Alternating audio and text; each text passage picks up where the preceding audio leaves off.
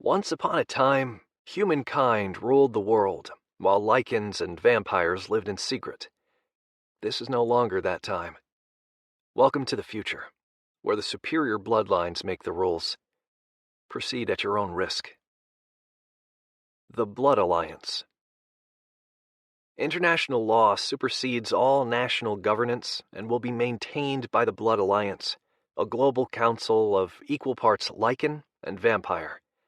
All resources are to be distributed evenly between lycan and vampire, including territory and blood. Societal standing and wealth, however, will be at the discretion of the individual packs and houses. To kill, harm, or provoke a superior being is punishable by immediate death. All disputes must be presented to the Blood Alliance for final judgment. Sexual relationships between lycans and vampires are strictly prohibited. However, business partnerships, where fruitful and appropriate, are permitted. Humans are hereby classified as property and do not carry any legal rights. Each will be tagged through a sorting system based on merit, intelligence, bloodline, ability, and beauty. Prioritization to be established at birth and finalized on Blood Day. 12 mortals per year will be selected to compete for immortal blood status at the discretion of the Blood Alliance. From this 12, 2 will be bitten by immortality. The others will die. To create a lycan or vampire outside of this process is unlawful and punishable by immediate death. All other laws are at the discretion of the packs and royals, but must not defy the Blood Alliance. Silas. 22 years of promises wrapped up in lies. Win the Immortal Cup, they'd said, and join us in immortality. The images that had followed were ones of wealth, excitement, and a life of indulgence. Those images depicted the worst kind of deception. As I writhed on the ground, growling in pain through my welcome to immortality, I couldn't help but wish I'd died instead. Because what lay ahead was a fate worse than death. Edon, my torturer, crouched before me, his expression bored. "It'll pass." The crowd around us chuckled. His father, Alpha Walter, snorted. "This year's crop was shit." "Clearly," Edon agreed, standing. "Can we finish this now?" "It's not done yet? Fuck." "Part of the fun is seeing how long the new ones last in limbo," the Alpha replied, his tone filled with disgust. "But clearly he's not long for this world." "An Omega!" someone else jeered. I wanted to snarl at the word, prove him wrong, but the pain had me groaning instead. Too many weeks without food, battling for my life, had weakened me to this degraded state where I could hardly move. But I'd won. And for what? Torture. Edon sighed. He had a lot of promise. He ran his fingers through my matted hair, down my jaw, the touch surprisingly intimate from a male. "Shall I end him or finish it?" "Up to you, son. These are the decisions an Alpha must make for the clan." He whistled, the sound piercing my skull and shooting stars off behind my eyes. And then he howled. Others joined in, including Edon, and energy shimmered through the air. Shifting.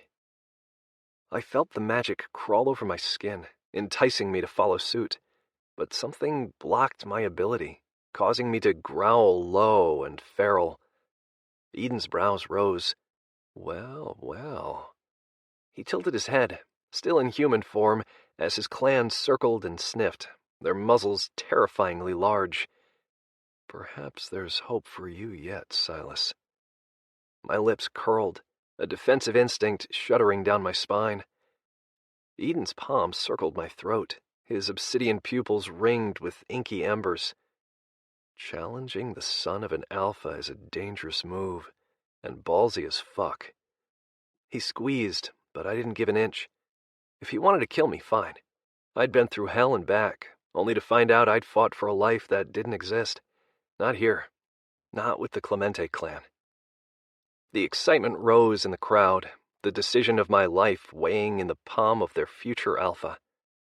And then he struck. His fangs sank deep into my neck, the power rippling over my skin and connecting to his earlier bite.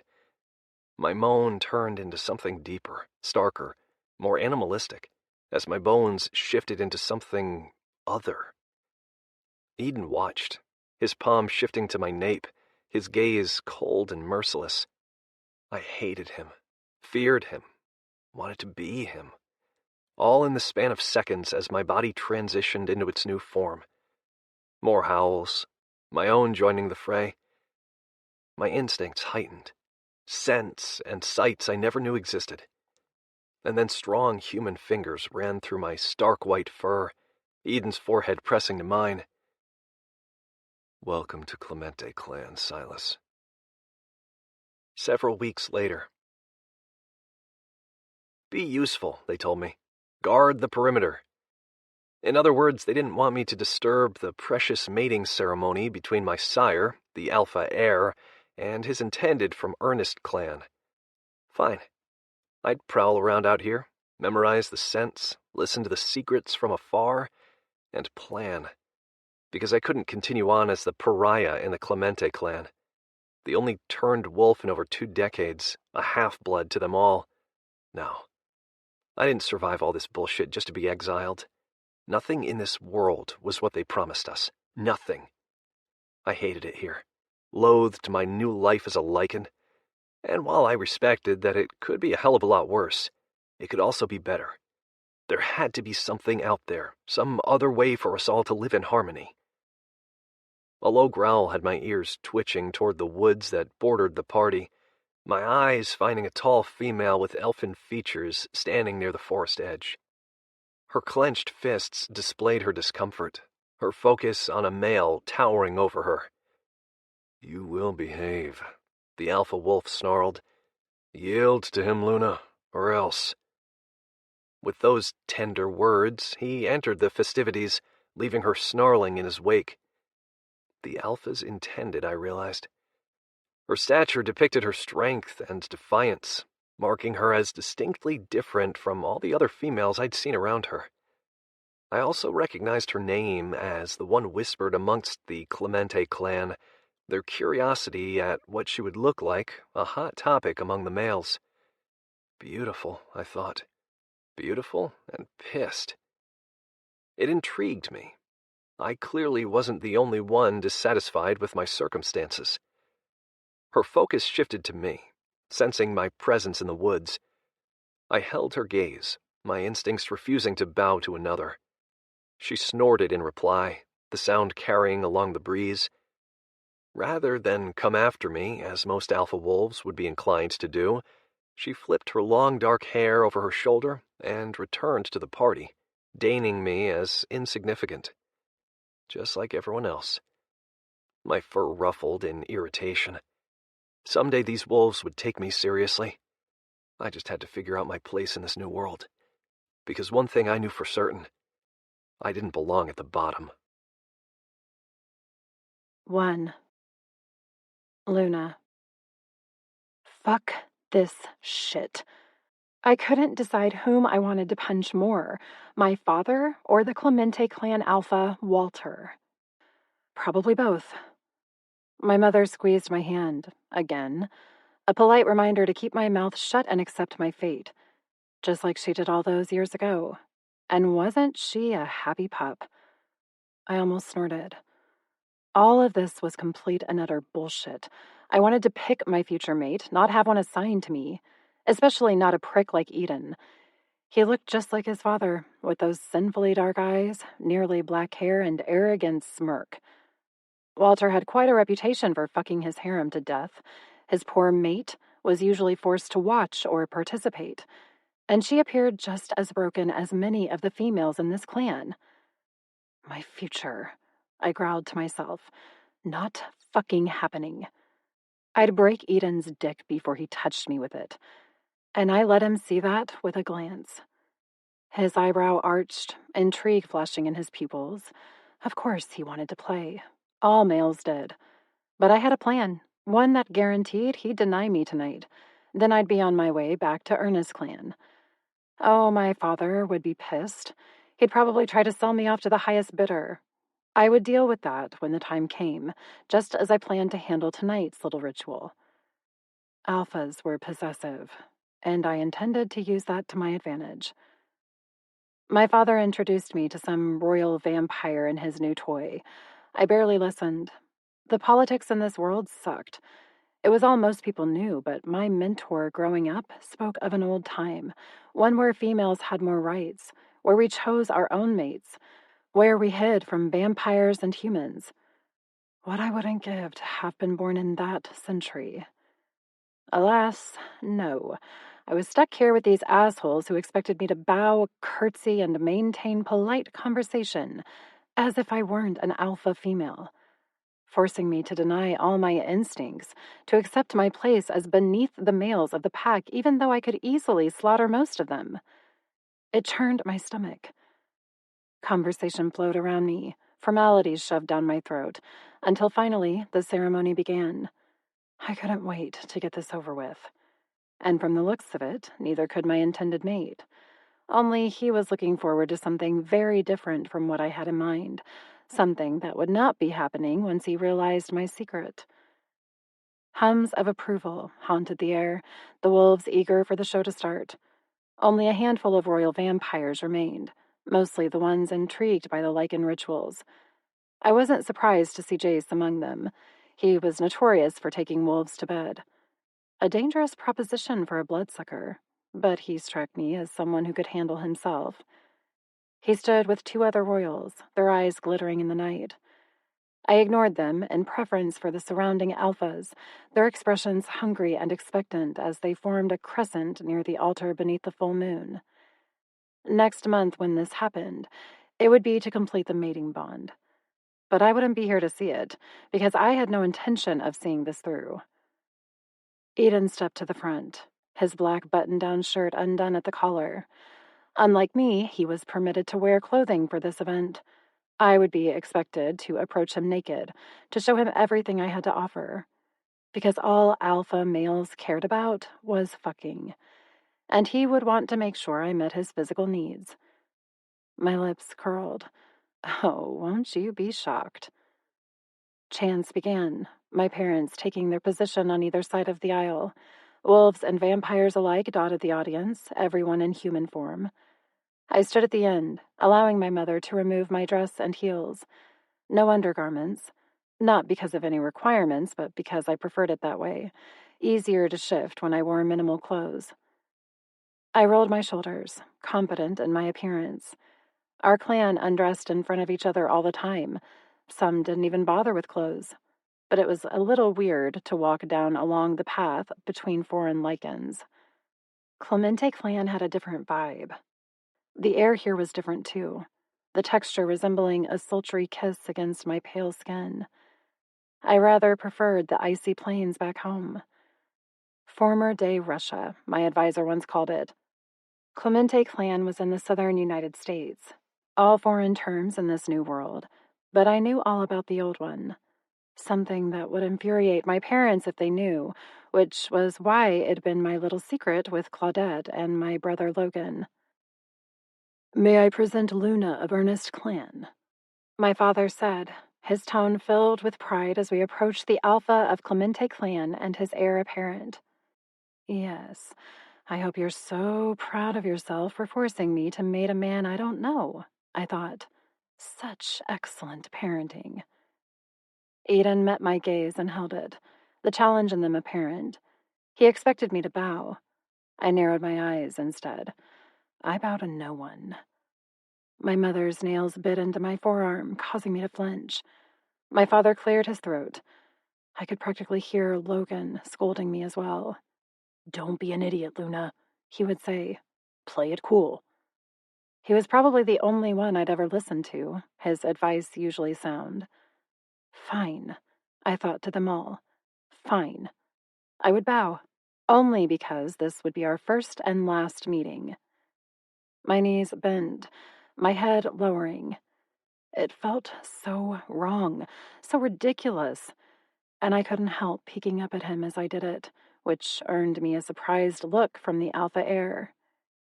"You're going to have your hands full with this one, son," Walter commented. "I can see that," he replied dryly. Pricks, I thought, righting myself after my half-assed attempt at a curtsy or whatever the fuck that'd been. Edon stepped forward, his eyes roaming over me as if he were appraising a piece of meat, which I supposed was accurate considering our predicament. My parents moved to allow him to circle me, an inspection. If he approved, we would become betrothed. If he didn't, I'd be sent home with a very angry alpha father. But I'd been on the receiving end of his wrath many times. I knew what he would do, and I didn't fucking care. A life as a rogue lycan would be better than a forced mating to a monster inside the Clemente clan.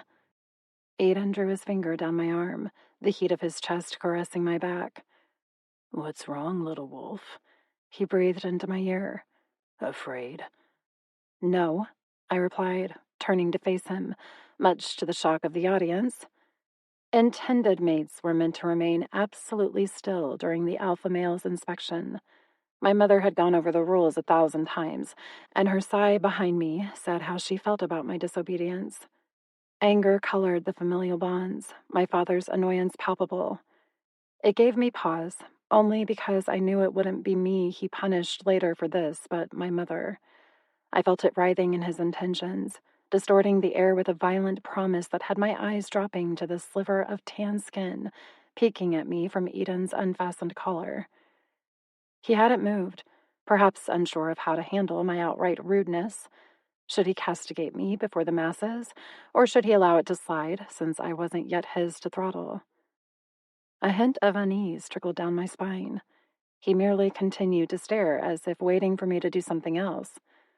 When I didn't, he continued his perusal, his touch tracing along my skin. No one spoke, the audience waiting for his decision. This could take minutes or hours. He could choose to fuck me right here, just to test the merchandise. He could send me to my knees. He could ask me anything he wanted to know, and I had to answer. It was all so one-sided. Whatever the alpha male wanted, he received. Fuck what the female wanted. Aiden's palm slid up to my nape, the act a gesture of dominance that prickled goosebumps along my arms. I hated him, wanted to snarl at him, to fight him, to tell him to back the fuck off. But I felt my father's tension through the bond. One more outburst and my mother would pay, severely. Then he really wasn't going to like what was coming next. I'd already done the unthinkable. He just didn't know it yet. But Edon suspected it. I could tell by the way his nostrils flared, the way his pupils tapered into points as I boldly met his gaze again. His lip curled, not necessarily into a snarl, but into a smirk. He leaned to brush his mouth over mine in a chaste kiss, one that resulted in growls of approval from the audience. They wanted a show. They wanted him to mount me. I could feel it in the wind, in the way the hairs along my neck danced in mourning. This pack was cruel. They didn't believe in equality. But then again, none of the clans did, not anymore. Eden's nose ran along my cheek to my ear and down the column of my throat, scenting, searching for the anomaly I knew his wolf senses had picked up on. He continued to trek downward between the valley of my breasts, along my flat stomach, to the apex between my thighs. He looked up at me from his knees, the obsidian pools of his irises swirling with warning. He most likely knew now. Surely he smelled the evidence of the male I allowed to fuck me this morning. His growl confirmed he did. Only, it wasn't the menacing sound I expected, but one underlined in heat and hunger. The kind of sound a wolf made when he desired his mate. This is wrong, I thought, confusion settling over me. Alpha males were possessive, and the rituals required my virginity. Something I'd given away not even 24 hours ago, wanting to be certain he knew. And he did. I saw it in the way he watched me. His tongue slid from his lips, tasting me deeply, leaving me absolutely no doubt of his knowledge. Because I had purposely not showered afterward, I wanted him to know. Another lick had my knees going weak. This can't be happening. He should be raging, ranting, threatening to kill whoever defiled my body, demanding my parents take me away at once, not... Teeth met my flesh, causing me to cry out in surprise. The lycans in the audience rumbled in excitement, enjoying the very primal display of ownership. The bastard had just marked me, right on the damn thigh, and the way he gazed up at me showed his pleasure at doing so. He slowly stood, his well over 6-foot height dwarfing my 5'5" frame.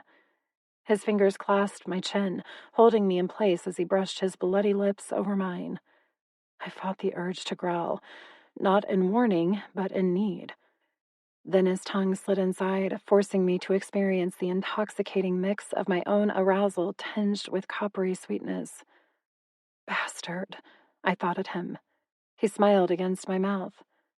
"Welcome to Clemente Clan, little mate," he said, loud enough for everyone to hear. A spiritual cuff wrapped itself around my neck, banding my heart as the reality of his actions and words settled into the air. He'd bitten me and claimed me vocally. The ceremony was already complete, the betrothed bonds well enforced. He'd severed my ties to Ernest Clan with that bite against my thigh, and I'd been so shocked I'd not even felt my familial ties shatter. But I did now, especially as I looked at my mother, noting the slight mist in her gaze, and then my brother. He stood in the front row, his hair the same color as mine, his eyes a bright blue. He appeared as unfazed as everyone else in the audience, but sadness radiated from him, a sadness I felt deep in my heart. "Goodbye," he was saying, a word he already spoke to me last night when leaving me with his final bit of advice to behave and to keep my head high. "You may be his, but you're still an alpha female, Luna. Never forget it." His parting statement wrapped around my soul, attempting to ground me as despair threatened to rip me apart. I was no longer one of Ernest's clan, but the betrothed alpha to the Clemente heir. Astonishment mingled with horror inside me. I'd been so certain this wouldn't happen. No alpha in his right mind would accept damaged goods. My head swung in his direction, his fingers still lightly tracing my jaw. I gaped openly at him as the howls thundered around us, the next phase of tonight's rituals expected to commence. Edon smiled, his lips dipping to my ear.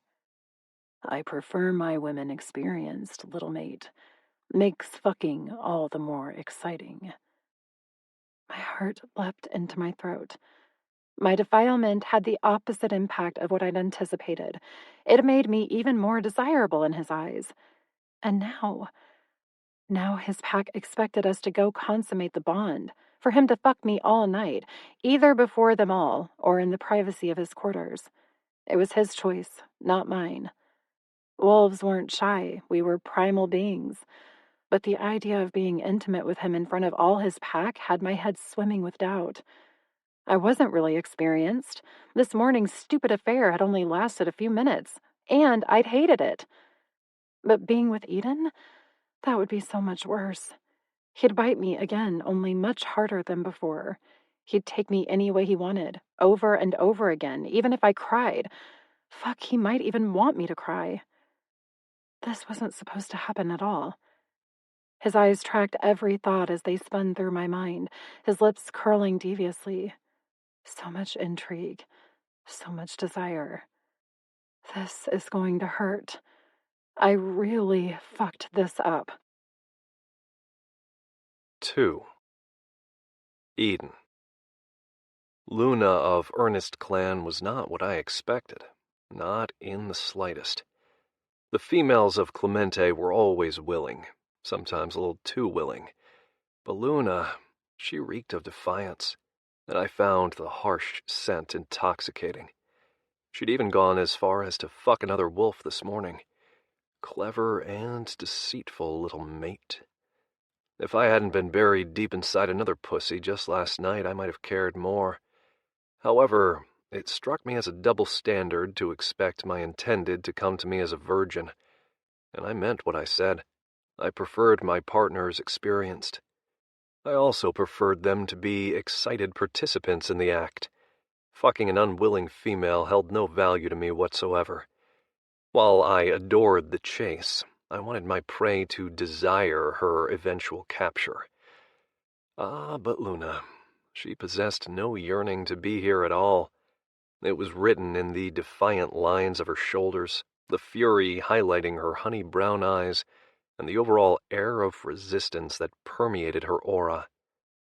"Come," I demanded, my palm at her nape as I led her away from the chaos of the ceremony.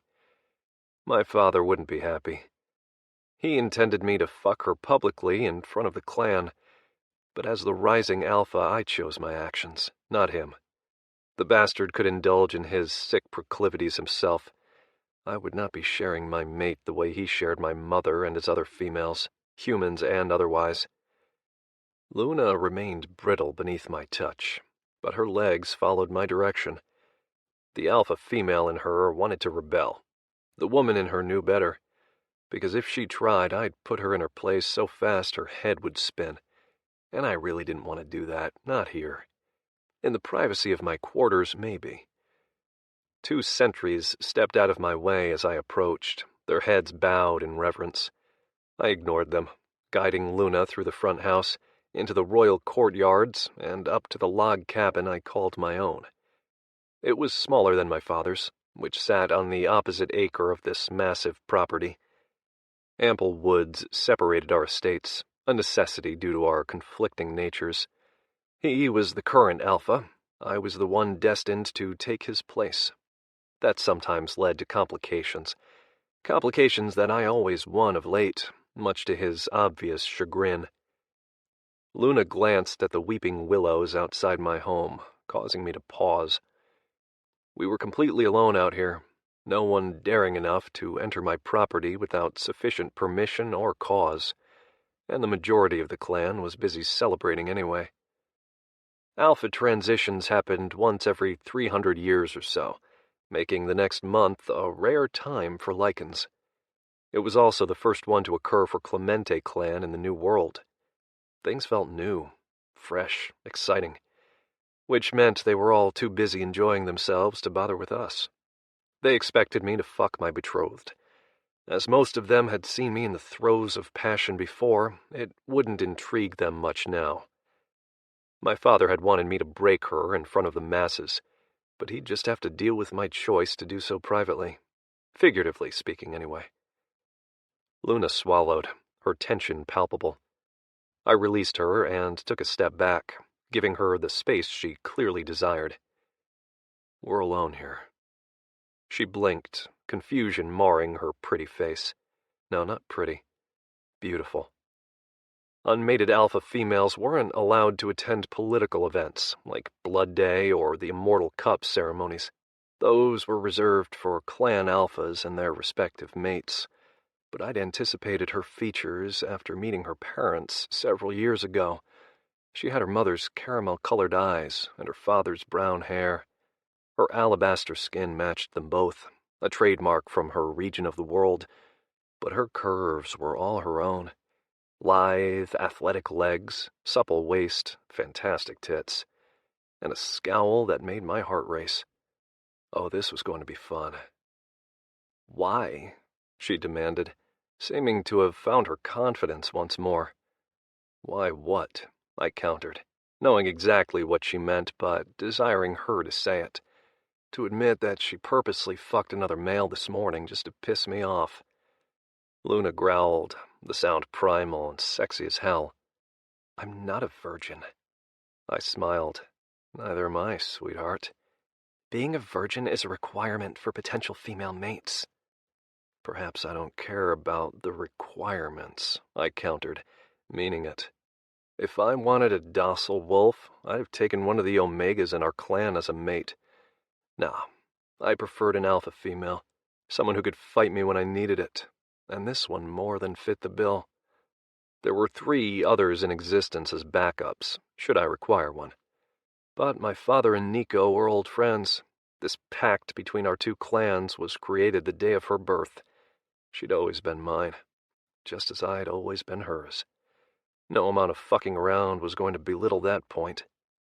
Her pupils flared in the moonlight, her stance defensive. "I won't yield to you." I tilted my head forward, deeply amused. Oh, you will. And you'll beg me to fuck you, too. She snorted. Not a chance in hell. I laughed outright and shook my head. All right, little mate, let's play. I unbuttoned my shirt, not wanting to ruin it in the dirt, folded it, and placed it on the doorstep. Her nostrils flared as I unfastened my trousers. She thought I meant to fuck her. Poor darling Wolf was in for one hell of a shock. I kicked my shoes and socks off with my pants, leaving me as naked as her. Do your worst, I invited her. Her gaze snapped upward from my package, her cheeks flushing. What? Attack me, little mate. Show me what you can do. The pack wanted me to deflower her. Well, that was already done, so I'd taste her in other ways, starting with her ability to keep up. She licked her lips, her confusion adorable. What? If you don't want to fight, then we'll fuck, I replied, trying to goad her. It's one or the other. Lady's choice. You want me to fight you? Yes. You claim you won't yield. Prove it. I arched a brow. Unless this is you already yielding, in which case I'd prefer to take you from behind. She had a delectable ass that would feel perfect against my groin as I thrust into her. Luna's fist narrowly missed my face, her punch astonishingly accurate and powerful. I felt it in the air that whistled by my cheek as I dodged her. Impressive. She followed up with another hook that almost landed in my gut. I hadn't expected to have to work hard to avoid her hits, but she proved to be quite a little boxer as she came at me full force, making me sidestep and jump to evade being hit. At this rate, she'd be exhausted in minutes. But I rather enjoyed watching her tits bounce with each move. And I always did enjoy a little physical sparring before fucking. I caught her next throw, deftly twirling her in my arms to bring her back to my front, and clamped my opposite arm around her. Boxing is fun, but can you wrestle? I wondered aloud. She responded by dropping into a leg sweep that nearly sent me to my ass, and followed it with a kick to my shin. I growled, turned on, and furious at the same time. Most would heed that as a warning. Not Luna. She came at me again, not even winded, and I realized this little thing might actually make me work for it. This time, when she tried to punch me in the face, I caught her wrist and twisted it, putting her on the ground. She yelped in response, cradling her arm as I stood over her. I'm impressed, I admitted, but I'm the alpha of this clan, not you. I took a step back and startled as she leapt at me like a wild cat, tackling me to the ground. Her hands tried to find my throat, her nails turning into claws. The scent of blood tinged the air as she drew those sharp talons across my skin, her intention to maim clear. Fuck. Protective instincts overcame me, forcing me to fight back. I grabbed her forearms, using a pressure point to loosen her grip, and grappled over the ground in an effort to restrain her. But she thwarted several of my moves deftly, confirming that she wasn't just smart, but also fast. And strong, too. It took far too many minutes to finally get her on her back in a position she couldn't escape from. My hips and thighs pinned her, one of my hands holding her wrists above her head, while the other clamped down hard around her throat. Yield, I demanded, the snarl in my tone one I rarely had to use with my wolves. Fuck you, she snapped, not even fazed by her inferior position. Poor choice of words, I said, pressing my very aroused cock into her slick folds. Not inside, just against. Enough to demonstrate my dominance and warn her of my intent should she push me too far. She bit her lower lip, her cheeks flushed in glorious fury, and when I tried to hold her gaze, she looked away. The first sign of submission, and a very telling one. While her body might be wet and willing beneath mine, her mind was nowhere near ready. If I took her now, I would only confirm to her that I was a monster. As we had several centuries ahead of us, I preferred not to start off on the wrong paw. I sighed, shaking my head. I really hope you enjoyed whatever pup you allowed between your legs, little mate, because it's the last time someone other than me will ever please you.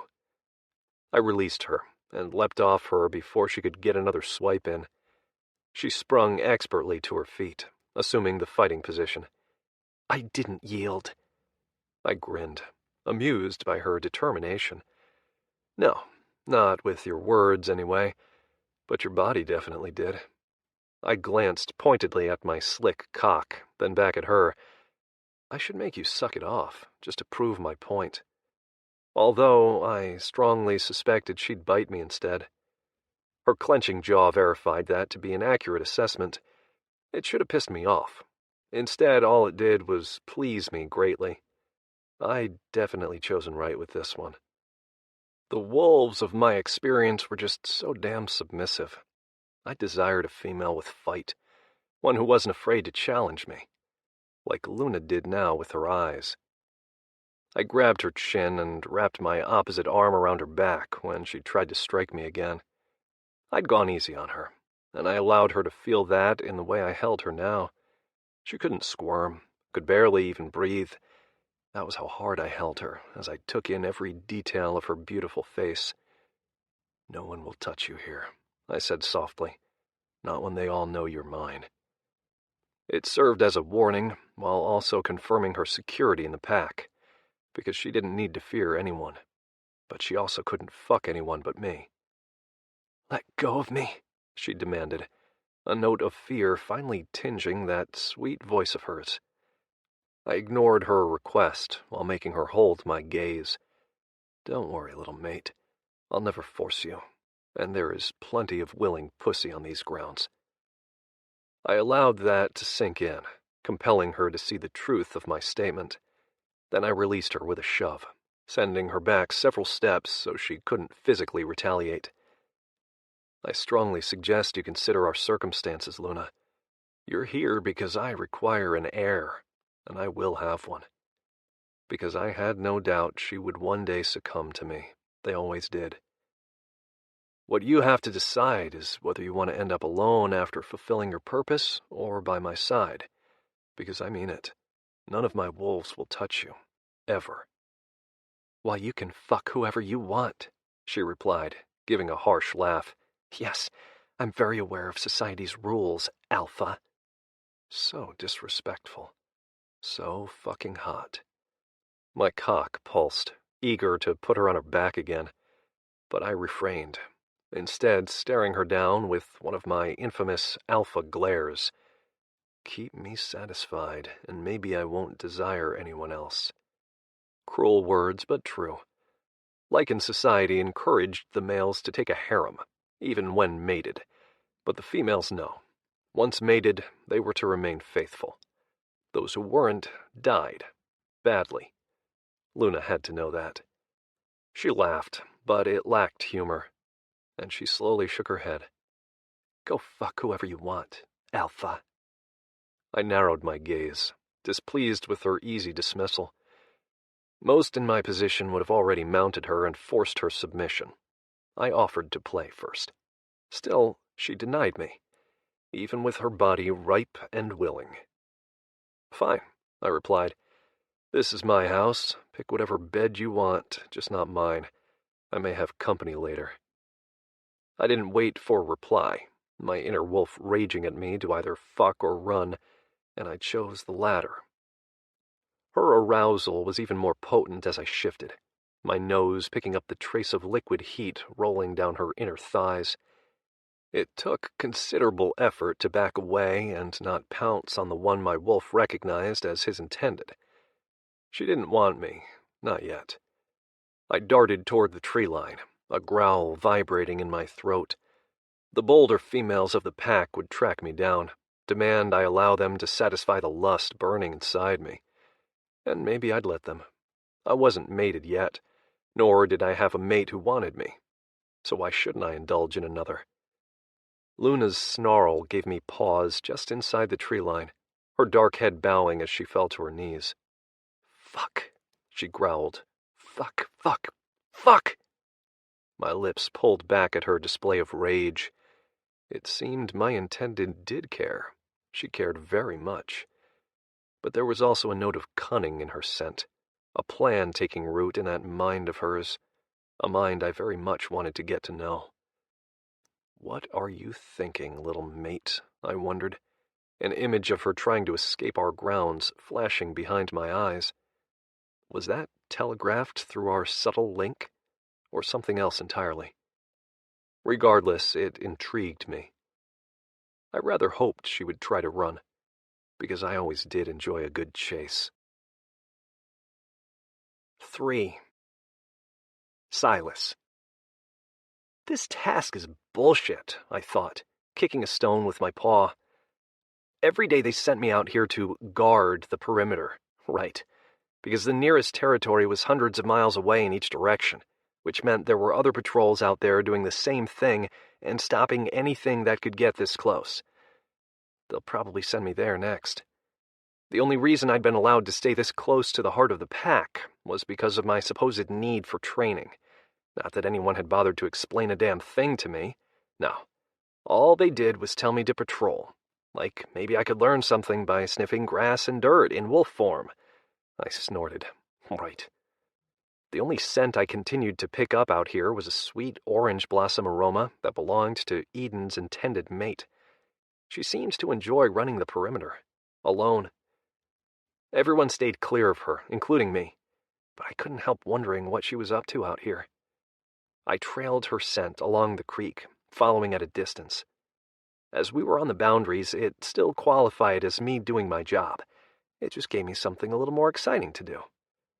Something about her intrigued me. She smelled different from the pack, but my interest went deeper than that. Her presence boasted a hint of pride that the other women around here seemed to lack. Perhaps because Luna was an alpha, a rare designation for female lycans. No. It was the way she moved so gracefully through the bayou, her long legs dancing across the ground with liquid ease. I nearly approached her twice this week, just to make myself known, but I sensed that would break a myriad of rules. For one, I was the omega of the pack, a new wolf, a weakling, at least in the eyes of everyone else. But I certainly didn't feel all that weak. If anything, I felt restless, like I needed to be doing something more important than wandering. Death. My nose twitched. Another breeze ruffled my fur with the foul stench, stirring my instincts to high alert. Where is it coming from? I tracked a pungent tendril through the creek and to the other side. These lands still belonged to Clemente Clan, but were just outside of the primary grounds housing the pack hierarchy. And something was very off. My lips pulled back in a low snarl, the reek of violence unsettling my insides. Something or someone had died out here in the worst kind of way. Torture, innards, blood. I lifted my muzzle, scenting for the source. There. I bounded through the moss-covered trees, my pads silent over the grass-covered stones below.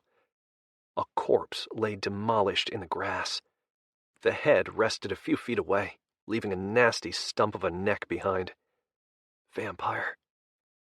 Pack scent rioted with the stench of decay, naming the clear murderer as someone from Clemente Clan. But who would do this? It broke one of the most sacred laws among the Blood Alliance, no exterminating of a mortal life without higher order. And this vampire's death clearly wasn't sanctioned. Unless Walter approved it. Or whomever this vampire belonged to. But then again, a whole ceremony would have been performed. No, definitely an unsanctioned kill. I lifted my head back in a howl to alert my fellow sentries, uncertain of how else to proceed since no one had actually given me details on proper protocol. "What is it?" a deep voice asked in my head, causing me to stumble on my four legs. What the hell? I thought, glancing this way and that.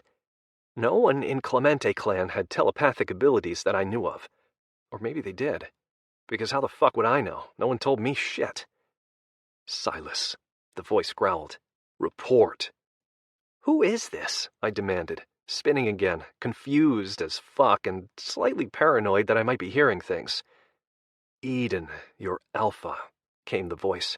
a hint of irritation underlying his now recognizably arrogant tone. Report. How are you in my head? I asked. Wait, can all of us do this? Oh, fuck, that would be bad. Very, very bad. I didn't want anyone in my head. A lot of private and very rebellious thoughts formed up there. Thoughts that, if voiced out loud, could get me killed. Like my interest in Luna's exquisite scent, and my overall hatred for this new life. A long-suffering sigh that didn't belong to me, in my own fucking head, caused my fur to stand on end. Calm down, Silas. I made you. It's the link between a sire and his progeny. It exists within the pack's psyche, but can only be accessed by us. Now, can you tell me what the fuck is going on over there? It was the most the Alpha heir had said to me since he turned me all those weeks ago. And yet this link had existed the entire time? Fuck. And what the hell is a pack psyche? Silas, he growled. Focus before I come out there myself. The threat in his tone had me swallowing a whimper. I did not want to see him out here, or really at all, especially after the hell he inflicted on me during the change. Edon was not a kind lycan, that I knew for certain, even if he seemed to be allowing his mate to roam freely over the grounds. Silas, you are severely testing my patience, something I strongly encourage you not to do.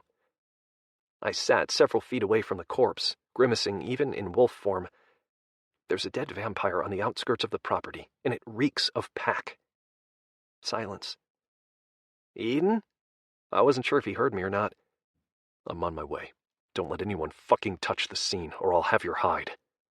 I growled in response to the threat, hating him even more. But as the sounds of paws approaching tickled my ears, I took guard as he demanded. I shifted back into my human form, something that hurt the first several times I'd done it, but now felt second nature, and stood with my arms crossed. 3 wolves with silky white coats appeared, all males, all purebreds in the pack, meaning they were born as lycans. As long as one parent had a wolf gene, the child was born a lycan, hence the need for the breeding farms. Where Willow is being held, I thought, flinching. She'd been part of my class, one of my best friends. On Blood Day, the magistrate sent her to the breeding farms to create either more humans or more lycans. I really hoped it was the former. At least Ray is okay, I consoled myself, thinking of my other best friend. It had been a welcome shock seeing her at the Alpha ceremonies. When I heard Kylan, the infamous harem-slaying royal, had taken her as a mate, I'd worried about her well-being. But she'd seemed fine. Happy, even. Well, that makes one of us, I thought, as the approaching wolves shifted into human form. What'd you do? The stockiest of them demanded. What was his name? Edwin? Ethan? Goliath? Fuck if I knew. None of them wanted to be friends with the human-turned-lycan, so I returned the favor. I asked you a question, mutt. Goliath, he looked like a Goliath anyway, growled. I found a dead vampire, I drawled, stating the obvious. 3 matching, unamused expressions stared back at me.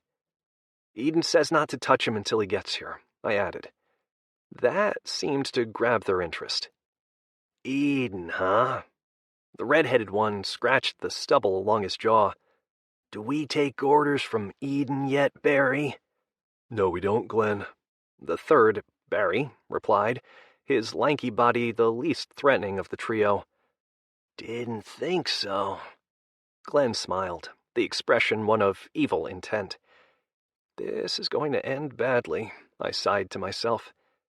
He may not be your alpha yet, but he's the heir. Best to do what he says. Glenn's gaze lit up with wicked determination. Nah, I didn't hear any orders, mutt. I think we'll do whatever the fuck we want. Isn't that right, boys? Yep, the minions beside him said in unison. Part of me wanted to welcome them to their funeral with open arms and allow them to do whatever the hell they wanted. But the obedient part of me, one beat into me over years of submission in the university, caused me to fold my arms and stand my ground in front of the corpse. No. I didn't elaborate, didn't lay down a threat. just merely enforced the fact that they would not be fucking with this vampire corpse until Edon gave his approval. Barry chuckled, shaking his head. "Allow me."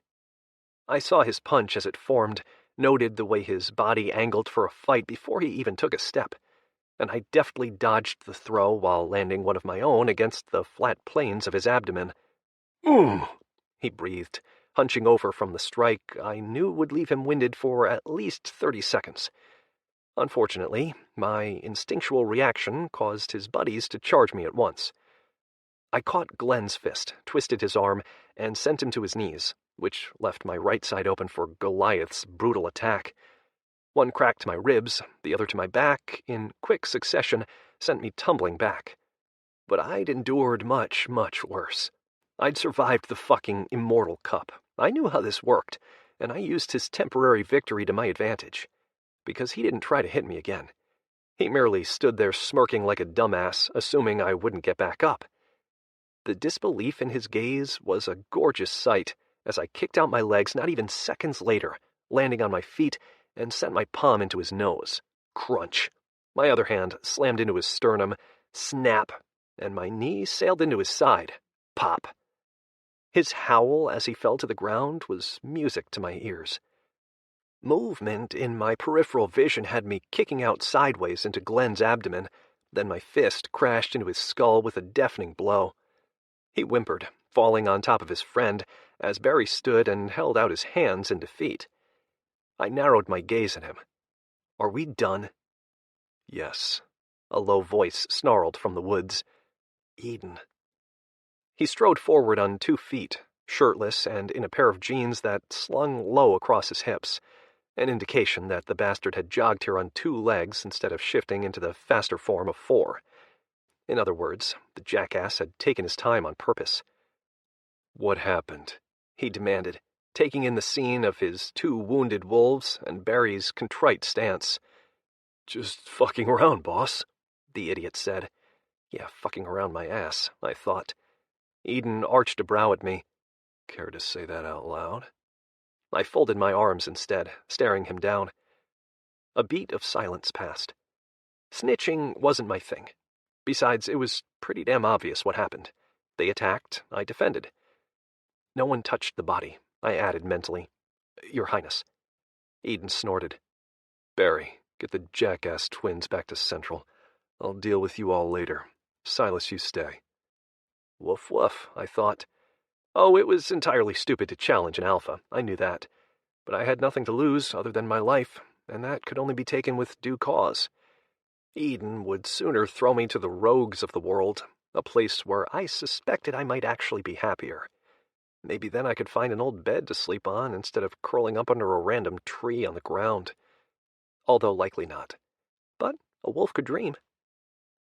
Dumb, Dumber, and Dipshit all took their leave, hobbling away under the careful eye of their future alpha. When he glanced back at me, I said nothing. If he thought I intended to apologize for putting those assholes in their place, then he had another think coming. "They threatened to touch the corpse, didn't they?" he asked once they were too far to hear. I didn't confirm or deny it, just continued to stare at him. "Defying an alpha is a dangerous game," he warned. "Try telling those 3 idiots that," I suggested. "Those 3 idiots, as you call them, are purebreds and far higher in the pack than you." Like I didn't know that. It was why they lived on the main grounds, why they had a roof over their heads when I didn't, why they could talk to someone of Edon's status while I was expected to bow and grovel. Well, fuck that. Edon took my measure, his smoldering irises running over each exposed inch of my skin. Nudity never bothered me. I'd spent many, many years being appraised by immortals, evaluated for my looks, my agility, my intelligence. I knew where I stood on every measure. My becoming a lycan just heightened all those attributes. Whereas wolves, like the idiot trio, never had to fight for anything in their lives. They were born into their positions, just like Edon. I made mine. I fought for it. And I would continue fighting until my dying breath.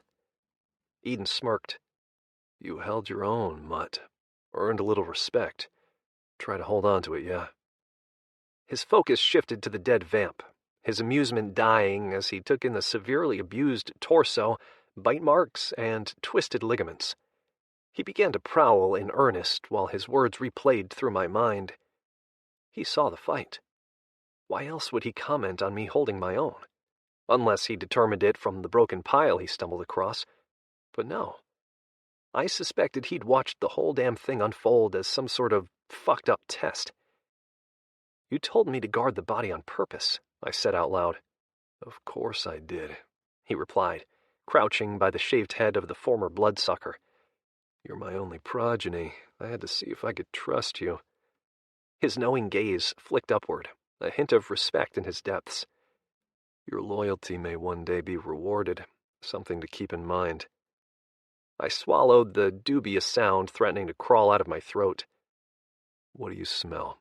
He asked, his attention again on the scene. Dead vampire and pack. Edon shook his head. I mean, do you smell anything else? Anything that can help us determine who engaged in this unsanctioned kill? I scented the air again, frowning. All I smell is collective pack, but I've not learned everyone's signature traits yet. It smells like collective pack to me, too, he agreed, frowning, which means someone purposely covered their tracks. He grabbed the chin of the vampire, tilted it to the side this way and that. He's one of Silvano's, a higher-ranking official, but not a sovereign or a regent, just an upper-level wannabe diplomat. Edon stood, glancing around, his nostrils flaring. I need you to bury the body, he continued, maybe near one of the bordering creeks. My brow furrowed. What? Shouldn't we tell someone? This seemed like something the goddess would want to know about. The royal vampire Silvano would probably appreciate a heads up as well. He faced me. And if we did, what would happen? His tone lacked his usual arrogance, and instead infused a note of curiosity. Another test, I realized. I considered the query carefully, recalling all my years of political study, and frowned. They'd demand an eye for an eye. Edon neither confirmed nor denied it, his mostly black eyes holding mine, waiting for me to continue. Which you'd be forced to accept, I added, thinking out loud, and the Omega member of the pack would be sacrificed. Me. So I suggest you bury the body, Omega, Edon replied. I scowled. There was the pompous prick I loved to hate. But he was right, because what else could I do? My lips nearly parted on a reply of acceptance, when the hint of orange blossoms teased my nose. Luna. Her light brown eyes flashed from the trees a few yards away, her white coat a stark difference from the moss and ivy decorating the landscape. If Edon noticed her presence, he didn't show it. She studied the scene openly, not at all afraid of me for catching her in the act. Did she realize I followed her as well? That I adored the way her paws... Silas, Edon interjected. Right, alpha demand. Not the best idea to lust after his female either. I cleared my throat. I'll, get to work. I glanced at the tree line once more, but Luna was already gone. What are you up to? I wondered, not for the first time today. Edon smirked, his hand falling to his jeans as he unbuttoned them. I have a little wolf to catch, so I'm going for a run, he murmured, sliding the fabric down his toned legs. Hold on to these for me, he added, handing them to me. I'll be back for them. I wanted to growl an unsavory reply, but the magic of his shift held my tongue captive in my suddenly dry mouth. It was beautiful, graceful, the most amazingly perfect shift I'd ever seen, and I'd observed several over the last few weeks on these grounds. He was just so liquid, so practiced, so fucking smooth. Would I one day look like that? Doubtful. My bones still crunched. His just seemed to slide into their natural place as if he should always exist in this giant wolf form. Edon shook out his coat, stretching. No, preening. He knew I was admiring him, and he liked it. I could tell by the cocky twinkle in his gaze. He nudged me then with his nose, pushing me not so gently toward the body at my side. His nip to my arm seemed to be a warning. Hurry up. he said into my head. "I'll be back in an hour." And with that, he took off through the woods, in the direction of Luna's orange blossom scent. 4. Luna. Shit. Shit. Shit. Too close. I ran across the grounds, trying to put as much distance as possible between me and Edon. The progeny noticing me was fine. The Alpha, not so much. I'd avoided him for the better part of a week, and I wanted to keep it that way. Ugh. My damn nose always got me into trouble. However, the scent had drawn me toward the perimeter, where I'd watched in shock as the new lycan took on 3 full-blooded males, while Edon watched from the sidelines. I thought for sure that the Alpha would intervene and beat the young wolf into submission. He didn't. Instead, he leaned against a tree and watched in amusement. The others were too caught up in their own testosterone to see him, but I caught the sexy tilt of his mouth as it quirked up at the show. Then it was gone just as fast as it had appeared when he stepped forward. The 3 purebreds cowered. The young one did not. And that only drew me into the action more, my curiosity forcing me to step forward to hear every word. The newbie's cocksure attitude shocked me, but not nearly as much as Edon's reaction. He'd allowed it. My father never would have tolerated that kind of lip. He'd have flogged the fur right off the disobedient wolf. A nip at my heel had me whirling mid-stride, a snarl on my lips that died as Edon towered over me. Oh, dear forest above, he's fast. And stealthy, too, because I hadn't even felt him gaining on me, much less being close enough to bite. I swallowed, uncertain. Was he angry with me for spying? I wasn't officially pack yet, shouldn't be privy to any political matters. But his stature seemed calm, not aggressive. If anything, he appeared agreeable. We hadn't spoken since that first night, and I'd pretty much been doing my own thing ever since. He began to circle me, appraising every inch of my wolf form. It was hard not to cower to his much bigger size. If anyone questioned his alpha status, they just needed to ask this guy to shift, because, wow. Even I could admire the breadth of his shoulders, his strong thighs and sleek white coat. Perfection in wolf form. And the low rumble coming from his chest said he felt the same about me. Another nip to my hind leg had me spitting again, a growl catching in my throat. He jumped to follow, his teeth snagging my rump. Not hard, but playfully. I didn't understand what he was doing. We just kept dancing in circles, his teeth touching my coat, my legs whirling me around, until finally I lunged at him. I didn't like this dizzy game. His masculine growl had my blood running cold until he tried to pin me with his jaw against my nape. Oh, hell no. I leapt away from him, only to find my much smaller form beneath his, grappling for purchase on the ground. I had half a mind to shift just to demand him to explain himself, but his muzzle against my neck forced me to fight back. Round and round we went, sparring in wolf form beneath the willow trees. He never snarled, but I sure as hell did, especially when I pinned him with my jaws around his scruff. Only he flipped me off him with a shake and pounced again. It was ridiculous. And, admittedly, fun. He's playing, I realized with a shock that landed me on my rump beneath him again. His mouth closed over my flank, sending me skidding away once more, this time at a dead run through the underbrush. He gave chase, his strides longer, more knowing, but I refused to give up. I ran with everything inside me. Fast, hard, sprinting over the earth at breakneck speeds. It felt amazing, free, exciting. And every time his teeth skimmed my hide, I pushed myself to pick up the pace even more. Eden's paws were silent, his presence behind me so invisible I thought I'd lost him. Until he landed on me once more. We tumbled and rolled from the impact, cascading us down a hill to the bank of a nearby river. Eden clamped down on my scruff to keep me from falling over the ledge, then gently pulled me back. I blinked several times, dazed. Then something soft and soothing ran over my muzzle. Eden's tongue. I made to back away, but a growl from him held me captive as he licked me again. It stung a little, telling me I'd scraped my nose on something, likely during the tumbleweed fall down that hill, and Edon was cleaning the wound. I flinched at the sensation of his tongue slicking across my fur. It didn't feel bad, just intimate. And I didn't want to be intimate with him. Except the wolf inside me had very different feelings on that front. She was practically preening beneath his touch, urging me to lean into his side to beg for more. Disagreeing with my animalistic soul went against my instincts, stirring a discomfort inside that I wanted to relieve. But I refused to give in to Edon or any other alpha. I wanted to be in charge of my life, to be free to make my own fucking choices, not have to submit to an alpha for direction. Edon rumbled, the sound one of pleasure and happiness, and my damn wolf almost purred in response.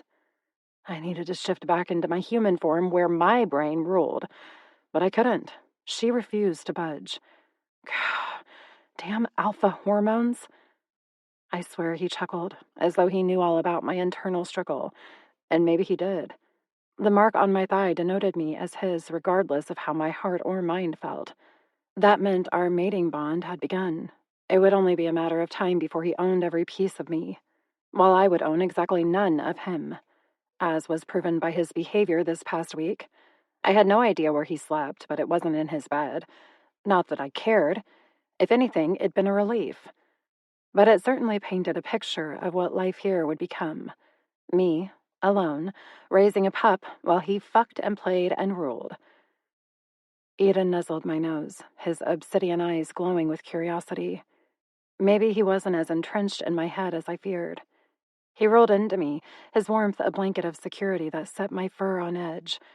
I didn't need his protection, his adoration, his attention. I didn't want any of it. Except my wolf seemed quite content to accept it all.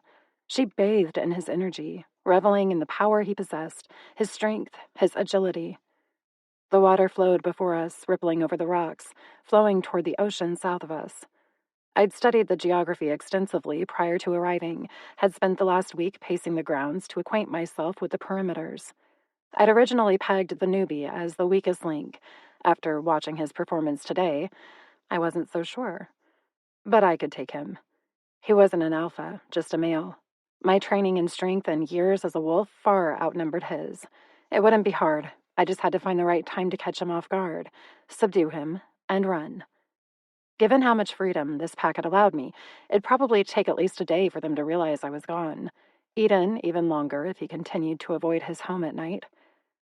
He stood and stretched beside me, drawing my gaze to the athletic lines of his form, the sexy masculinity of his coat, and the breadth of his shoulders. He was a big wolf, in every way. The image of him nude in human form flashed behind my eyes unbidden, reminding me of his muscular build and the way his abdomen tapered into an impressive V at the waist, which seemed to point to his most masculine part. And, yeah, I could begrudgingly admit it was well proportioned. He nudged me with his nose, causing my eyes to lift to his. Amusement and hunger shone brightly in those ebony orbs, a promise of passion to come. And you'll beg me to fuck you too. His words seemed to hum across the air, engraving themselves in the moment and vowing to come to fruition. Such arrogance. But he was an alpha lycan. They were all arrogant. And if it were up to my wolf, he'd probably win. I laid my head back down, my way of displaying boredom and disinterest.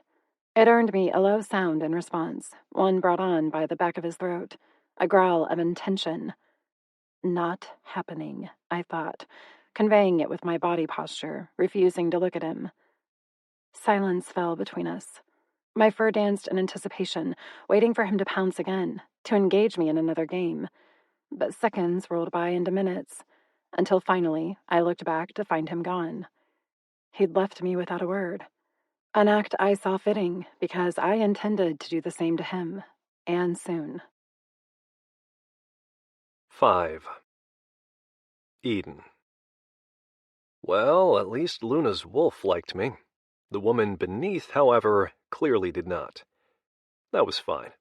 After that beautiful display of speed, I could wait, because winning her over would be worth the chase. Someone above had crafted my ideal female, feisty, sexy, athletic, and fierce. Just sensing her had heated my blood, and then her shock at my wanting to play had amused me deeply. Did the Ernest clan not engage in such affairs? Because we Clementes enjoyed our sparring. Well, we used to anyway. My father's way of ruling our people was more self-serving than caring.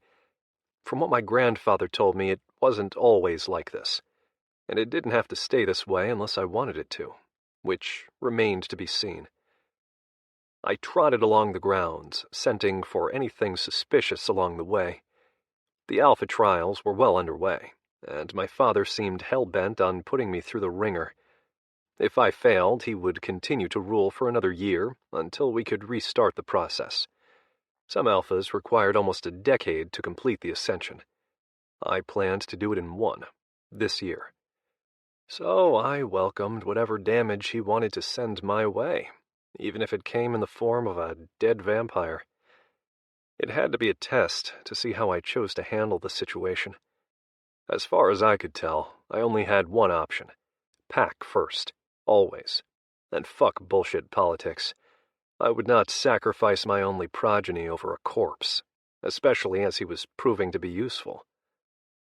Most of my kind looked down upon the mutts, claiming them to be half-breeds since they weren't born lycan, but I saw it from a different angle. Silas grew up fighting for his life. That did something to a man. It strengthened his resolve, made him harder, faster, and smarter. Nothing was given to him on a golden platter, unlike the idiots who questioned my authority earlier.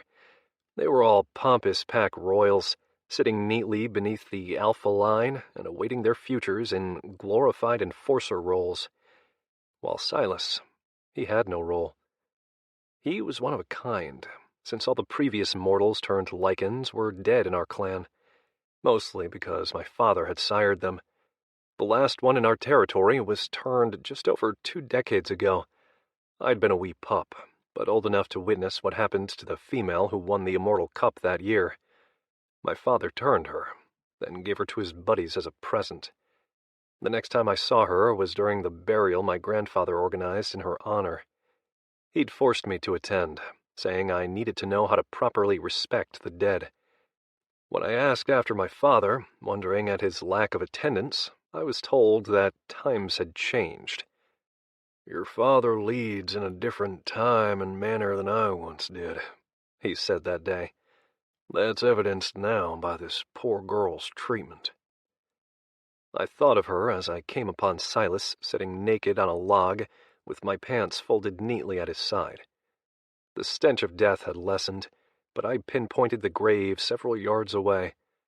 Silas had probably shifted to dig the hole in his wolf form, which explained his now wet hair. He'd gone for a wash in the creek after, because he didn't have a home, or a shower. No one would provide him with shelter here, yet his presence was required on the grounds. I suspected my father intended to use him somehow in the Alpha trials. "Let's go for a run," I told Silas, meeting his wary gaze. I'd grab my pants later. Shift. I didn't wait for him to comply, just jumped over the log he sat on and took a path away from the main grounds, deeper into the marshlands beyond. Wolves didn't live out here, mostly because we preferred to be together. But there were times when some of us needed an escape, especially me. I'd actually spent the last few nights out here, away from the expectations of the pack, to clear my head. That was how I'd been so close to Silas when he'd howled in alarm. I just needed space. From my pack mates, from my father, from the trials ahead, from Luna. There were certain demands that I'd yet to meet, much to my father's fury. When he found out that I'd left Luna alone after the mating ritual, he'd struck me, hard. But I wasn't like him. I wouldn't force an unwilling female into bed. And rather than hit him back, I'd walked away, telling him to mind his position. Because we both knew that in a fight, he'd lose. The traditions be damned. My grandfather had met me around the back of the house, where he'd suggested I take a few days away. Given the growing anxieties of the pack and Luna's chilly welcome, I'd agreed. Silas's scent grew stronger as he caught up to me, his transition to wolf form taking longer than it should. "Have you been eating and sleeping regularly?" I wondered. He didn't answer right away, but his mind did, with a series of images outlined in his memories. His first nights, cold and alone, sleeping under a tree in wolf form, learning to hunt on his own after several days without real food, bathing in the creek when he realized he wouldn't be given access to normal showers, stealing a roll from the mating ceremony, then throwing it up when the rich quality hit his stomach. I sighed. "I've severely neglected you." Mostly to protect him. My father wanted me to kill Silas, not turn him. I'd considered it after observing Silas's initial transition, but the fight in his gaze when he glowered at me that night had me making another choice. Watching him today confirmed my decision as the right one. But if I'd showed him any favors before the pack, they'd definitely use Silas against me in the trials, so we would have to be very discreet. "I'm fine," Silas said after a beat, unwilling to voice the real thought in his head, which I translated to be, "No shit," based on the firing images of his fist meeting my jaw. If I were in human form, I would have smirked in amusement. I liked this newbie. He had an impressive set of balls on him. His fighting style wasn't half bad either. The trials are a difficult time for an Alpha heir. With my father leading them, I suspect they'll be close to unbearable. I picked up our pace to a slight run that Silas held with ease. At least his athleticism had remained in spite of the poor nourishment. Definitely a fighter. I think the vampire was the first test. Silas followed me in silence, his mind racing with images of the body and the surroundings. He'd taken stock of every detail, every scent, and all the potential clues. With each passing second, this male amazed me more. Most of the wolves my age were like Glenn and his idiot minions. Silas was different. His approach thorough and not impulsive. My grandfather would probably like him. "If it's a test, then you failed," Silas said, surprising me. "The Blood Alliance favors order, and you broke the goddess's cardinal rule by covering up the murder." My ears flicked in irritation. "You think I should have reported it?" "Yes." He glanced at me. "I mean, I'm thankful you didn't, but I won't be surprised if the dead vamp resurfaces in the next few weeks, thereby forcing your hand." Then maybe we need to hide it better, I thought. "The river would carry the remains to the ocean, where the body will eventually decompose in the waves." A solid plan, one that would distort the evidence. It would also make it impossible for anyone in the pack to stumble across the remains. I should have suggested it earlier rather than tell him to bury it, but I'd been distracted by Luna's lingering scent. My desire to chase had overridden reason. "I'll handle it," I told him. Silas tripped beside me, his shock evident in the tense lines of his limbs. He'd obviously expected me to demand he do it, but I had another task in mind for him. "I need you to keep an eye on things for me. Report back anything and everything that piques your curiosity. If something doesn't feel right, I want to know about it. If you see pack members acting suspiciously, tell me." I slowed my run and ducked beneath a low willow tree toward a path no one but me ever traveled. We were over a mile from the outskirts of the pack's central zone. Very few bothered to venture this far, the home grounds spanning 30 miles of well-kept acres of land. This area was a pit in comparison, but it held a secret, one my grandfather had gifted me a decade ago. An escape. "Sure," Silas replied, sounding about as thrilled as a pup getting his first bath. "It's not a task to take lightly, Omega. There could be great reward in it for you if you perform well." Having the respect of the Clan Alpha carried a lot of weight, and considering I planned a complete overhaul of my father's staff, it would be wise for Silas to remain on my good side. Of course, I hadn't exactly given the newbie cause to trust me, nor did I really trust him. Our sire link, however, provided a unique opportunity, one I intended to exploit for my benefit. "It's not like I have anything better to do," Silas muttered, his tone edging the line of disrespectful. My father would put him in his place with a harsh bite to the nape, or worse. He believed in ruling with an iron fist, his preference for cruelty well known in Clemente Clan. His advisors approved, as did the elder families of the pack, families like the one Glenn came from. Those were the males my father forced me to befriend, the ones he wanted to influence my upbringing and opinions. My grandfather had other ideas. He taught me about the old ways, customs long dead, thanks to societal laws today. He taught me the value of respect. If my father ever found out, he'd oust my grandfather and force him to live with the rogues in no man's land. Fortunately, my father was too busy lording over his kingdom to notice. If anything, he seemed thrilled to not have to deal with me. Until now. The rules forced him to interact with me for the Alpha trials, and he'd been very clear about his disappointment thus far.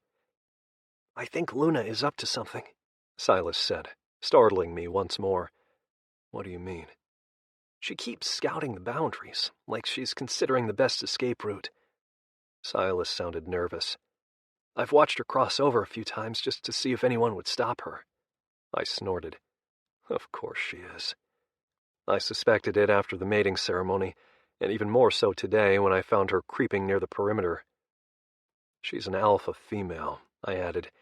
"Independence is ingrained in her. I'm actually surprised she hasn't run yet." "You're not mad?" Not a question, but a statement.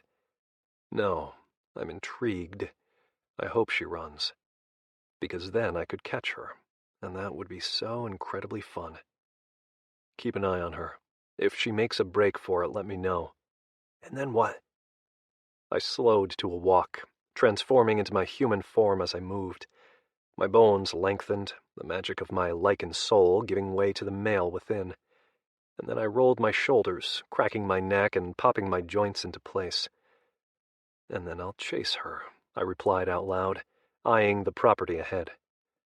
Silas remained in his wolf form, likely because shifting took too much out of him, and he didn't want me to see just how weak he'd become from all his transformations today. Smart wolf. Showing weakness to the Alpha was the fastest way to being dominated. "This cabin is mine," I told him, nodding to the small wooden lodge ahead. "It's a bit archaic and uses solar technology to keep the utilities fresh, but I keep it well stocked with supplies." I looked down at him. "And there's an extra bed inside that's rarely used." A hopeful note graced the air, one I only caught because I'd been waiting for it. Silas hit it in the next breath, his stance becoming bored as he searched the area with his nose. "You can crash here, but don't tell anyone." Not that I expected anyone to notice. My nose never picked up on any pack out here. It was why I used it as a refuge. Only my grandfather seemed to know about it. "Whatever you find inside is fair game, including the food, which I'd try to keep as refreshed for him as I could.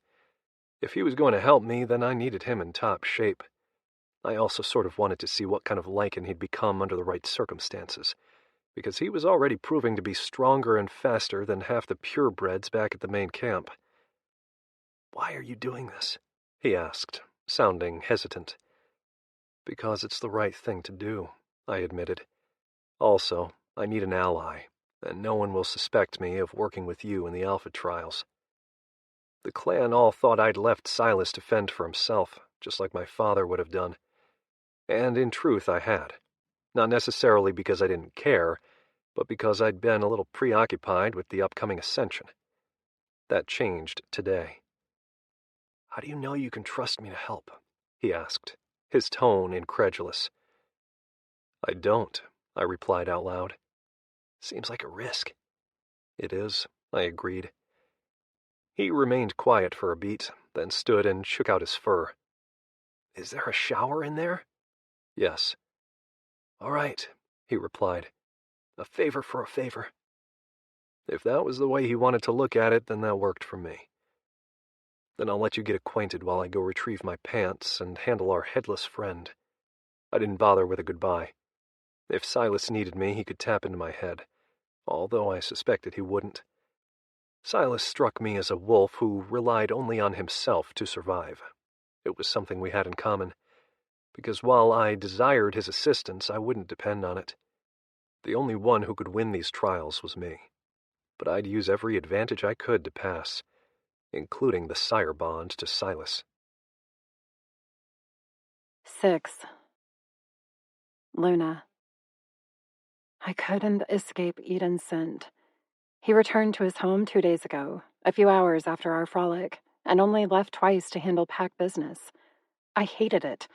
His presence overwhelmed me, taunted my lady bits, and left me in a writhing pile of need in my sheets. And the bastard knew, too. It was written all over his amused expression as I entered the living room. He sat lounging in a pair of jeans that he wore like a king, his chest bare, his abs defined, his package.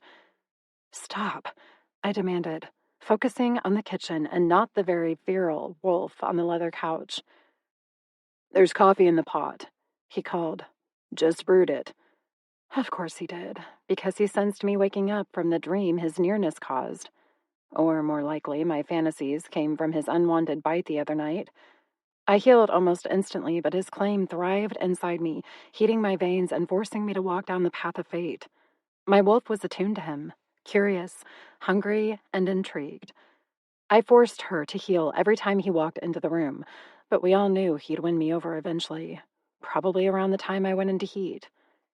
He stood behind me now, his stealthy moves barely perceptible to my senses, but I felt his warmth, like a liquid caress down my spine that culminated between my thighs. "Do you want to go for a run?" he asked, his voice deep, seductive, and far too dominant. I pointedly poured a cup of coffee, something I meant to do upon entering, but couldn't because my hormones held me frozen in the middle of the room like a damn idiot. Hatred at being here rippled through me, the ire overriding my need. My family hadn't even said goodbye after the ceremony. Not that I expected them to. I was raised for this purpose and this purpose alone. It was my brother who had taught me how to fight, who had made sure I was prepared for the trials that lay ahead. Unlike my father, Logan actually cared if I survived. My mother, she would probably care too if my father hadn't degraded her to Omega status. I saw similar notes of that treatment here in Clemente Clan. Edon's mother barely looked up from the ground, the alpha female so sickeningly submissive to Walter that I could hardly stand looking at her. And the other females were either Omegas or Betas, all with their tails between their legs when it came to the males of the grounds. It was wrong, and yet far too common. Our society saw men as the betters and women as serving a single-minded purpose, to provide pleasure and pups. Well, I wouldn't be doing either of those things if I had my way. Edon could kiss my alpha ass. As if he heard me, he pressed his groin into my ass as he grasped my hips, his lips falling to my ear. "You realize fighting me only makes me want you more, right?" A growl rumbled in my chest. I tried to swallow the noise around a mouthful of scalding coffee, but it was already too late. We both heard it. He chuckled and pressed a kiss to my neck, the gesture both seductive and holding a hint of command that I loathed. "Run with me later." So we'd escalated from a request stage to a demand stage. I set my cup down and turned in his arms. Big mistake because it put my back to the counter and gave him an opportunity to cage me between his impressively muscled arms. He gripped the counter on either side, his body angling over mine, crowding me. "It's a run," he said before I could even comment. "I'm not asking you to fuck, even though we both know you want to. I do not want to fuck you," I bit out. His lips curled. "No?" He leaned in to run his nose along my cheekbone and then down my neck, the light caress scattering goosebumps down my arms. I shivered, and not because I was cold. Your scent determines that to be a lie." "It's my wolf." My voice came out gravelly, underlined in both frustration and yearning, and I hated the sultry quality to it. "You forced the mating bond. My wolf is responding." "Forced?" he repeated, drawing back slightly, his eyebrow arching. "I forced nothing." "Oh?" I feigned a look of surprise. So you didn't bite me the other night in a claiming ceremony? Huh. Didn't realize I dreamed that. I tried to return to my coffee, but his knee lodging between mine held me before him, captive. You were mine whether I bit you or not. Be thankful I didn't do more. The threat in his tone had my hackles rising. Thankful. Right, I snorted. Okay, thank you, Edon, for not raping me. Yet. His obsidian gaze narrowed. Most wolves beg me to fuck them. I'm not most wolves. No, you're not. You're my intended. But something you seem to be ignoring, little mate, is that I had no choice in this either. You had more of one than I did, I argued. You could have denied me. And what? Subjected you to whatever punishment Nico desired? You realize he would have killed you, right? He would have been pissed, but not enough to kill me. No? He laughed, but it lacked humor. You really don't know how our politics work if you believe that for a second. My father would have demanded your life for such disrespect, and Nico would have given it to honor the clan ties, because he would have had no use for you after my rejection. I opened my mouth to argue that point, then closed it. I knew my father would have beat me for defying his orders. That wouldn't have been anything new. It was Edon's comment about Walter that gave me pause. I'd never considered his reaction, or what he'd demand, and given what little I'd observed of him over the last week in Clemente territory, I was inclined to believe Edon's summarization. Oh, I would have fought it, but with that many angry wolves, I wouldn't have stood a chance. Ah, you see it, don't you? Edon taunted, his tone holding a hint of menace. You thought fucking another wolf would save you from a life by my side, but all it did was guarantee it. He leaned in so close that his breath fanned my lips as he added, You're not the only one who enjoys defiance, little mate. I shuddered beneath him, conflicted. He wasn't anything like I envisioned. Alpha, yes, but he didn't demand my compliance the way my father would command it from my mother. Instead, Edon seemed to want to coax it from me, like we were playing some sort of game. Only I didn't understand the rules of this battle between us. You weren't the only one forced during the ceremony, he continued, his mouth brushing mine with each word. Yes, I could have rejected you and chosen to do this all over again in a year with another intended mate. But my pack needs a regime change. I will not fail them. His words surprised me almost as much as the desire pooling in my belly. His nearness, his touch, and his lips so close to mine were all fucking with my head.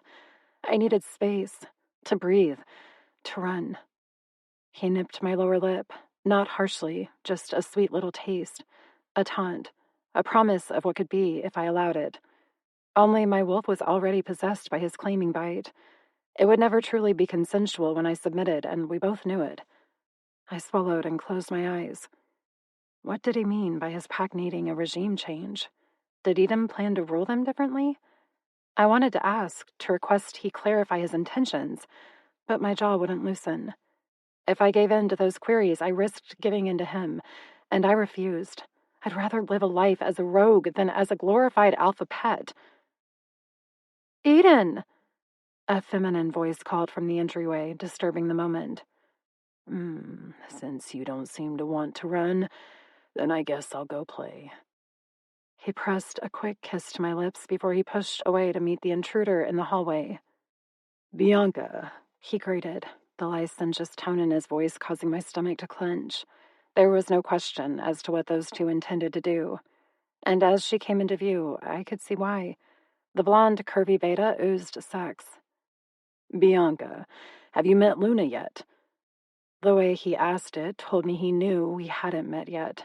He was escalating the stakes of our game by introducing me to one of his mistresses, because I had no doubt there were several throughout the clan. All alphas had a harem of humans and wolves. Edom would be no different. It was part of the psychological madness that broke alpha females. We were a possessive breed, and to share our mates with others went against our natural instincts. I didn't even claim Edon as mine yet, and my wolf already wanted to shred Bianca to pieces, especially as her arms slid around his waist in a knowing caress that spoke of their intimate familiarity. That he leaned down to kiss her on her perfect blonde head only infuriated me more. "I've seen her exploring," Bianca replied, a note of disinterest in her tone. "She's not very friendly," she added in a loud whisper. Edon chuckled. "No, she's really not." Fuck you both, I thought, turning around to dump my coffee in the sink. If Edon wanted to taunt me, so be it. He wouldn't win. I turned around with a serene smile, meeting his gaze without hesitation. "I'll give you both some privacy and go for a run." I pulled my shirt over my head, unfastened my shorts, and shimmied out of them while focusing solely on him. His smile died at the sight of my naked breasts, his eyes traveling lower to the well-groomed thatch of hair between my thighs. He would be able to smell my arousal, the way my body naturally responded to his. Maybe it would fuel his time with Bianca. I refused to even think about it. "You two have fun now," I added, smirking at his conflicted expression. His arm blocked my exit, his hand curling around my hip to tug me into him as his mouth descended over mine. Bianca growled in annoyance, which for some reason only made me want to kiss him back to piss her off more. I didn't even know the female, and I hated her on sight, mostly because she had the audacity to walk into Edon's house without knocking, knowing that he had me here. Her boldness spoke of her confidence, of her desire to throw our mating bond off balance, and I found myself wanting to return the favor in kind. Because even if Edon entertained a harem, it would never compare to what we would have together.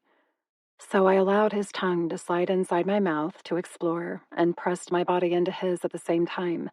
He rumbled low in his throat in approval, his hips angling toward mine as he deepened the kiss. It wasn't my first time embracing a male like this, but it was the first time I reacted to it. What began as a hint of fun and revenge turned into something primal, hot, overwhelming. My wolf stretched inside me, roaring to life and taking over my instincts. I slid my arms around his neck, pressing my breast flush to his bare chest.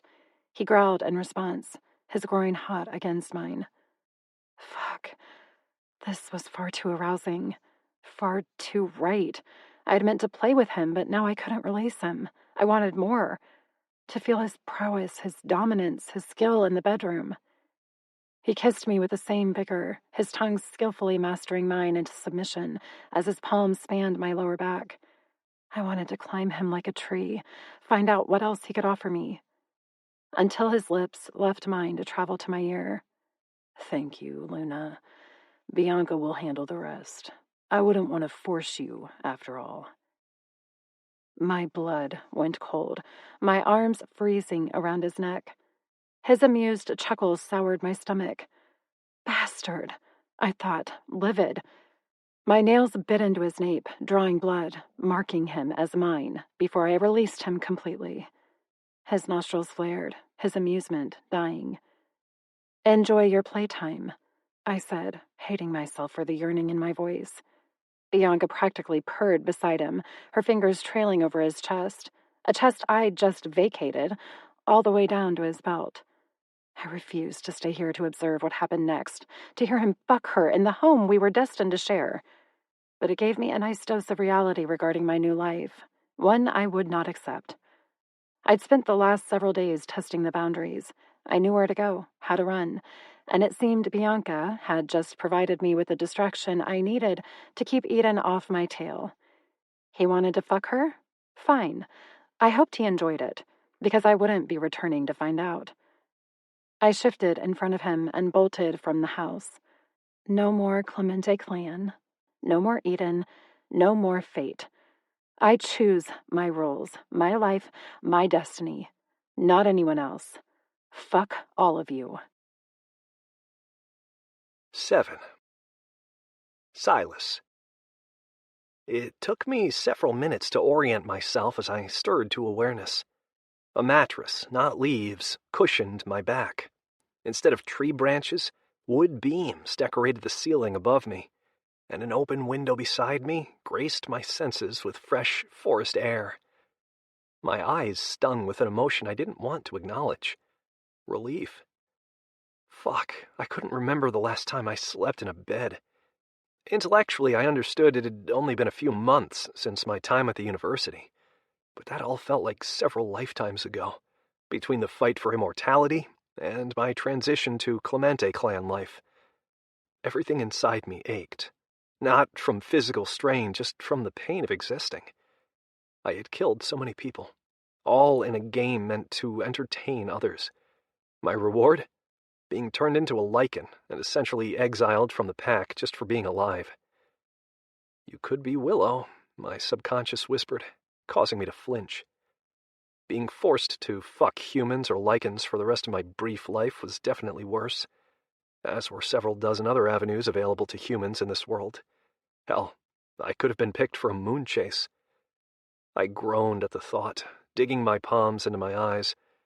Fuck. I'd be expected to participate in a moon chase one of these days. Would I be able to hunt and kill my old kind? Doubtful. I rolled to my side, my stomach churning from both the motion and the thoughts running rampant through my mind.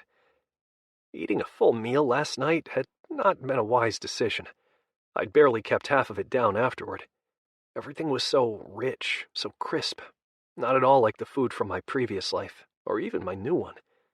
Raw fish from the streams hadn't been my favorite either, but at least they mostly stayed down. The meat from Edon's fridge was too flavorful for my taste buds, yet the wolf in me craved more. It was so fucked up having this creature inside me, dictating my wants and needs above my common sense. With a deep growl, I forced myself out of the soft bed.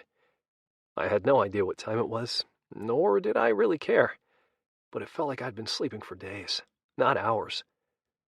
I frowned at my appearance in the mirror. Maybe I did sleep for days, because I looked a hell of a lot better than I did last night, or whenever I'd lain down. The hollows beneath my eyes were gone. My hair still resembled a blonde mop of locks, the shaggy strands hitting just below my ears. I really need a haircut. There are scissors in the kitchen, a cool male voice replied, giving me pause. Are you always in my head? I demanded, feeling slightly violated by this whole sire-progeny bond bullshit. Yes. He didn't elaborate. Not that I expected him to. The Alpha hadn't proven to be all that chatty, just authoritative. And maybe a tiny bit sympathetic, a trait that left me conflicted. I didn't want to like him. However, I couldn't deny feeling a hint of gratitude for giving me a place to rest. I blew out a breath and consoled myself with a hot shower. The water beat against my back, giving me a brief glimpse of heaven.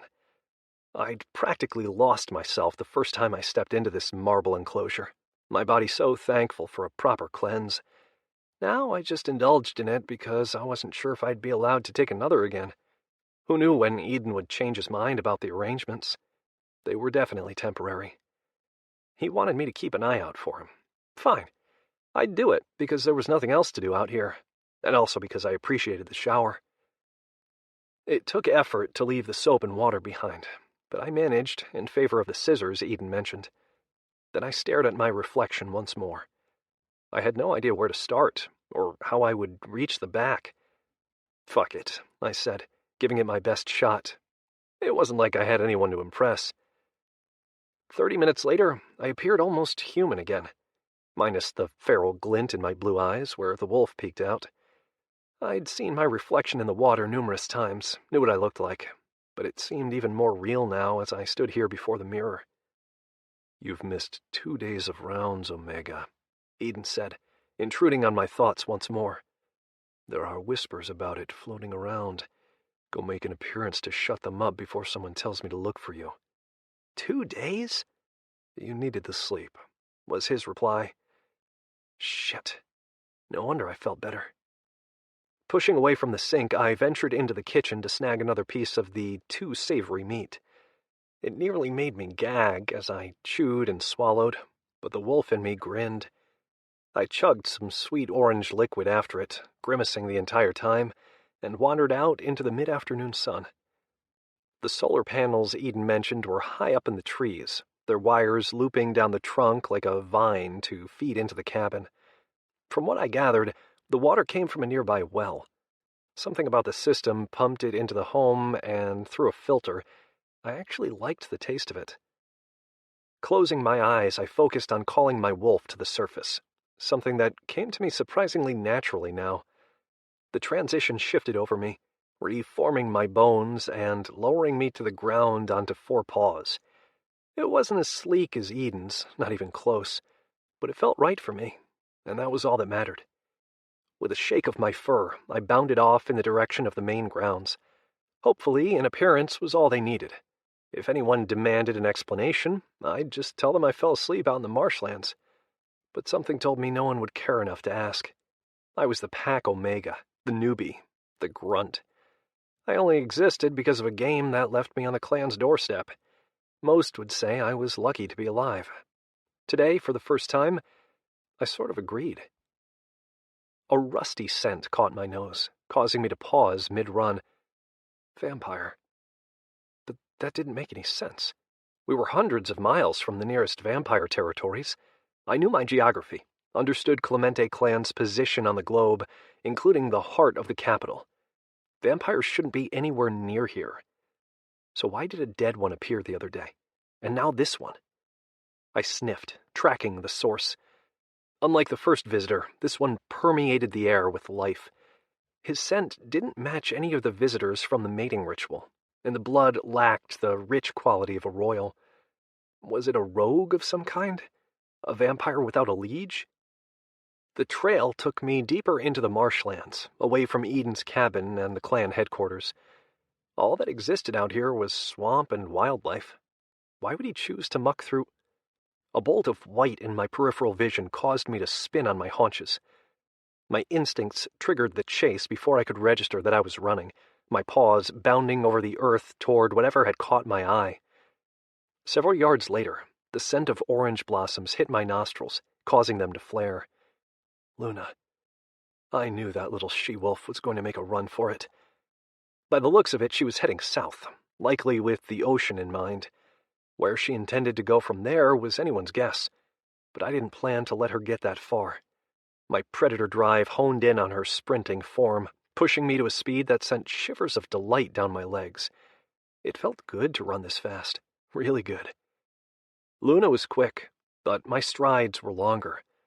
I caught her back legs with my jaws, yanking her to the side. She whirled on a snarl, her jaws going for my throat without preamble. Fuck. I dodged her, then found myself in a ball of rolling fluff as my wolf took over my reactions. Subduing her became my primary objective, the inclination laced tightly with survival. She was wild, fierce, furious, but no matter how agilely or swiftly she moved, she couldn't get a hold on my throat. I refused, and when I saw an opening to go for her neck, I took it, slamming her into the ground beneath me. It happened in a matter of seconds that felt like minutes. She stilled on a growl, her defeat written into the lines of her form, and then she began to shift. I jumped backward, confused, until she attacked me again, on 2 legs. The woman was fucking crazy. But then I realized why she'd done it. If I left a mark on her with my teeth, Edon would have my balls in a vice. Damn. I was almost impressed by her wit. Except I was more focused on turning human as well, something that happened faster than ever before. She took off in a dead run instead of hitting me while I was vulnerable, and I gave chase. 2 legs felt natural to me, my athleticism in this form superior to my performance on 4 paws. I caught her in seconds, tackling her to the grass once more. She pushed and shoved, sending us sprawling until I seized her around the waist and yanked her under me. Her resulting snarl vibrated against my chest as her fist sailed toward my jaw. I captured it just in time, pushing it to the ground, then did the same with her other hand, which left her writhing beneath me in an effort to throw me off her. "Stop!" I growled. She didn't.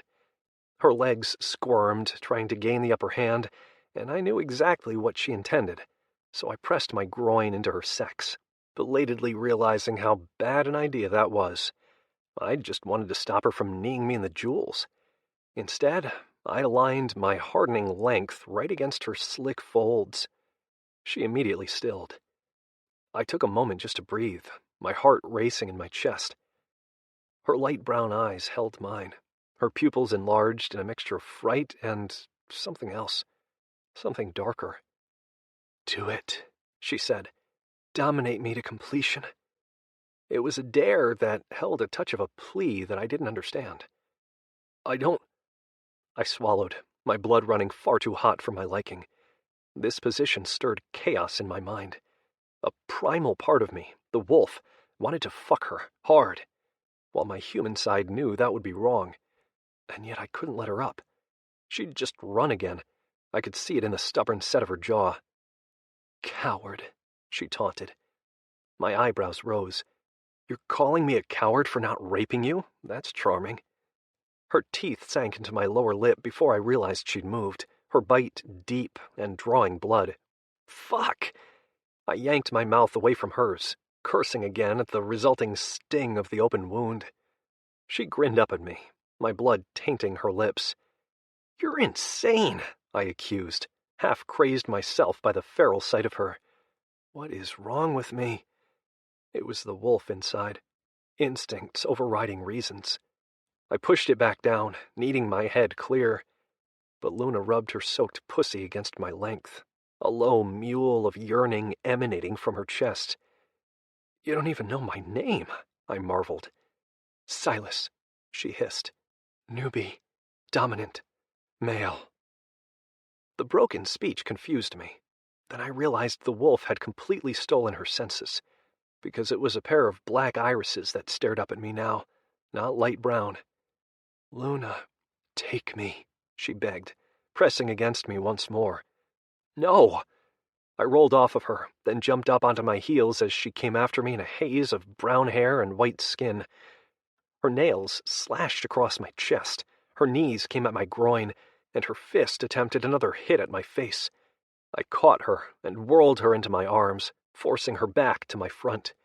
She tried to stomp on my foot and kicked back at my calves. It fucking hurt. "Stop this, Luna!" "Never!" She completely lost it in my arms, fighting for her life, and clearly coming for mine. Her one goal seemed to be to kill me, leaving me no choice but to defend myself once more. I blocked hits and kicks, dodged her claws, and tried to find a way to subdue her that didn't end up with us on the ground again. Hurting her would be a mistake. On some basic level, I understood that. But years and years of fighting for my life came to the forefront, taking over my vision and painting it in red. I hadn't survived this long to be taken down by an angry little alpha wolf, and I'd killed men twice her size in battle several times over. "Luna," I snarled, demanding her submission, demanding she cease this before I really fought her. She didn't heed the warning, her lithe form dancing around me in a wave of violence that called to my inner animal. "Yield, little alpha," I demanded, giving her one last chance to do the right thing. "Fuck you," she seethed, her claws swiping across my cheek and leaving a burn in their wake. Primal need vibrated through my veins, stirring a reaction from within I couldn't repress. I had her on her back in a second flat, her hands clasped above her head, my other palm at her throat. "Yield," my wolf roared. And she did. Oh, how she did. Her nostrils flared, her eyes resembling obsidian pools of lust, her mouth glowing with traces of my blood. I licked it off on instinct, earning me a growl of approval from the female beneath me. Her lips parted, her tongue touching mine. My chest rumbled. More. Part of me acknowledged how utterly fucked up this was, but the sensation of pliant female wolf overrode my sanity. I needed to taste her, to dominate her, to win her.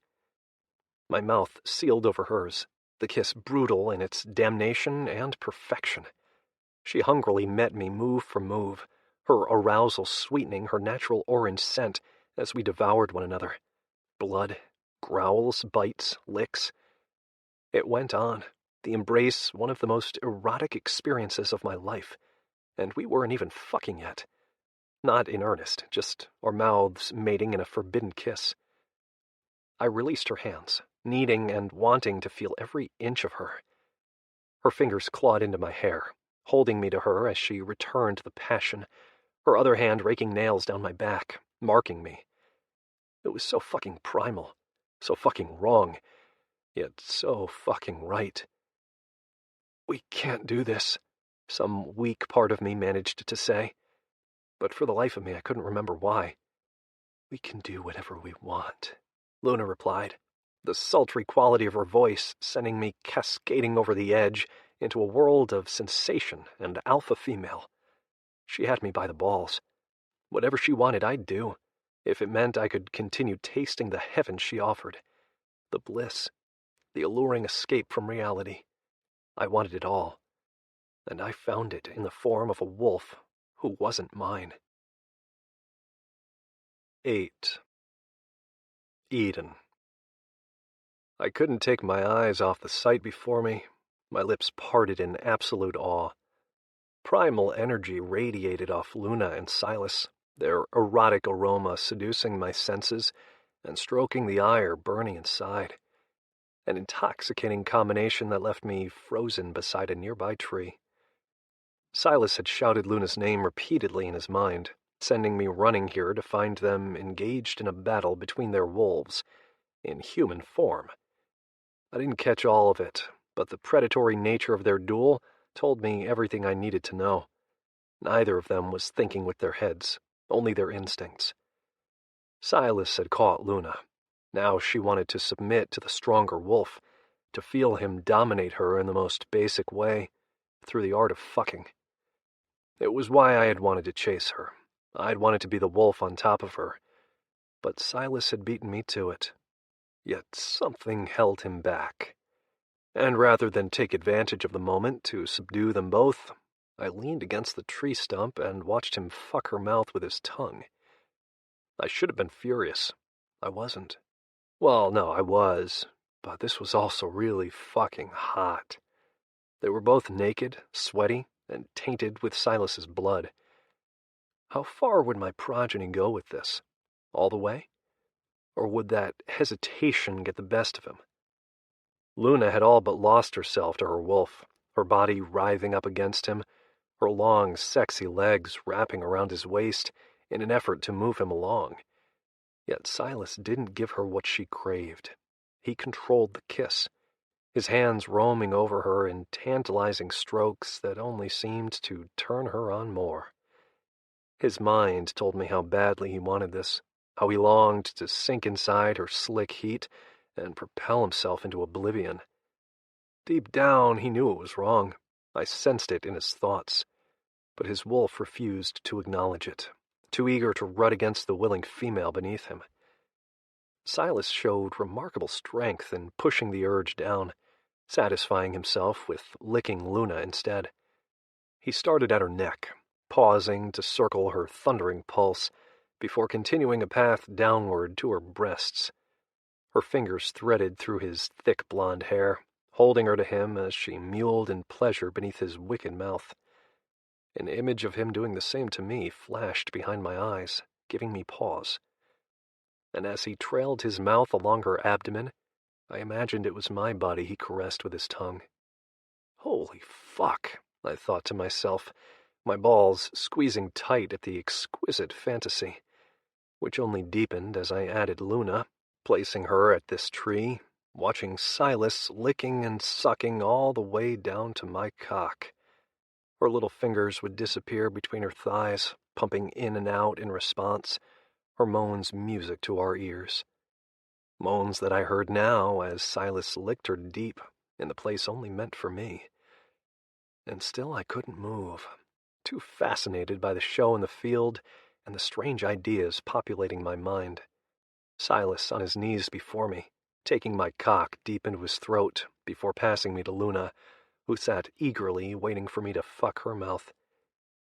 Just as that vision ended, a new one of me inside Luna appeared, pumping her sweet cunt full of my cream that Silas licked from her like he licked her now, before she returned the favor by sucking him off to completion.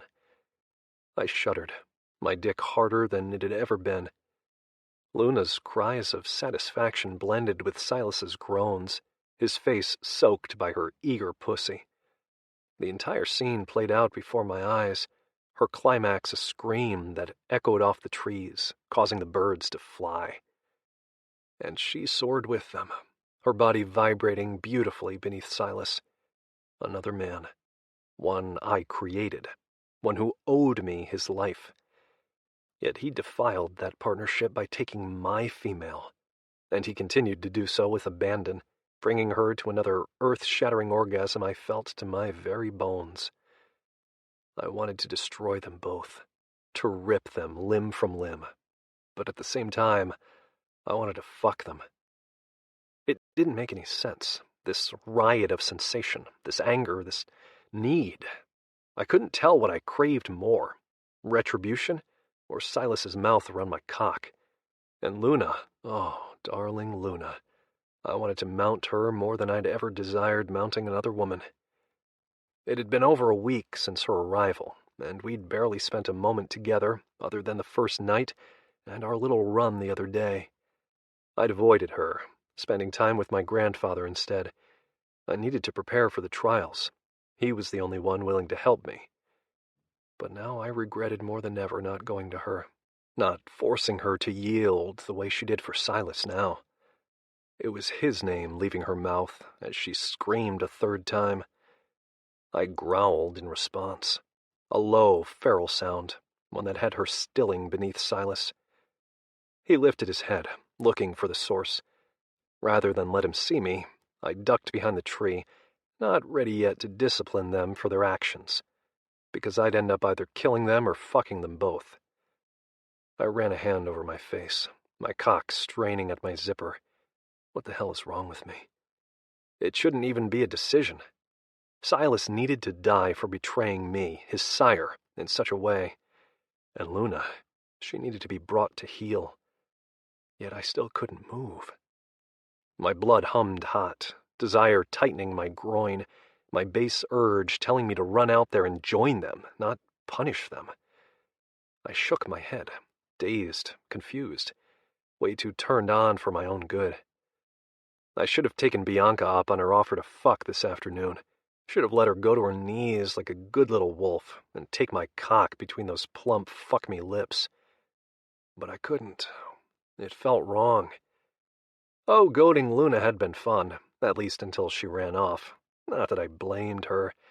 I'd been an ass, but her comments about rape and forcing the bond had truly pissed me off. Women usually adored me, but Luna acted as if it would be a hardship, even when her body clearly desired mine. It infuriated me, left me frustrated, and some twisted part of me had wanted to hurt her right back. Which obviously fucking backfired because I'd left her all hot and bothered with the desire to run. And now all my threats of her not finding a wolf to fuck her were blown out the window by my own damn progeny. How did this happen? No, better question, why did I let this happen? I stole a deep breath, needing this insanity to end. Whether I fucked them or killed them remained to be seen. I couldn't just stand here like a pansy ass and allow this to continue. But when I finally stepped into the clearing, they were both gone. Silas's scent led back to the home I generously lent to him, while Luna's went toward the main properties. They'd split up, leaving me with a choice of whom to follow first. It was easier than I expected. I chose Silas, because I owned him. And he was about to find out what it meant to demolish the trust between progeny and sire. Maybe after I dealt with him, this urge to chase Luna down and fuck her into submission would subside. Maybe, but not likely. I was the alpha here, not her, not Silas, me. It was time for both of them to realize that. It was time for them to kneel. 9. Silas. Fuck! What did I just do? How could I let that happen? I paced the interior of the cabin, lost. Edon knew. I felt his knowledge deep inside, the fiery energy burning and coming right for me. But I was helpless to run, like he'd placed a shackle on my leg, forcing me to stay here, to wait for him. I was a dead wolf. I knew it in every fiber of my being. There was no excuse in the world that would save me now. Not that I even had one. Fighting had left me aroused. And Luna, fuck! I couldn't say no, didn't want to deny her.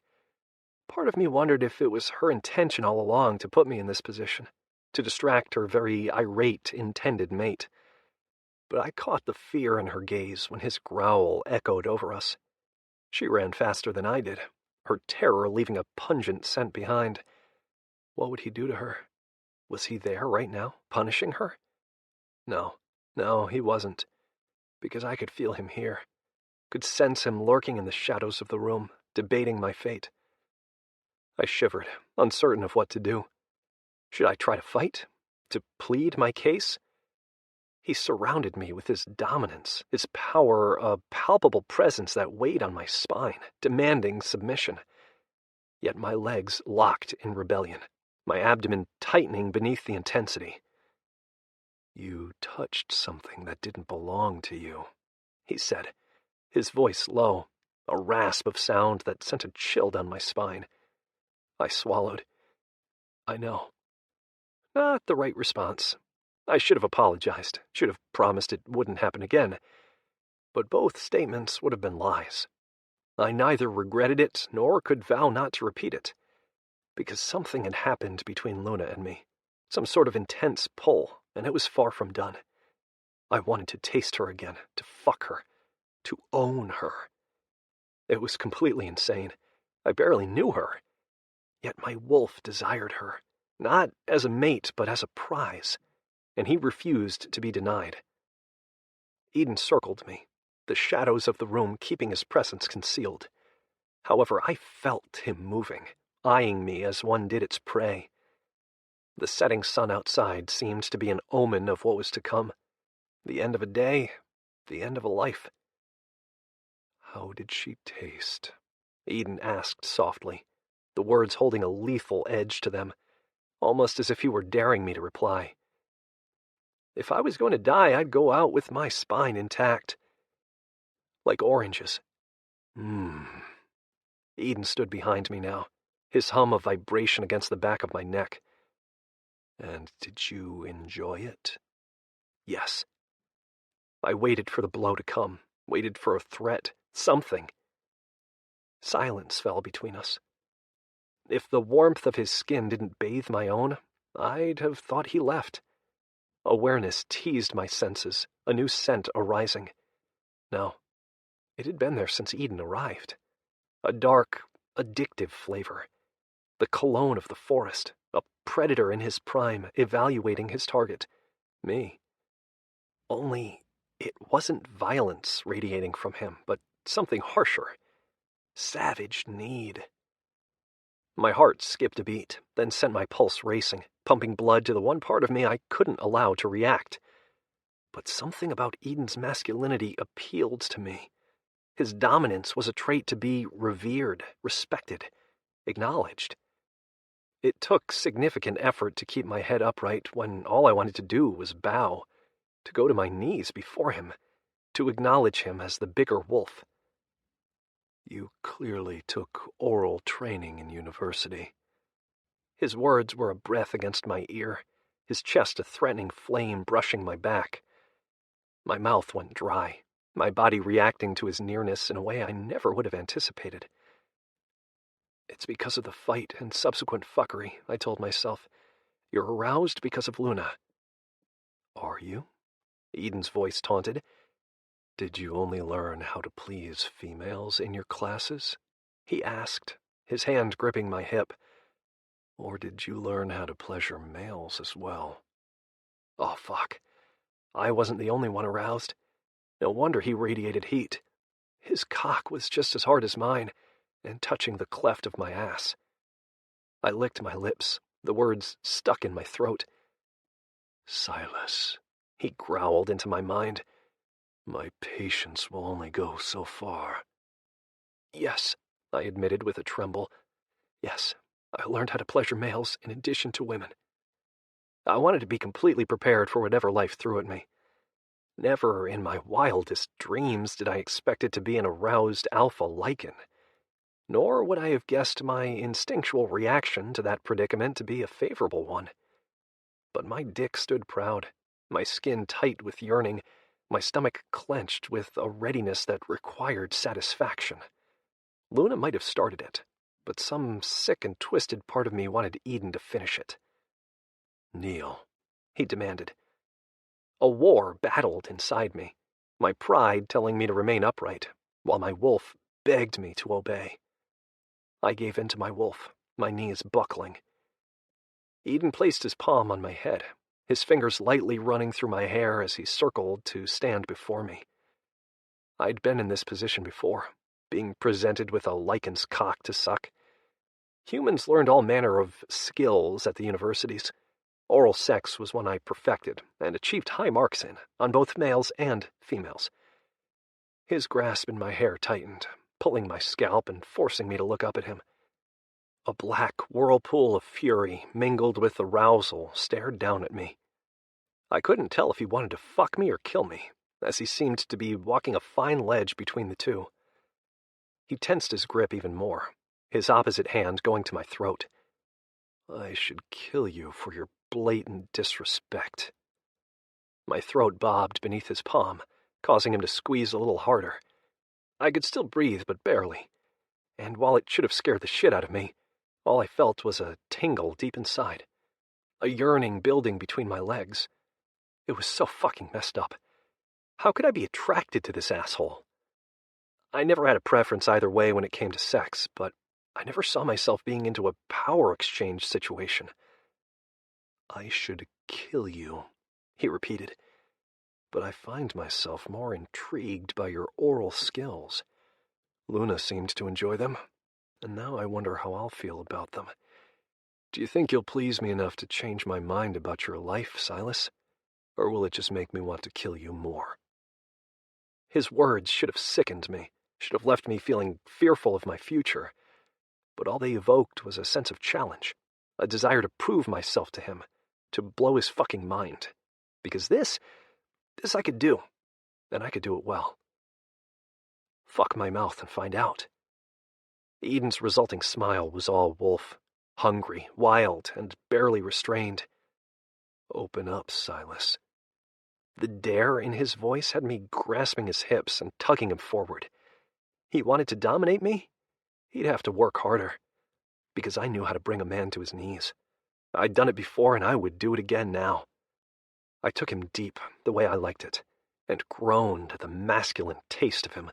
Fuck! My wolf senses intensified this, just like they did with Luna, providing me with a new experience despite my years of training. He reminded me of the forest, the fresh leaves mingled with life, so different from Luna's oranges, yet their combination of flavors created the perfect mix on my tongue. I wanted more, much, much more, and so I took it, swallowing him to the back of my throat while sucking at the same time. "Fuck," Edon breathed, his grip tightening in my hair to a painful degree.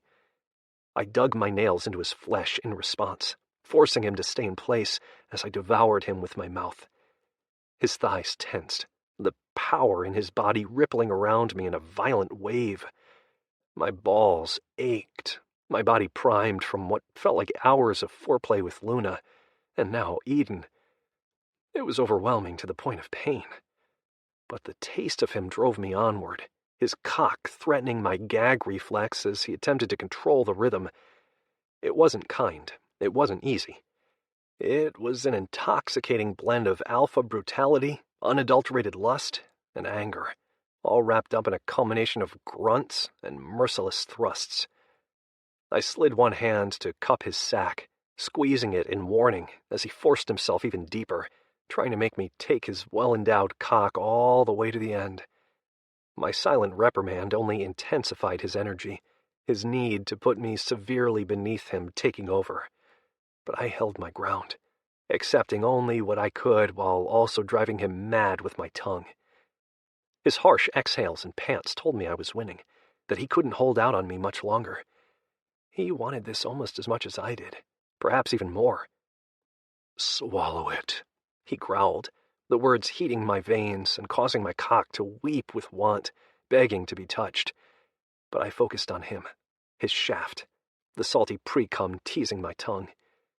His guttural sounds as he drew closer to the climax he craved, each primal shift of his hips, lodging him to the point where I could no longer breathe. I accepted it all, fighting back with my mouth in the only way I knew how, by forcing him closer to that edge with each suck, nip, and lick. He cursed, his face contorting into beautiful lines of aroused agony.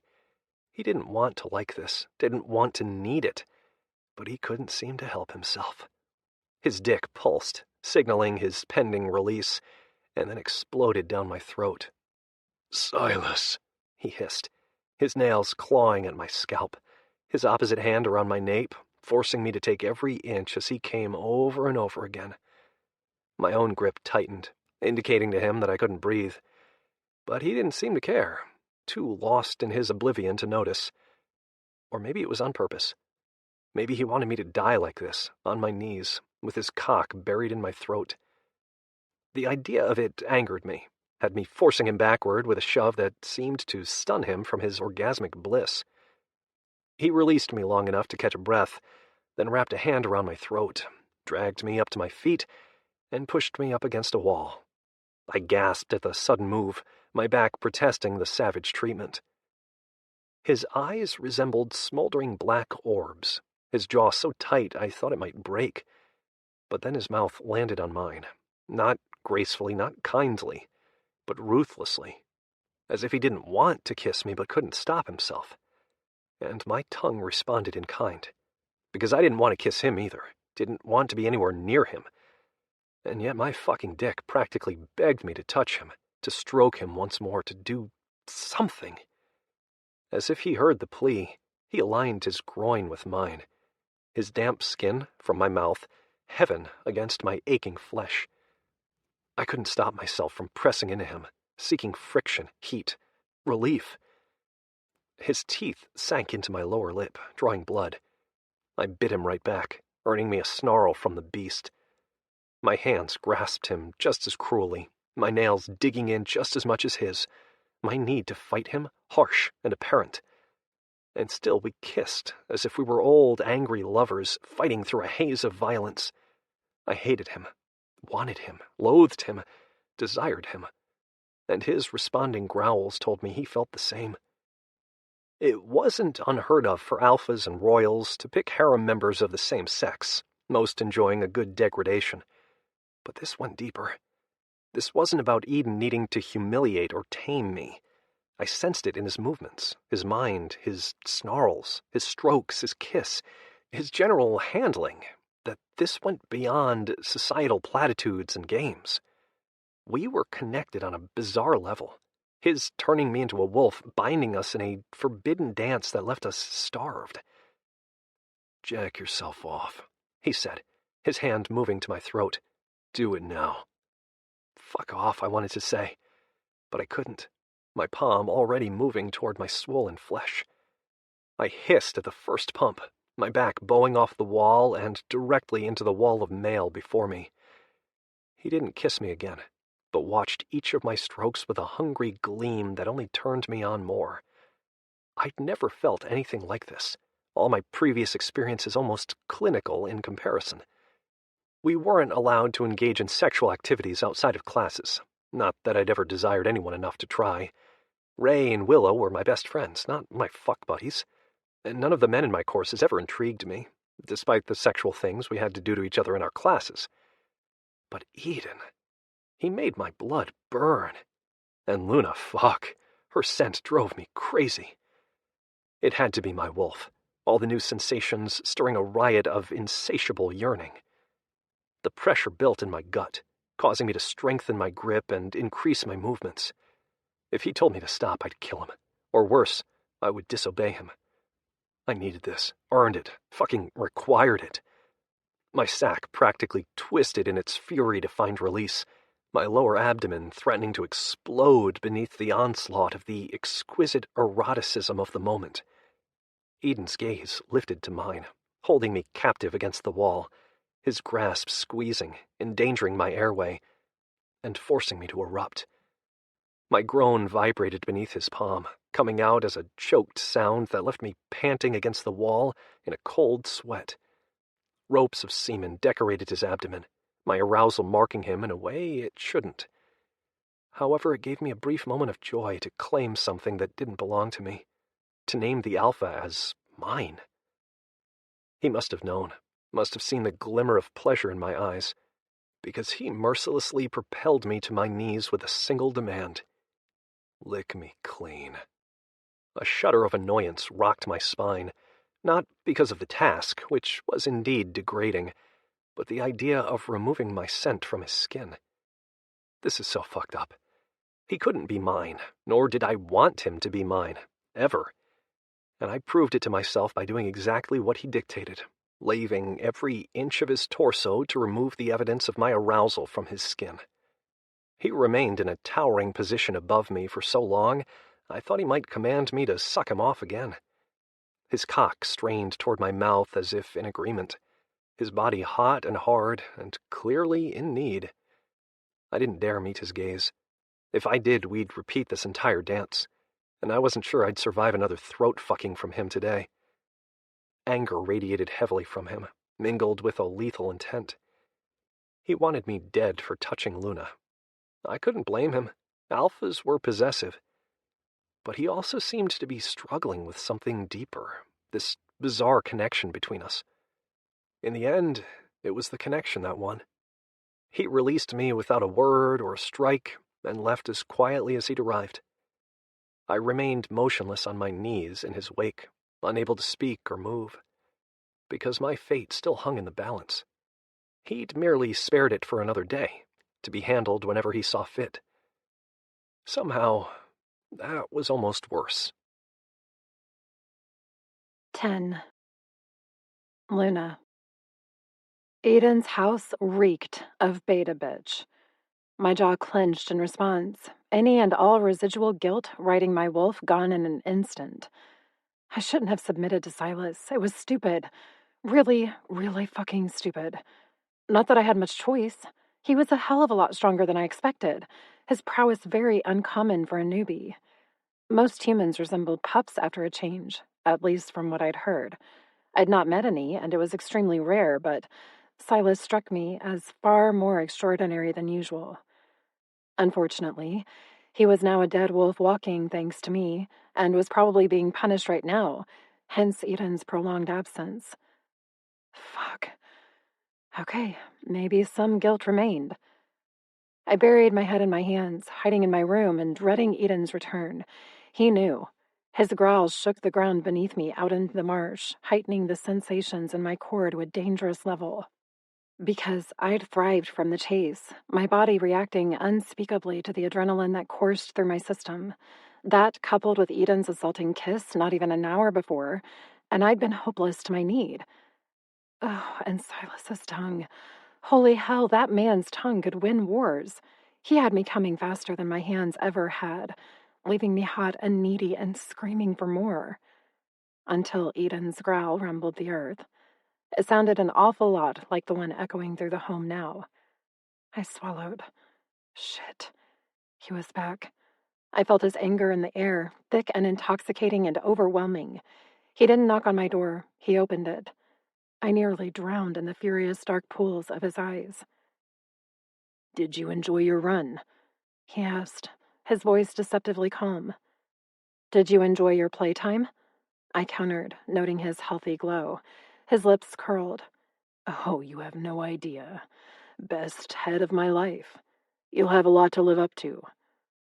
A growl built low in my throat, my blood heating while my stomach constricted. How could he be so blatant about fucking another woman's mouth? I nearly snorted, as if I had the right to be pissed. I just ran back from having another wolf's tongue between my thighs. And Edon had just come from delivering punishment. I smelled Silas all over him. Whatever punishment he'd received, it wasn't good. It was also all my fault. My shoulders fell, leaving behind a defeated feeling. It was a sensation I hated, a weakness, but I couldn't help it. My actions had led to the death sentence of another wolf, someone who, for all intents and purposes, didn't deserve that fate. "What? No offer to prove me wrong?" Edon taunted. "You look pretty well satisfied," I muttered, nodding at his well-endowed yet clearly appeased groin. "If you need more, then go fuck yourself." A feral sound came from his chest, sending a shiver down my spine. Careful, Luna, or next time I'll make you watch while I fuck someone else. I swallowed. The way he said it made it sound like a promise, not a potential situation. My father forced my mother to observe his activities over the years, each one breaking her more. What, no fiery comeback? He waited. Don't tell me your defiance is gone already. I said nothing. He wanted my submission. Instead, I gave him my silence. Your ground privileges are officially revoked. The next time you want to run, you'll have to ask. If I catch you outside the boundaries of the village without my express permission, I will punish you. Do you understand? I met his gaze. Did I understand? Yes. Would I comply? Fuck no.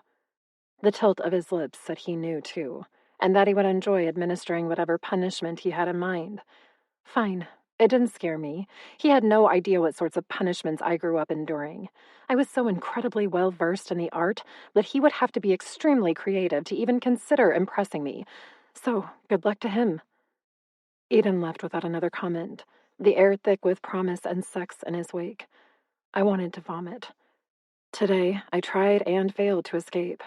Tomorrow I would try again, and the next day, and the day after, until I either died trying or succeeded. Edon thought I'd given up? Hardly. I was just getting started. I woke to blissful silence. Either Edon stupidly expected me to obey his command, or he had a trap waiting for me. Regardless, I was going for a run. No one grounded me, especially not him.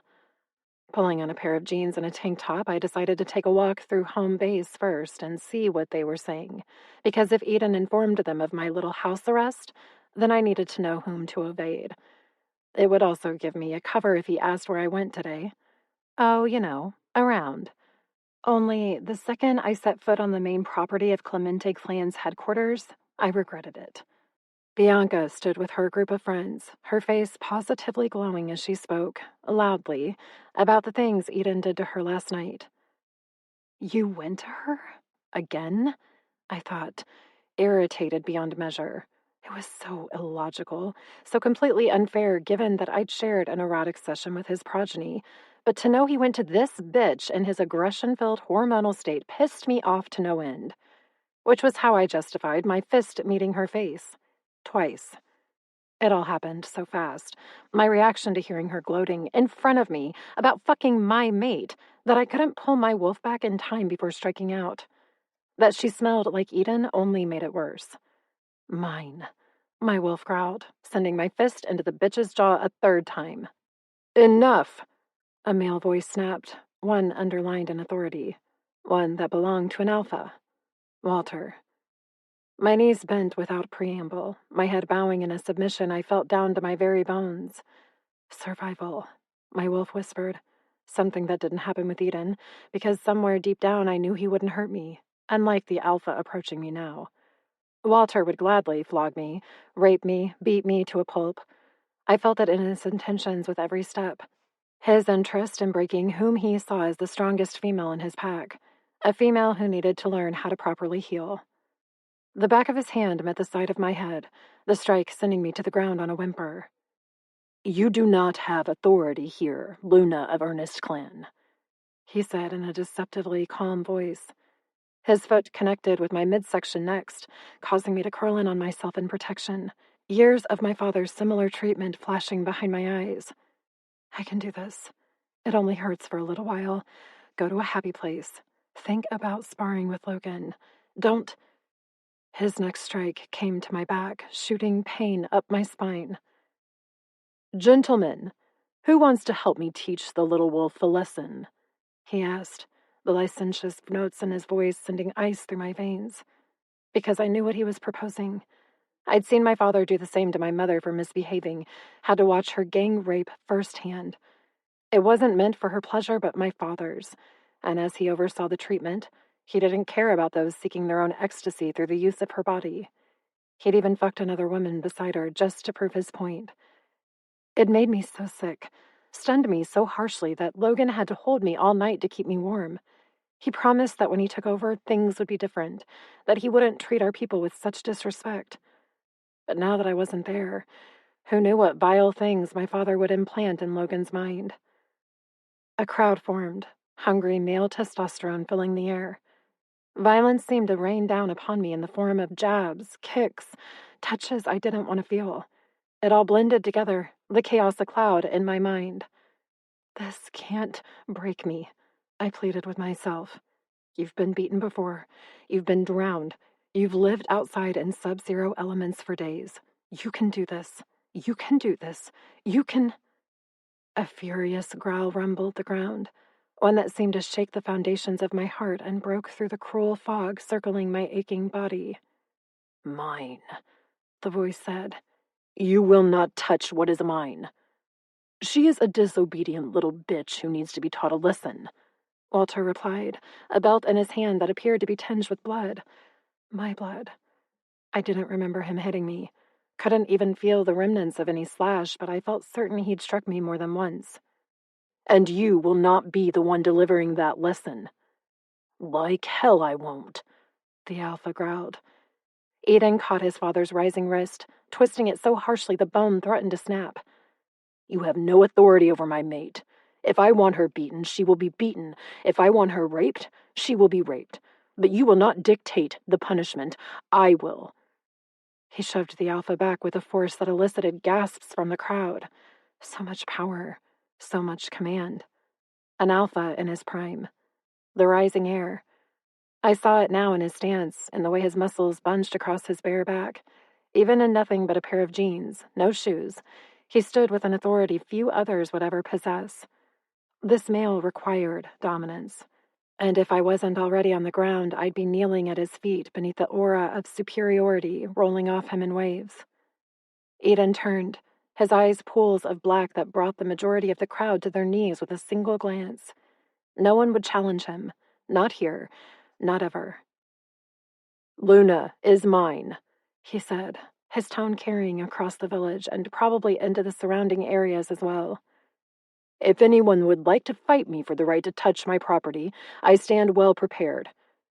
He stared down every male in attendance who remained standing until each of them bowed their heads, and then he returned to Walter, who had stood with an ambience of fury that chilled the atmosphere around us. Your days are numbered, Alpha Incumbent. I bow to you no longer. Do not touch Luna again without my permission, or I will make you regret it, old man. Edon didn't wait for a response. He scooped me off the ground and carried me through the throng of bowing wolves.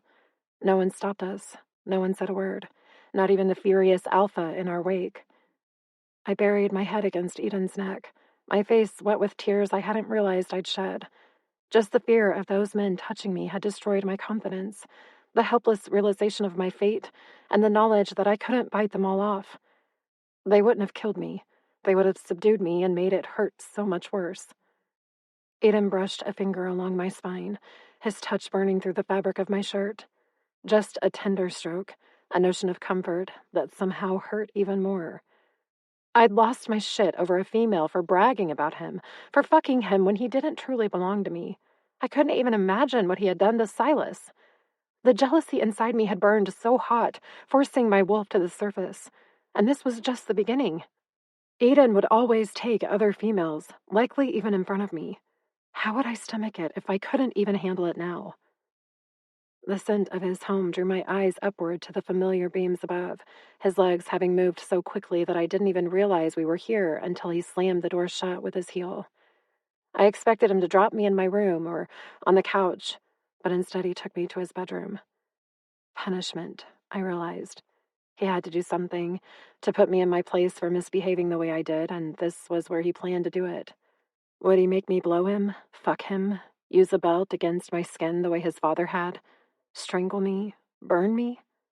Lycans healed quickly, especially purebreds like me, which meant I could withstand all sorts of torture before passing out, and I'd almost always wake up as good as new without scars. I opened my mouth to explain, to voice an apology, to say something, but my throat refused me. It was too tight. I could barely even breathe. He set me on the mattress. Lift your arms, he demanded. I complied only because I didn't know what else to do, and I whimpered as he peeled off the remains of my bloody shirt. He guided me downward onto my side, and my legs automatically curled into my abdomen. This was going to hurt. I needed to find my happy place, to think of the few moments I enjoyed in my childhood, to think about Logan and Claudette and all our lessons together about the old world, to pretend I lived there, with them, in harmony, without tyranny, in a place. Agony sliced through my ribs, causing me to cry out. Edon held me down, his fingers prodding my tender skin, his expression livid. It took me a moment to realize he wasn't inflicting pain on purpose, but was trying to assess my wounds. "I'm going to fucking kill him," he gritted out, slowly rolling me to my other side to better examine my back. It hurt like a son of a bitch, my entire body tingling beneath his touch. He cursed, the sound harsh enough to make me flinch. "Don't move." As if I could. My body ached from the 2 kicks. Wait, hadn't there been more than 2? Yes. Walter had a bloody belt, but I couldn't remember what he'd done with it. I'd retreated into. I stabbed my arm, forcing a scream from my throat, but a stern hand forced me to stay put. The room began to spin a little, painting my vision in a drunk-like sensation. I tried to shake it off, tried to focus on the shifting wall, but couldn't. Was this Edon's punishment? To make me delirious? To fuck with my mind? "I'm not going to punish you, Luna," he said softly, a warm cloth sliding over my back and causing me to hiss. Fuck. It stung. No, it burned. And wait, had I said something out loud or had he read my mind? Shh. He combed my hair away from my face, his palm sliding to the back of my neck. "The pain medicine will kick in soon to provide some relief. It won't last long with how rapidly our bodies consume drugs, but it should give you a little bit of comfort while your insides heal." Another swipe of the cloth had me clenching the bed sheets, my lips parting on a groan that turned into a plea for him to stop. I hated this show of weakness, hated more how I craved his touch. "I need to clean the wounds," he explained, his cloth returning, or maybe it was a new one. I couldn't tell. The stench of antibiotics made my stomach heave, my skin screaming beneath the healing salve, until another wave of dizziness hit me. I blinked rapidly, trying to clear the dots from my vision. "Pain medicine." The 2 words were a breath near my ear, his touch turning into a caress against my back. My eyes drooped closed, the sensation easing me into a cocoon of warmth I longed to live in forever. Then a second prick had my eyes flashing open in concern, only to be soothed by a low growl from Edon. "Mate," my wolf acknowledged, at peace with his touch, the way he took care of me, the manner in which he protected me from others. His warm body curled around mine in the bed, pulling me gently back into him. "Sleep," my mind whispered. Or maybe that was Edon. But I didn't want to sleep just yet. My tongue felt too funny, thick, dry, like I'd licked a lot of sandpaper. Odd. I twitched my nose, the scents swirling around us confusing me. I smelled only Edon. And another masculine scent, one that reminded me of cypress trees. I rather liked the calming nature of it, but didn't know where it came from. "My grandfather," Edon whispered, either due to somehow reading my mind or possibly because he deciphered my sniffing. "That's where I was last night, little mate. Bianca was showboating because I turned her down. She's jealous of you." I frowned. He might have turned her down last night, but he definitely spent yesterday with her. "Did I?" he asked softly, his lips caressing my neck. "I said someone sucked me off, but I didn't say it was her." I didn't understand. I also didn't know how he was in my head, how he heard my thoughts, unless I was voicing them out loud. I did feel pretty weird, dizzy, like I was on the verge of a dream without sleeping. "It's the medication." He kissed my temple, his arm draping across my chest while his other slid beneath my head. "Rest, little mate. You'll wake up as good as new, I promise." Why is he being so nice to me? I wondered, suspicious. This wasn't how alphas treated their mates, not in a very long time anyway. Claudette whispered of a different time, when where females and males chose each other for life, their faithfulness to one another the heart of the mating bond. Now males were encouraged to cheat and females demanded to endure. Logan once said he preferred the world Claudette spoke of in our studies. I did too. But I wouldn't be able to find that here, or anywhere, really. The old world no longer existed. Only this new society, controlled by the Blood Alliance. I closed my eyes, Claudette's words a low murmur in my mind. Everyone deserves a choice. Everyone deserves their very own Jolene Mason. She loved once. A male named Jolene. Claudette spoke of him often, about how choices matter. In the end, his heart went with another, but hers always belonged to him, which was why she never mated. What did you say? Edon asked, his breath a warmth against my skin. I shook my head, not sure what he meant. I hadn't said a word. Or maybe I had. But what would it matter at this point? Dreams didn't exist here, and love was a figment of the old world. Give me a chance, Luna, Edon murmured. I just may surprise you. You already have. The words slurred in my mouth, sounding drunk with sleep.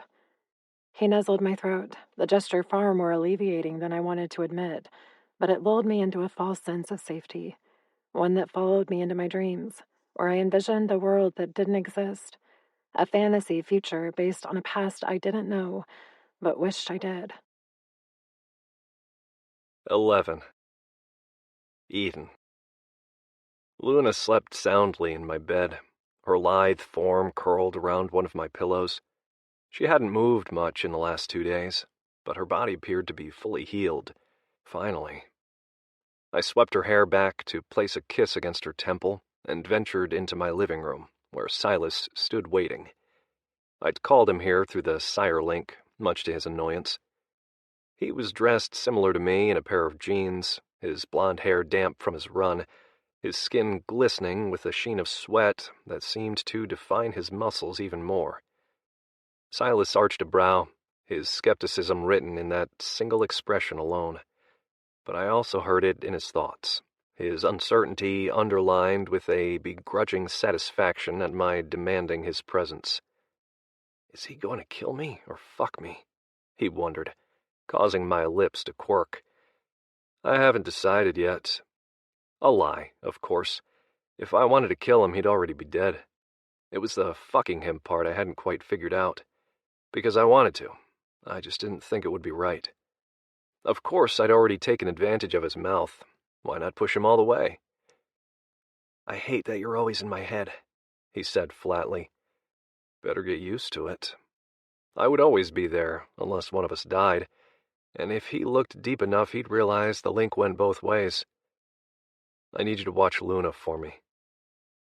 His lips parted, drawing my attention to his mouth, which reminded me of the other night and how skillfully he took my cock. Yes, I wanted to do that again. What? He gave a laugh. You're fucking with me. Not even close, I said, taking a step toward him. He held his ground, something that only intrigued me more. You're the only one I can trust with Luna, because I had a permanent link to him that I could access regardless of the distance. Just don't touch her. Without my permission, I wanted to add, surprising myself. An image of Silas going down on Luna flashed behind my eyes, causing my blood to boil, in a good way. I shook it off, forcing myself to focus on the task at hand. Can you do that, Silas? Can you watch without touching? His nostrils flared, challenge written into his features. You're setting me up for failure before I've even begun. This isn't a test. Everything in this fucking world is a test, he retorted, his anger warm and hot. I wanted to plan it, to stoke it higher, to see how far I could press before he exploded. If it wasn't, he'd have an actual friend do this, Silas added, speaking to himself. I don't have friends. Nor did I need them. My last friend, a term I use loosely, died just after my 13th birthday. My father called him a distraction, said I didn't need one of those, and sliced the kid in half in front of the clan. Didn't have a whole lot of offers for friendship after that. Silas's eyes widened a fraction, the only indication that my words had alarmed him. Look, I need to go speak to my grandfather, I continued. uncertain of why I felt the need to explain myself, but did so anyway. And I need someone I can trust, someone I own, to guard Luna. You are that someone, Silas. I'm not asking you for a favor. I'm not testing you. I'm giving you a task as your alpha and sire. You will stay here and protect my mate until I return. Should anyone disturb my home or you or Luna, you will alert me. Do you understand? He lifted a shoulder. Fine. Oh, his defiance goaded my inner wolf. I wanted to bend him over and fuck him into submission, but I didn't have time. And it would wake up Luna.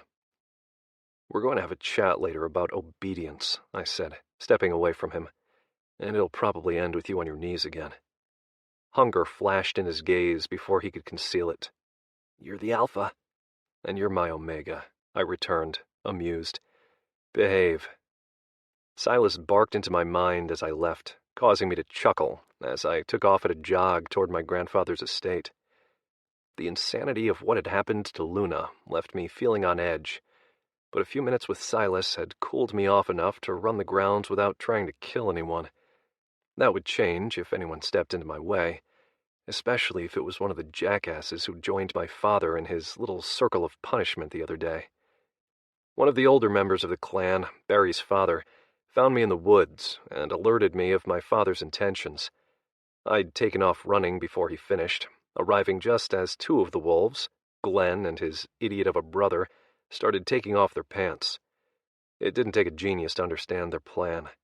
They were going to gang rape Luna into submission.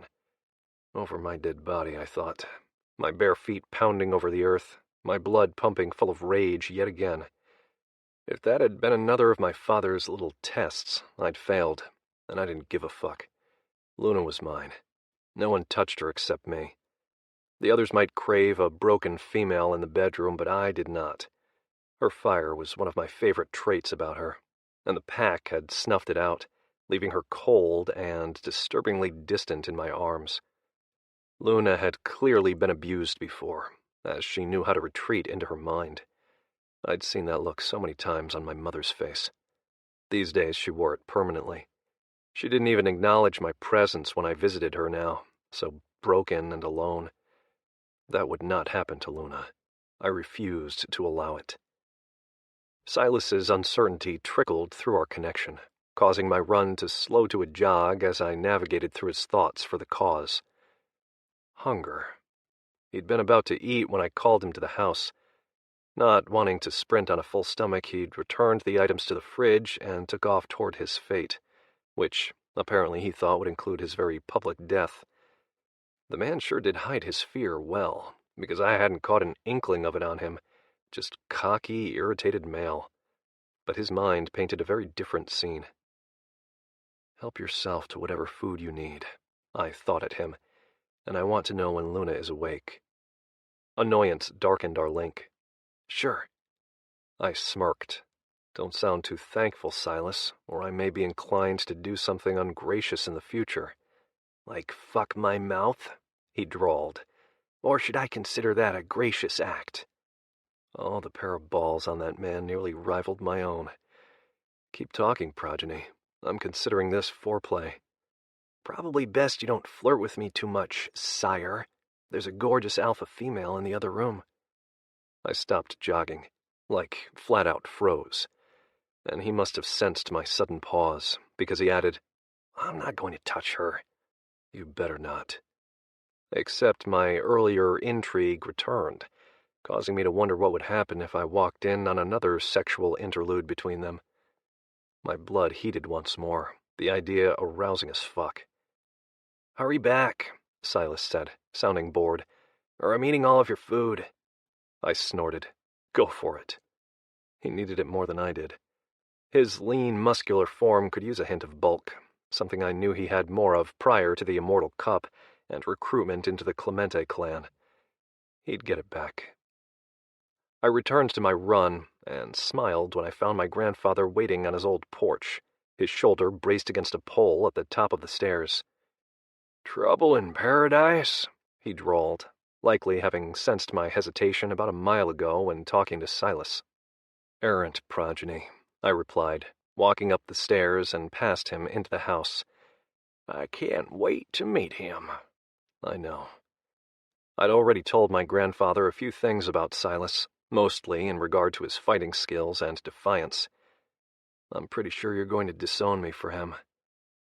My grandfather chuckled and shut the door behind us before collapsing into his favorite recliner. It's about time you had some competition for my affection. I snorted and took over the couch. Are you kidding? I can't wait to be rid of you, old man. Yeah. That's why you've been to see me practically every day since your mate arrived, right? He gave me a knowing look. What'd she do now? Nothing like cutting directly to the point of my visit. She attacked Bianca. And according to Barry's father, the bitch deserved it for goading an alpha female so publicly. Luna's possessive reaction should have pleased me, but the violent aftermath of the incident severely tainted my pleasure. My father attempted to beat Luna into submission as a result. My grandfather whistled. A ballsy move to touch another alpha's female. I think we both know he has no respect for me or my pending claim to his territory. Things had been tense with my father for years, and I strongly suspected he wanted me dead.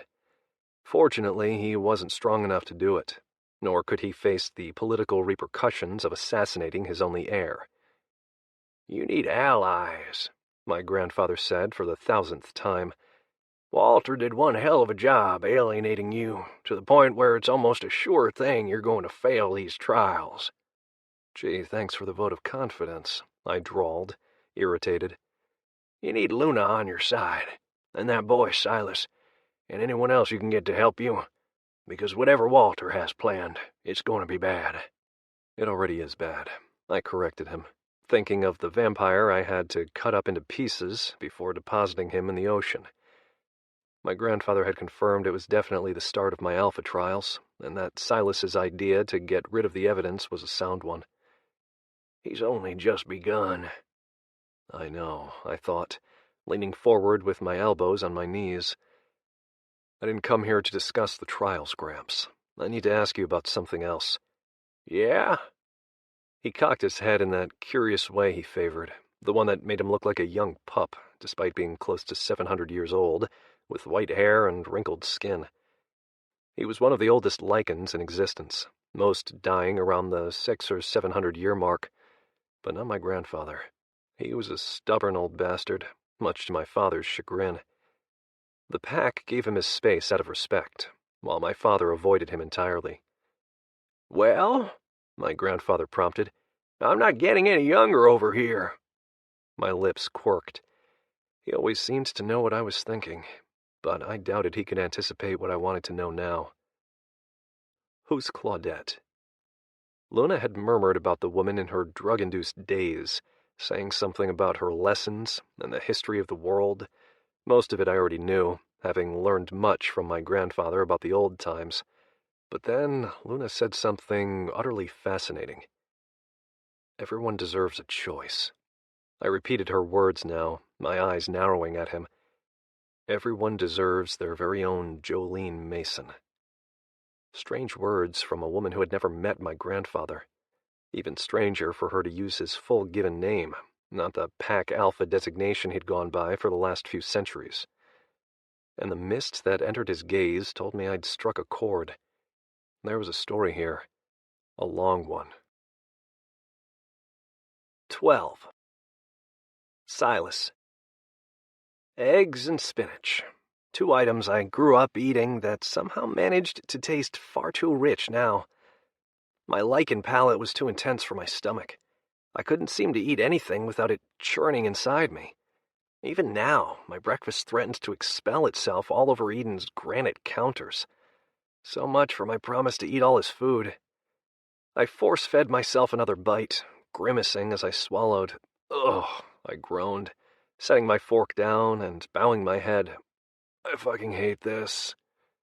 The hairs along the back of my neck flickered to life, alerting me of an approaching presence, but I relaxed as I scented the familiar orange blossoms of Luna's scent. She's awake, I told Edon, since he demanded I inform him. Good. No touching. I rolled my eyes and didn't bother with a reply.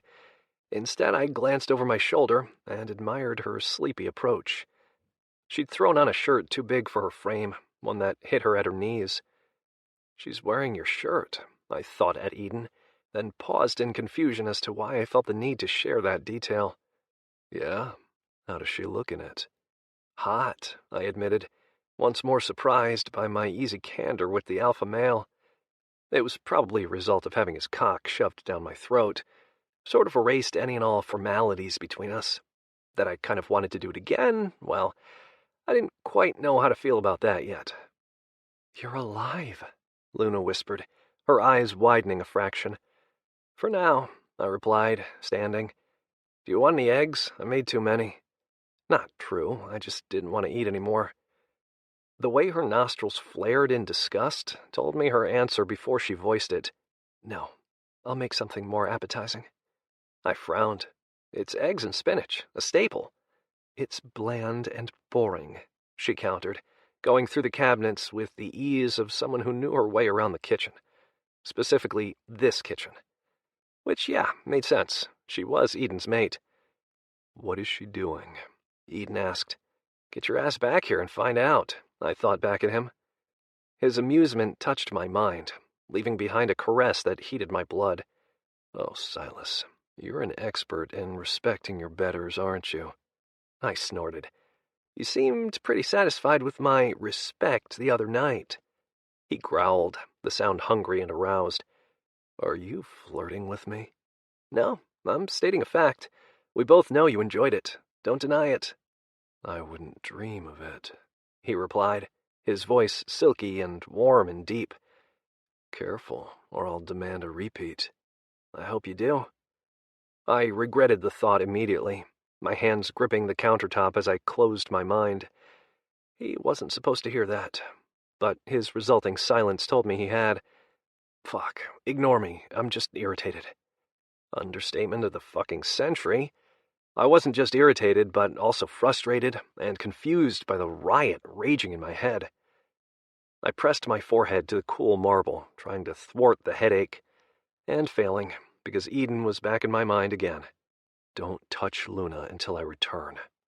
His command only pissed me off more. "I already said I wouldn't," I grumbled out loud and in my head. "Wouldn't what?" Luna asked, drawing my attention to her curvy ass. She'd bent over to retrieve something in the fridge, presenting me with her delicious backside. The shirt had ridden up to the bottom of her rounded cheeks. No underwear. Fuck! Edon said something back to me, but I ignored him in favor of the female before me. "Edon won't leave me alone," I said, in an effort to explain my show of mental insanity. "It's this damn sire bond." "Ah, the psyche. I assume you're the only one he can access other than me right now. Not that he's tried opening our door, which means he's probably smarter than I give him credit for." She finally stood up again, in her arms an array of items that had my brow furrowing. "It's not a common bond, you know. Your sire bond, I mean. Most lycans are born, not made." Her light brown eyes met mine. "It's not something I'll ever be allowed to experience." "Trust me, you should be grateful. Edon is a pain in the ass." Her lips curled. "You're not afraid of him at all, are you?" Was I? Not really. I couldn't exactly say why. Maybe because I trusted him on a naive level, thanks to the sire bond. Or perhaps because he'd never been particularly cruel to me. Even on the day of my turning, he gave me relief by not extending the pain, much to his father's disapproval, a stark emotion I'd sensed more than witnessed in the air that day.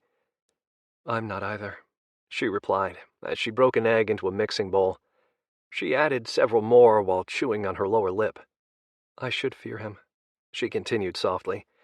"He's more powerful than Walter. I can feel it in his aura, the way he takes charge, but some part of me refuses to retreat the way I should." "Maybe because you're his mate." I folded my arms on the counter, leaning forward a bit on my stool to observe her choices in ingredients. "He can't hurt you," she snorted. "Clearly you've not been around a lot of alpha pairings. I mean, you've seen Walter's mate, right? She's utterly broken. It's what Edon has grown up around, what he likely intends to do to me. Yet..." She trailed off, her brown eyes lifting to mine. He saved me from Walter the other night. Or I think it was the other night. Honestly, the drugs Edon gave me sort of fucked with my concept of time. What are you talking about? I asked, confused. What happened? You weren't there? She countered, then shook her head. Right, you're probably not allowed in the main village as a newbie. She cocked her head. Wait, how are you here right now? Edon told me to guard you, I admitted. He's worried about packmates using you against him in the Alpha trials, which I suspected had something to do with whatever she'd just mentioned about Walter. What had happened to her while I was out wandering the boundaries? And he chose you to protect me? She sounded so surprised that I growled, my earlier irritation returning in spades. I may be a newbie, but I'm not weak, Luna. Something she knew firsthand. I kicked your ass just the other day, didn't I? She bristled, her wolf prowling beneath the surface. First of all, yes, you did, and I want a rematch. Secondly, that wasn't what I meant, jackass. She flipped her long hair over her shoulder and returned to her odd mixture of flour, eggs, and milk. The addition of cinnamon had my nostrils flaring. When she didn't continue, I prompted her with, What did you mean? That it isn't common for an alpha to talk to a newbie, let alone to interact with one. And asking you over to his house, especially after the other day? Yeah, that's definitely not normal. You should be dead for touching me, not sitting calmly in the alpha's kitchen watching over me while I make pancakes. You sound disappointed, I drawled, cocking my head. Wishing he would have killed me? I wondered out loud, grinning. Should I remind you that you begged me to fuck you, and not the other way around? I didn't know why I said it. Maybe because I wanted to talk about what the hell happened between us. Or maybe because a dark part of me wanted to know how she felt about it all. To find out if she wanted to explore the forbidden dance we'd started and not come close to finishing. A dangerous topic. One I should divert us away from. And yet I didn't. Instead, I waited and watched as she stopped stirring her mixture. I did not beg you, she said, her soft voice underlined in steel. You did. I did not, she said through gritted teeth. The fight, my wolf, I did not beg. I chuckled. Whatever you say, little moon. The nickname fell from my lips unbidden, a whisper from the animal prowling beneath my skin. Once said, I couldn't retract it, nor did I want to. It suited her, and it served as the first nickname I'd ever given a person. Little moon? She repeated, a growl in her tone. Really? Says the one calling me newbie, I pointed out. That's not an endearment, Silas. It's a title. It's who you are. I smiled. Luna. I drew her name out across my tongue, teasing her. Means moon, yeah? And you're smaller than me, so I could argue it's what you are as well. It's not appropriate for anyone to give the alpha's mate a pet name. Should have thought about that before begging me to fuck you. I really should stop baiting her, but the resulting snarl from her lips humored me greatly. It'd been far too long since I had someone to verbally spar with, and Edon didn't count. He didn't spar, he commanded. Very unlike Ray and Willow, who fired back insults at me without even flinching. They were the reason I survived my university years. But somehow bickering with Luna felt different, more intimate. Not because of the oral sex. I knew Ray just as well as I knew Luna in that department, having tasted them both between their thighs, although my experience with Ray was purely clinical in a university class setting, and she faked her enthusiasm. While Luna, well, that had been a moment of heat and passion, and unlike anything I'd ever expected. So perhaps that added the heated flair to our sparring, the one buzzing through my blood as she growled in response to my taunting. A splatter of goop hit me on the forehead, drawing me from my thoughts. What the hell? That's for saying I begged, when we both know I didn't, Luna replied, already refocused on her disgusting-looking batter. I commanded it. There's a difference. I reached across the counter to snag a towel and used it to wipe off my head. Seriously? A food fight? I snorted. No wonder I bested you so easily. I'll have you know that I'd just sprinted about 15 miles, and I was tired. Whatever helps you feel better. We both knew I would dominate her even fully rested. She was smaller, faster, and definitely athletic, but I had the drive and determination to survive instilled in me from years of fighting for my life. Luna, for all intents and purposes, had lived a pampered existence in comparison, as evidenced by the ease with which she started assembling her pancakes on the griddle. She hummed a little melody under her breath as she worked, forgetting all about me at the bar behind her. It was oddly relaxing. I barely knew the female, but something about the homey element of the moment placated my inner wolf, provided me with an insight into what life could be like as a lycan. Not with her, but with a wolf of my own. If I was ever allowed such an experience. If ones even existed here. I had to get out from under Edon first, along with a million other tasks, like figuring out where the fuck I belonged in this clan. Your stress is ruining my usually peaceful cooking experience, Luna said softly, as she flipped a round pancake onto the growing stack. Is it because of what happened the other day? I cleared my throat. No, that was fine. I'm fine, she repeated, glancing back at me with an arched brow. I was more than fine, thank you. My lips twitched. As I recall, you didn't perform at all, so I wouldn't know, would I? She set her spatula down and faced me fully, planting her palms on the counter. You want another taste, newbie? Is that what has your fur in a twist over there? Maybe I do, I replied, teasing her a little.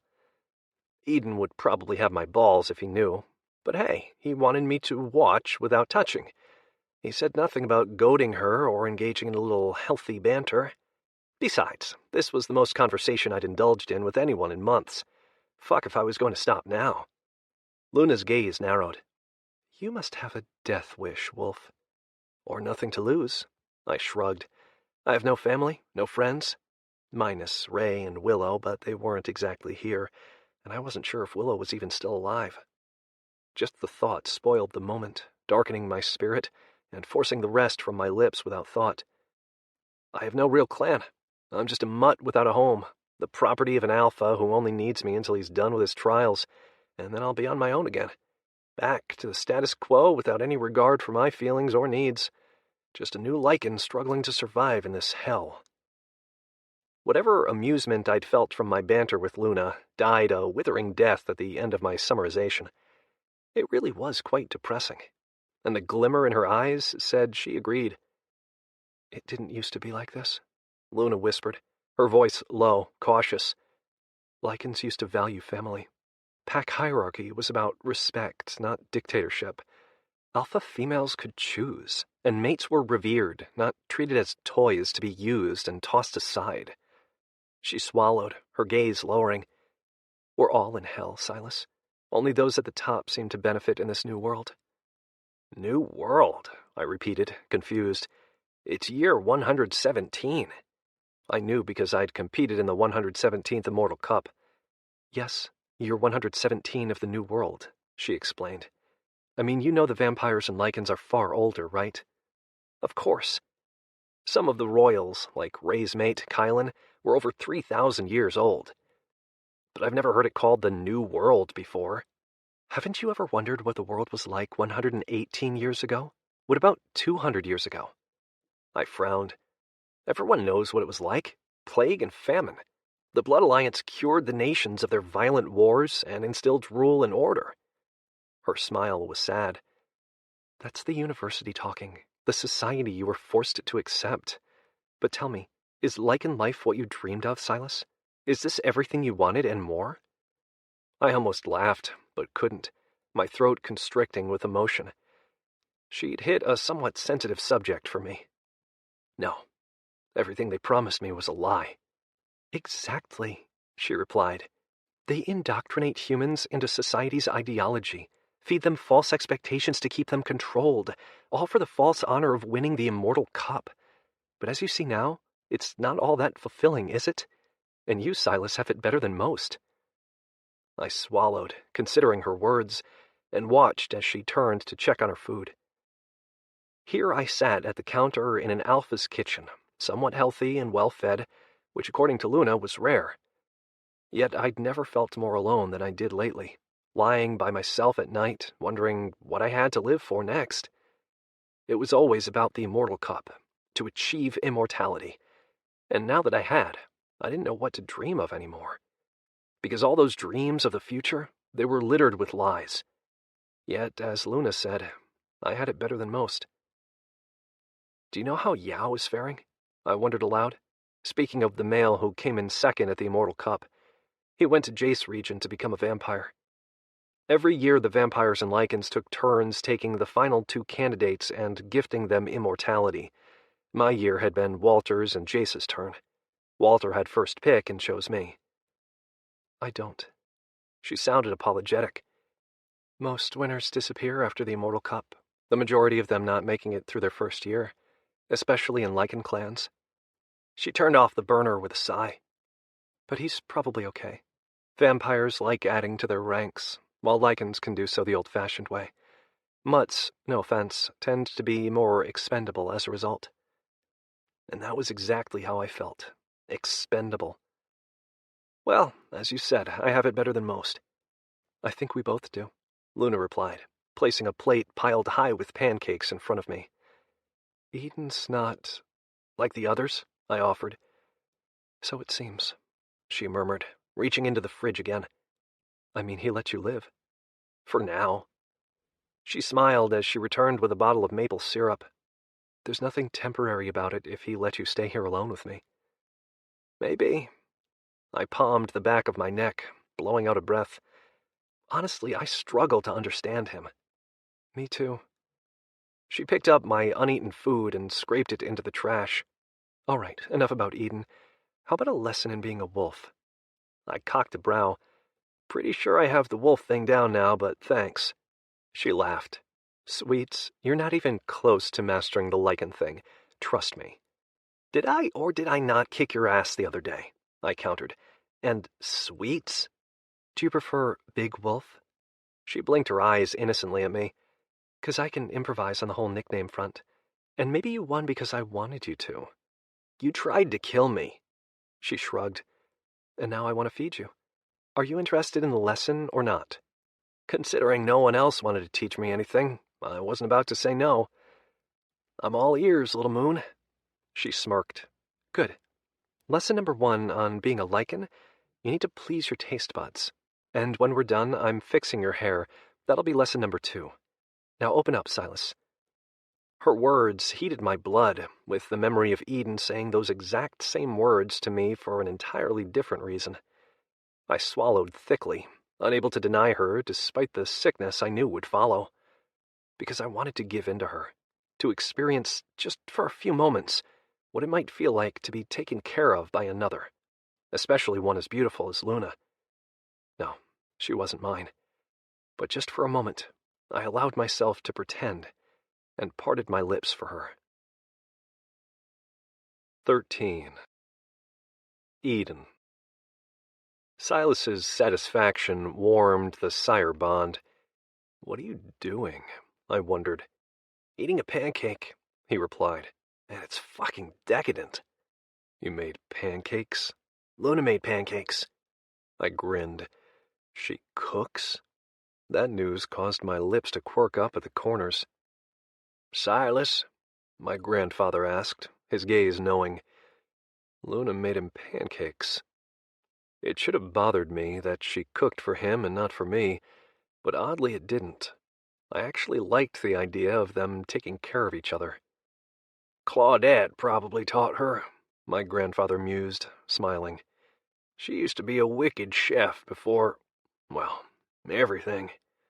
And now she's a mentor in Ernest Clan, I replied, recalling the details my grandfather had just given me, whose primary purpose is to train and ready the future leadership for an uprising. Only, according to my grandfather, Claudette's primary objective was Luna's brother, Logan, but it seemed she'd educated them both. And your job is to mentor me, I added, arching a brow. That about sum it up? It's not like I provided all those history lessons for fun, kid, he said, smiling. I never thought you did, I admitted. I just hadn't realized the full extent of it until now. He provided me with historical contexts to persuade me to the revolutionary side, to enlighten me about another way of life, to recruit me into a new alliance among those who desired change. You were just waiting for me to ascend before you explained every detail. And I still am, he admitted. We've only just begun, but the plans have been in the making for over a century. Why wait so long? Why not rebel at the beginning? Several did, and they all died. He paused to let that sink in. We suspect those in power now planned their takeover for many, many years. And now you're doing the same. Through the art of mentoring the incoming leadership, at least in select clans. That wouldn't be as easy to accomplish in vampire society, since they didn't procreate or die. Lycans, however, required regime changes, because we constantly aged. I was on the rise as the new Alpha, and my future son would replace me in a few hundred years. Yes, we're moving all the pieces into play, but still have at least another decade before we truly begin. I whistled low, shaking my head. What about the vampires? I wondered out loud. There are those in power today on our side. Which ones? He smiled. Can't give you that information just yet, son. I narrowed my gaze. Don't trust me, old man? I knew he did, or he wouldn't have spent the last 2 decades advising me in this way. I just enjoyed ribbing him. Nah, just not my place to elaborate, but you'll find out soon enough. He crossed one ankle over his opposite knee. There will always be diversity in the class systems amongst vampires and lycans, but I'm not alone in my belief that our superiority also comes with great responsibility. We have a duty to protect those beneath us. You mean humans? I mean everyone. Take your Luna, for example. You protected her against your father, and you're doing so again now by having Silas stand sentry at your home. That's different. And I highly doubted Luna would appreciate my grandfather claiming her to be beneath me, even if it was true. Is it? She's in your care as your mate, and you've chosen to fulfill your duty of offering protection. Without it, she'd probably be in a bed somewhere having her dignity and alpha tendencies fucked right out of her. The stark words caused me to flinch, which resulted in a smile from my grandfather. You're the alpha this clan needs, Edon. Your reaction just now proves it, because your father, he'd have smirked with enthusiasm at the very idea of breaking that girl's pride. You grimaced. Because it's wrong. Exactly. Alpha females are a prized species, and very rare. Without them, alpha males can't be conceived. But rather than respect what few remain, lycans like your father have chosen to destroy their morale and disrespect the sanctity of the mating bond.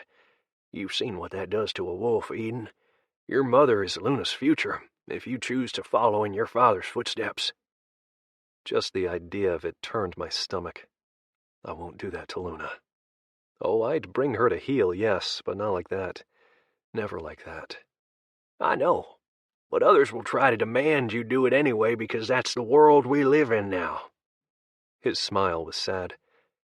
Your grandmother was one love of my existence. What we had was very special. Unique, too, and deeply revered. Something we'll talk more about someday soon. But I'll tell you now, if another wolf even looked at me the wrong way, your grandmama would have dealt with the problem swiftly and efficiently. Like Luna did with Bianca, I mused. Yes, alpha females are as possessive as their males, or they used to be. I don't understand why that changed. Or why males would want to break such pride in their females. Luna's fire was what drew me to her, what made her irresistible to my wolf. Her defiance resembled foreplay. My grandfather rubbed the silver stubble dotting his jaw. Breaking the sacred mating bonds essentially disrupts wolf loyalty and restructures all the pack dynamics. If the alpha isn't being true to his mate, then the betas feel they need to follow suit with their own mates, and so on. Right, but why? I interjected. Why would lycans choose to do that to begin with? They didn't choose to, Silas. Those in power did. The Alphas making up the Blood Alliance today, or the majority anyway, created this new way of life to stir dissension among the packs, to break the loyalties that used to be part of our core foundation. Okay, but why the hell would anyone want that? I pressed, flabbergasted. Control, he answered simply. We're pack animals. We fight for our own. But if you disable that mentality, destroy the bonds that tie us together, we begin to fight for ourselves, not as a unit. So you give the wolves someone to protect and cherish, an alpha, and that alpha reaps all the rewards and benefits. But to maintain that absolute power, he has to ensure that he always remains on top, number one, with no ties or loyalties to anyone else. Otherwise, what happens? Events like the other day happen, I said, following his train of thought. Yes, you chose your mate over the orders of the current pack alpha. So he's probably furious. Which I'd felt, of course. I just didn't give a shit. Luna had been my only concern. I failed his loyalty trial. In his eyes, absolutely. In mine, you passed with flying colors. Except it's not you I need to be impressing, I pointed out, running my fingers through my hair. The more I pissed off my father, the harder my trials were going to be. He's definitely going to use Luna against me. Which is why you need to bring that girl to your side sooner rather than later. I snorted. Easier said than done. Stubborn? You have no idea. But I adored that trait about her. Well, you better figure her out soon, because your father is definitely not going by the book with his tests, and I wouldn't put anything past him at this point, including potentially having you killed just so he can remain in power for another century or so. I scoffed at that. Not even he is that stupid. It would be a clear violation of lycan politics. The pack would riot. Would they? He countered. Because from what I've seen, he's created an heir and isolated him from everyone else, thereby ensuring that pack loyalty falls in his favor. He shrugged, the gesture far too nonchalant. Just an observation. His words sounded more like a warning, one underlined in a bad omen, because he was right. My father had always treated me as an outsider, pretty much scaring off anyone and everyone who thought to ally with me, which meant Silas was in far more danger than I originally realized, because our sire bond practically guaranteed his loyalty. And I'd left him at my house with my only other liability, Luna. I stood. I have to go. You're a good man, Edon, my grandfather called after me. We'll see, I muttered, jogging down the stairs. Tapping into my link to Silas, I asked, "Everything okay?" "Yeah," he replied, but his voice sounded off. "What are you two doing?" I wondered, taking off at a sprint toward my house. "She's, cutting my hair." My eyebrows rose. Luna had already fed him, and now she was grooming him? Who knew the alpha female could be so maternal? I'm on my way back. Okay. Don't let your guard down. His sardonic snort came back at me, the male essentially telling me to fuck off. Because yeah, he'd probably spent his entire life on alert. Humans were not treated well in this world. However, my grandfather said it wasn't always this way.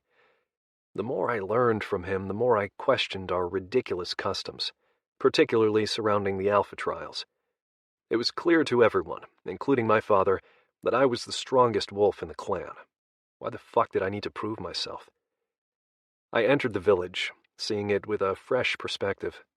The luxury of the cabins, the males lounging about like kings rather than hard-working lycans, and wondering what the peripheries of my region looked like right now. Oh, I'd visited them, but only with my father's entourage, and something told me the outsiders put on a show for him. A show I wanted to see through. A show I wanted to end. My time was nearing. I just had to survive the next few weeks, then I could enact change.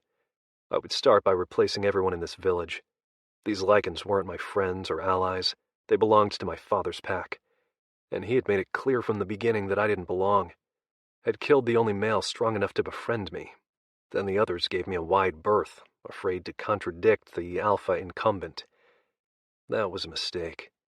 One I would rectify very, very soon. 14. Luna.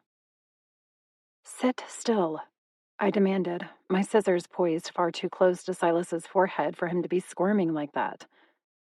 I can shave myself, he muttered. Yeah? His caveman look said otherwise. Your haircut and facial scruff remind me of a shaggy dog, Silas. He scoffed low in his throat. I just trimmed them. I know. I could see the frayed, uneven ends all over his damn head. Stop moving. I straddled his thigh, needing to get a closer look at his trim. Do you even know what you're doing? He demanded. Better than you do, apparently. I'd already lathered his hair with water from the bathroom sink. Now I just needed him to sit on the stool beside it like a good little wolf and let me work. However, he wasn't very little. No, Silas was all man, at well over 6 feet, with a muscular build that dwarfed most purebred wolves. Except maybe Edon. I suspected they were close to even, with Edon having just a little more bulk on him due to his upbringing. But Silas would catch up to him if he ate properly. And wouldn't that be a sight to behold? 2 sexy-as-fuck males with alpha tendencies. Silas might be the youngest, the newbie, but I smelled the dominance in him. It was almost as strong as Edon's. Look at me, I said softly, needing to judge the hair length on either side of his head. Bright blue eyes met mine. So beautiful, I thought, lost for a moment in his stare. I cleared my throat, forcing myself to refocus on the task at hand.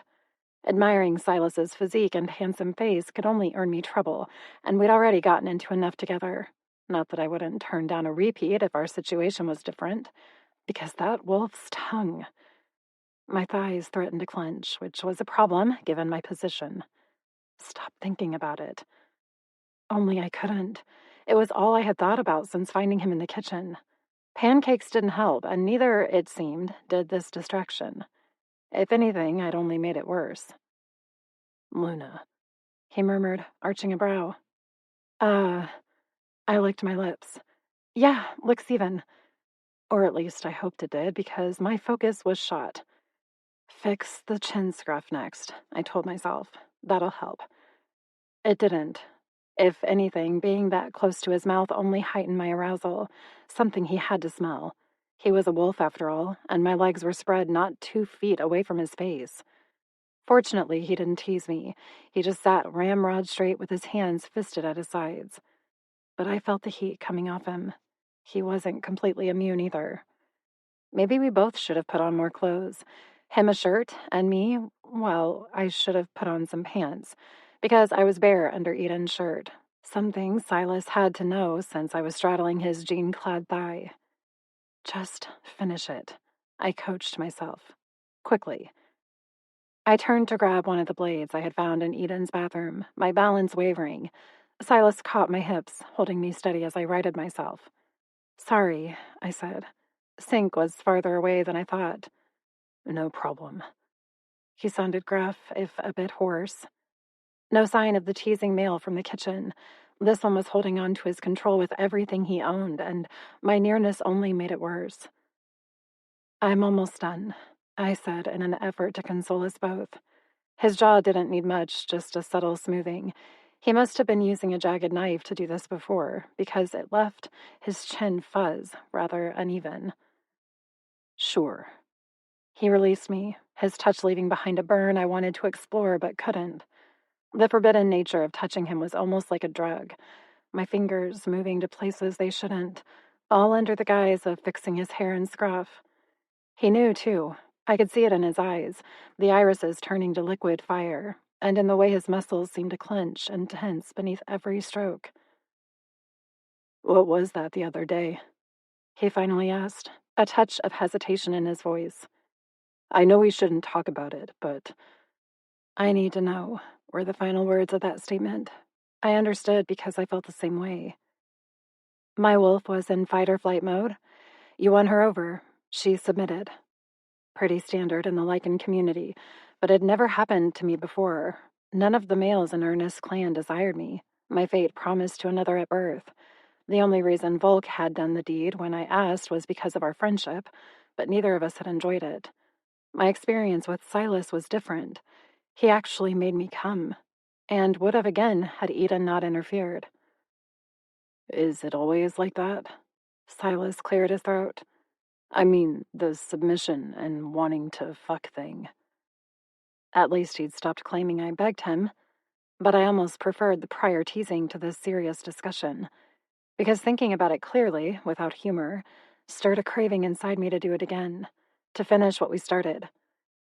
It happens, I replied, referring to his submission and fucking clarification. But the wolves have to be mutually attracted to one another.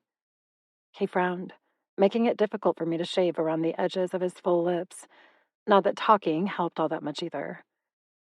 But our wolves had just met, he said, those bright eyes lifting to mine. We've been sniffing around each other quite a bit, Silas. I pressed a thumb to his mouth to keep him from replying and focused on trimming the hairs just above and below his lips. I know you followed me around. I could smell your curiosity. It hadn't bothered me, just put a damper on my escape plans. I knew we would fight. Actually, I chose you as the weak link because of your newbie status. My eyes found his once more. Obviously, I underestimated you. An understatement. He defeated me without breaking a sweat, and all while taking care not to harm me. You impressed me, I admitted softly, finishing the job along his jaw and releasing his mouth. You impressed my wolf. It was intense. Yes, I smiled. That part is normal from what I hear, but you were the first to ever, well, taste me like that. I grimaced a little at how innocent I sounded. It wasn't like orgasms were unfamiliar territory for me, just the whole receiving one from someone else thing. That was new. You're, talented, he chuckled, the sound low and tempting. Talented, huh? I swallowed. Yeah, yeah. I shook my head, my skin heating. We shouldn't talk about it anymore. Or I was going to give in to the urge to experience it all over again, and wouldn't that be a catastrophe in the making? Oh, I don't know. I find it a fascinating conversation. A male voice drawled from the hallway. Please continue, little mate. Tell us all about how Silas made you feel beneath his tongue. My hands froze against Silas's chin, my heart leaping into my throat. Silas didn't appear surprised at all. Either he'd sensed the Alpha's arrival or he didn't care. I couldn't tell, but probably the former. I hadn't heard or scented Edon's approach, something I attributed to his stealthy Alpha ways and the fact that his cologne was a permanent fixture inside his house. He stepped into the entryway to lean against the doorframe. Well, Luna, tell us about his talent. Or would you prefer my summary? I did watch it all unfold, after all. Edon. My throat resembled sandpaper, his name rough on the air. No amount of swallowing or coughing would clear it, the sensation latching on and refusing to let go. And all the while he stood there with an eyebrow arched, his expression otherwise unreadable, as he no doubt smelled the arousal permeating the small room. I couldn't hide it, and neither could Silas. I was just cutting his hair, I said, explaining our proximity. I set the blade down, nearly finished anyway. He looked like a shaggy dog. A shaggy dog with a talented tongue, Edon returned, evidently not letting that part go. Which isn't at all what I asked about, little mate. I want to hear about what you did then, and how he made you feel. If you're really descriptive, maybe I'll allow him to do it again. Something I know you're both craving. Right, Silas? Silas didn't appear nearly as rattled as me, his gaze meeting the fuming Alphas without even blinking. Yes. His lack of a denial shocked the hell out of me, as did the growl in his chest while he stared Edon down. The Alpha murmured. Your turn, Luna. Tell me how it felt. Tell me if you want to experience it again. He didn't break his focus from Silas as he spoke, but his tone resembled a demand, not a request. I couldn't speak. The violent intensity in the room too thick for me to form a coherent thought, let alone a sentence. The palpable energy raised the hairs along the back of my neck and tightened my belly. Something was happening. A war of dominance, A claim, but I couldn't define the prize. It wasn't me exactly, but it revolved around me, tantalizing my every nerve and lighting my bloodstream on fire. "You're stronger than this," I whispered to myself. "Don't let him dominate you." Except that wasn't my problem at all. I could stand up to Edon every day of the week. But right now, I didn't want to defy him. And that was a very telling problem. "I don't think she wants a repeat performance, Silas," Edon said slowly, his eyes narrowing. "But I know you do. So what should we do about that?" He pushed off the door jamb to join us in the small space. It was a decent-sized guest bath with a full tub and double sinks, but two virile males and little old me made for quite the crowded area. I took a step back, hoping to put some distance between us, but Silas's palms landed on my hips and held me in place over his thigh. He hadn't stopped looking at Edon, the two of them seeming to communicate on an entirely different level. The sire bond, I realized, swallowing. I'd never actually witnessed a proper one before. My father inherited a winner from the Immortal Cup when I was a little girl. I never met her because the woman didn't survive her turning. But Silas had more than survived his own. Still so quiet," Edon mused. "I suppose we can rely on your body to tell us what you want, little mate." He moved even closer, placing his bare chest a hair's breadth away from my arm, and effectively trapping me between him and Silas. I felt captured, overwhelmed, and really fucking hot. Both males exuded heat like it was their job, and I seemed to be absorbing it through every pore. I nearly panted in response, my body on fire beneath Silas's hands. His thumbs were drawing little circles against the shirt, as if to provide a semblance of calm. It did nothing to slow my racing heart, or to quell the growing need slicking my thighs. They can smell it. They knew. And Edon's grin confirmed it. "I want to know how wet she is," he murmured. "Silas." The warmth on my hip shifted south as Silas drew his touch down my thigh and then upward beneath the shirt. His blue eyes slid to mine as he slipped a finger through my damp folds. I shuddered, my hands going to his shoulders to keep myself upright. This was all so unexpected, so insane, and so undeniably arousing. Why was Edon okay with this? How could he allow another male, his own progeny, to touch me this way? Was it all a ploy? Would he turn on us in the next moment? Punish Silas for touching me? Punish me for allowing it? What? Oh, fuck. That little brush against my clit nearly had my knees buckling. "She's practically weeping," Silas replied, his voice low and steady, and grounding me in the moment, only to be derailed by two of his fingers penetrating me deep without warning. I moaned, my nails biting into his bare skin. "Again," I nearly demanded, and as if he heard me, he repeated the action. "She smells fucking amazing." Edon's voice was so close, drawing me back to them both, confusing my senses, and sending waves of hot and cold shocks up and down my body. "I want to taste her." Silas withdrew his touch, eliciting a whimper from my throat, and then he lifted his hand for Edon. My lips parted as Edon took Silas's fingers into his mouth, deep, and sucked my arousal right off the other man's skin. Oh my God. That had to be the hottest thing I'd ever seen. And the groan they both released? Holy fuck. I squeezed my legs, seeking friction only to be thwarted by Silas's muscular thigh. "Delicious," Edon murmured. "I know." Silas agreed, his blue eyes inflamed with need as he studied my expression. "She screams beautifully, too." This was surreal. Two males and me in a bathroom filled with testosterone and need. "Kiss her for me, Silas," Edom whispered. "Fuck her mouth with your tongue." Silas grinned. Gladly. I wasn't given time to agree, wasn't given time to even comprehend. Silas's fingers were already in my hair, pulling me to him with a ferocity that left me no choice but to obey, and I melted into him, because that tongue was so fucking wicked. The man excelled in kissing. I already knew this from my first experience, but this time blew my mind all over again. The way he nibbled my lower lip, the way he took charge, the way he tugged on my hair to angle my head to where he desired me most. I moaned, the sound one I couldn't swallow even if I tried. And then I felt Edon behind me, his warmth a brand against my back as he drew his fingers lightly down my sides to the hem of my shirt.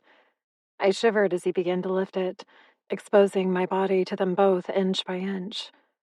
Silas released me, allowing Edon to tug the fabric over my head, and then his mouth was back on mine again. The movements so seamless I knew they were communicating mentally, but I couldn't bring myself to feel left out. Not when Edon dropped a kiss on my shoulder, then on the back of my neck, while Silas owned my lips. I'm going to die, I thought, and I'm okay with that if this is how I go out. Because, holy wow, this was the most intense experience of my very short life. 2 hot, dominant males touching, stroking, licking, and nipping. And then I was kissing Edon. It all happened so quickly, his fingers replacing Silas's to tug my head back toward him. My neck protested the sharp shift, but my body wept in gratitude, especially as Silas began to lick a path down my breasts. Oh. He pulled my nipple into his mouth, igniting my bloodstream with another heady flood of lust. I needed more. I needed him to go lower. I needed friction. A plea broke from my lips. One Edon swallowed before dominating me with his mouth. So much harsher than Silas. The hint of violence in Edon's kiss blended with the soft nibbles against my breasts, the light strokes along my thighs. Edon was definitely the alpha, but Silas, he held his own. Those nips against my skin as he kissed along my chest weren't kind. They were markings of his own. I shivered, overheated, overstimulated, overwhelmed by them both, until Edon released me, his mouth hovering over mine, his grip tight in my hair. I know Silas can suck cock, but can you? Edon's words were a whisper against my lips, and they shook me to my core. He couldn't mean. When he mentioned receiving the best head of his life, he wasn't talking about. I blinked several times, and Edon smiled in response.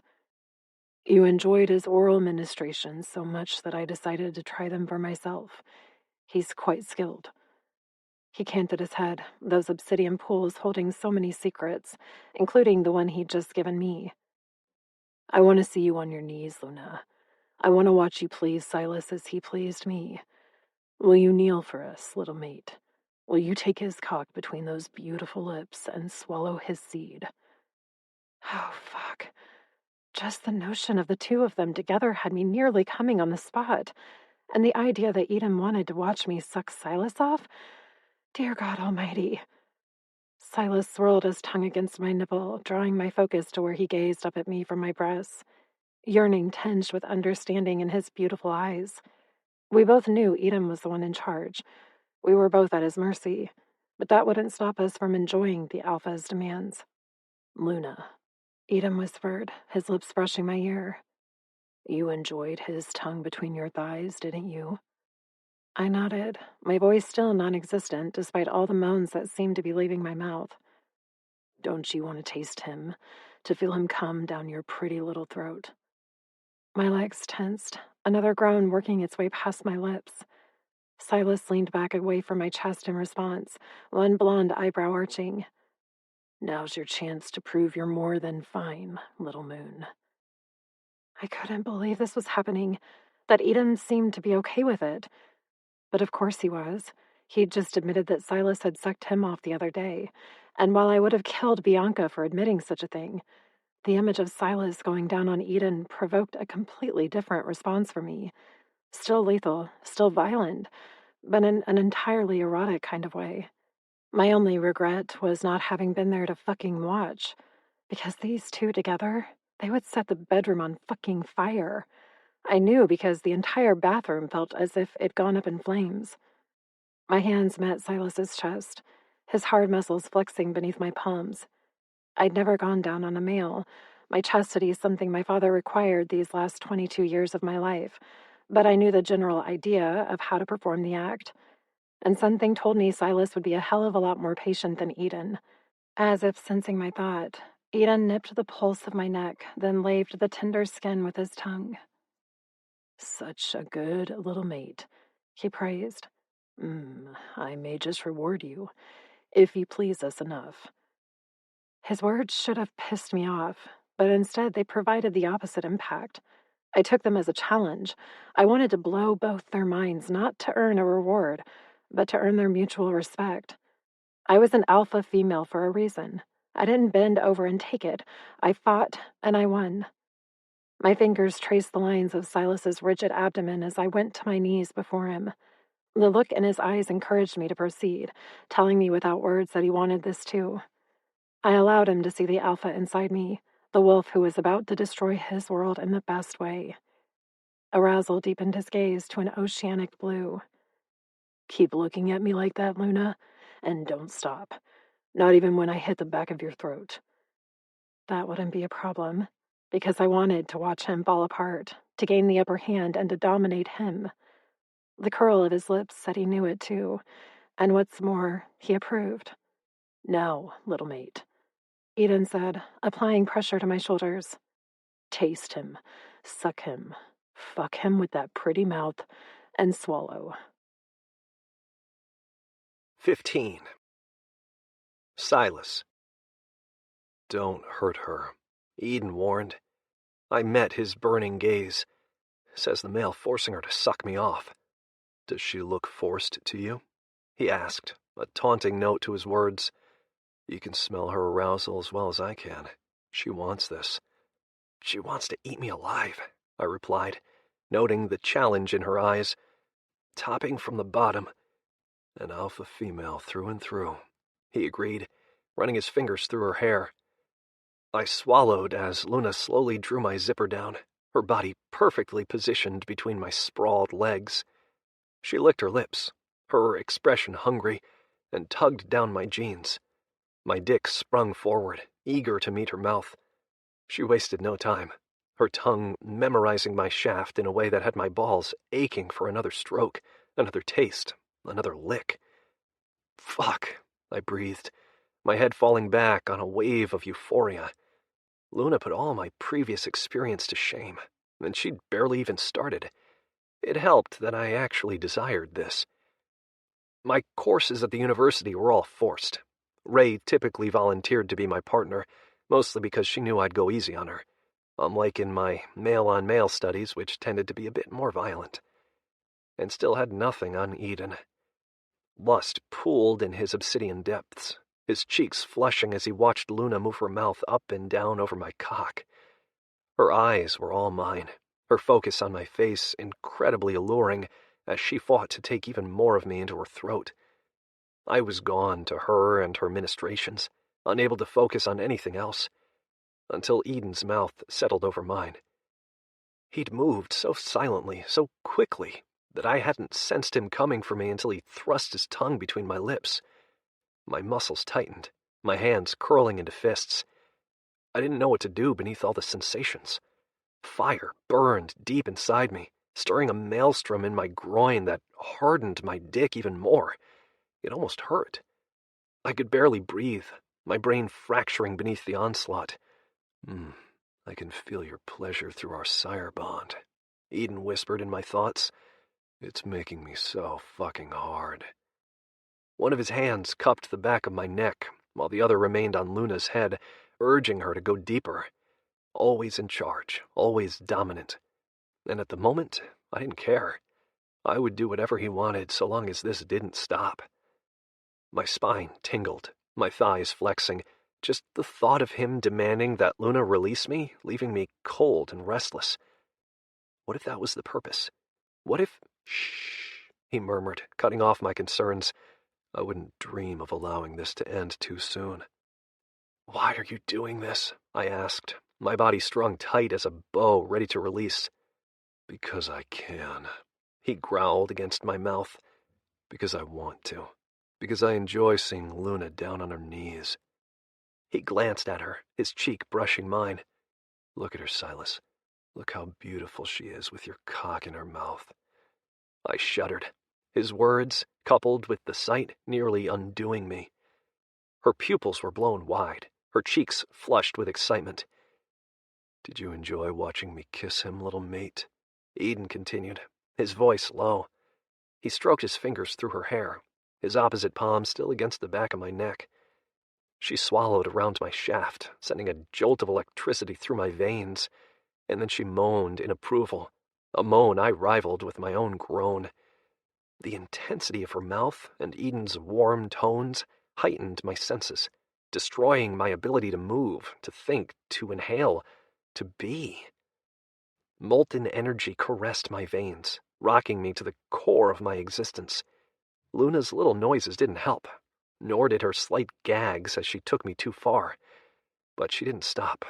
If anything, it urged her onward, and all the while she held my gaze, that look in her eyes enough to demolish a saint's resolve. I cupped her jaw, my fingers grazing the side of her head near Edon's palm. He brushed the tips of my blunt nails, the touch sending a shock through my system. This was an experience I never could have anticipated. 2 alpha lycans, both watching me with predatory gleams. Luna hungry for my cum, Edon desiring my submission. I couldn't resist the pull, couldn't back down from the way they made me feel. "I'm close." My voice was hoarse. "Good," Edon whispered. Between Luna's mouth and Edon's lips brushing my ear, I could hardly see straight. "Come for us, Silas. Come hard." "Fuck!" The demand shoved me off the cliff, my orgasm a harsh assault that jolted me from my head to my toes. I nearly fell, but Edon was there, his hard body cradling my back, his hands on my shoulders.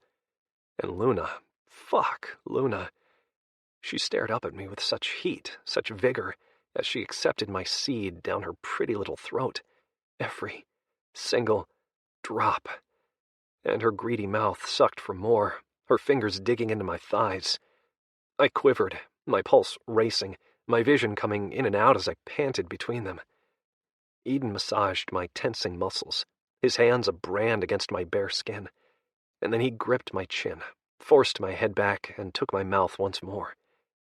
His snarl shook my very spirit, the possession in that sound one I didn't understand. He drew blood, his teeth skating across my lips before devouring me with his tongue. I couldn't react fast enough, my moves one step behind. It left me bewildered, hot, and ready to fuck all over again. Luna seemed eager to oblige, her lips moving up and down, her hands growing bolder and exploring my torso, my hips, the tops of my thighs. Edon smiled against my mouth, the expression tinged with cruelty. "That's enough, Luna." He reached over me to grab a fistful of her hair and tugged her away from my groin. She made a noise of protest, her pupils so enlarged I couldn't see the light brown of her irises. Long lashes fluttered as she blinked. "Watching that made me thirsty," Edon murmured, his voice low. "Luna, clean up the mess you made of my guest bath. When you're done, you can join us in the kitchen, if you want." Confusion settled over her features, a confusion I shared. "Trust me," Edon whispered into my mind. "She needs this lesson." "Now, Silas," he said out loud, releasing me.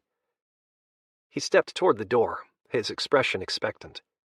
Clearing my throat, I stood, uncertain of what else to do. Luna gazed up at me, a flurry of emotions traversing her beautiful face. Shock, hurt, annoyance. I didn't like any of them, but a growl from Edon had me taking a step toward him. What was I supposed to do? Demand we pleasure his mate? Demand another orgasm? Push Luna onto all fours and fuck her the way I craved?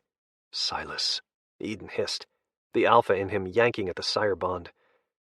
I left the room without looking back at Luna, but I felt her disappointment, her fury, and most importantly, her unfulfilled need. "Why did you do that?" I demanded, following him down the hall while I buttoned up my jeans. He led me to the kitchen, silent until he opened the fridge. "She left you in the same position earlier this week, did she not?" "Because you showed up," I pointed out. "Maybe." He retrieved 2 bottles and set them on the counter. "But she still left you hard as a rock and unfulfilled. Now she knows how it feels." I snorted and took a seat on one of the 3 bar stools surrounding his kitchen island. So you're teaching her a lesson in delayed gratification? No. Her lesson is about behavior. She's an alpha female. If she wants more, she can demand it. And when she does, she'll learn that I'm more than happy to reciprocate. I considered his objective as he found a bottle opener from the drawer. You're giving her control. To an extent, yes. This male was nothing like the alphas I had read about in my studies. They all took what they wanted, everyone else be damned. But Edon wanted his mate to have a choice, and for whatever reason, he'd included me in that choice. What? No argument to the contrary? He taunted, passing me one of the drinks. Not sure I can argue, I admitted, sniffing the pungent liquid. Beer. Not something I'd ever indulged in, but I was aware of the substance. Lycans enjoyed alcohol, especially when playing with humans. And here I thought you'd always have a comeback, he mused, leaning on the marble slab of the kitchen island. Still think this is all a test? Yes. I just couldn't figure out if I'd passed or failed. He nursed his beer for a long moment, clasping the neck between 2 strong fingers, then set it to the side. My father doesn't want me to ascend, and the way I see it, I have 2 liabilities. He arched a brow. Care to guess who those liabilities are? Wasn't hard to follow that implication, but it didn't make much sense. Why would he consider me a liability? I'm just a mutt. His gaze narrowed. Maybe, but you're my mutt, and I protect those that rely on me. I don't rely on you, I countered, narrowing my gaze right back at him. I rely only on myself. Which I can admire, but you're out of your depth here, Silas. It's why you're going to stay at my house, this house, until further notice. He picked up his beer again, eyeing me as he took a swig. And drink that. It's not cheap, he added mentally. It smells foul, I muttered, forcing myself to sip from the rim. Tastes like shit, too. Fine. He focused on the hallway. Luna. A feminine snarl rumbled, preceding her entry. What? She demanded, hands on her hips. She'd thrown on Edon's shirt again, but it didn't hide her nipples protruding through the fabric. She was all pissed off, aroused female, and fuck if that didn't make me rock hard again. Finish Silas's beer, he said, gesturing at the drink. I don't want to waste it. Why don't you finish it? She countered. Try tasting it, Edon. Suck it all up and swallow. I hear it's fun. With that flippant remark, she stalked off, leaving him smirking in her wake. Oh, I adore her. He finished his beer and picked up mine. If neither of you is going to accept my gift, then I'll enjoy it myself. He licked the rim, his gaze holding mine. You're staying here. I didn't argue to the contrary, did I? Turning down shelter and protection seemed like a pretty stupid thing to argue about, even if it did infringe on my independence. But I could still look out for myself under his roof. No, you didn't. He sounded satisfied, a tone that oddly provided a sense of relief. I liked knowing I'd pleased him, which was strange because I usually didn't care about anyone other than myself and those closest to me. I suppose he qualified for the latter, being my maker and all. His throat worked as he swallowed, drawing my attention to the thick cords of muscle along his neck and shoulders. While we were roughly the same height, he definitely outweighed me. That explained why the jeans I found in his room were just a little too big for me in the thighs and waist. I still wore them today because they were in better condition than my sole pair. If Edon had noticed, he didn't seem to care. He had told me I could help myself to anything in his cabin. It seemed he'd meant it. I don't want you to run alone either, he said after a bout of silence. That applies to you both, I mean. I'd rather you both sort of stick together. Is that why you had her acquaint her mouth with my cock? I wondered out loud, arching a brow. To help us bond? He chuckled. No, that was purely for my enjoyment. He set the half-finished bottle to the side and placed his palms on the countertop, leaning forward. Watching her suck you off was hot as fuck. Maybe next time you can watch her do it to me. Or maybe she'll watch as I come down your throat. What do you prefer, Silas? His gaze dropped to my lips, because I'm eager to try both.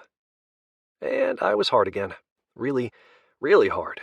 Because both of those scenarios, yeah, they both aroused me, which was so utterly fucked up, but here we were. Luna chose that moment to join us, fury and lust riding the air around her. "The bathroom is swept up," she said, her tone as cold as ice. Yet it did nothing to alter the temperature of the room, the heat brewing between me and Edon resembling a churning tornado of temptation waiting to suck us all down to hell. "Anything else you need me to do, your royal fucking highness?" she asked. I couldn't look at her, Edon's gaze captivating mine, but I suspected she was glowering at him. "Yes," he said, his tone laced with command. "I'm famished, Silas. You?" Catching the innuendo underlying those words, I smiled. It seemed we were moving on to the next stage of his lesson. I could eat. Edon broke our connection to glance at Luna. "Come feed us, little mate." Her cheeks blossomed into the most delectable shades of red. "Are you fucking serious?" She glanced between us in utter disbelief, her fury seductive as hell. "Yeah, you both can go fuck yourselves." She turned on her heel, only to freeze at Edon's growl. It was low and menacing, and reverberated through the room in a way only an alpha could. "Get over here," he demanded. "Now." Luna bristled, but didn't move a step in either direction. "You can run if you want, but we'll catch you," he warned. "And you know what will happen when we pounce." He waited a beat, watched as she stole a calming breath, and smiled. "What's it going to be, Luna? Are you going to behave for us, or make us work for it?" 16. Luna. Trapped. That was how I felt. Both males watched me with predatory expressions awaiting my decision, and something told me that regardless of what choice I made, I was about to be devoured by both of them. I'd been so pissed after Edon and Silas left me in that bathroom all hot and bothered. My first time going down on a male, and he couldn't even say thank you. No, instead he left with the alpha who'd commanded me to my knees. I wasn't a toy, but a lycan, an alpha lycan, and Edon was treating me like some omega bitch in heat. Probably because I was acting like one. But hell, these two males were messing with my head. I couldn't think straight around so much testosterone. There was something acutely unfulfilled between me and Silas, a dominance that had yet to be established. And Edon? So much between us was definitely unfinished. The alpha in question lifted one arrogant brow. "Luna." Run or play chef. Except something told me it wasn't food they wanted to eat, but me, which meant he was giving me the choice to accept it or play hard to get. After the hell he just put me through in the bathroom, there was only one real option. "Come get me."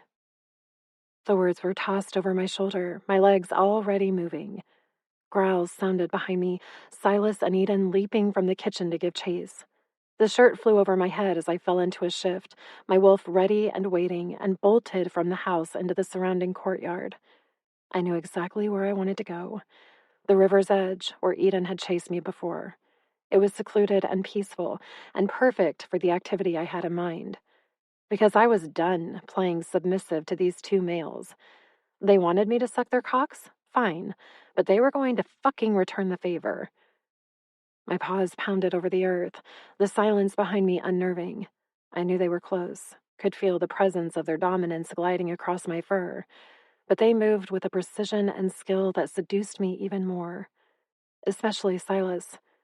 Not only should I be able to best him in a race, but I should also be able to sense him. However, he was just as stealthy as his maker. It sent a thrill down my spine, had my wolf preening in response.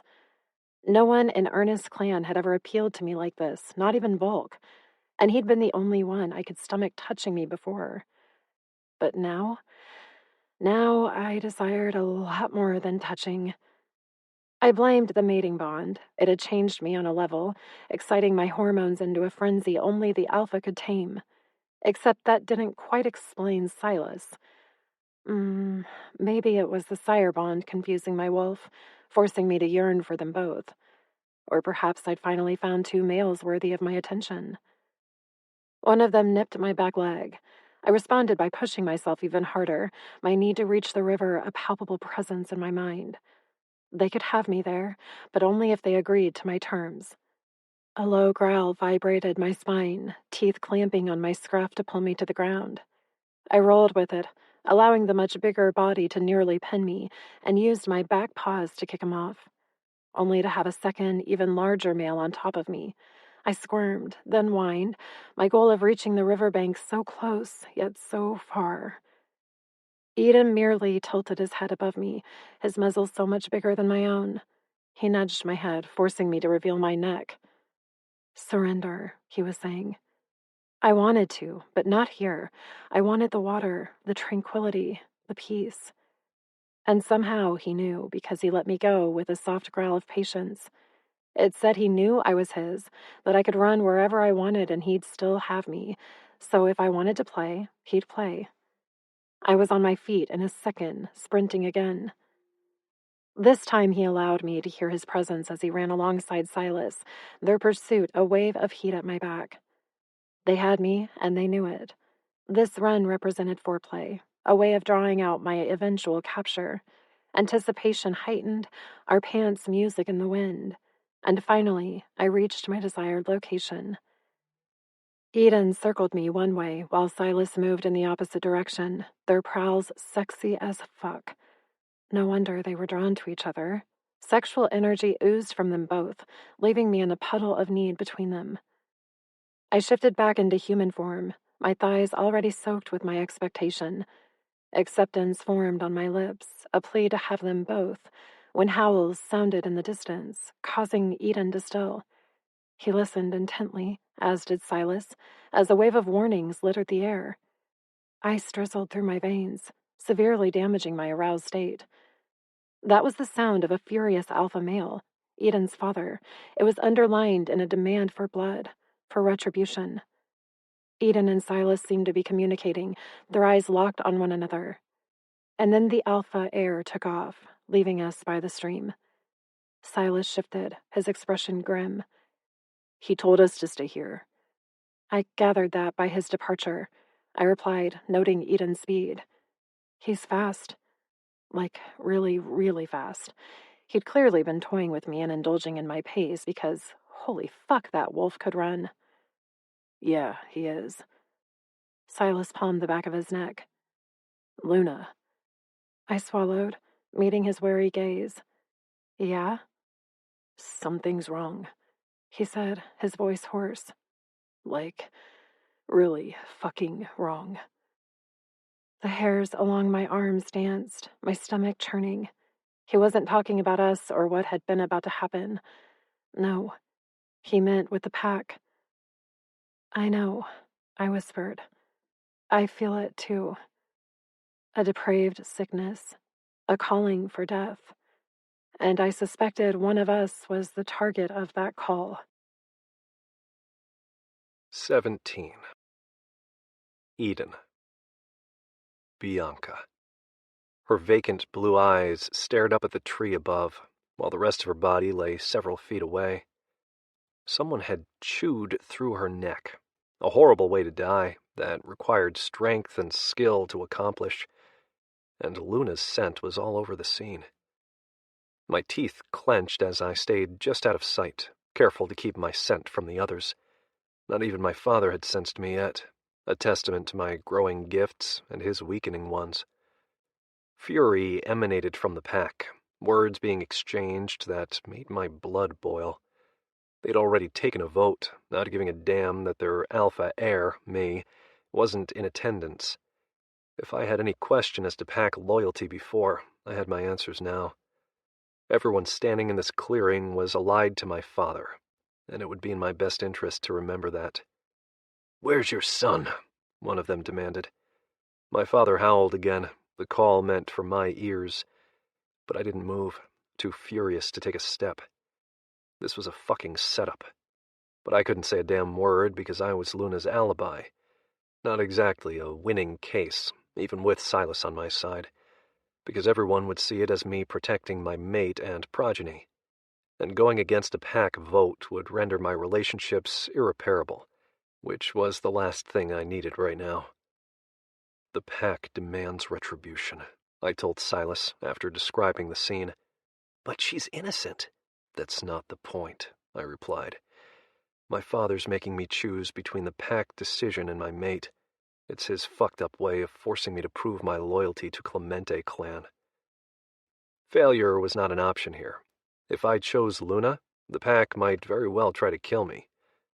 And you can't choose Luna? Silas asked, his mental voice holding a note of incredulity. I sighed. The male might be an impressive wolf, but he was still so new to pack politics. Luna would at least understand this. I hoped she would anyway. The pack has already voted, I explained. If I ignore the vote, I risk a mutiny, which I suspected was my father's goal. That doesn't make any sense, he growled. We know she didn't do this. I palmed the back of my neck, eyeing the restless wolves a few yards away from me. If I didn't make an appearance soon, they'd go looking for me. Or worse, they might accuse me of being an accomplice to the crime. I wouldn't put it past my father to try. Let me explain this another way, I said, focusing on both Silas and the antsy wolves. Luna's new. She has no allies here. However, Bianca had several. Those who knew her want revenge, and they don't care about innocence, not after witnessing Luna punch her the other day. So they won't even bother figuring out who did this.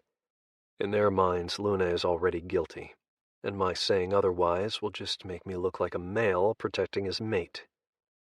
This trial was designed to hurt one of my perceived weaknesses, Luna. My grandfather had warned me that this would happen. I just never expected it to be so blatantly obvious. I don't have a choice, Silas, I whispered, stepping into the clearing with a bored expression. I'd already phased back into human form, leaving me naked, but anyone who mistook my nudity for vulnerability would have one hell of a wake-up call. Seems my female has been busy, I said, eyeing the remains with disinterest. I suppose Bianca shouldn't have run her mouth with falsehoods, because the last time I'd touched her, aside from the casual hug or in taunting Luna, was well before the mating ceremony. Are you implying Bianca deserved her fate? My father demanded. I lifted a shoulder. I'm saying it's probably not wise to provoke an alpha female in the middle of a mating moon. The same could be said about a mating alpha male. Except I seemed rather at ease in sharing my intended with Silas, but that was a matter for another day. Some of the pack members growled. I ignored them, feigning nonchalance. That said, I suppose I need to have a word with Luna. I folded my arms. Unless you question my ability to punish my mate. Considering you interrupted my last one? Yes, son. Yes, I do. My father looked around at his buddies, who all grunted in agreement. You'll punish her publicly, or I'll kill her myself. I snorted. You can't kill my mate. Can't I? He countered. It'll delay your ascension by a decade or two, but I'm sure more alpha females will be available soon. We can always ask Ernest Clan to produce another as well. I'm certain Nico would happily oblige after we inform him of his daughter's shortcomings. Yeah, and he would most certainly take out his frustrations on his wife in the interim as well. No thanks. I'm not interested in waiting, old man. I chose the words with care, making sure he heard my growl on the final two. His time was at an end, whether he acknowledged it or not. We don't need to rush this, Edon. I'm more than fit to continue running things, he replied, sounding as nonchalant as I had moments ago. Pretty sure the pack would agree, too. Of course they would, because he'd made sure of it, which meant I had no choice. I either punished Luna publicly, or risked her death and my standing in the pack. Neither consequence was negotiable on my part. The sooner I took over this hell, the sooner I improved it. And Luna didn't deserve to die for something she'd clearly not done. But looking at the lycans surrounding Bianca, I knew with all my being that no one would believe her innocence, not even if Silas vouched for her whereabouts as well. If anything, it'd probably result in his death in addition to Luna's. I fucking hate you, I told my father with a glance. It was too brief for anyone else to see, but his lips quirked up in response. This was another of his damn trials, a test, and I only had one option. Fine. It took considerable effort not to growl that single word. Prepare the ring. I'll find Luna. I didn't give my father a chance to argue, my feet already moving. Silas, I need you for another task. 18. Silas. Absolutely not, I growled the second Edon appeared. He'd thrown on a pair of jeans, leaving me and Luna stark naked before him. Not that I cared. I was too focused on the insane plan he'd spoken to my head not even 10 minutes ago. It wasn't a request, Silas. He didn't even look at me, his dark gaze on Luna. They're calling for your blood. I know, she replied, her arms wrapped around herself. She hadn't stopped shaking since the howls began, her mind already processing what the pack wanted before I even had a chance to speak. Still, I'd relayed every word from Edon, including the task he'd given me, a task I'd snorted at in my head and refused, but the Alpha chose not to hear me. I won't do it, I said again, standing my ground. I could handle a lot, not this. Edon turned on me then, his palm around my throat in a flash as he shoved me up against a tree. The alternative is far worse, Silas. If you care about her at all, you'll do as I say. Bullshit, I retorted, livid and not at all frightened by the stronger wolf before me. She's innocent. I'm not going to fucking... It's fine, Luna cut in, her breath shuddering out of her in defeat. I accept the punishment. She captured Edon's gaze, a hint of a fighter lurking in her caramel-colored depths. But I am innocent. I know, he replied, his grip on my throat lessening in severity without releasing me. But I still have to do this. She nodded, her arms still tightly folded around herself as though she were cold. I gaped back and forth between them. Why the hell are you just accepting this? Lycans and vampires were supposed to have rights. They were the superior species. This punishment shit was for humans, and humans alone. There's still so much about our society you need to learn. Edon's palm flexed, his expression intensifying.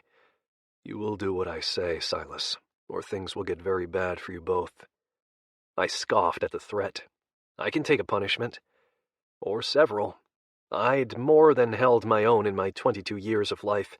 This would be no different. Perhaps you can, but what about Luna? Edon snapped. If you refuse, someone else will take your place, perhaps more. And then how will you feel, Silas? Because they'll make you watch as they shred her apart, and you'll know all along that you could have helped prevent her mutilation by completing this one fucking task. What you're asking me to do? No. What I'm telling you to do, Silas. This isn't a fucking request. I need you to help me protect what dignity Luna will have left after this. He released me with a shove. This is happening. Otherwise she dies. Luna shuddered visibly, and Edon grabbed her arm. Let's go. I stared after them, my jaw on the ground. For 2 decades, I learned all about the glamorous lives of lycans and vampires, especially those of the alphas and royals. Yet never once did anyone talk about this. The thirst for punishments, for keeping fellow lycans in line, for brutalizing each other into submission. Because that was what this was at the core, a way to break Luna's psyche and force her to bow to her male betters. The alpha heir didn't want to do this. However, he was going to anyway, because his world required it. There is no better life, I realized, gazing up at the trees above me. It was all a lie. We have a chance to change it, Edon said softly, but I can't do anything until I ascend. Which required him to have a proper mate, Luna. And it seemed his father was hell-bent on removing that requirement, leading me to wonder, do you think he orchestrated Bianca's death and framed Luna? Of course he did, he replied. This is all a fucked-up test, and if I don't punish Luna, he'll kill her and delay my trials. I need to beat him at his own game. I swallowed, my fists clenching at my sides. So you need me. Yes. No elaboration, just that single word reply. It served as a concession of sorts.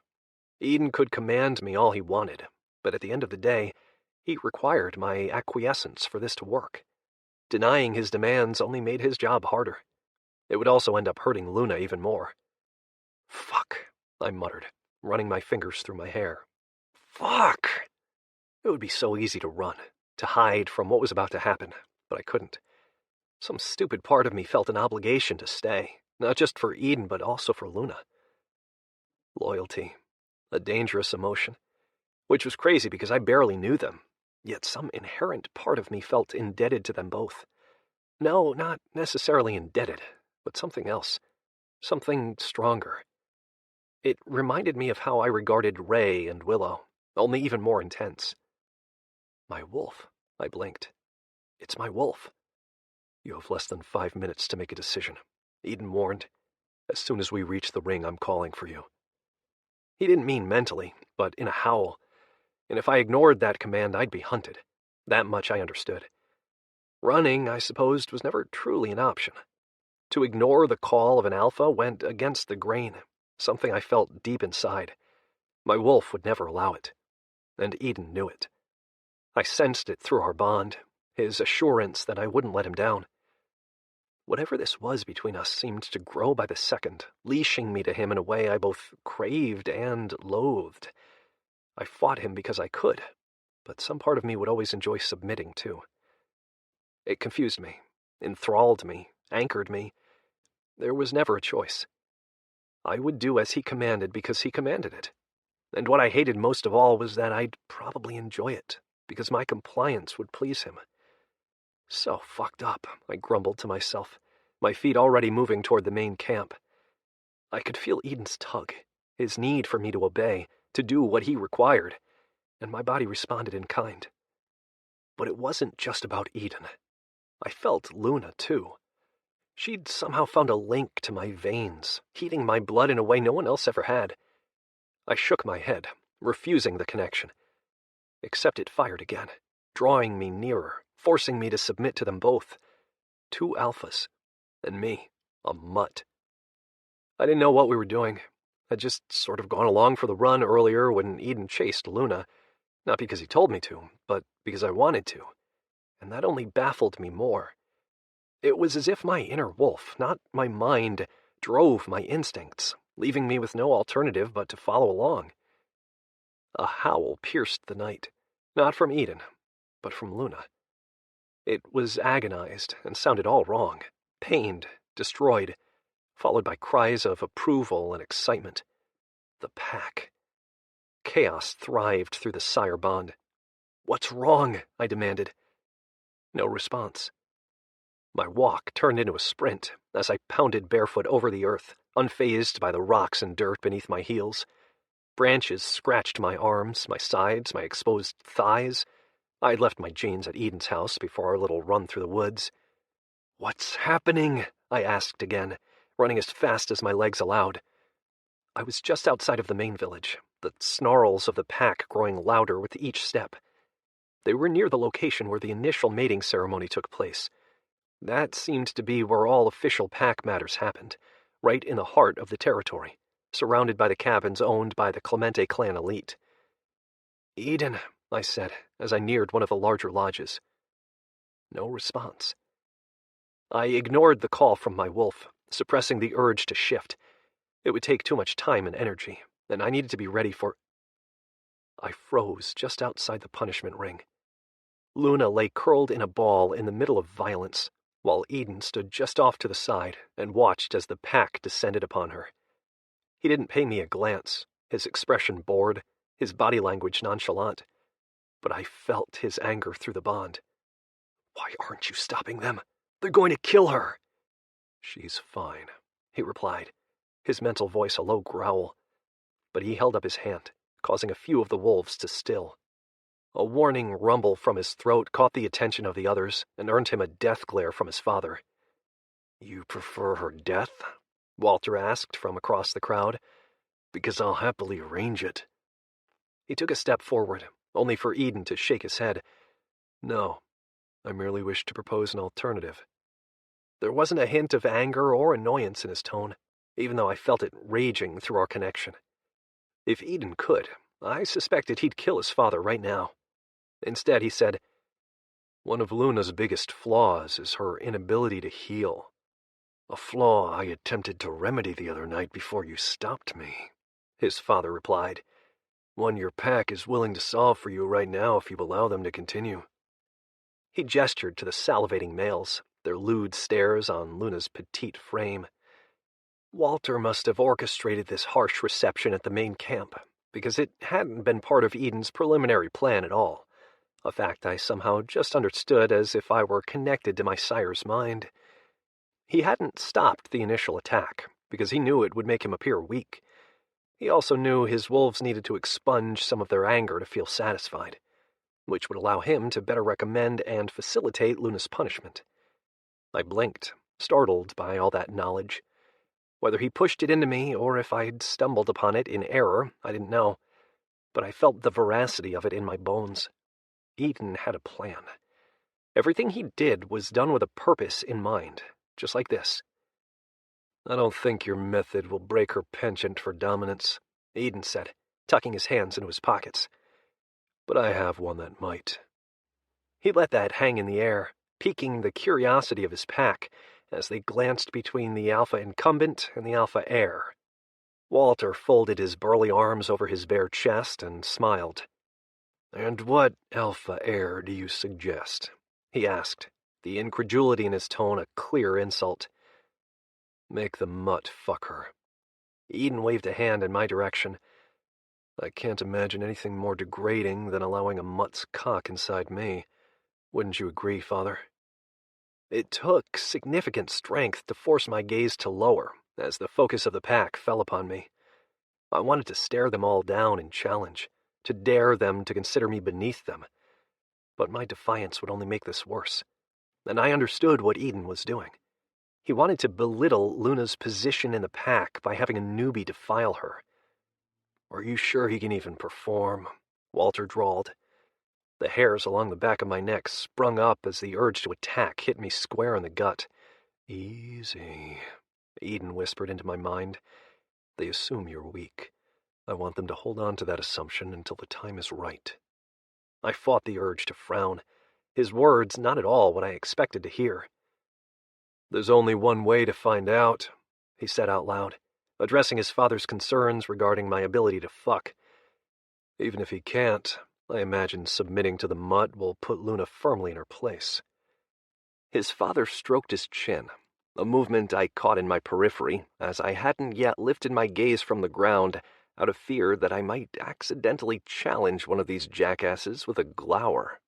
The pack collectively would be impossible to beat, but some of these idiots without backup, yeah, I'd hold my own just fine, and I'd enjoy it too. "I can smell her fear," one of the lycans said, a grin in his voice. "I say we make the mutt put on a show, see what he can do." "I bet he can't last more than 10 seconds in that pussy," another said. Someone snorted, "Nah, I'd give it at least 30. "Really, I'm going for a minute. He's not even hard yet." And then the betting began.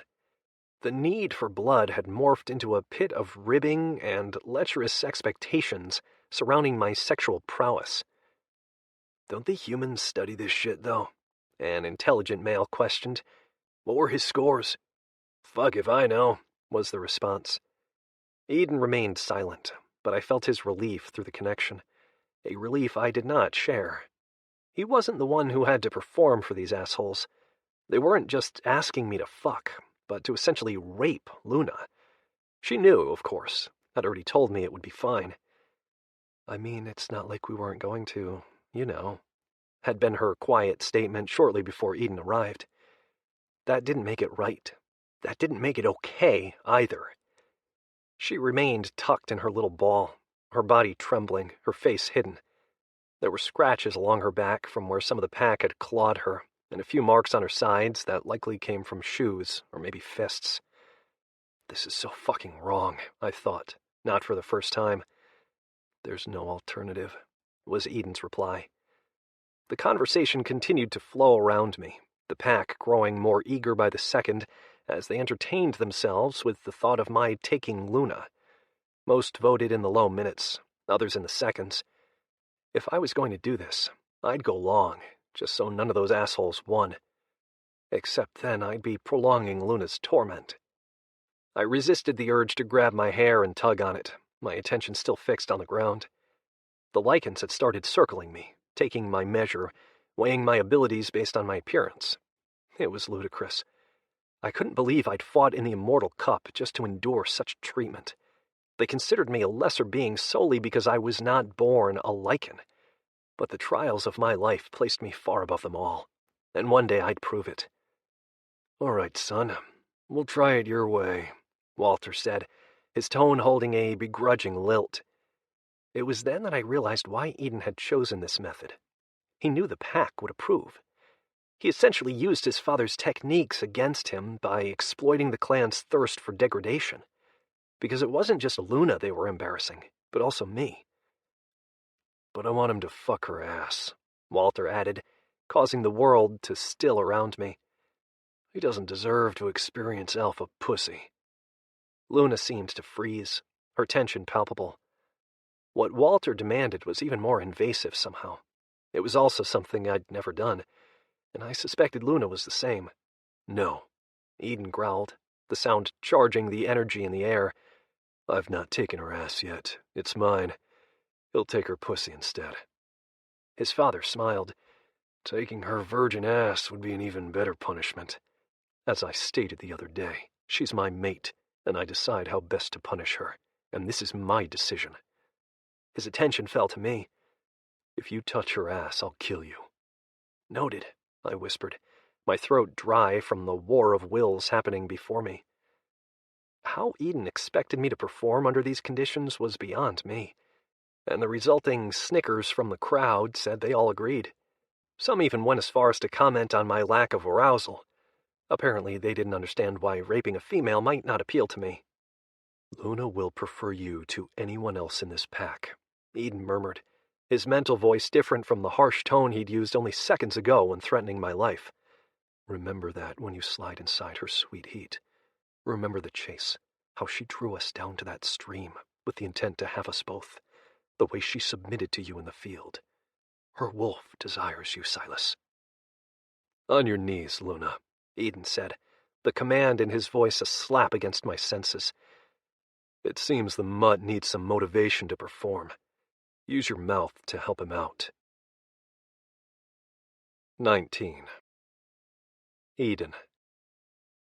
It had taken physical restraint not to react when the pack had assaulted Luna upon arrival, and it took even more restraint not to react now as she struggled to rise.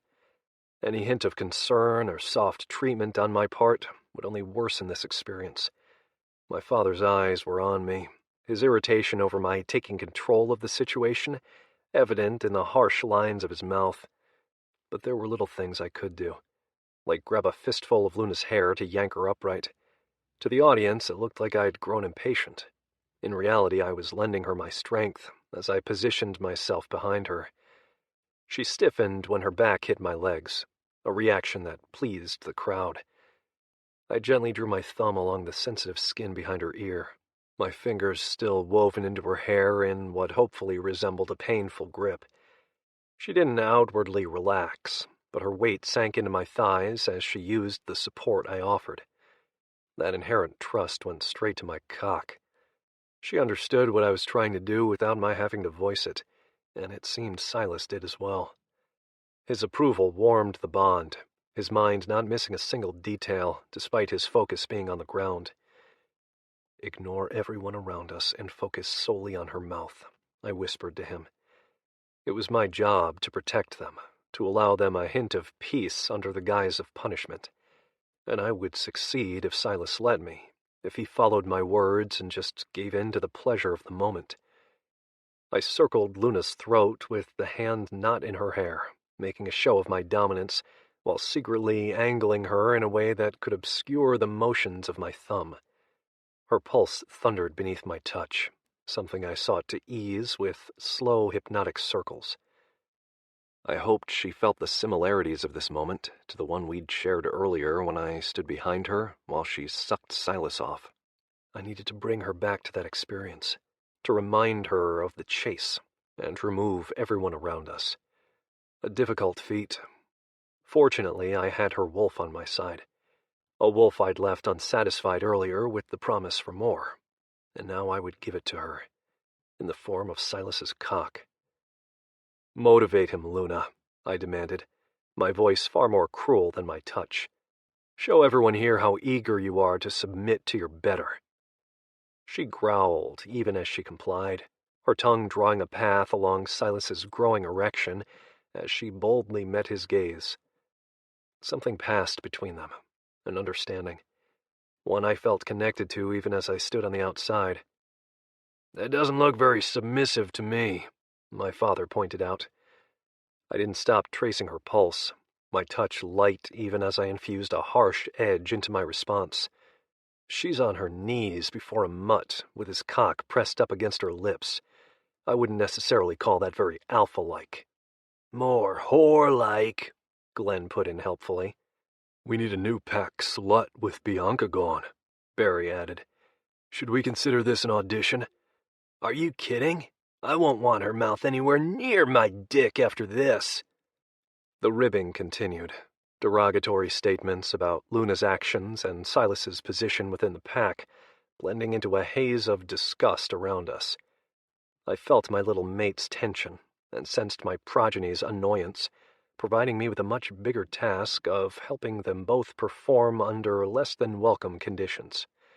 Because if Silas couldn't get it up and fuck Luna, my father would intervene. Something I sensed he was eager to do even now. "Tell me about her tongue," I said to Silas. "Tell me how it feels." "Forced," he growled back at me. "You accused me of that earlier today, but as I recall, she quite eagerly sucked you off." I hummed into his mind, the sound low and soothing. "Tell me how it felt to come down her throat, to feel her swallow around your dick as it pulsed inside her mouth." He groaned, out loud and through the link. "Edon. Just think how good her pussy is going to feel clamped down around you, Silas. Pure heaven, and something I've not even felt yet. God, I want every detail, every fucking sensation." And why did even thinking about that turn me on? Hearing about Silas's pleasure as he fucked the woman destined to be mine should piss me off, not cause my dick to harden painfully in my pants. But fuck, I wanted to watch him. I wanted to hear their shared pants, smell their arousal, and connect with my progeny as he took my mate's sweet hot cunt from behind. Silas must have heard me, because he groaned again, his shaft fully engorged and parting Luna's beautiful lips. He thrust deep inside, just as he'd done in my home only hours before. She flinched at the intrusion, but a swipe of my thumb against her pulse seemed to reassure her once more, and she swallowed him to the best of her ability, which was fucking impressive, and a skill destined to be admired. Shit. I could feel him beneath my hand, his head lodged so fucking deep that I doubted she could breathe. His hands flexed at his sides, uncertain, his abdominal muscles clenching with restraint. The wolves around us thought he was about to come already, their jeers threatening to spoil the moment. But I understood his tension. He wasn't about to explode. No. Silas craved dominance. He wanted to grab Luna and force his cock even deeper into her pretty little throat, but my hands were in his way. And while he might feel comfortable dominating her, he couldn't challenge me. I nearly smiled. The two of them were perfection, their unspoken battle for command a fucking aphrodisiac to my senses. I yanked Luna backward, my gaze meeting Silas's briefly, as his lips curled into the faintest hint of a snarl that he forcibly swallowed. "Present your cunt for the mutt," I demanded, pushing Luna to the ground onto all fours. Everyone else would have seen it as a shove, but my hand around her throat helped ease her into the fall, giving her the notice she needed to catch herself on her palms. My father was too busy laughing at what someone had said to notice my movements, something I'd taken full advantage of in the moment. I smacked Luna's ass, my hand positioned in a way to make a loud sound without causing much pain. "Spread," was all I said. And she did. She spread those beautiful thighs, not just for me, but for Silas as well. And fuck if that wasn't burning me up inside in the best way. "Every detail," I reminded him, as he knelt behind her. "Don't touch her ass," I made sure to say out loud. It was for my father's benefit, after his outrageous demand. I hadn't protected her for myself, which she had to know since I'd yet to take her in any manner. But I wasn't sure how she felt about anal, and refused to find out in front of these jackasses. "Understood," Silas replied, his voice thick with a variety of emotions I felt through our sire link. Anger, excitement, challenge, annoyance, lust. "Is she wet?" I asked softly, watching as he positioned himself near her entrance. "Yes," he admitted, his throat working as he swallowed. "Fuck, yes." Good. It seemed my positioning tactics had worked. Or maybe exhibitionism appealed to my little wolf. Perhaps it was a mixture of both. "Slide in slowly. Pretend you're nervous." Another swallow. "I won't hurt her." "I know." That was why I'd chosen him for this task. And maybe, just maybe, I'd also wanted this. Why else would I have allowed him to chase her with me this afternoon?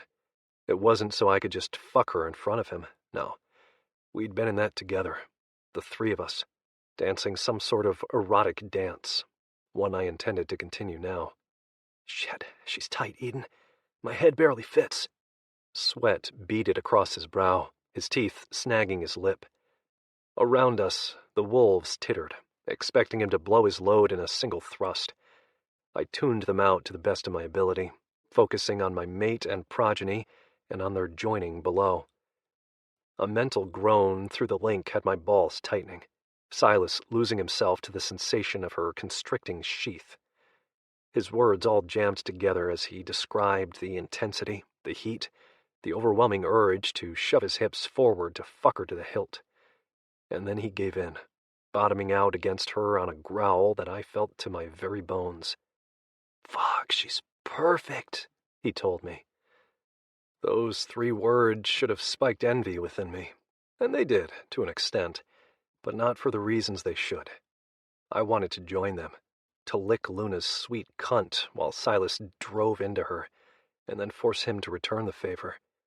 I wanted to fuck her ass while he took her pussy, to kiss him while he moaned, to drag my teeth along her neck and truly claim her as mine before allowing him to lap up the wound with his skilled tongue. My blood heated with every passing second, 1,000 ideas slamming into me one after another, and not all of them were mine, because I wasn't the only one who wanted to play.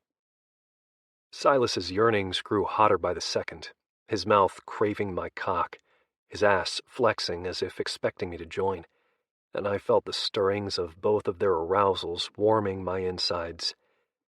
"How does she feel?" I asked him. "Slick. Hot.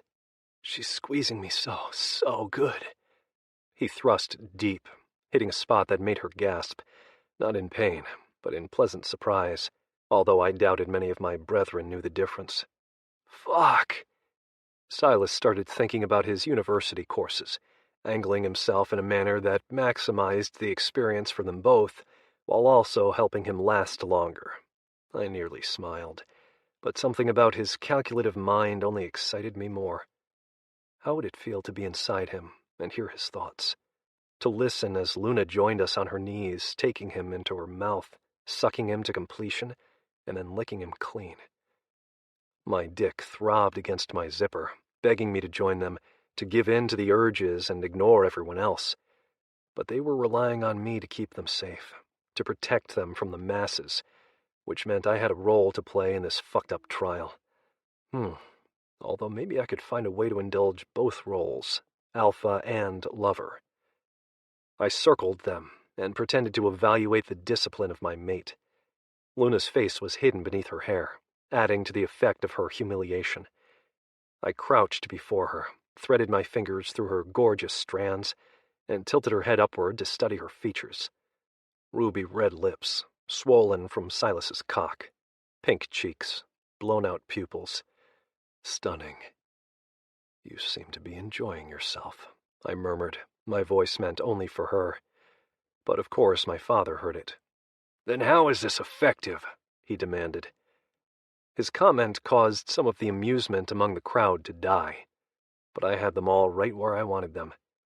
I can't imagine a more degrading experience than to not only allow a mutt to fuck me, but to enjoy it too. I stroked my thumb across her lips. Make her come, Omega, assuming you can last that long. That uplifted all the spirits, everyone laughing at my dry tone and cruel suggestions. Shame colored Luna's expression just long enough for everyone to see, leaving them all with the belief that my method of belittling her was working. Silas, however, took my words as a challenge, his determination thriving through the bond. He read between the lines, and understood that I didn't desire Luna's pleasure for the enjoyment of the pack. Providing Luna with relief allowed us to give her a semblance of strength, a way for her to hold on to the moment and choose to give in to the sensations Silas stirred now with his skilled penetrations. I released her and stood, taking on my assessing role once more. Arousal stirred in the air, not just from the couple rutting on the ground, but from the others in attendance.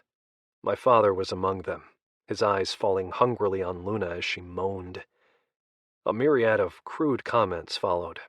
They called her a whore, a slut, belittled her place in the pack, claimed she loved the feel of lesser males filling her, and said she didn't deserve the status of alpha female. I watched each slur slap my darling mate across her pretty face, Silas's job becoming more difficult by the second. But it was the commentary regarding what came next that forced my hand. The wolves were getting too carried away, making assumptions about who might taste her after Silas finished, and it left me no choice but to intervene. I had to bring Luna back and help her ignore everything around us before I lost the feisty female inside of her.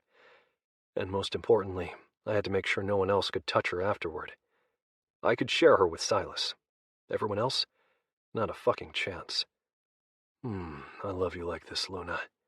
I knelt before her again, blocking her face from the view of others, and traced her mouth with the tip of my finger. On all fours, being fucked by another wolf of my choosing, I continued. It's making me want to see how well you multitask. I pinched her chin between my fingers, forcing her gaze upward. I want your mouth. Those words were met with collective sounds of entertainment, but I ignored them all, my focus on the beautiful Alpha before me. Trust me, I told her with my eyes. Let me help guide you through this, to give you an act of power. I needed her to understand what I was giving her.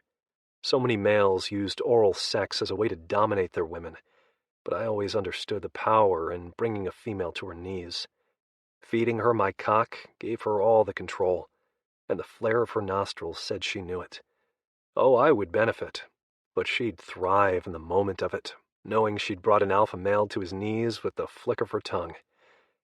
I witnessed the fire in her gaze when she sucked Silas off, the way she was hell-bent on destroying his sense of being, and I was telling her with my gaze now that I'd give her the same opportunity. Silas groaned, his cock lodged deep inside her, his fingers working that sweet little bundle of nerves between her legs as he stroked that spot deep within her. She's clenching around me. Fuck, Edon, I won't last if she keeps that up. Don't you dare come, I warned. Keep fucking her until I say otherwise. He cursed, my demand hitting him in a place he couldn't ignore. I arched a brow at Luna, asking her without words for permission. If she said no, I'd laugh it off with a harsh comment and find another way to exhaust her. It wouldn't be easy, but I refused to allow anyone else inside her. Her nostrils flared, her cheeks darkening to a deep rose, and she parted her lips. Yes. Barely audible, spoken on a breath, but enough for me to continue. I drew down my zipper, the top button of my jeans already undone, and hissed as my dick fell within inches of that beautiful mouth. Her tongue licked the head, her eyes holding mine, and I nearly came from that look alone.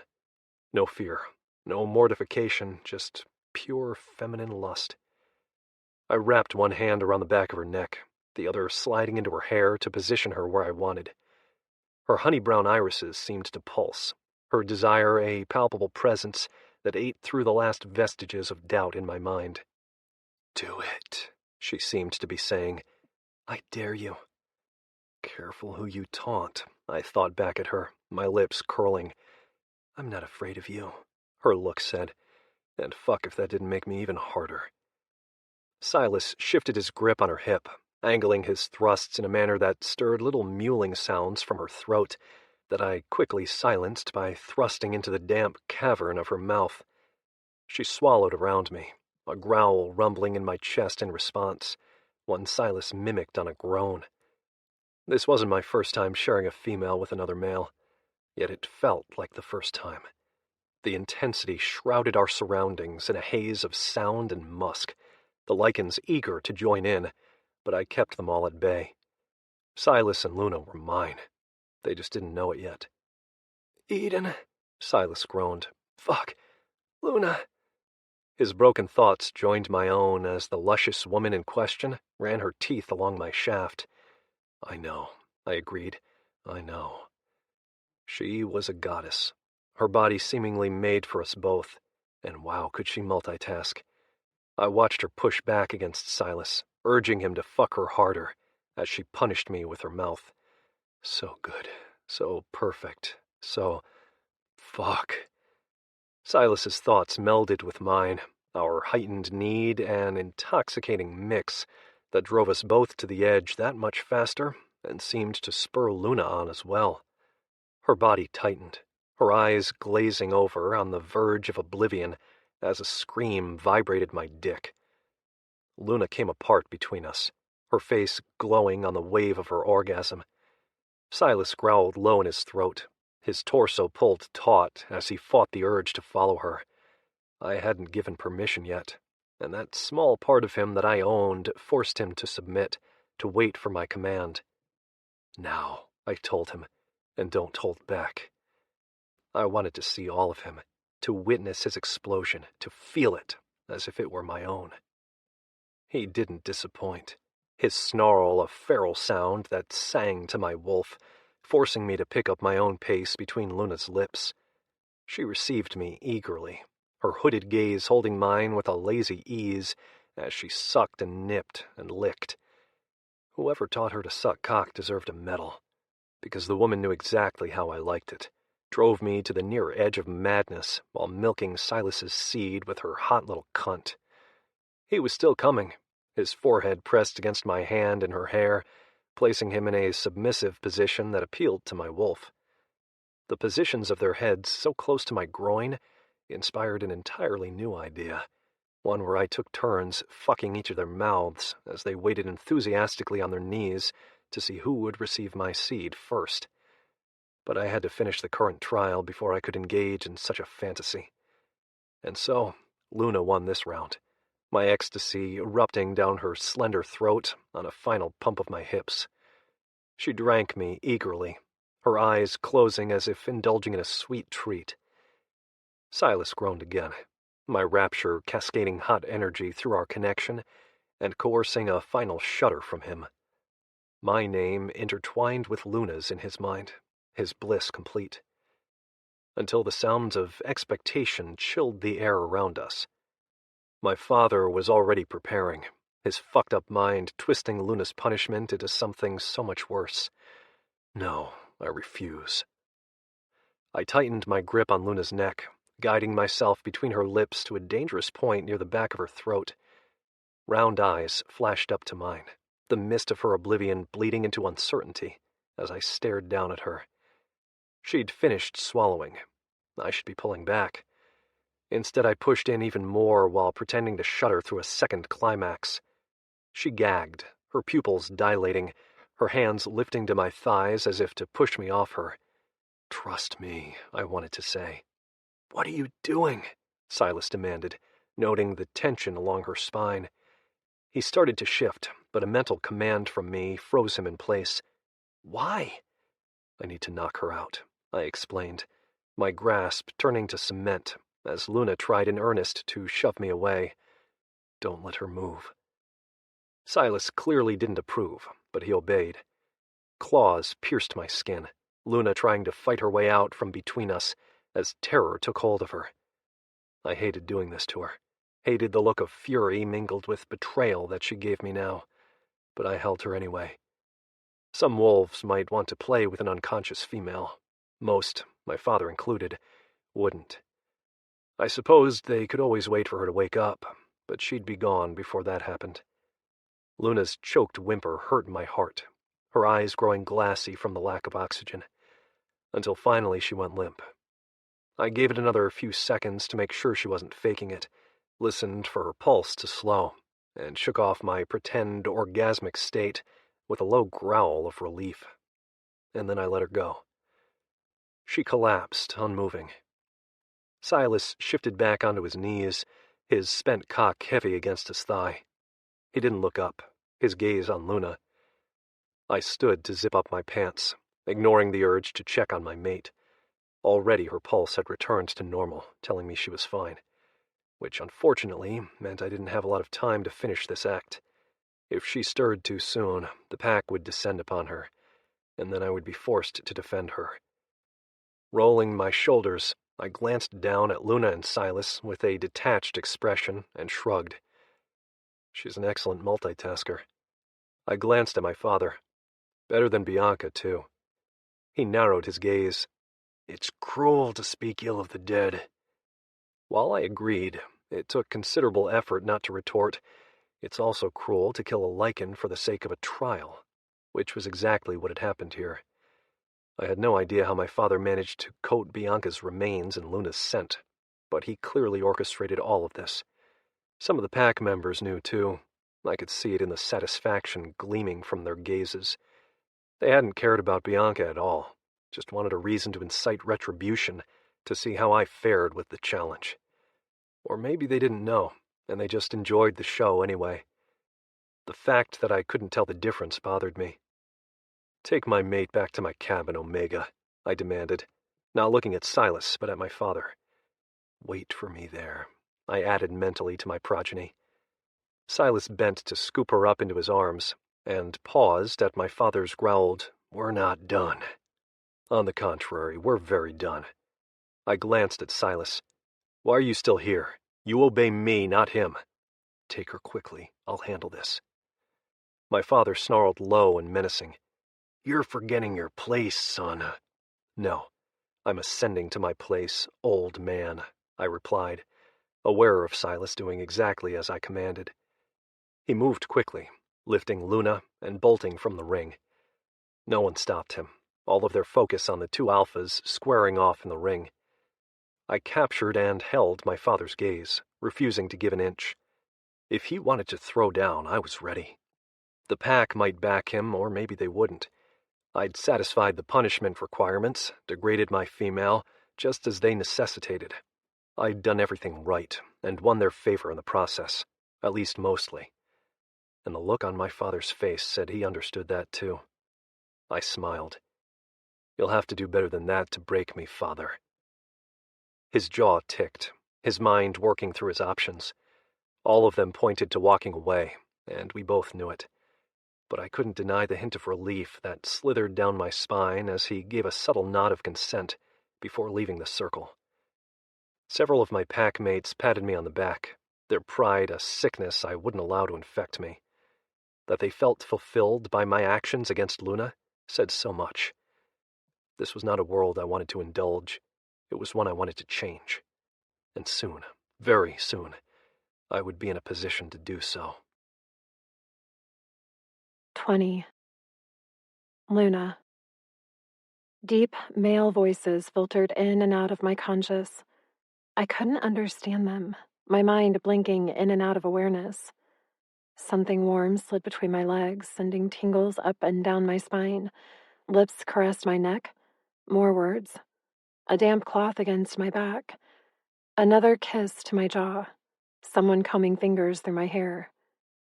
It all provided the most intensely sensual dream of my existence, surrounded by heat, alpha wolf, and protective strokes. I sighed into the male wall behind me, stretching against him, and smiled as he kissed my temple. You're safe, he whispered. I know. Yet a memory nagged at me, one where I wasn't safe at all, but horrified. I chased the image in my mind, trying to find the source and truth of it, and gasped, my hand flying to my throat. It's okay, Luna. I recognized that low voice, that scent, that male. Edon. My eyes flew open to find him lying beside me, his dark eyes glimmering in the low lighting of his bedroom. I glanced over my shoulder and found Silas to be the source of heat at my back, his palm a brand against my hip. He'd been the one to claim I was safe. Liar. Edon had suffocated me with his cock, leaving me vulnerable and alone, and so fucking cold. I clutched my neck, surprised my throat didn't ache from him nearly killing me. Why? I demanded, my voice coming out in a growl that vibrated my chest as I met the Alpha's gaze. To keep the others away from you, he replied, lifting his palm to my hand and gently peeling it away from my skin.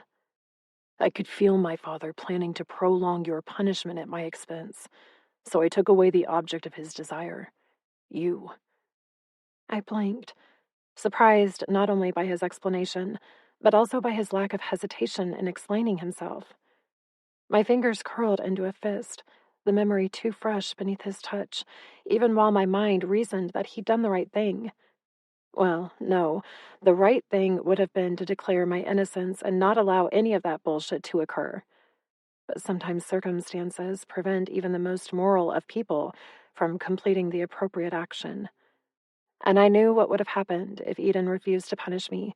He would have received a correction far worse, likely in the form of my death, an act that would allow his father to prolong the ascension process. My shoulders sagged as I huffed out of breath, hating this life more than ever. Except Edon hadn't reacted at all how a normal Alpha usually would. For one, he'd attempted to protect me.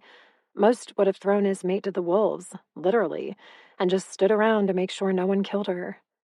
Instead, Edon had Silas defile me, which would appear horrible to the onlookers, but to me... I looked over my shoulder again, meeting those bright blue eyes. Yeah, I hadn't exactly minded. Are you all right? He asked softly, his thumb tracing my hip bone. Edon leaned in to kiss my neck again, his nose skimming my jaw. Yes, I stammered, swallowing. What's happening? Why are they... I jolted as Edon nipped my pulse, drawing my focus back to him. He was only an inch or so away with one arm tucked under his head and his opposite hand resting along his side. Tell Silas you don't hate him. My brow furrowed. What? He's worried you hate him for fucking you. Tell him you don't. Maybe I do. I didn't, but that wasn't the point. Edon's lips curled. Please, little mate. Put Silas out of his misery. He's giving me a headache. The growl behind me only seemed to amuse Edon more. Damn alpha male. The only person I should hate in this situation is you, I replied, trying to knock that arrogant smirk off his too alluring mouth. Alas, my words only worsened it, his teeth flashing now as he full-on smiled at me. Would an apology fix it? The teasing quality of his voice told me he wasn't exactly offering, but playing. You choked me. I did. And you don't feel bad about that? I pressed. He lifted a bare shoulder because, yes, he was naked. Of course he was fucking naked. And it seemed Silas was too.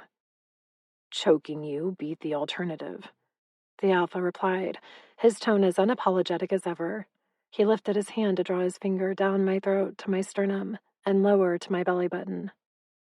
Do you want us to make you feel better, little mate? His gaze darkened with the words. I think Silas would like that.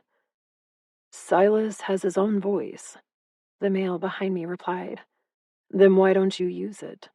Edon countered, looking over my shoulder at his progeny. Talk to Luna. She's awake and very alert.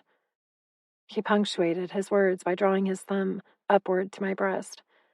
Electricity hummed in my veins as a result of that touch, my body hyper-aware of being sandwiched between two virile male wolves. They practically radiated heat, their scents commingling with mine and bathing me in lust and sex. I shivered, which invited him to stroke me again, only this time he pinched my nipple.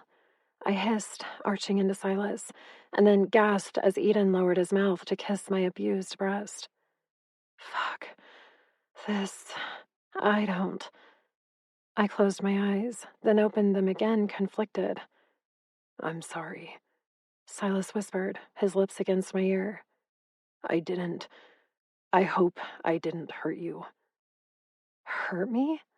I nearly laughed, except nothing about it was remotely humorous. I'd only been with one other wolf, and he'd lasted all of a few minutes, mostly because we were on a timeline, but I certainly hadn't enjoyed the experience. Silas, however, made me feel things. Tingly things. Sexy things. He'd helped me forget the pack and their cruelty, had erased the reason for our joining, and had given me pleasure. Because Edon had told him to. Oh. You didn't want... I swallowed, closing my eyes. Of course I didn't, he replied. Who could possibly desire a situation like that?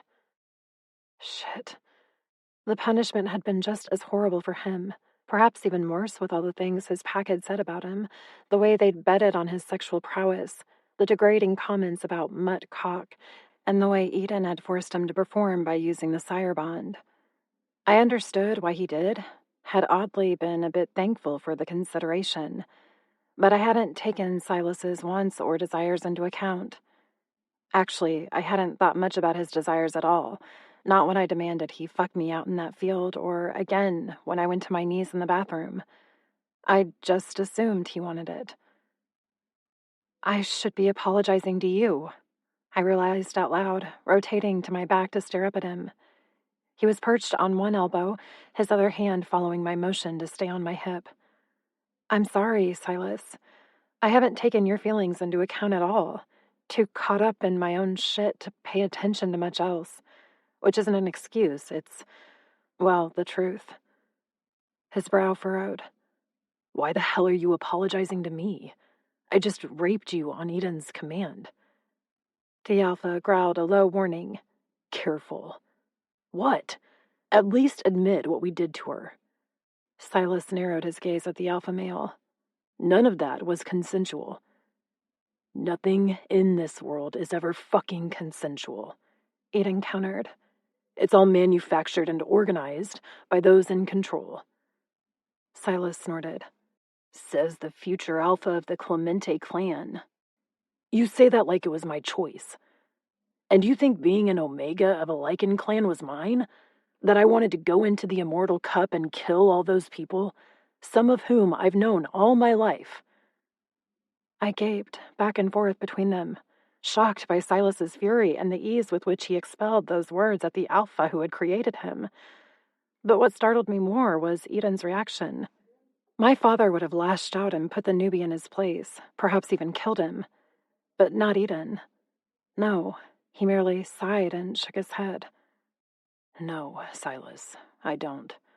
Just as turning you into a lycan wasn't my choice, but here we are. So either we fight about it, a fight you will lose, or we work together and see what we can do about building a more positive future in the clan.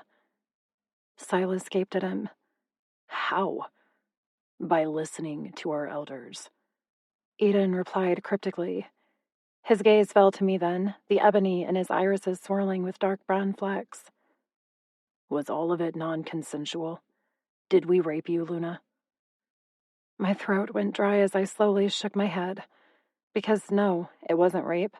Was Silas technically forced to fuck me? Yes. But I'd wanted him already, and it wasn't exactly a hardship to receive him. And Edon had offered me a choice with his gaze, asking if he could take my mouth. I'd understood he was trying to give me back a semblance of power by offering me a distraction. Your father would have killed me, I added out loud. I much preferred your method. That doesn't exactly make it right, Silas muttered.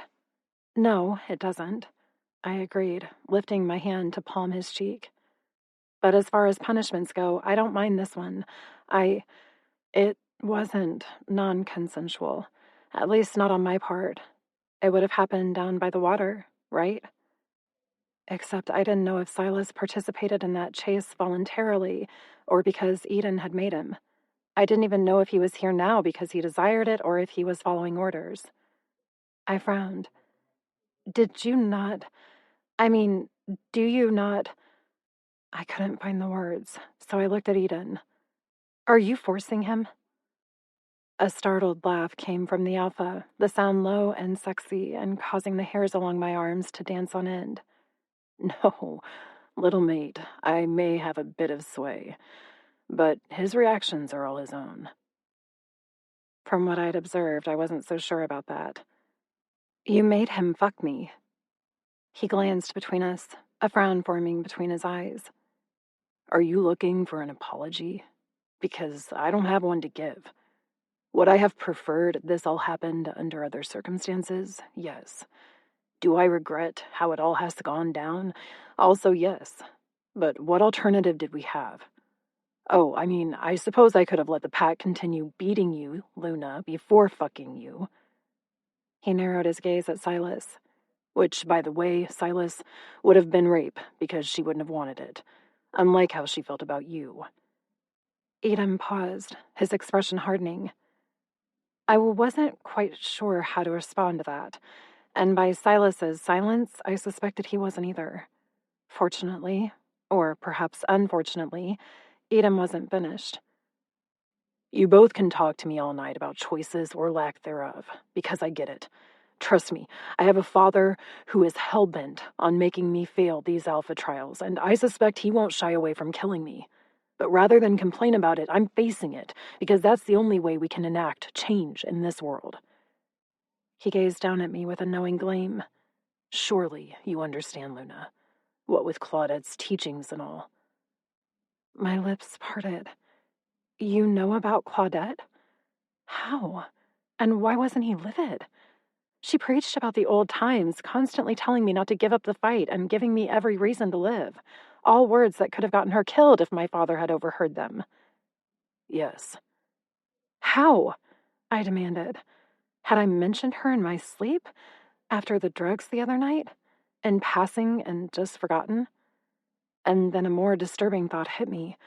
What if there are spies in Ernest's clan? Has something...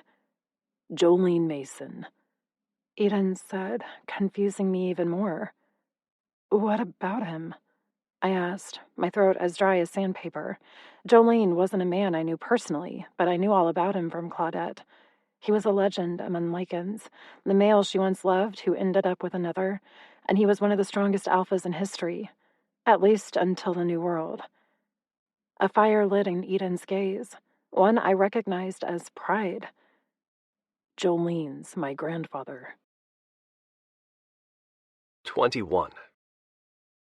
Silas. I had clearly missed some sort of history lesson because I had no idea who they were talking about.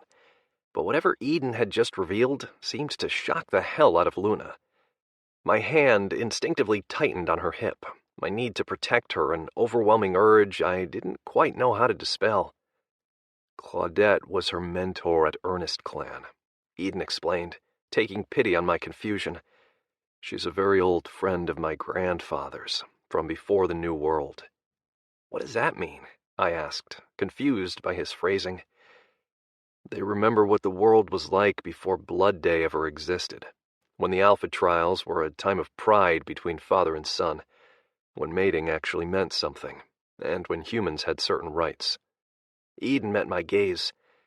It's illegal to speak of such things, Silas, but my grandfather has taught me all about the prior world, and I believe Claudette has bestowed the same lessons upon Luna. She did, Luna whispered. Every night, to me and Logan. Edon nodded. Well, then maybe you know me better than you think. Respect shone bright in her gaze, her lips curling. That's why you treat Silas as you do. You respect the old customs of the sire bond. He snorted. I'm trying, but he's not making it easy on me. My eyebrows shot up. Lying right here. Trust me, we know. His dark eyes captured mine. But are you here because I demanded it, or because you want to be? You know why I'm here. But Luna doesn't. He gestured with his chin. She seems to think I'm forcing you to lie there. Am I? He already knew the answer, so I looked at Luna as I said, "No. I demanded he let me stay so I could check on you and make sure you were all right." I cupped her cheek, needing her to see my sincerity. "I want to be here, Luna." "But he made you—" She trailed off, biting her lip. "Yeah, that." As he said, there wasn't a better alternative. I ran my thumb over her bottom lip, tugging it from her teeth. "I would have chosen a much different setting for the experience, but it happened, and now I just need to know you're okay." She swallowed. "I'm okay." "Good." I bent to brush my mouth against hers. "Next time, I promise it'll be better." "Next time," Luna repeated, sounding hopeful. I smiled against her lips. "Assuming Edon allows it." The wolf in question wrapped his palm around the back of my neck and squeezed. I lifted my gaze to his, not at all apologetic. While I respected that she was his mate, he'd brought me into this fucked up game, and I wouldn't turn down another chance to play with her. Nor would I allow her to go on thinking Edon had forced me to touch her, as if I could ever consider such an activity a hardship. Edon grinned and pulled me into him, his mouth capturing mine. I jolted in surprise, then melted into the embrace. Because fuck, the man knew how to kiss. He oozed dominance, skill, and pure masculine need. It was so different from the femininity of Luna's touch, so much more virile, but equally addictive. His tongue owned my own, demanding I submit. But I didn't. I kissed him right back, matching his pace, and threaded my fingers through his hair to hold on. Luna squirmed between us, her little gasp an intoxicating addition to the experience. And when her arousal scented the air, we both broke apart to stare down at her, hungry for a taste. I think she likes watching us," Edon murmured, stretching out beside her on his elbow, his opposite hand sliding down my arm to my hand. "But I want to focus on her. Silas?" He placed my palm on the top of her thigh, his gaze on her face. "I think she's more than earned our joint attention, yes." I agreed, mimicking Edon's pose on her other side and staring down at her. Indulging the two of them came so naturally, my movements instinctual and so very, very right. I leaned down to kiss her again, this time sliding my tongue between her lips. She clutched my shoulder as if needing to hold on for the ride, and maybe she did, because as soon as I finished kissing her, Edon took over and told me through the sire bond to cup the wet space between her thighs. She jerked beneath my touch, and then moaned long and loud into Edon's mouth. A rush of wetness met my exploring fingers, making it easy to slip through her slick folds to her entrance and dip inside. She squeezed me in the same way she had my cock, and fuck if the sensual memory of that alone wasn't enough to make me come again. But this wasn't about me. This was about Luna. And for once, I was in complete agreement with Edon's intentions. He drew his lips down her neck to her breasts, allowing me the opportunity to kiss her again. I set a lazy rhythm with my tongue against hers, reveling in the sensation and addictive flavor that was all Luna. "I could do this for hours," I admitted on a breath. She hadn't let go of my shoulder, her other hand in Edon's hair as he continued suckling her rosy peaks. Mutual appreciation permeated the air, the three of us exuding our own erotic scents that seemed to intermingle and bond to one another. It created the most enthralling mixture, one I wanted to roll in and wear on my coat for the rest of my days. Edon growled in approval, Luna sighed, and I gave in to the urge to kiss her harder, to heighten her arousing perfume for my personal gratification. She satisfied my craving in spades, as did Edon. I groaned so fucking hard for them both that I could hardly see straight. But the thought of pleasing her grounded me, two of my fingers lodged deep inside her and stroking that place I knew females enjoyed. Her hips rose in response, little mewling sounds of excitement pouring from her mouth to mine as she crested the edge of an orgasm that wasn't quite ready to rise. Luna quivered, sweat breaking out across her skin. I nuzzled her cheek and throat, adoring her scent and the racing pulse at her neck. "More," she whispered. "Please, more." "Needy little thing," Edon teased, kissing a path down her abdomen to where my hand played below. I shifted to allow him access to her sweet bundle of nerves and smiled as her back bowed off the bed. My lips captured her scream as her world unraveled. Her slick channel tightened so hard around my fingers I thought she might break them. The memory of her doing that to my shaft had me moaning into her mouth. "Fuck, you're killing me," Edon whispered. "I want this to be about her." "I do too," I replied. "But fuck, her pussy is like liquid heaven, Edon." I know. I want to lick every inch of her." He punctuated the point by drawing his tongue down to my fingers and back up again, his groan of approval an intensely palpable sound. Luna's nails dug into my neck, her teeth skimming my lip in a silent demand to strengthen our embrace.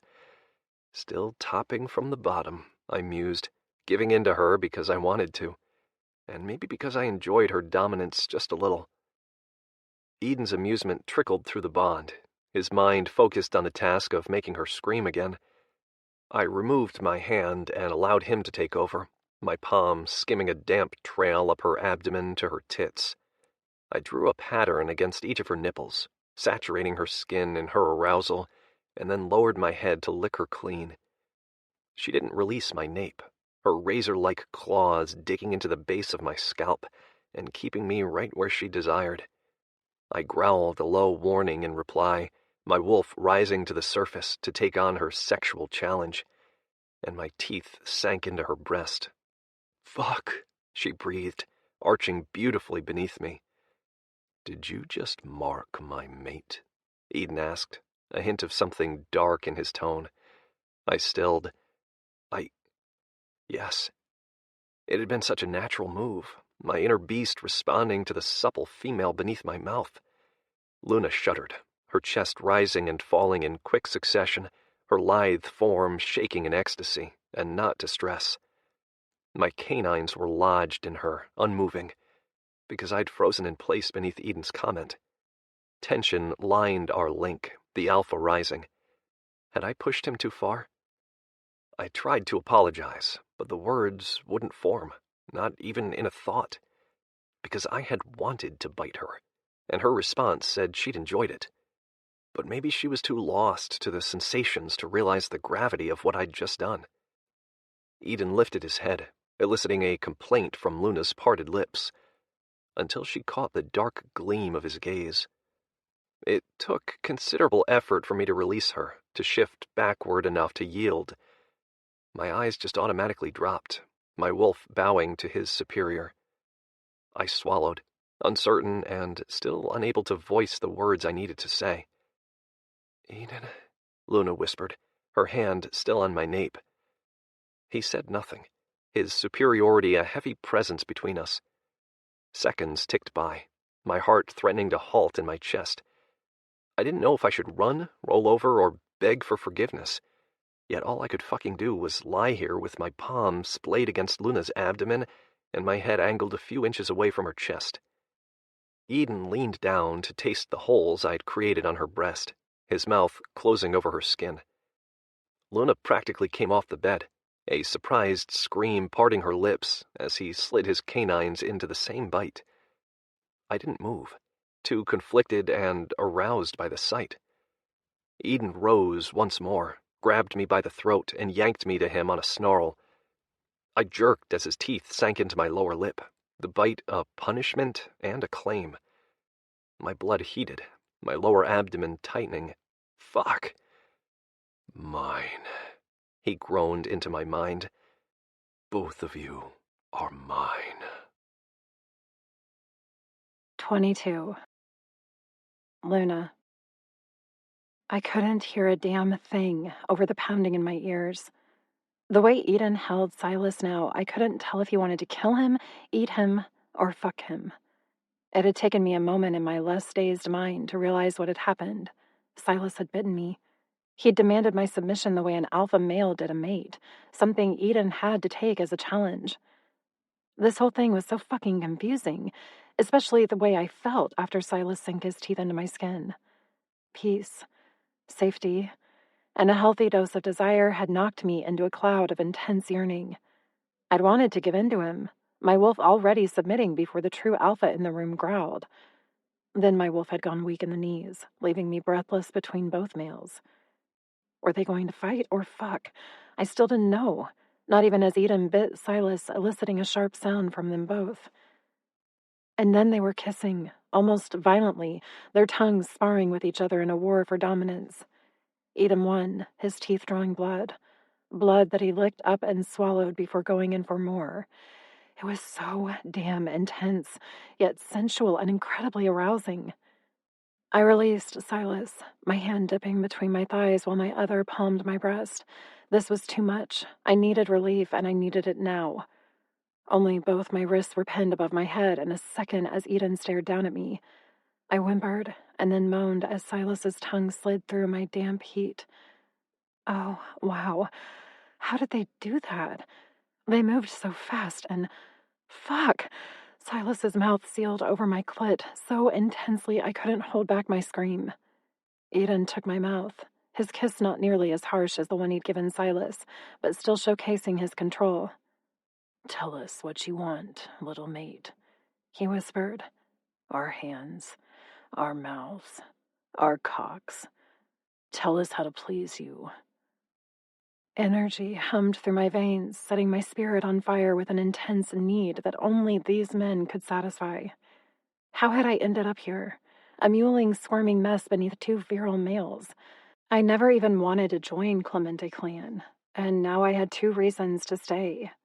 "Luna," Edon pressed, his lips whispering over mine. "What do you want, sweetheart?" Everything. Pleasure. Fucking.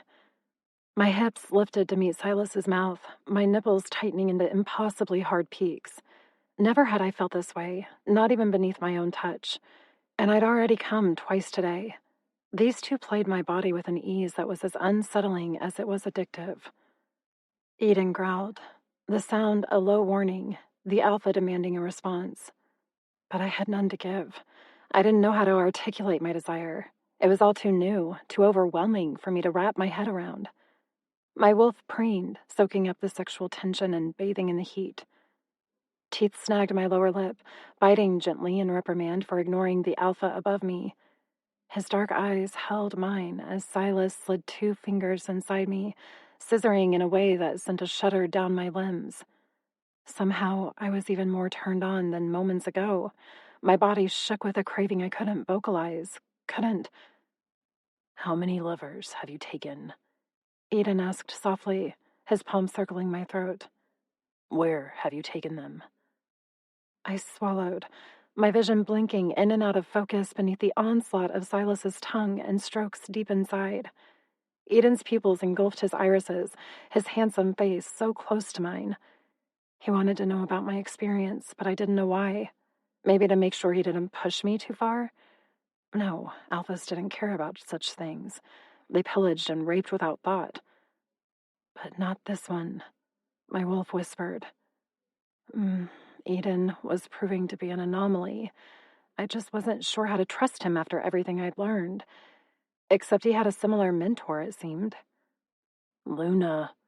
He nipped me again, clearing my vision enough to see the stern lines of his forehead, the knowing gleam in his eyes, and the slight smirk playing over his lips as he pulled back to study me. "I need to know what we can do to you, little mate." "Permission," I translated, somewhat stunned by the realization. The alpha wanted me to lay down the rules so they could play within the boundaries I created. "You're not at all what I expected," I admitted, palming his cheek and pulling him down for another kiss, one he allowed me to take more than he actually gave. "My experience is limited, but I'm open to, exploring." Another kiss, this one deeper, domineering, laced with excitement. "I need more, Luna. How many have been inside you, and where? I swallowed, my breath shortening as Silas did something particularly sinful with his tongue. If he kept that up, I would... He stopped, his exhale hot against my damp skin. Answer him, he said. Whether because he wanted the answer as well, or because Edon demanded it through the link, I didn't know. But hearing the command in his tone, coupled with the look from the Alpha, I could hardly refuse them. Only two, including Silas, I whispered. And the first was only once, the day of our ceremony. A glimmer of amusement brightened Edon's gaze. To deter me from taking you. Yes.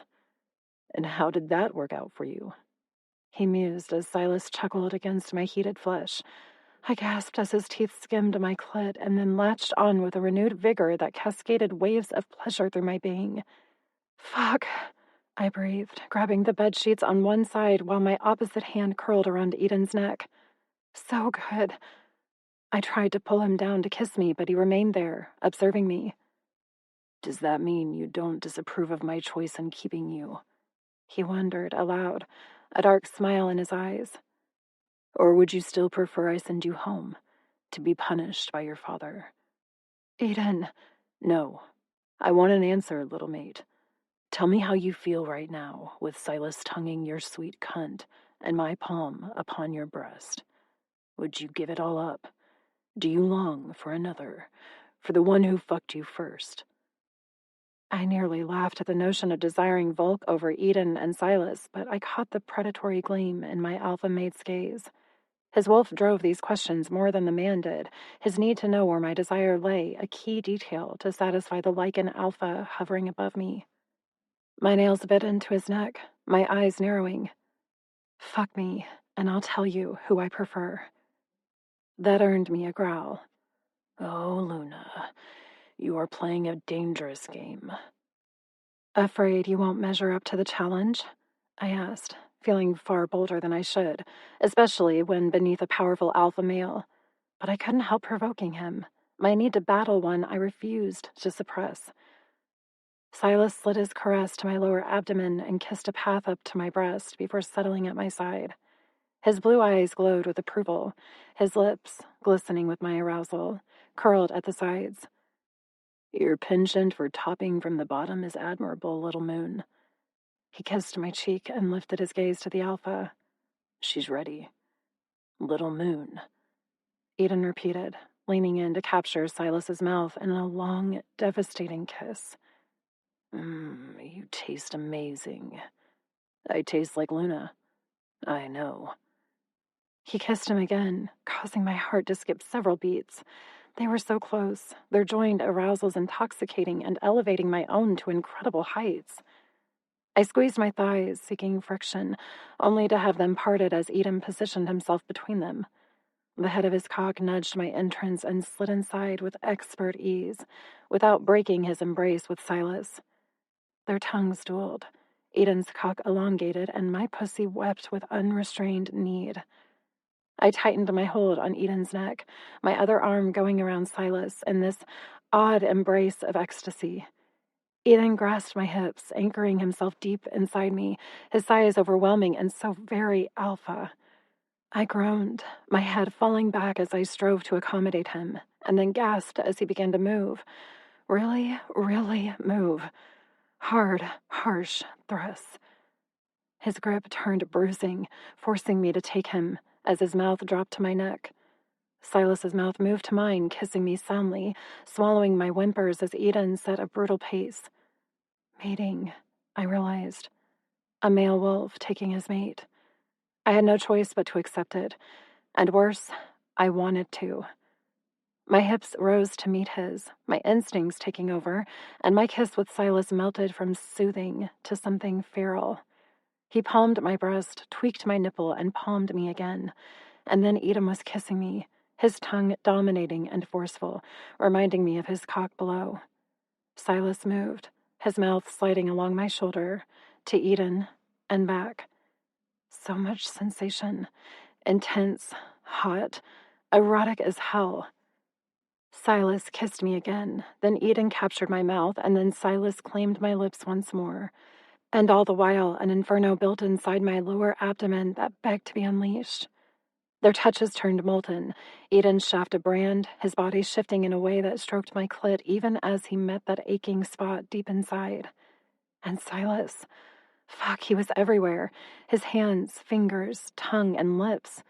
I swore he kissed Edon too, licked him, nipped him, adding to the insanity of the moment, blending it all together into a tornado of feeling. I never could have anticipated this.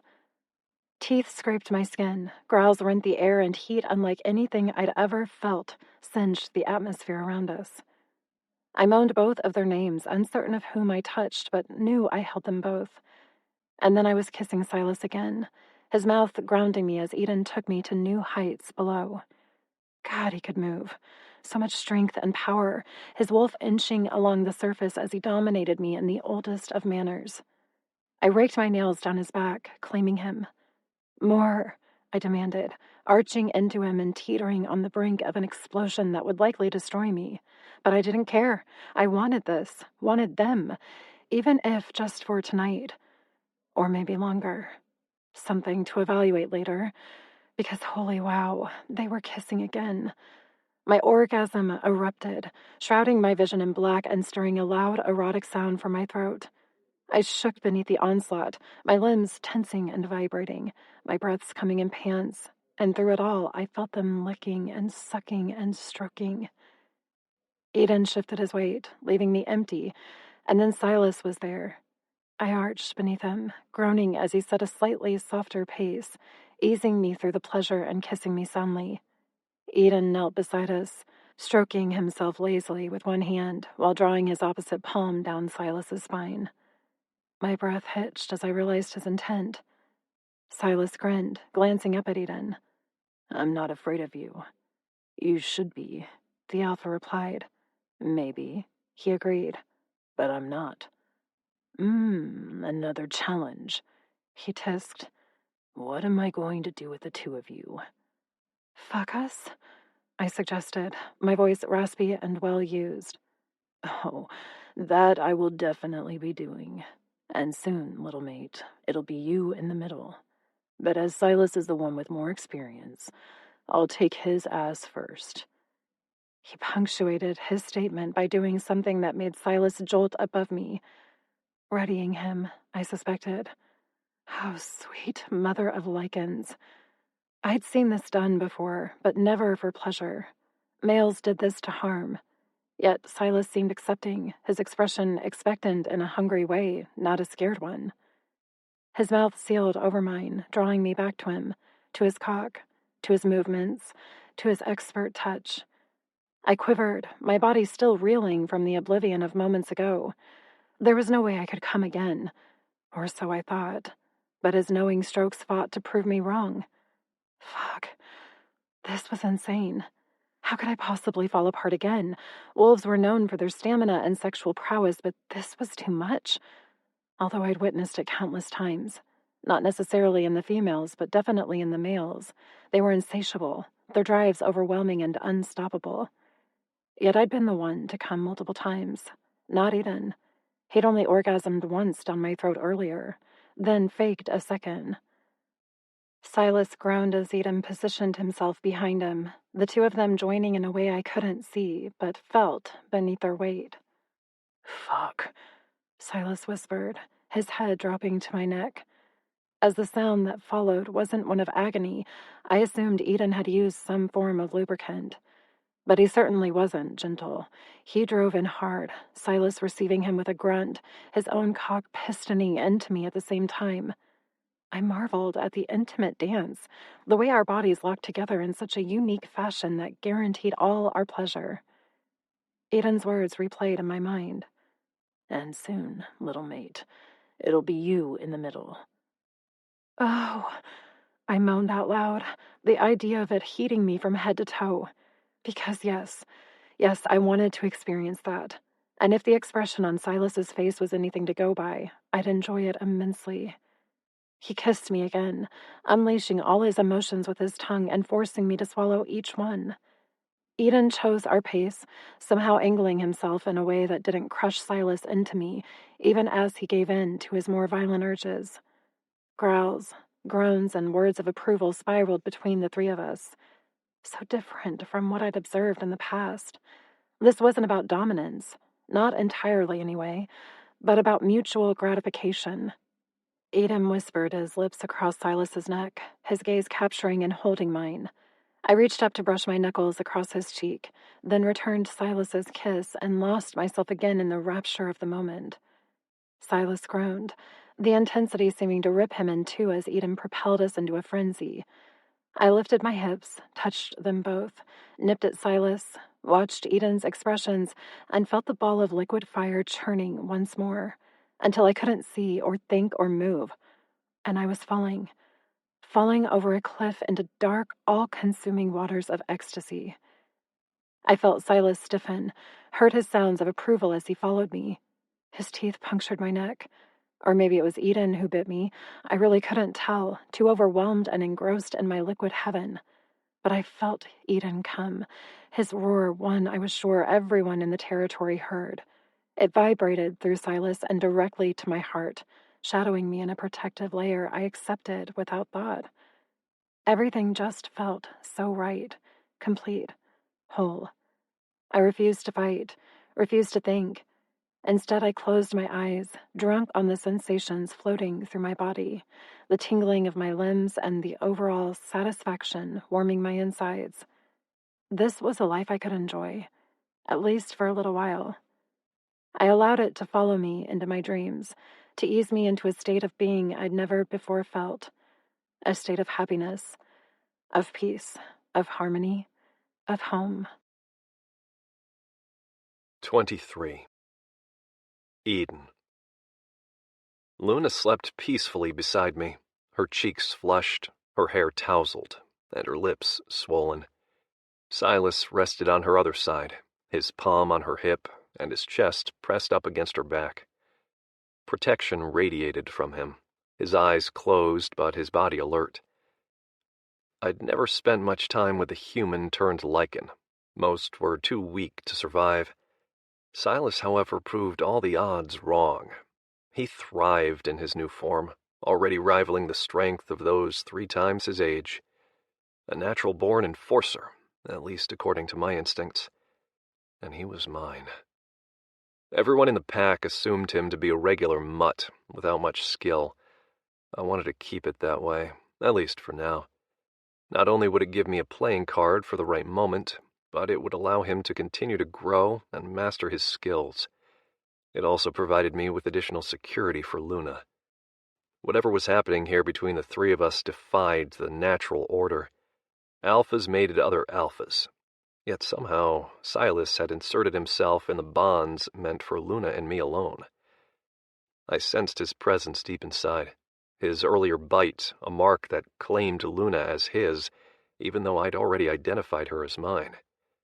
And when I'd bitten him, something additional snapped into place beyond our sire bond. I needed to go to my grandfather, to ask him what the hell was happening, not just between the 3 of us, but with the pack in general, like how my father had framed Luna for Bianca's murder. That shouldn't be possible. "What about the vampire?" Silas asked softly, his eyes still closed, but his mind clearly attuned to mine. It seemed he'd finally realized the bond went both ways. Or maybe I'd telegraphed loudly. Either way, he was awake and listening and thinking. "The vampire we found smelled only of pack, not a specific culprit. Did your father orchestrate that as well?" Light blue irises flickered at me as he lazily lifted his lids, his expression one of serene comfort from our fuckfest over an hour ago. When I told him I wanted to take his ass, he hadn't even flinched. His studies had included such activities, but I knew from his mind that I'd taken the most care with him, despite my harsher thrusts. I'd actually made it enjoyable, something that had shocked us both, because the whole experience was new for me. I'd fucked females in a variety of ways, but never a male, and I doubted I'd ever desire another in such a manner. However, Silas, yeah, I intended to do that again, and again, And again. And eventually I'd take Luna, too. You'll need to warm her up a bit before that can happen, Silas mused, proving to be inside my head. His lips curled. And what a fascinating place your head is. I snorted. I can block you. Mental walls were something my grandfather had taught me how to build. He said they would be necessary for when I gained access to the pack's psyche, which would happen as a result of my ascension. No one would be able to just pop into my head, though. Not like Silas, anyway. Or Luna, when we completed the bond. Those connections would always be unique. Maybe, but you won't, Silas replied, referring to my threat to block him. But I could. He smiled. Sure. His arrogance should have irritated me. Instead, it merely amused me, probably because I was much too relaxed to be annoyed. Regarding the vampire, I think you're right, I said, returning to the topic I'd been mulling over before my brain fled downward to my dick. Did I tell you I smelled more the other day? Silas asked, his brow furrowing. Or I smelled something. It was before I caught Luna running. She distracted me from it. No, you didn't mention it. I frowned. Where was it? Out near the border, in the marsh. Meaning it was in Clemente territory, just outside of where the elite members of our pack resided. There were hundreds of wolves within our borders, but only a handful of carefully selected lycans lived at headquarters. Everyone else resided outside of the marsh areas in rundown towns or other patches of wilderness. Have you smelled them anywhere else? Prior to the dead one? No. But I haven't been out there recently. Luna began to stir between us, her lips parting on an adorable little protest that said her body wasn't ready to wake yet. Given the events of today, I wasn't surprised. She'd already recovered from the beating, mostly because the pack hadn't been given enough time to do any severe damage. But sexually, Silas and I had exhausted her, something I would not apologize for. Not when she wore the results of our affection so fucking well. We should run the borders in the morning, Silas said, switching to our link. I need to see my grandfather first. Jolene. He seemed to be pondering the name, having clearly recalled it from earlier. Why haven't I seen him? He doesn't socialize with my father's circle often. However, he lives nearby. I'll introduce you soon. Surprise sparked in Silas's gaze. He didn't comment out loud, but I sensed his quiet pleasure at the potential opportunity. Nothing we were doing here was considered normal. Me, the Alpha heir, introducing a newbie mutt to a former pack Alpha? Yeah, that didn't happen in our society. Yet something told me my grandfather would more than approve of my breaking that unspoken rule. Can you stay with Luna tomorrow while I visit with my grandfather? I asked. Silas grinned at me. A request instead of a task? I need to let you fuck me more often. I scoffed at that. I don't need you to let me do anything. A simple demand and you'll go down on all fours like a good little wolf. He arched a brow. Yeah? Now who's acting arrogant? I nearly laughed.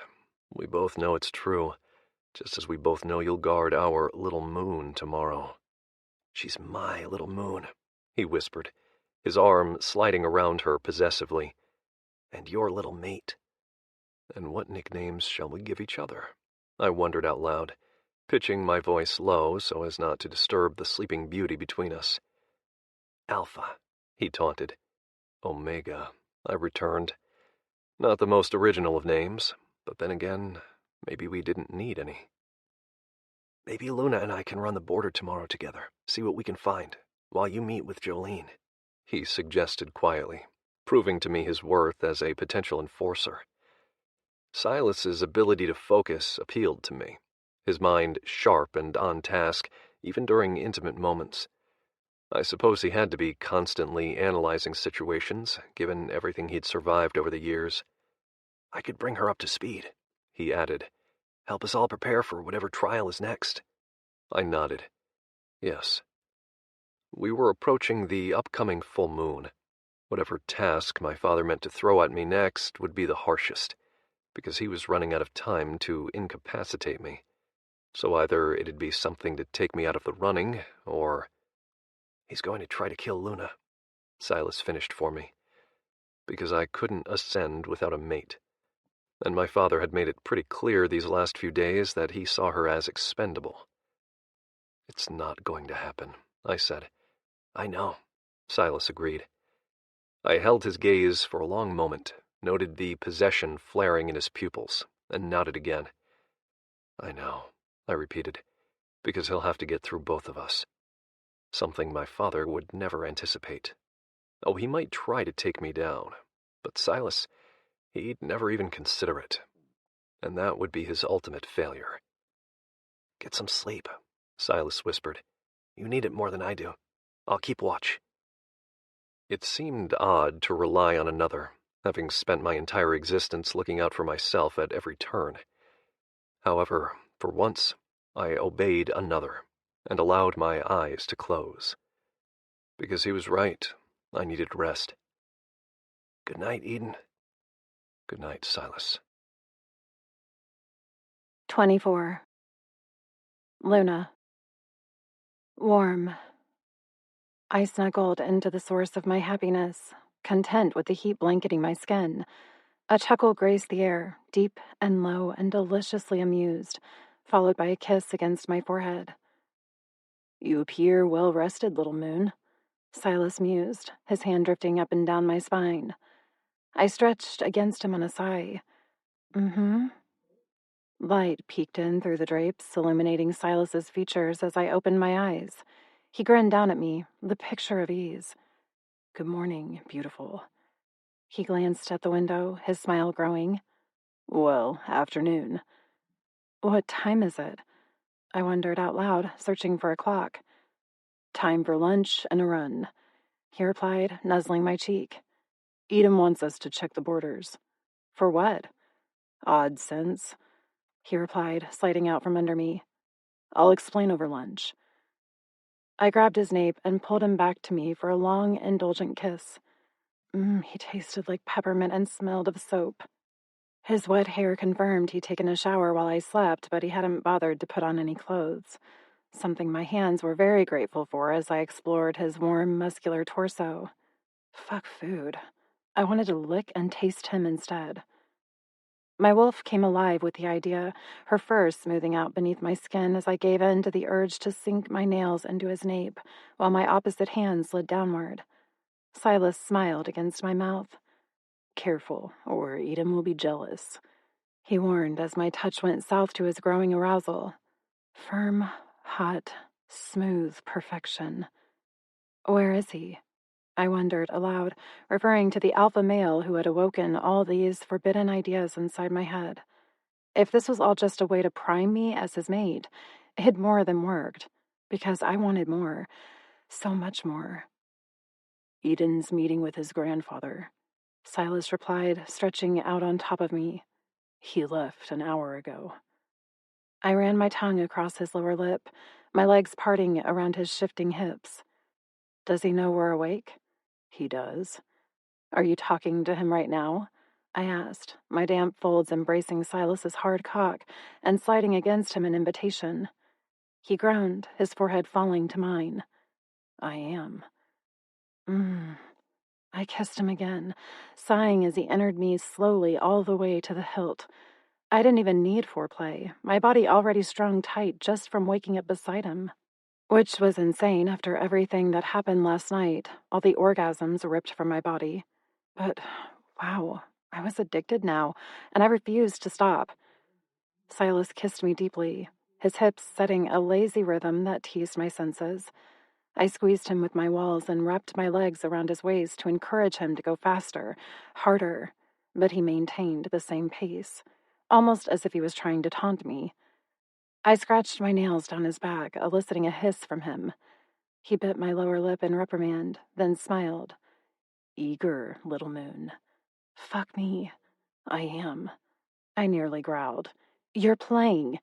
Yes, he agreed, but still technically fucking you. He punctuated the point by thrusting deep.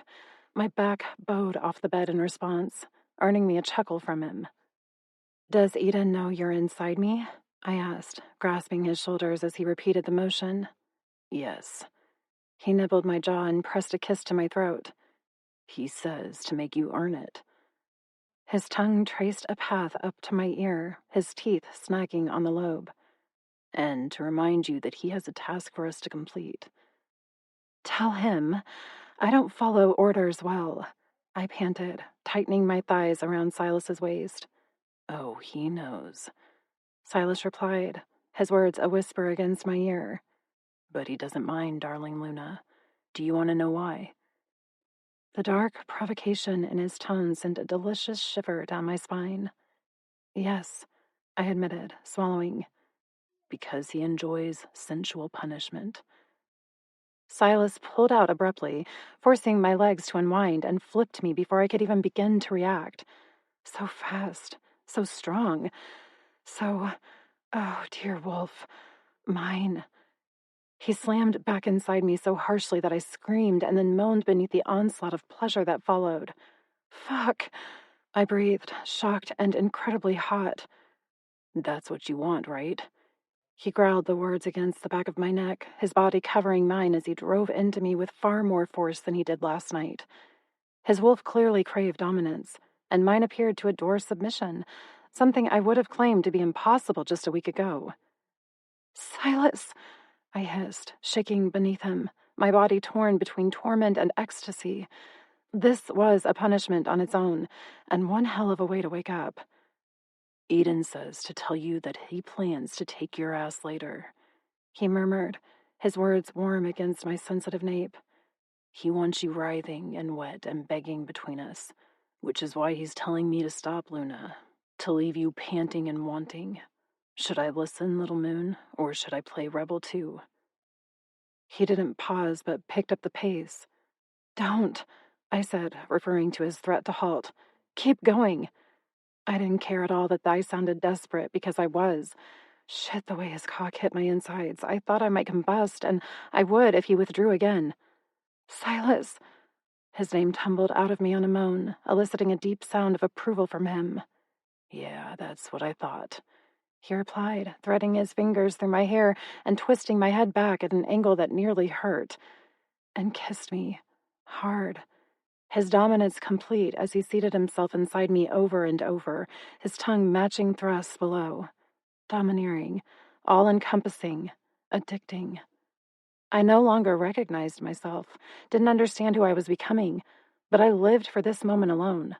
The stirring ache tightening my insides, sending liquid lava through my veins and shooting off stars behind my eyes. My orgasm crested but didn't peak. My legs quivered. My breaths turned to gasps. So close. Right there. Oh, I groaned, shattering on a wave of intensity that shook me to my very soul.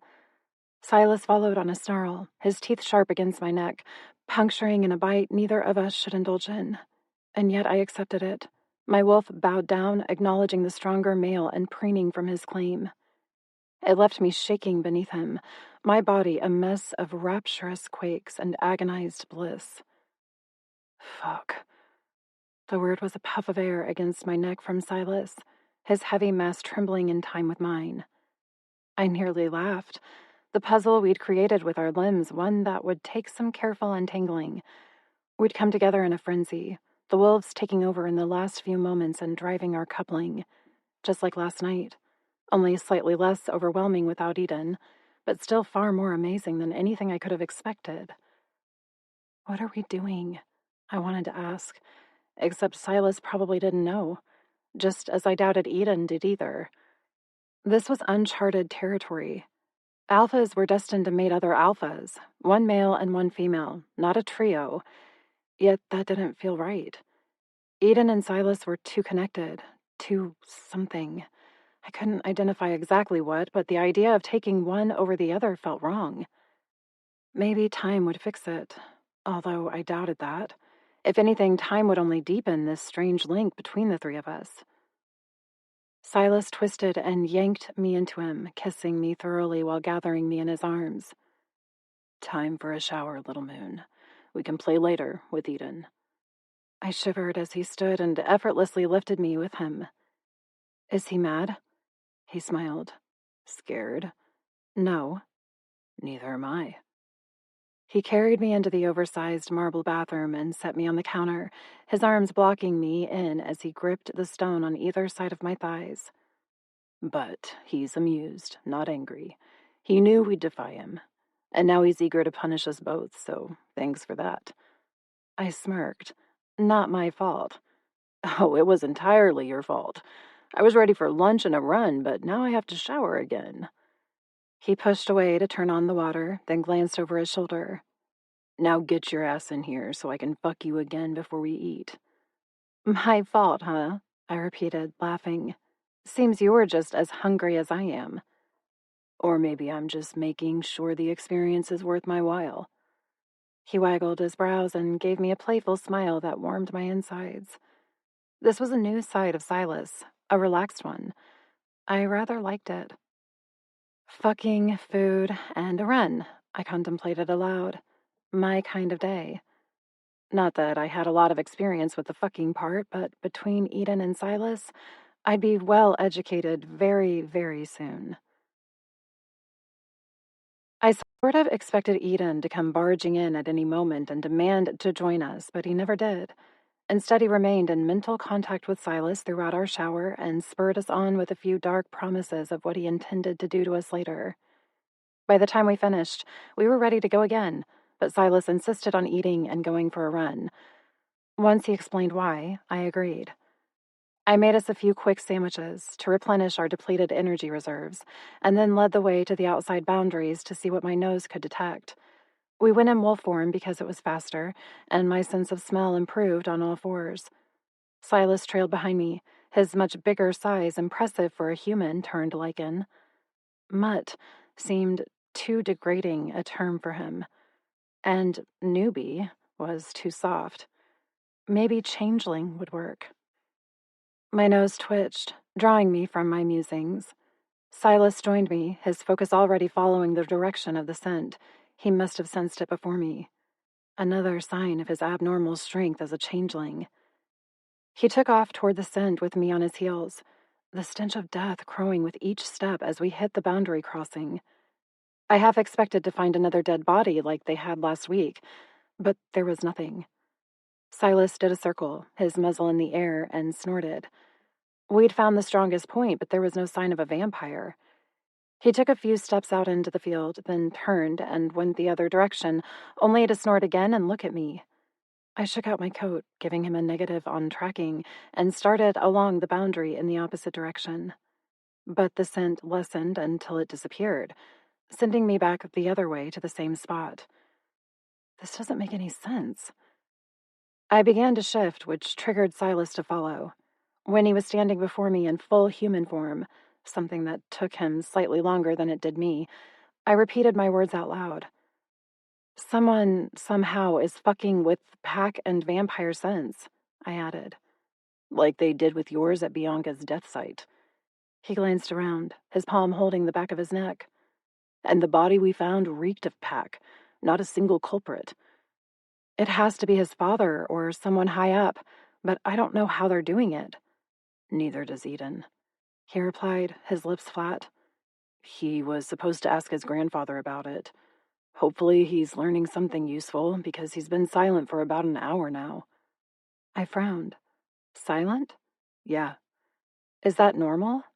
He lifted a shoulder. Edon only talks to me when he has something to say, which is more often than not, but I imagine he's busy right now. Fair enough. I studied the field and then the terrain back to the main camp and pinched my lips to the side. Why would a vampire play this close to the heart of the clan territory?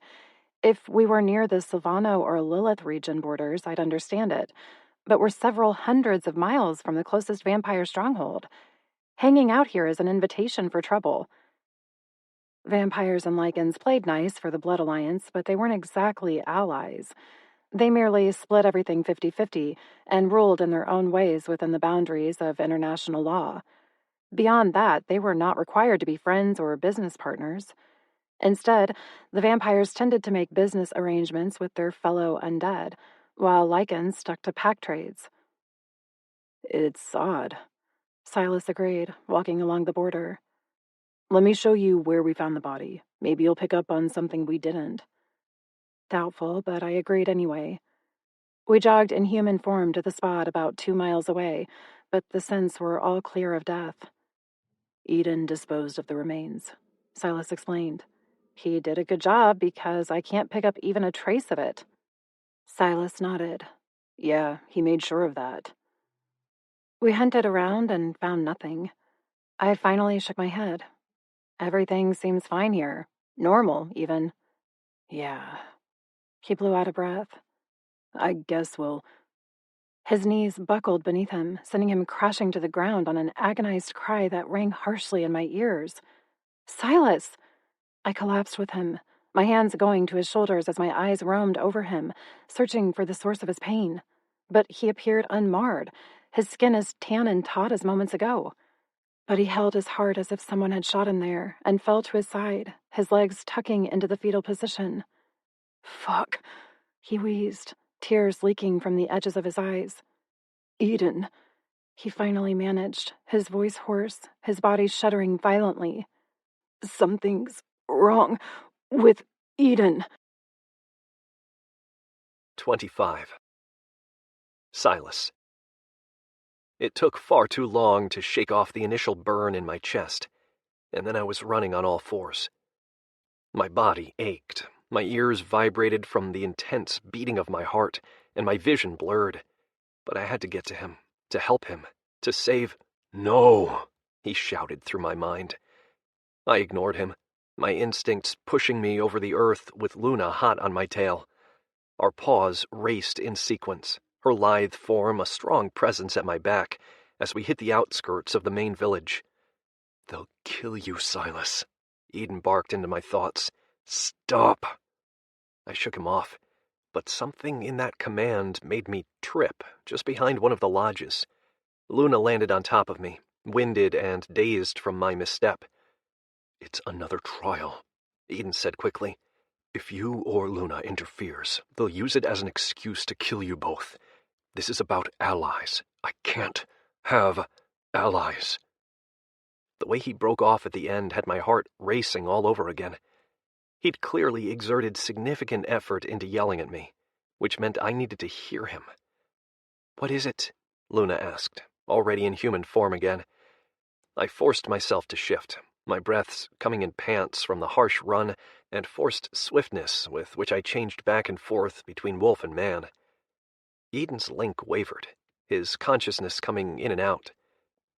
He doesn't want us to interfere, I whispered, swallowing. Says it's a test about allies. What sort of... Luna glanced sharply at the trees, taking a defensive position at my side. My brow furrowed, my senses on alert, seeking whatever had captured her interest. There, my wolf spotted. A slight flicker of movement in the trees. Luna growled low, the sound far more ominous than anything I'd ever heard from her. And the intruder responded with a chuckle. Claudette certainly outdid herself, a deep voice said, as a male with silver hair and dark eyes stepped silently onto the path. And Edon is right, Silas. This is about allies. If you go to him right now, they'll expect you to join. Or worse, they'll see how long you can last. Until what? I demanded.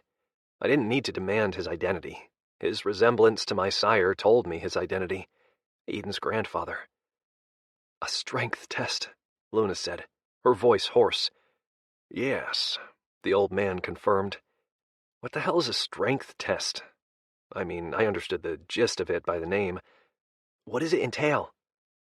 They beat the Alpha until he's unconscious, just to see how much he can take, Luna whispered. The elderly lycan nodded. And knowing my son, he'll add both of you to the mix, just for fun. To remove all of Edon's allies from the board, Luna added, perhaps permanently. She canted her head, her gaze astute. You're Jolene. The elderly male smiled. No one has called me by that name in many moons, child, but yes, I am. He glanced sharply to his left, all traces of amusement dying. You must go before they find you. Luna followed his gaze, her face whitening. They'll hunt me. Silas knows a place. He arched a brow at me. Don't you? The cabin, I realized. But what about Edon? Don't let my looks fool you, boy. His grin was all teeth, resembling the wolf beneath his skin. I'm still an alpha, and there's my grandson in there. Howls from the heart of the village sounded, sending Luna back 2 paces. They're coming. Go, Jolene urged. I'll distract them. He unbuttoned his shirt, revealing a torso that displayed his strength, and dropped his trousers to begin his shift. Luna grabbed my arm before I could watch the transformation, power flooding the air. Holy shit. Silas, Luna hissed, tugging on me. If they find me... Another howl sounded, this one far too close, and it didn't come from Jolene. I fell to my knees, transitioning as fast as my body allowed, but it wasn't quick enough. 3 wolves stepped around the corner, their gazes hungry as they locked on Luna mid-shift. She snarled, her hackles rising, and then Jolene stepped in front of her with a growl, his large size a startling sight. His low growl forced the other wolves to heel, their gazes dropping from the clear alpha before them. I stood captivated by the show of dominance. This is Edon's future, what he's capable of even now. And yet his pack was beating him to a pulp. To what? Test his endurance? I could feel his agony through the bond, his pain, a visceral force of nature that called to me to find him and help him. But I also felt his reluctance, the warning in his mind to stay away, to protect Luna at all costs, to let him endure this trial alone. Because if we came for him, his father would beat us too. And unlike Edon, we wouldn't survive. A nip to my ear forced my attention to the side, where Luna stared at me with an imploring expression. Fear radiated from her, more howls assaulting the air as someone announced our position to the pack. Living as a lycan was no better than being a human. They were animals, thriving on the pain of others and demanding submission in the cruelest of ways. Even the strongest among them was punished just for his position, beat down by his brethren to prove his place at the top. Why the fuck would anyone allow that? For the same reason I fought in the Immortal Cup. Edon endured their bullshit to secure his place at the top, to ascend to the only position where he could effect change. These tests went so far beyond his fate. This was about restructuring the Clemente clan, and if Edon had to, he'd put that above everyone else in his life, including me and Luna. That was why he needed us to run. He couldn't protect us tonight. We were on our own, but he'd left me with the keys to our safety. Such a clever male, always one step ahead. My heart warmed with a respect I never expected to feel, one that had me meeting Luna's gaze and tilting my head in a follow me gesture. Her relief was palpable as I took off into the woods, my paws pounding over the earth in a pattern meant to confuse anyone following us, because no way was I leading them to Edon's refuge. Edon's approval sang in my blood, his mind filled with gratitude even as his anguish violated our link. "Don't let those bastards kill you," I said. "It'll take more than a beating, Omega," he whispered, his mental voice disturbingly soft. "I mean it, Alpha. We're not done yet." Amusement met my words, but he no longer spoke. He seemed to be reserving his energy. As long as I felt him, I wouldn't worry. Over an hour later, I finally led us to the small cabin outside the borders. Luna panted heavily behind me, her eyes alight with life and wonder and awe. She'd obviously enjoyed the run, or perhaps the adrenaline born from the escape. I shifted near the door and opened it for her. It's not as nice as his main place, but it's comfortable. Oddly, the familiar surroundings held a hint of nostalgia for me. I'd barely spent any time here, nor had it been long since my last visit, yet so much had occurred over the last few days that it felt like ages since I last set foot in this place. However, the kitchen was still well stocked, and all the amenities worked. Luna ventured into the main bedroom, likely trailing Edon's scent, and came out a few minutes later wearing an old t-shirt. She tossed me a pair of shorts that I put on while she rummaged through the cupboards. Then she stilled, her shoulders tightening. "Luna?" I slowly walked up behind her, placing my palm against her back. She trembled beneath my touch and turned into me. Whatever excitement she'd felt from the run had died a swift death. Now she stood before me with a posture that radiated defeat. "We ran," she whispered. "Yes." She swallowed, looking up at me. "We ran like cowards." "No, we did what Edon wanted us to do." I palmed her cheek. "They would have hurt us, Luna." "We could have fought," she argued, "but we didn't even try.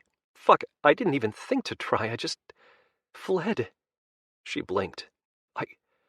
What if... I folded my arms around her, tucking her head beneath my chin. "It's not our time to fight." Yet, I added mentally, because one day, a day I suspect would be soon, we would fight, but not tonight. We helped Edon by not being there. At least that was what I gathered from the bond. But what if he's wrong?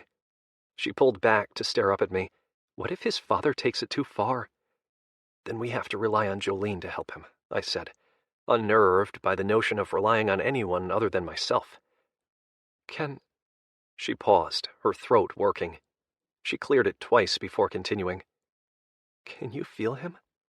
"Yes." My connection to Edon thrived even beneath the pain.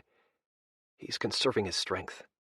A plan had formed in the Alpha's mind, one I couldn't quite define, but I knew he was okay. "I think the wolves are searching for us." Because there appeared to be a lull in the trial, some sort of waiting game that Edon was using to his advantage to heal.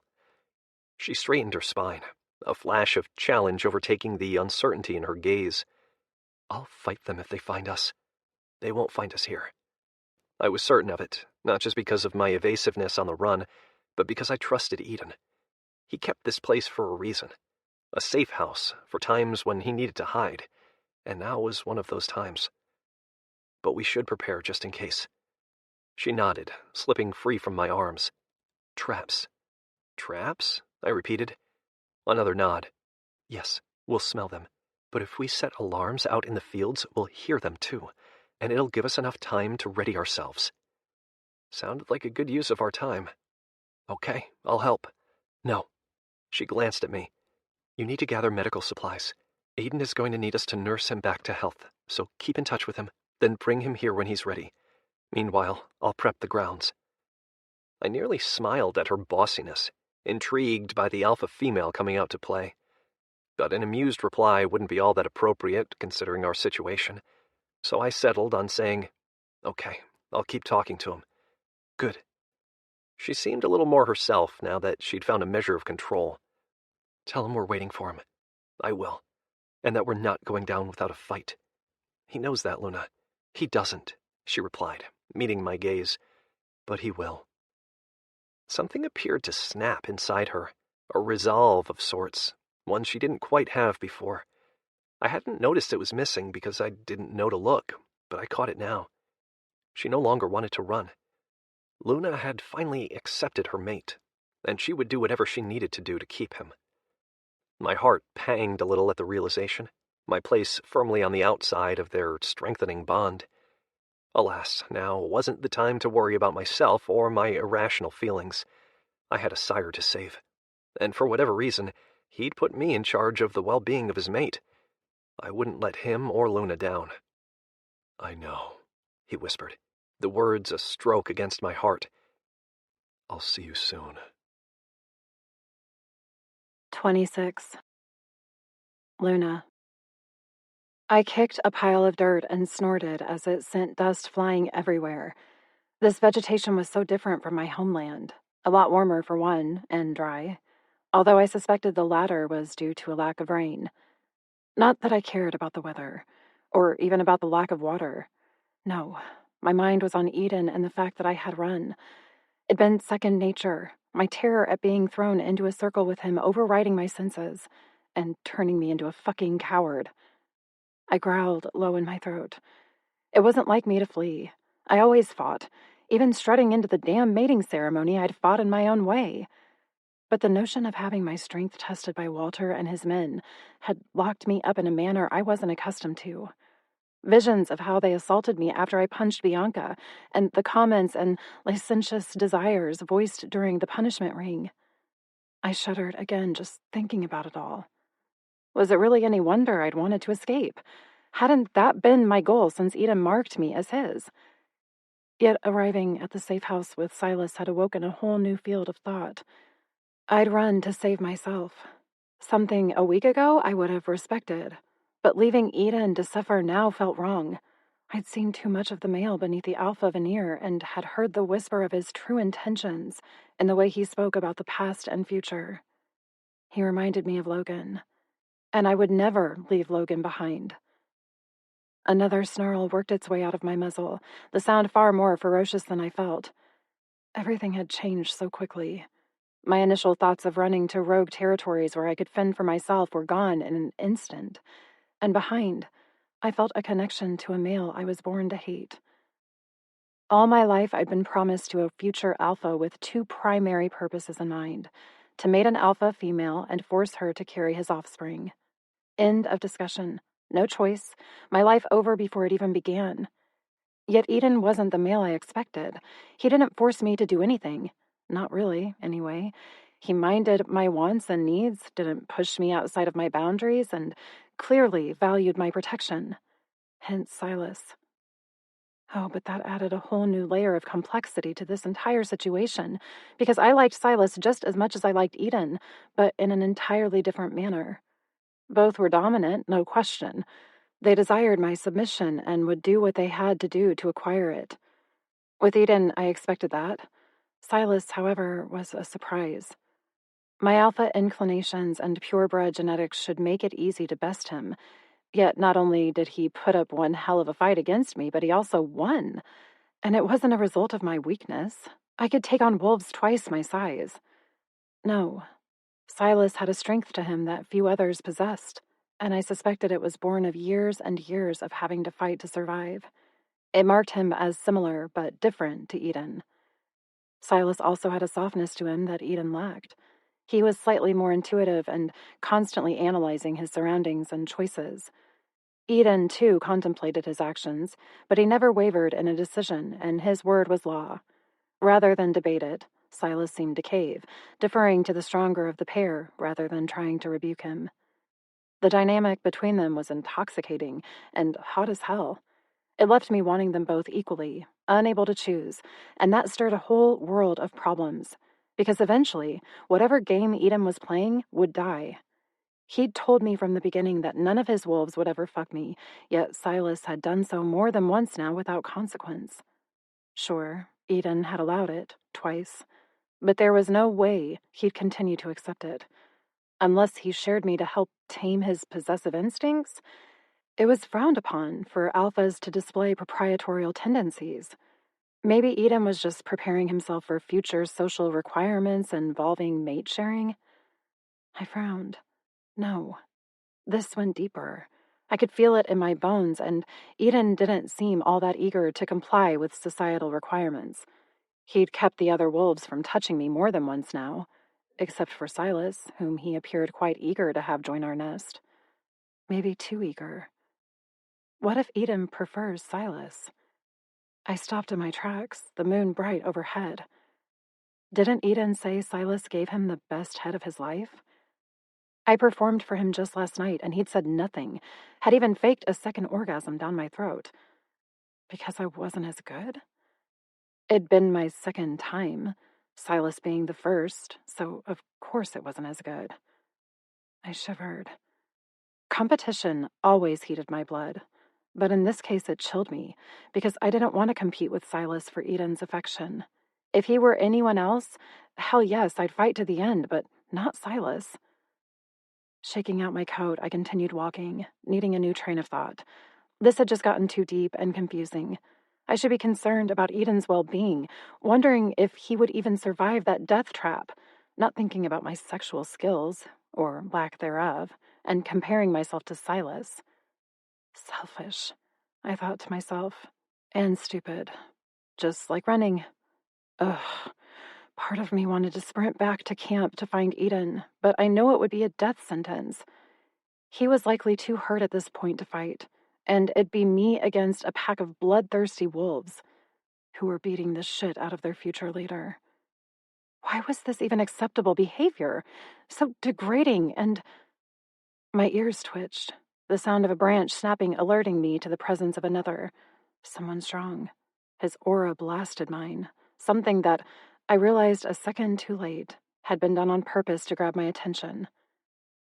Jolene stood about 10 feet away holding an unconscious Edon in his arms. I startled, shocked that he'd managed to get so close to me in human form without my noticing. But then again, he was an alpha male for a reason, and he'd lived a very, very long life. "He's breathing, but barely," he said, his voice grim. "Walter was going to kill him." Had I been in human form, my lips would have parted. Murdering an alpha heir wasn't unheard of, but it was rare. Most alphas didn't want to give up their place to their offspring, yet our circle of life required it. Walter must have thought he could just make another male. Given the mental state of his current mate, however, I suspected that would be impossible. Unless he found another alpha female to fuck. Someone like me. My eyes rounded. Oh, fuck no. The expression on Jolene's face suggested he'd just read my mind. "Come," he demanded. "He needs the kind of healing only a mate can provide." Claudette had spoken of this, the rare connection between lycans where strength could be given and borrowed for healing. I suspected Edon tapped into it the other night to help me after Walter and his men had beat me, and now he needed the same for me. No, he required a whole hell of a lot more. Which is why he didn't want us at the ring, I realized as I followed Jolene. Edon knew he'd need me for this. However, I had to be willing, so it went far deeper than preserving his only vitality source. Edon relying on me to help him in a time of need required significant trust. I could so easily walk away now and let him die, but he'd put his faith in me not to. And somehow knowing that only made me move faster. I didn't want to prove him wrong. I wanted to make him proud, to assist in the only way I could, by being his mate in every fashion of the word. "They demanded he reveal your location," Jolene informed me as we approached the cabin. "But he refused. Walter claimed he'd chosen you over his loyalty to the pack, and they annihilated him for it." He shook his head, a low growl coming from his chest. "My son has twisted this clan into a pack of asinine heathens." I snorted my agreement, even while my heart skipped a beat. Oh, he'd hidden me from Walter to protect himself just as much as me. I understood that. But this was the third time he'd safeguarded me from the horror of his pack. Silas met us at the door, aware of our approach, his expression grim as I shifted back into human form. He handed me the shirt I'd abandoned on the front stoop and looked at the male beside me. "Edon says to thank you for intervening." Jolene looked surprised for half a beat before moving directly to Edon's bedroom. "You can still hear him?" Not a question, but a statement. "Yes," he confirmed, causing me to breathe a sigh of relief. "Then he's not as bad as I feared," he said, laying Edon out on the bed. "He's surviving on energy reserves." Silas swallowed. I can feel it." Jolene seemed impressed. "Your sire bond is unusually deep." Silas cleared his throat. "Yeah, maybe." He started toward the bathroom.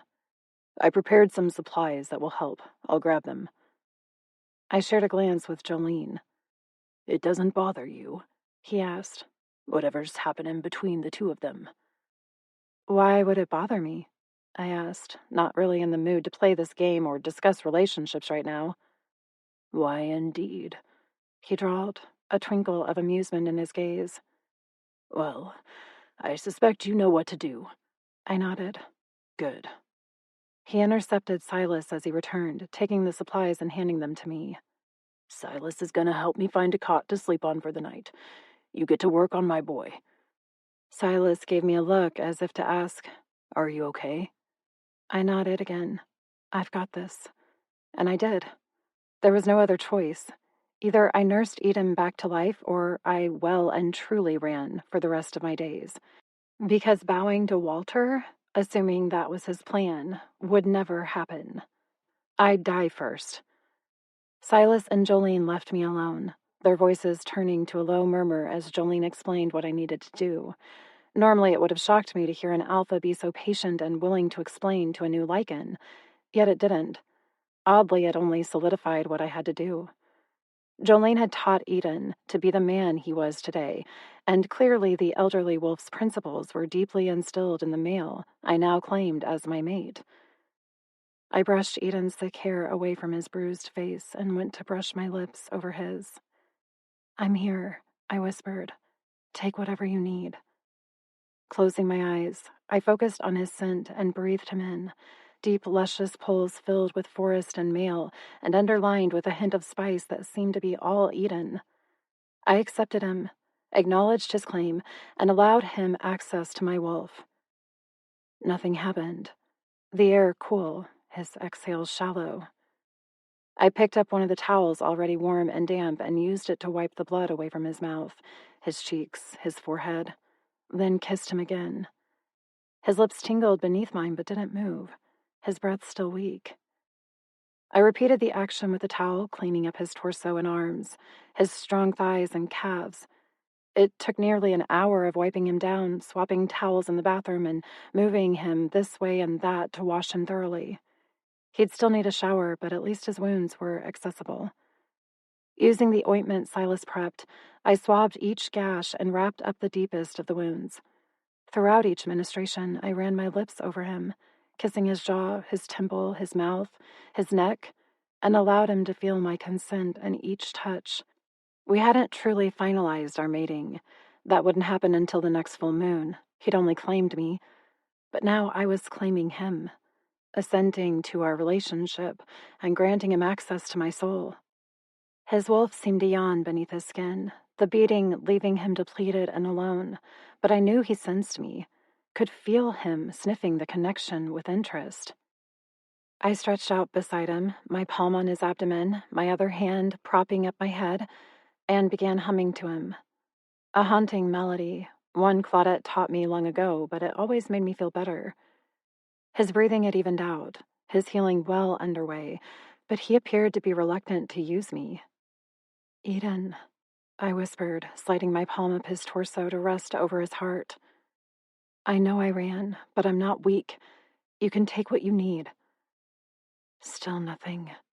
Stubborn wolf. But I felt his interest.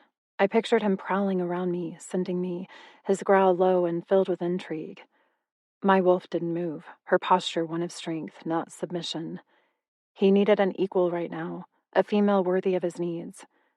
This time his growl wasn't just in my head or a figment of my imagination, but a real sound, a broken one from his tormented throat. I leaned into him, running my nose up his neck, and pressed my mouth to his ear. "Are you intimidated?" I whispered. "Is that why you won't take what you need?" I nibbled on his lobe, then bit down hard enough to draw blood. "I'm not afraid of you, Alpha." A snarl came from his chest, the wolf threatening to break free. "Take what you want," I told him, my voice a low purr. "I'm here." He fell silent again, the pacing resuming, at least in my mind. I sighed against his neck. "This is going to be a very long night if you continue on like this." No reply. "Good thing I'm stubborn too," I said, kissing his steady pulse. "A battle of wills it is." 27. Edon. Glenn. Barry. Oscar. George. My father. A growl warmed my chest, the sound a vow of retribution designated for those swimming in my mind. I had a very long list of lycans I wanted to kill. They'd taken the strength trial too far. And my father demanding the location of my mate? Yeah, that was the icing on the cake. I knew why he wanted her, and it had nothing to do with pack loyalty. My mother was barren after all the trials she'd endured beneath his rule. She barely even opened her eyes anymore. Making a new heir would be impossible. But with Luna? Oh, he could create one. Fucking monster. I spent so many years of my life trying to gain his favor, only to fail. Well, that was done. I no longer craved his acceptance or advice. I would become the alpha I intended to be at the next full moon, and my poor excuse for a father would be the first lycan I banned. His cronies would be next. My entire body ached, especially my rib cage, where my bones slowly mended back together. They'd shattered my insides beneath thousands of kicks. It was honestly a wonder I'd survived. No, not a wonder. My grandfather had stepped in, threatening to go to the Blood Alliance about my father's behavior. Killing an heir unjustly was frowned upon, and my father couldn't use a strength exercise as an excuse, not unless I tried to fight back, which I hadn't. I'd taken their beating, as the Alpha ritual required, and he had chosen to take it too far. Well, he and my fucking pack mates who had far too eagerly participated. Hence my list. Another growl vibrated my chest, my anger thriving through my veins. I wanted to smash their... My senses peaked as someone responded to my sound of ire. Not vocally, but with another growl. A sexier one. Luna. Her supple form was stretched out beside me, her palm a pleasant weight over my heart. It took significant effort to peel my eyes open, but I was thankful for trying, because I found a gorgeous sight staring down at me. Waves of brown hair tousled over one shoulder, head resting on her opposite hand, and honey-brown irises gazing at me with a fierceness that caused my breath to hitch. "About fucking time," she said, causing my eyebrows to lift. My lips parted on a reply that lacked sound. Not that it mattered, though, because her mouth settled over mine before I could even try again. Shock coursed through me, followed swiftly by heat and intense longing. Shit. Luna was kissing me. Eagerly, dominantly. It took half a beat for me to register why she acted so impulsively. She wanted me to activate our mating link and absorb her strength. Not happening. I refused to use her in that manner, nor did I need the boost. My energy reserves were healing me just fine. But her company? Yeah, now that I'd accept. Except I couldn't move without flinching, nor was my mouth working right. She palmed my jaw, causing me to wince. "It's broken," she whispered, her nose nuzzling mine. "Let me help you, Edon, please." Another kiss, this one followed by a nip to my lower lip when I didn't do as she requested. "Why are you fighting me?" Oh, the ways I could answer that if my mouth worked. I would tell her, "You fought me first, sweetheart. Maybe I consider it foreplay. Delayed gratification, little mate." However, the truth of it was, I didn't want to hurt her. I also didn't know her true intent. While I appreciated her being here for me, I also knew it was her obligation, one society had demanded of her, and I refused to force her, especially when I didn't need her strength to heal. Would it restore me to full health faster? Yes, but she deserved better than me sucking the life from her like some vampire. Luna pulled back, her gaze shadowing over. "Why are you rejecting me?" My eyes actually widened. What? This wasn't about rejection. "Is it... do you..." She bit her lip, glancing away, then back at me again with a sadness that hurt far more than my fractured rib cage. "Do you want me to get Silas?" she asked softly, her expression radiating an emotion I couldn't name. Not quite sadness, but definitely spasmed with pain. "I don't know if the sire bond can help, but if you prefer him, I'll understand, and I'll get him for you." "Where are you?" I asked Silas through the bond. "Doing a perimeter check with Jolene before he goes to sleep," he replied. "Why, is something wrong?" "Yeah, Luna seems to think I'd prefer you playing nursemaid instead of her." While I wouldn't mind Silas lying beside me now, I didn't exactly favor him over Luna. Something tells me her touch will be a bit more tender, and what I need right now. He snorted in my head. "You don't strike me as the kind of guy who enjoys tender, Edon." I wouldn't mind it from a certain female wolf, I thought, gazing up at her. Except she seems pretty upset. "Because she thinks you would prefer me there?" He sounded as confused as I felt. "What did you say to her?" "Nothing.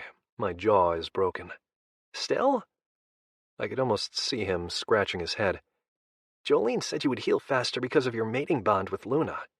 Yeah, only if I take energy from her, but I'm not. Why the hell not? Because I don't want to force her. You don't want... He started laughing, causing me to frown. That wasn't meant to be funny, Omega. Oh, but it's rich, Alpha, he returned. You'll command me to fuck her, but you won't accept the bond she's offering now? Really? Seriously, we're going there again. You can't tell me you didn't enjoy... Edon? Luna whispered, the earlier annoyance in her tone completely gone now, and replaced by something akin to disappointment. I know you probably can't speak, but can you at least nod? I lifted my chin an inch, testing my neck movement. It hurt like a son of a bitch, but it worked. If you would let the woman in and absorb some of her strength, maybe it wouldn't hurt, Silas taunted in my head. Fuck off. I swore the jackass blew me kisses in reply, his amusement palpable. But the look on Luna's face ruined my inclination to smile. Do you want me to get Silas for you? She asked softly. I didn't nod. Her brow furrowed. I don't know what you want, Edon. I'm trying to help, but you don't want me, clearly. So I'm going to get Silas, okay? Maybe you'll let him help, or...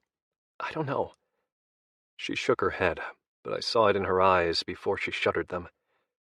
Rejection, I realized. She thinks I'm rejecting our mating. Because you are rejecting it, Silas replied. No, I'm not. I'm just not sucking on her life source, I thought back at him, irritated. But does she know that? Apparently not, I said, noting the way her lower lip wobbled before she sucked it in. Ah, little mate. She'd been so strong, lying beside me, wanting me to take from her. The lack of blood on my skin told me she'd bathed me, too. She's accepting her place by your side, Silas murmured. I saw it in her earlier. And I felt it now. Luna started to roll off the bed, causing me to reach for her, which ended in a grimace and a groan that had her looking back at me in alarm. Sorry, I didn't mean to hurt you more. I was just trying to, move. She cringed. You need some pain medicine or something? No, what I needed was a brand new body, one that I could use to kill my father and his idiotic cronies. Look, with you rejecting me, I obviously can't help you, she said, some of her spine seeming to return. So I'm going to get up real fast and find Silas, since you and he are, well, closer. Shit, that wasn't it at all. I growled because it seemed to be the only response I could make, and it caused her to freeze in place. Then she narrowed her eyes at me. Did you just growl at me? This time, I nodded. Why? She demanded. Because you just accused me of rejecting our mating bond, I thought at her. Of course, it was Silas who replied. Then maybe you should do whatever it is you need to do to accept her.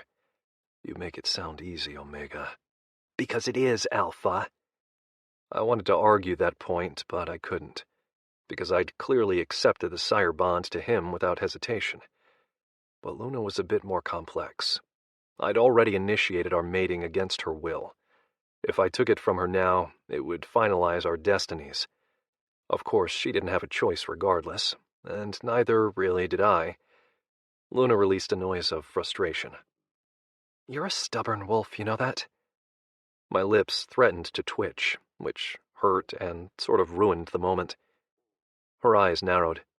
You're amused?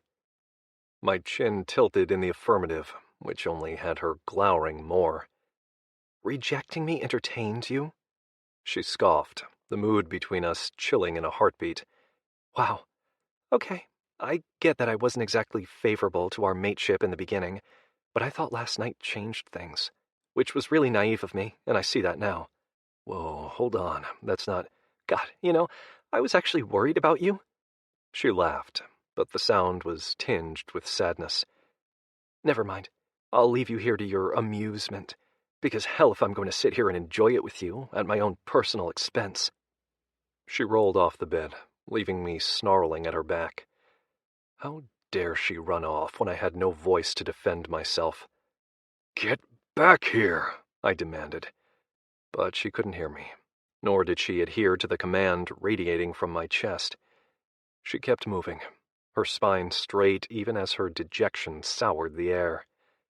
Alpha female through and through, refusing to allow others to see her pain. But her scent belied her bravado.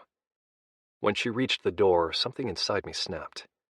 No way in hell was I allowing her to walk away from me like this. She staggered beneath the weight of our sudden connection, her breath puffing out of her in a gasp as I dug my mental claws into her and coerced her to stay. My wolf didn't want to play. It wanted to dominate. This female belonged to me. And she thought I meant to reject her? Fuck that. Every wall constructed between us came tumbling down as I yanked forcefully on the mating link, the connection that began to form the first time I bit her. Neither of us had explored the bond, mostly because it was more of a formality than a desire. But now I wanted to know everything about it. Because if she believed for 1 second that I didn't want her, she had another thing coming. You are my mate.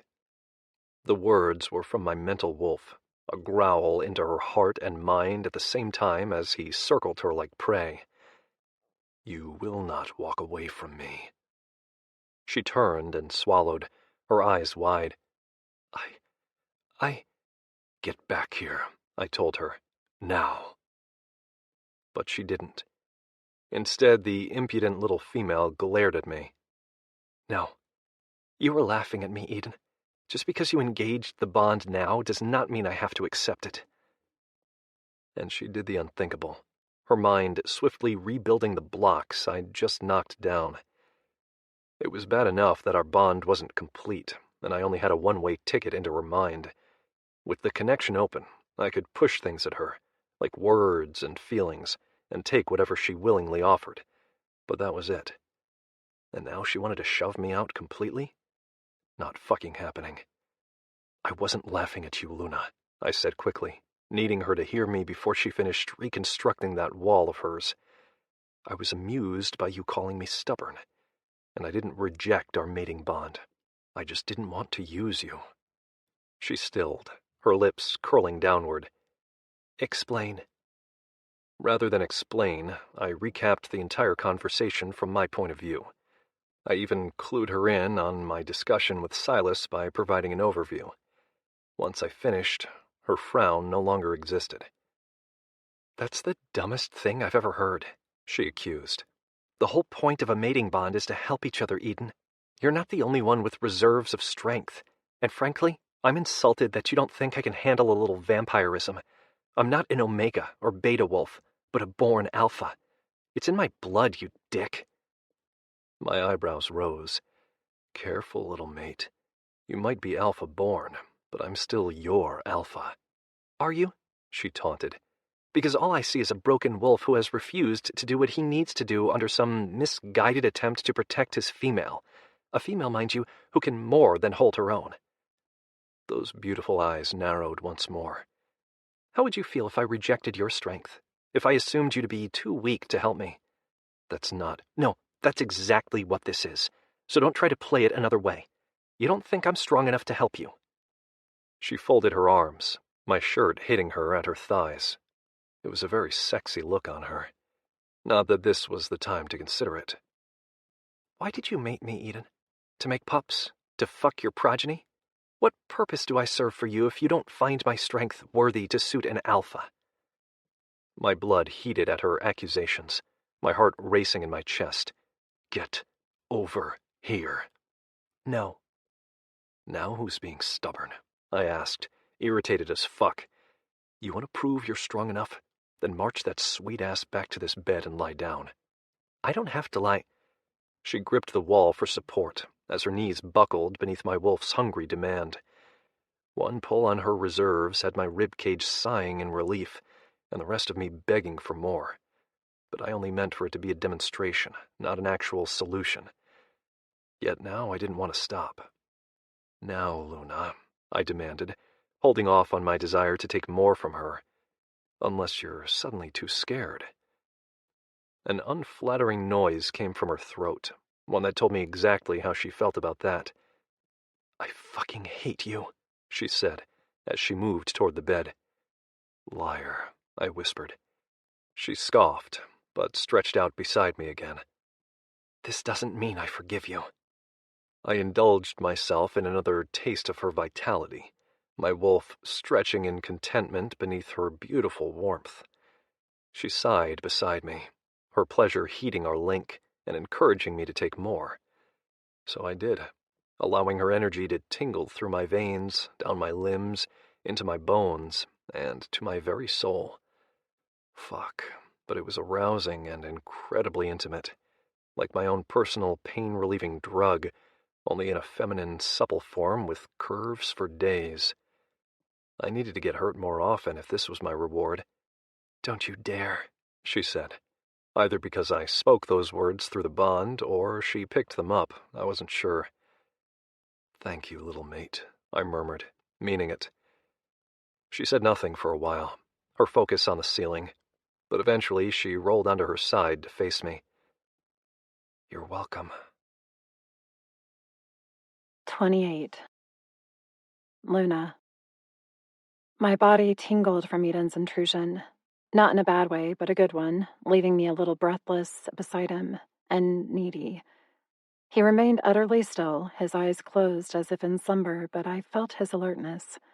Our bond wasn't yet complete, but I felt it lingering, the call from his wolf to mine to finish our link at the next full moon. All it would take was a single bite, of my teeth into his skin. Not all alphas required it, their initial claim enough to force a female into the mating link. But I knew Edon wanted more, could hear it now that he'd opened the gate and allowed me inside. Every part of him was free for me to explore, while my own emotions and thoughts remained locked up behind a wall of steel that he couldn't access without the completion of our bond. But his mind was now mine, and what a fascinating place to be. I could sense Silas there, his sire bond strong and thriving. I also picked up notes of his confused feelings, how he desired us both on a painfully equal level. Edon questioned it, wondering how to make it work, and my overreaction only added to his overall confusion. He thought I was jealous of Silas, and maybe to an extent I was, but not entirely. When I thought he preferred his progeny, I felt left out more than anything else. Worthless, too, as if my entire purpose to him was soiled and wrong. Then he'd explained his intentions. Such a waste of time and energy.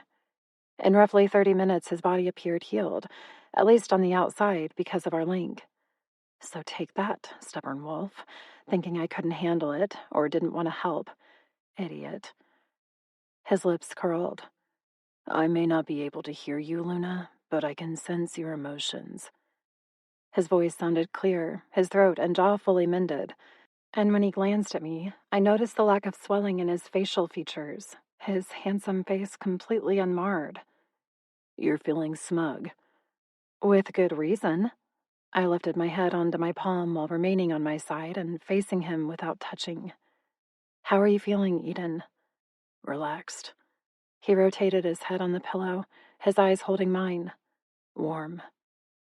We stared at each other like that for a long moment, peace floating between us. Everything just felt so right. The way my vitality hummed through my veins to his in effortless silence, lulling us into a state of perpetual tranquility. "Kiss me," he whispered. Not a request so much as a demand. He was an alpha, after all. I smiled. "You want me? Come get me." His pupils flared with interest. "You going to make me run, little mate?" I nearly laughed. "Another day, maybe. Right now I'll settle for you shifting off your back." Seemed like a good place to start since he hadn't moved in what felt like hours. "Are you doubting my ability to fuck you, Luna?" he asked, one eyebrow lifting. "Because I assure you, that won't be a problem." "Who said anything about fucking? All you wanted is a kiss."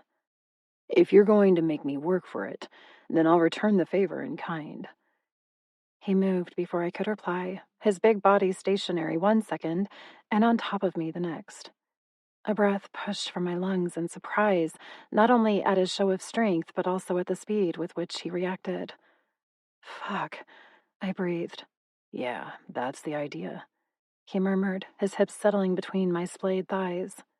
Now kiss me, little mate. His lips were a hair's breadth from mine, his body radiating heat and bathing me in a sea of lust I couldn't deny. So I didn't. I kissed him, not sweetly, not quietly, but passionately, and adored the growl he gave me in return. It rumbled from his chest to mine, a possessive sound that immediately soaked my inner thighs in my readiness. My wolf submitted on instinct, the much stronger Alpha taking control of my mouth with his tongue. I moaned, the wanton rush of lust flooding my every thought. I was so lost to him, to his touch, to his presence, to his very existence. The forced fate I'd dwelled on most of my life gave way to a fervor unlike anything I could have anticipated. I wanted Edon, badly, and I allowed him to feel that by pressing my aching heat into his hard shaft. He groaned, the sound coming from deep in his abdomen and exciting my need. Edon, I whispered, arching into him again. I thought you just wanted a kiss, he teased, nipping my lower lip and kissing a path to my ear. Aren't you worried I can't perform? The throbbing cock pressing into my pussy says you'll be just fine, I replied, swallowing thickly. I don't know. He licked the column of my neck, tasting the perspiration dotting my skin and leaving me shaking beneath him. Maybe you should be on top, little mate. I shuddered, the image of mounting him in my own way destroying my ability to think or respond. Because yes, fuck yes, I wanted that more than I wanted to breathe. And somehow he knew. He rolled onto his back, taking me with him, his hands on my hips. I straddled him on impulse, keeping my sex against his, my body trembling with unrestrained desire. Take me, he encouraged, his fingers tugging on the shirt I still wore. But remove this. I want to watch every move as you fuck me, Luna. Every moan, every bounce, every pant will be mine. Oh, dear wolf, he's going to destroy me. I slowly removed his old shirt from my body, tossing it to the floor below, and licked my lips. His predatory grin had me quivering, the promise in his gaze one I intended to fulfill. Scared, he taunted. Terrified, I whispered. It wasn't a lie, because this feeling stirring in my chest, yeah, that scared me. But I couldn't stop myself from lifting and taking him inside me, from rocking my hips against his and growling his name low and long from my throat. This was a gift, one I cherished more than he would ever know. The offering of freedom, to express my alpha instincts and take what I wanted from the strong male below. Most females in my position were never offered such an experience, the males preferring to dominate in every form of the word. But Edon remained still, his body strung tight with the effort of allowing another to dictate the pace and ride him. A tear slipped from the edge of my eye, one he caught with his thumb before wrapping his palm around the back of my neck and bringing me down for a knowing kiss. Maybe he did understand the gravity of what he offered, which only endeared him to me more. Edon, I whispered. Shh. He licked the seam of my mouth. Devour me, little mate. Make me yours. And I did. With every lick, nip, and kiss, I claimed him. Mine. The only thing I didn't do was bite, an act I would save for the next full moon when it truly counted. My stomach burned, my thighs shaking.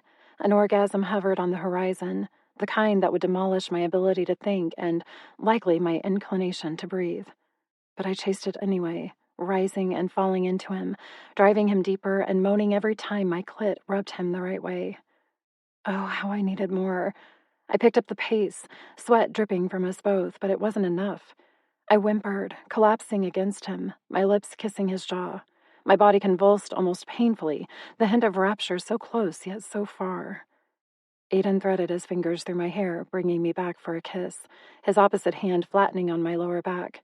His bottom half bucked into mine, causing me to gasp against his mouth. Fuck.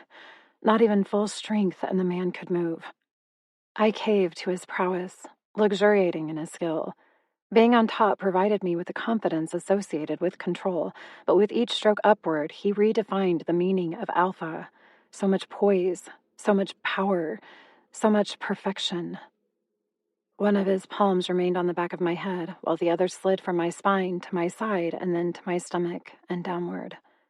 The rough pad of his finger flicked my swollen nub, exactly how I needed it, and sent me cascading over the falls into a whirlpool of ecstasy. His name careened from my mouth, only to be swallowed by his as he caressed me through the intense waves of pleasure.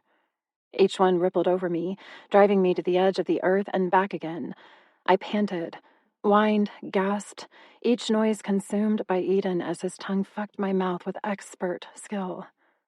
I barely noticed my back hitting the mattress, or the male driving into the apex between my thighs. All I could think was, this is heaven. With Edon blanketing me in his primal heat, I never wanted to move again, except my hips still rose to meet his thrusts, my limbs vibrating beneath the onslaught of increased pressure in my lower abdomen as another spiral of oblivion overwhelmed my senses and covered me in goosebumps. Fuck. It wasn't even my orgasm that had hit me, but Edon's. He'd left the link open, showering me in his sensations and pulling me into the euphoric black hole with him. And shit, it was hot, sensual, amazing. He gave me everything.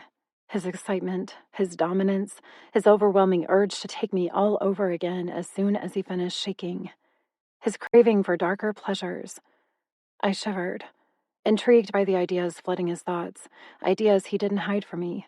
He wanted to take me in every way, mark me as his so no one else could touch me. Except Silas. I saw him in those fantasies too. Edon liked the three of us together.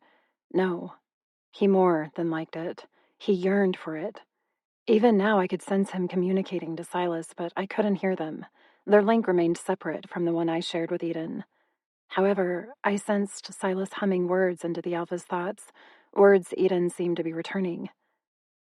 What is he saying? I asked, my thighs still pillowing Edon's waist. That he wants to sleep on the couch. Edon replied, his lips against my neck. He lifted onto his elbows, his gaze warm as he studied my face.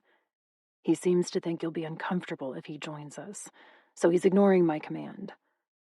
Part of me wanted to grin at the latter part of that sentence, but the former captivated my interest. Why would I be uncomfortable? You tell me, little mate. He combed his fingers through my hair. Are you okay with Silas joining us? What would you do if I said no? I wondered out loud. Would you deny him? He swallowed, his eyes flicking to the headboard before slowly returning to my face.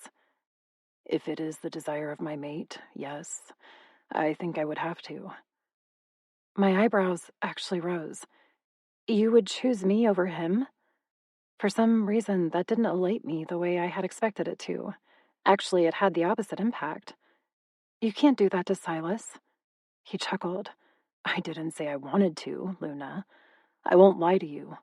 I want him as badly as I want you, but your comfort is important to me, just as it is to him. If you don't desire him in our bed, then he wouldn't want to join us, which leaves me little choice but to respect both of your wishes. I blanked. You are not at all who I expected you to be. Considering you were anticipating a male like my father, or your father, I'm going to take that as a compliment. He drew his thumb along my jaw, his eyes tracing the movement. What should I tell Silas? To get his ass in here? I replied without hesitation. Why the hell would he sleep on the couch? His lips curled. It's as if you can read my mind, darling Luna, because I said the exact same thing to him. He kissed me deeply, his cock slowly sliding from my body. Fucking you might be my new favorite activity, but Silas needs some relief. I'm fine, he replied from the side of the room, his lithe form leaning against the door jamb in a pair of jeans. Water beaded across his naked torso, his hair damp from what I assumed was a recent shower. He must have taken one after his run of the perimeter. Prove it, Edon murmured, slipping off of me to the side. He gathered my body against him, spooning me with his chest to my back so we both faced the entryway. Edon lifted himself onto his elbow, while his opposite palm ran over my stomach and downward to the evidence of our fucking. Come here, Silas. The other male narrowed his gaze but walked into the room and shut the door with his heel. He must have said something to Edon, because the Alpha chuckled behind me. The vibration, coupled with the finger gliding through my folds, had my throat drying too much for me to speak. Not that I knew what to say. A moan seemed more appropriate, especially with the way Silas's gaze tracked Edon's movements. He gripped my thigh and guided my limb backward to rest over his legs, thereby spreading me wide for Silas's view. "Doesn't she have a gorgeous pussy?" the Alpha asked softly, his lips near my ear as his hand returned to my center. Silas visibly swallowed. "Yes. But you're fine, right?" Edon dipped 2 fingers into me, penetrating me deep. "Take off your jeans, Silas. Show us how fine you are." His glower deepened, those blue eyes darkening to a midnight blue shade as he unbuttoned and unzipped his pants. Both males were equally endowed and beautiful in their own rights, but Silas's shaft was slimmer and longer, while Edon's was thicker and almost harsher. Somehow, both cocks were appropriate to each man, and I found myself thirsting for them both despite having just gotten off with Edon inside me. Silas kicked his jeans off to the side, his hands on his hips. "Satisfied?" "Me? Very." Edon circled my clit with his thumb, his entire hand seeming to explore the dampness between my thighs. "But you look uncomfortable, Silas. Maybe we can help with that. Unless you're still fine." I squirmed as Silas knelt on the bed, his heat and presence an aphrodisiac to my senses. "Yes, please," my wolf whispered. "Lie down beside Luna," Edon instructed him, the authority in his voice leaving no room for argument. It was as if he hadn't just survived a near-life-threatening beating at all, like he wasn't still in the process of healing, although I felt him pulling on my reserves just a little to foster his recovery. He might be in charge again, but he wasn't at full strength. He was just an alpha with a hell of a lot of ego. For good reason, I thought, smiling as Silas lay down beside me. "Hi," I whispered. "Hi," he replied, giving me a much softer look than the one he'd given Edon. I sighed as he leaned in to kiss me, his lips soft and warm and coaxing against mine. Never rushed, just all Silas, tasting and mesmerizing. Edon removed his touch, eliciting a whimper from me that Silas overpowered on a growl. "Fuck, Edon," he groaned, arching in a way that removed his mouth from mine, and I could see why. Edon had grabbed Silas's shaft and was stroking him, using the combined juices of our arousal for lubrication. That was why he'd touched me so completely, to coat his palm in the aftermath of our lovemaking and paint Silas's cock with it. My thighs tensed, heat pooling in my lower abdomen, because wow, that was hot. And Silas seemed to approve as well, his eyes closing on a guttural sound as Edon twisted his grip over the head. Who knew watching a male jack off another man could be so damn arousing? Or maybe it was just watching these two interact, while sandwiched in the middle, that turned my blood to boiling lava. Didn't matter. I was lost to the moment, my eyes glued to Edon's hand and the rhythm he set. Not harsh or fast, but firm and knowing. Silas's muscles tensed, his abdomen a riddle of ridges I wanted to explore with my tongue. "He's close, little mate," Edon murmured against my ear. "Do you want to slide down so he can come in your mouth? Or should I let him come all over your sweet cunt and have him lick you clean?"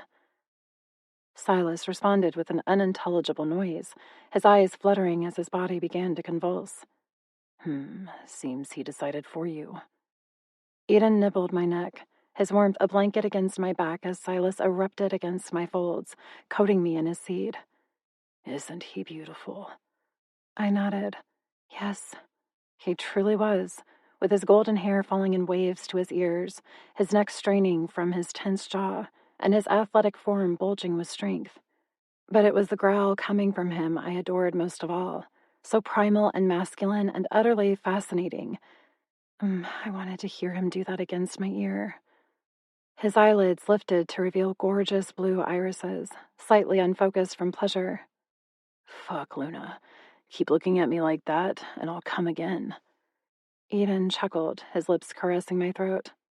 "I think you should clean her up first, with your tongue." Silas shuddered, then leaned in to brush his mouth against mine, his palm falling to my hip. Did we make a mess, little moon? He nuzzled my nose, his breath hot against my parted lips. Do you want me to lick it all up? Or should I massage it into your flesh and mark you as ours? Bold words, but they were met with approval from the male behind me. I felt it through our mating bond. He liked Silas laying claim to me, just as he enjoyed sharing us both.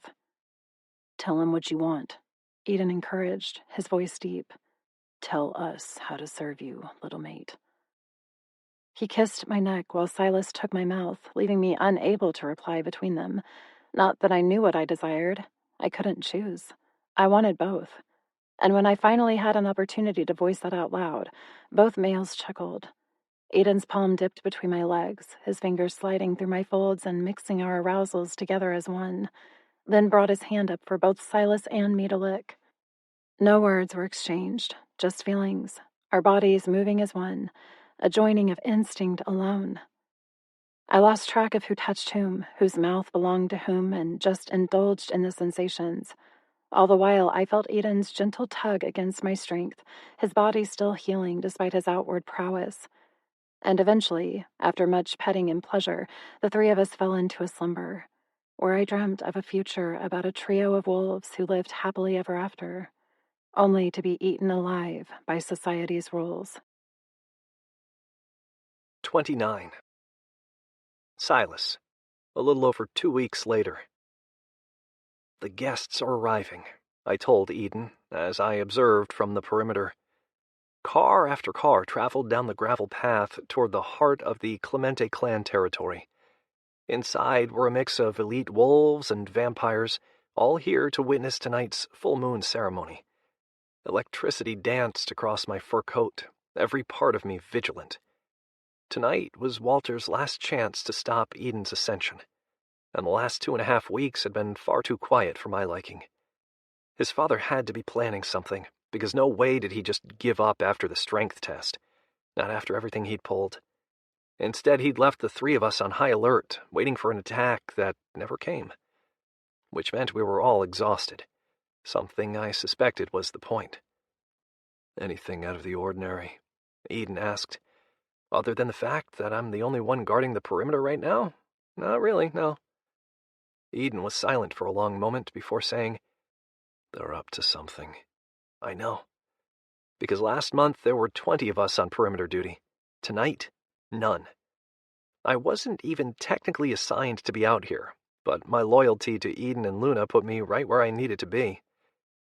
We have an hour before we begin. I want you nearby when it all starts. I'll be there. The confirmation really wasn't necessary, and neither was his demand, but they added to the formality of today. We'd fallen into a dangerous rhythm these last few weeks, one where I'd begun to hold a much more powerful place in Edon's life. Tonight, however, he had reverted me to my place as his progeny. No, actually, that wasn't quite right. I'd played the part of progeny at last month's full moon ceremony. No one had spoken to me or acknowledged me, apart from my old friend Ray, whom I'd secretly spoken to during the opening reception, and Edon had treated me as if I didn't exist.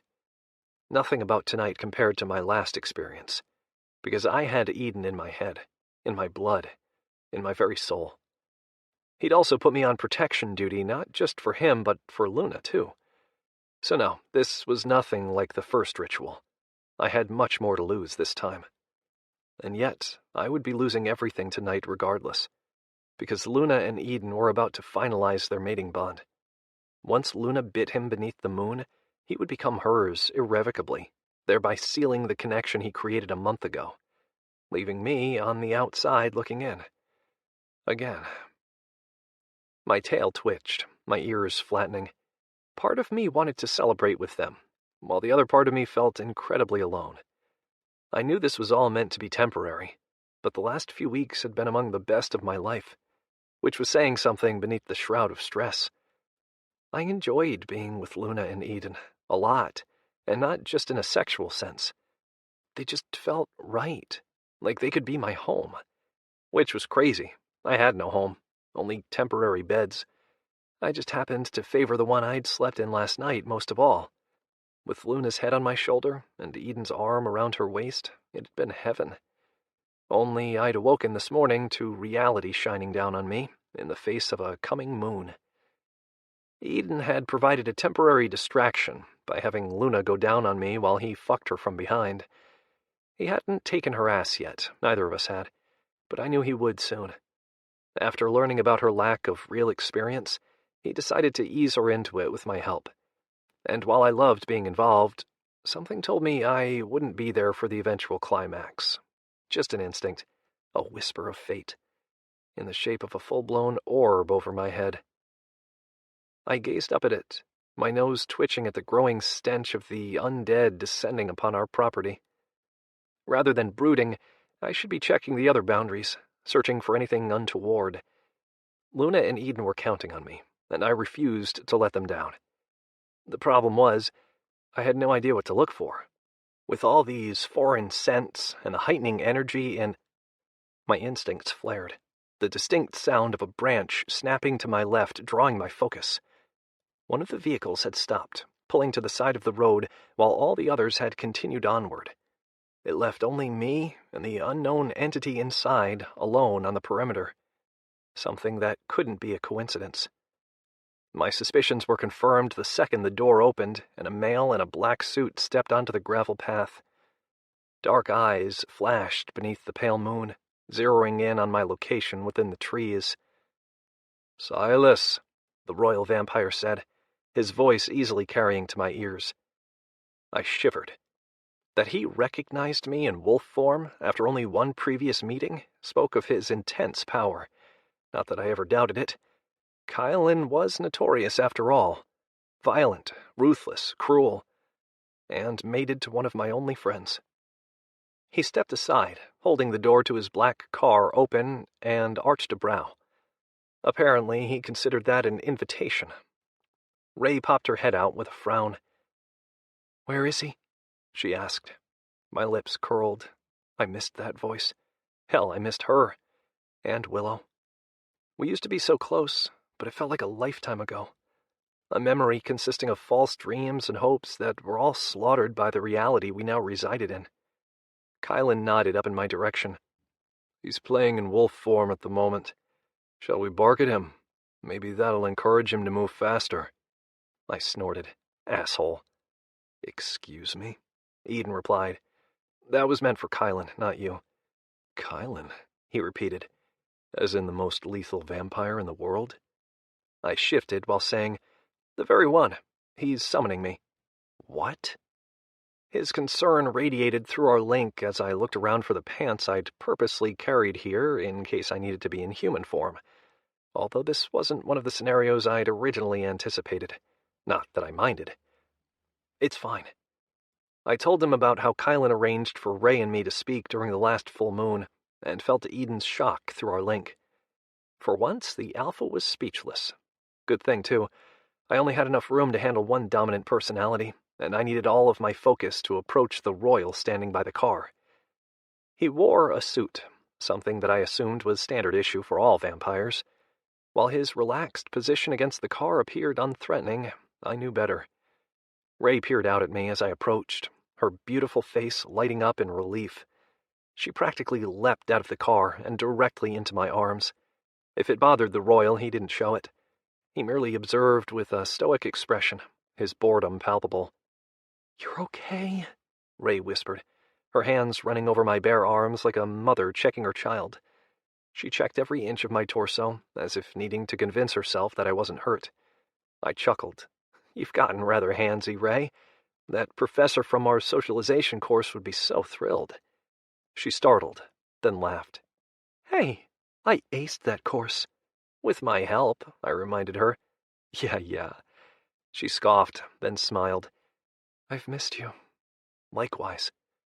I hugged her again, this time without all the petting, and sighed against her hair. "It's good to see you."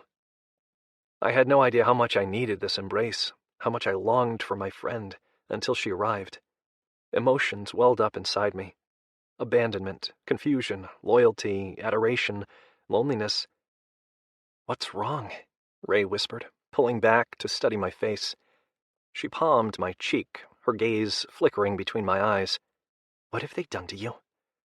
"Might I suggest we return to the car?"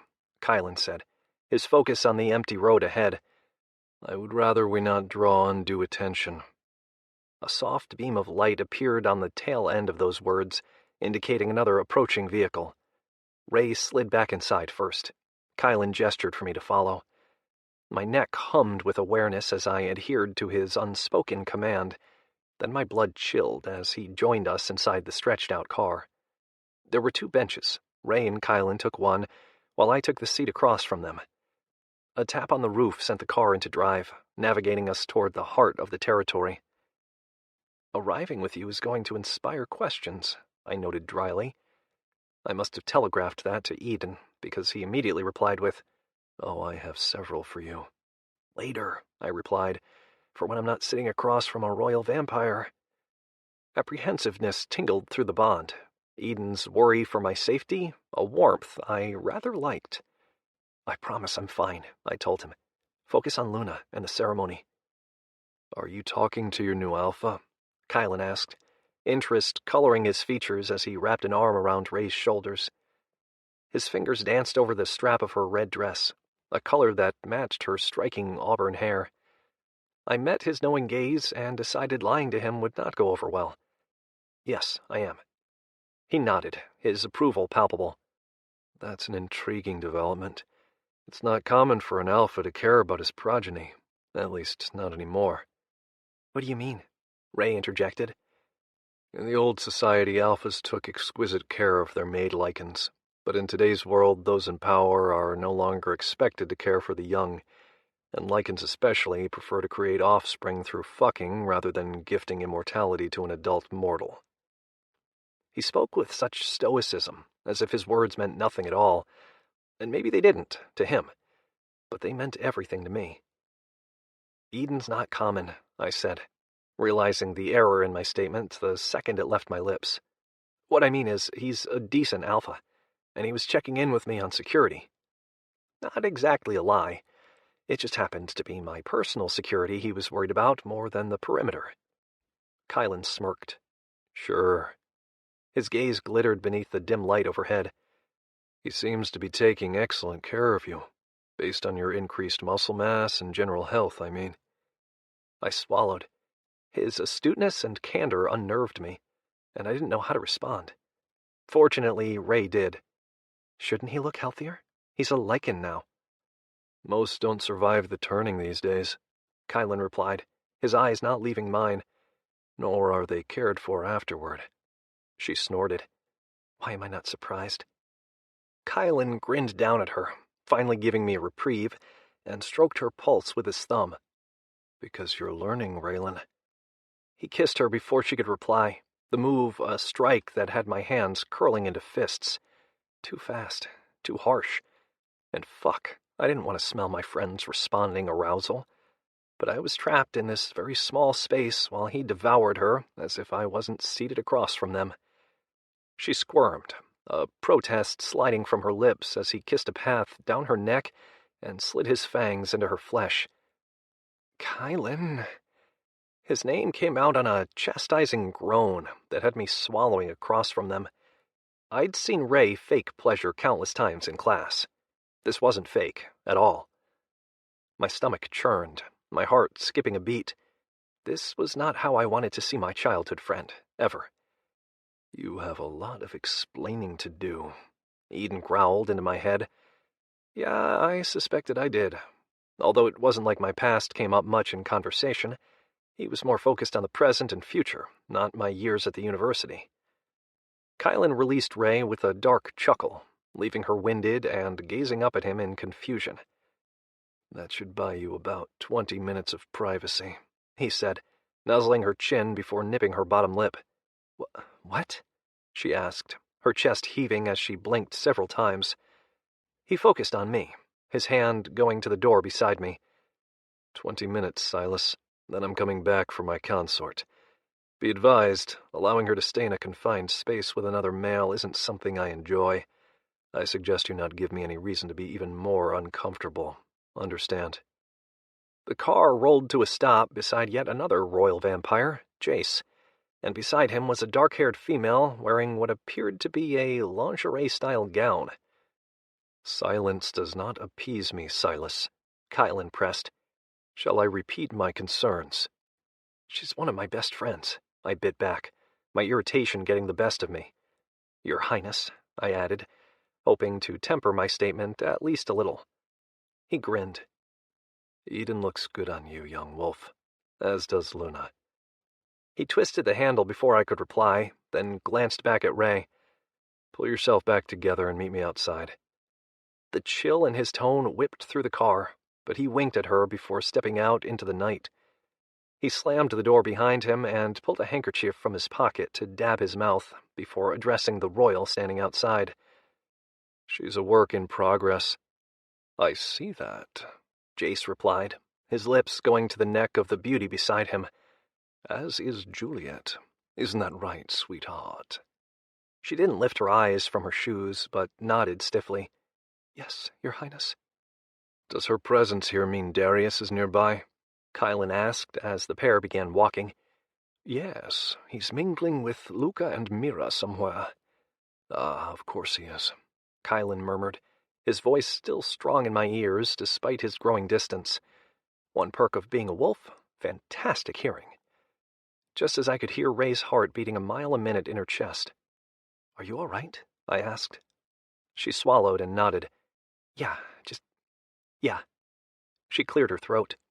"He's just... Kylan. And he's treating you okay?" I looked pointedly at the wound on her neck, because that looks like it hurts. She laughed. "Trust me, it doesn't. He just got me all hot and... Well, anyway, biting is fine. It was his way of giving me a cover story for my absence so we could talk, and we're wasting time. How are you really?" I could ask you the same question. That's one hell of a cover story, Ray. As I said, he's Kylan. The only thing he's guilty of is making me crave more, which I suspect was the point. He's a territorial asshole like that, and you're sort of a button for him. Me? I almost laughed. A button? How? He knows we used to, for class, and for a while he used your fate over my head because he thought I loved you as more than a friend. My eyebrows shot up. What? It's neither here nor there, and you're deflecting, she accused. Talk to me, Silas. What's going on? I blew out a breath and rubbed my palm over my face, shaking my head. There's not enough time for me to tell you everything. So summarize it. It's really nothing. I'm just glad to see you, Ray, that's all. Her icy blue eyes narrowed. I can smell your lie. I can also smell Edon and Luna on you. Really? My brow furrowed. Since when could vampires scent lies? I thought baby vampires could hardly sense anything at all. And how do you know it's Edon and Luna? Because my link to Kylan isn't, typical.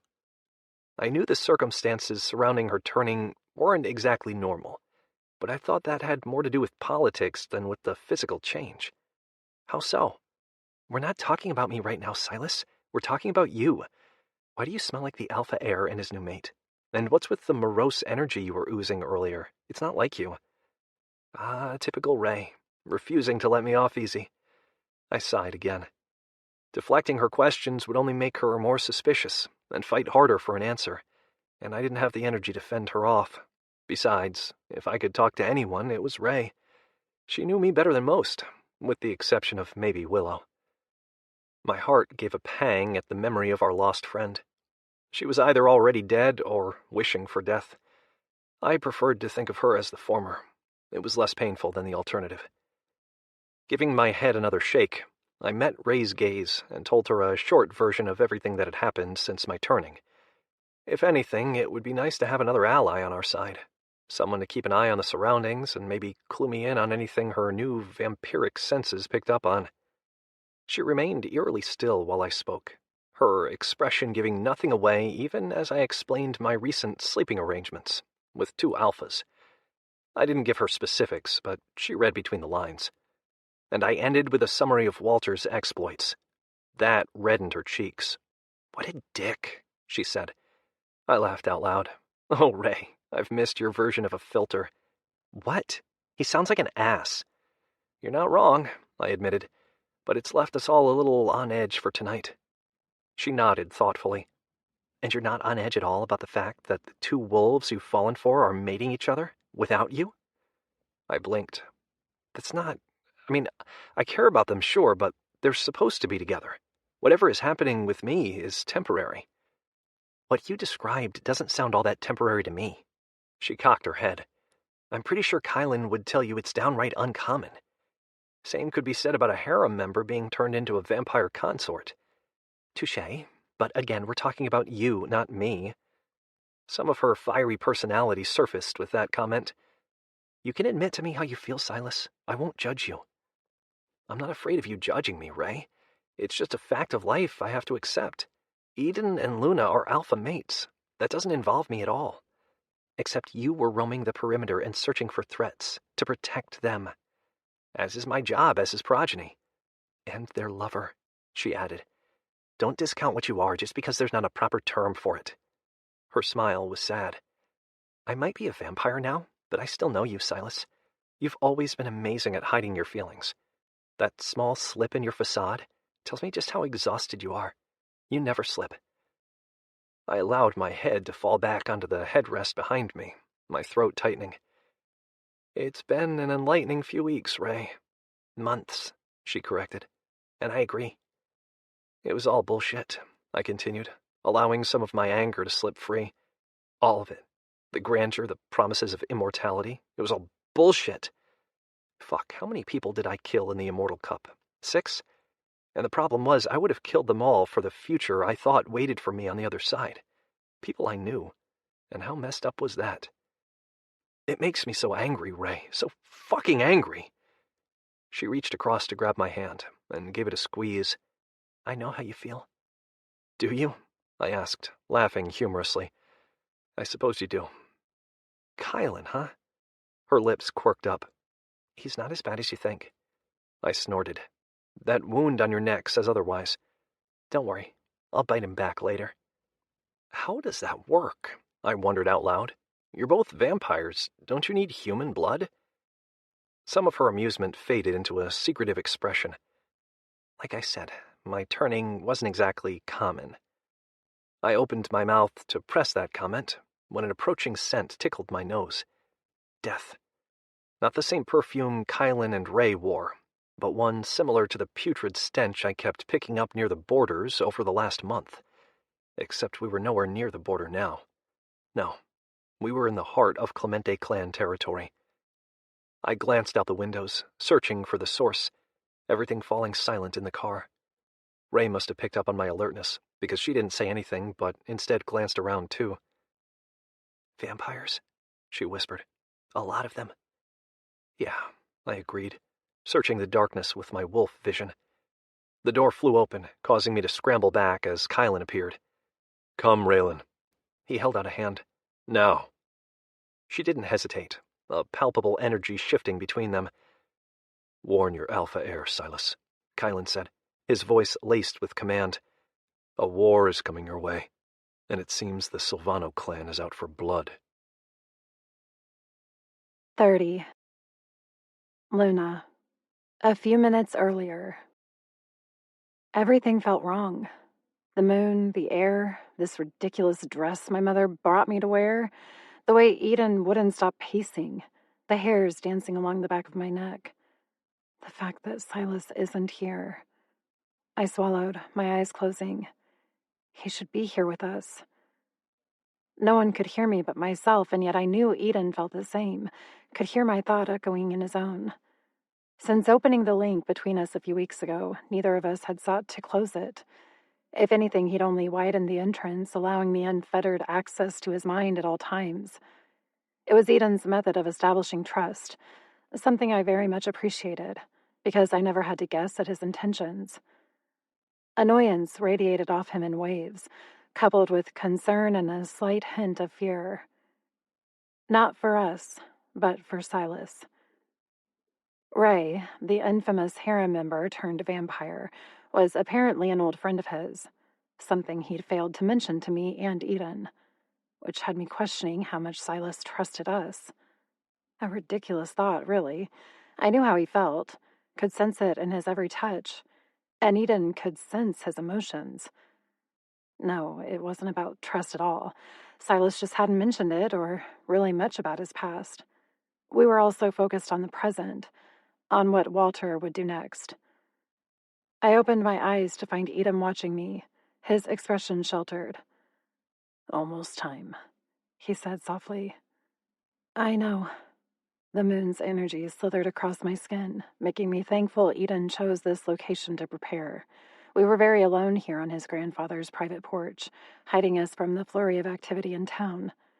Jolene had gone on ahead, saying he wanted to have a word with an old friend. We suspected he meant a member of the quiet resistance, but we were too concerned with our own fates to press it.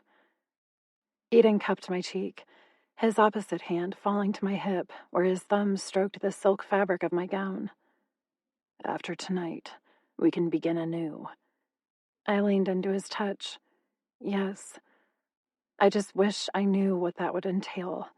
Everything had seemed so right these last few weeks with Edon and Silas, but tonight would change everything. The foreboding nature of it weighed against my spine, leaving me unnerved. You feel it too, he whispered. That something's missing.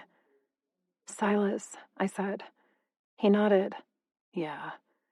He should be here. Another nod. Do you want me to call him? I don't know. Would it make it better, or would it feel like goodbye? Because I wasn't ready for that. Somehow, in some way, that wolf had gotten under my skin nearly as deeply as Edon had, almost as if that bite he'd bestowed upon me was a claiming. Except I knew that was impossible. Only bites beneath the full moon ended in a mating. Edon brushed a kiss against my lips before pressing his forehead to mine. This isn't the end, little mate. Then why does it feel that way? I asked, swallowing. Why do I feel like everything's about to change? He sighed, his minty breath mingling with mine. Because it is. But that doesn't mean it's an end so much as a new beginning. Without Silas. We don't know that.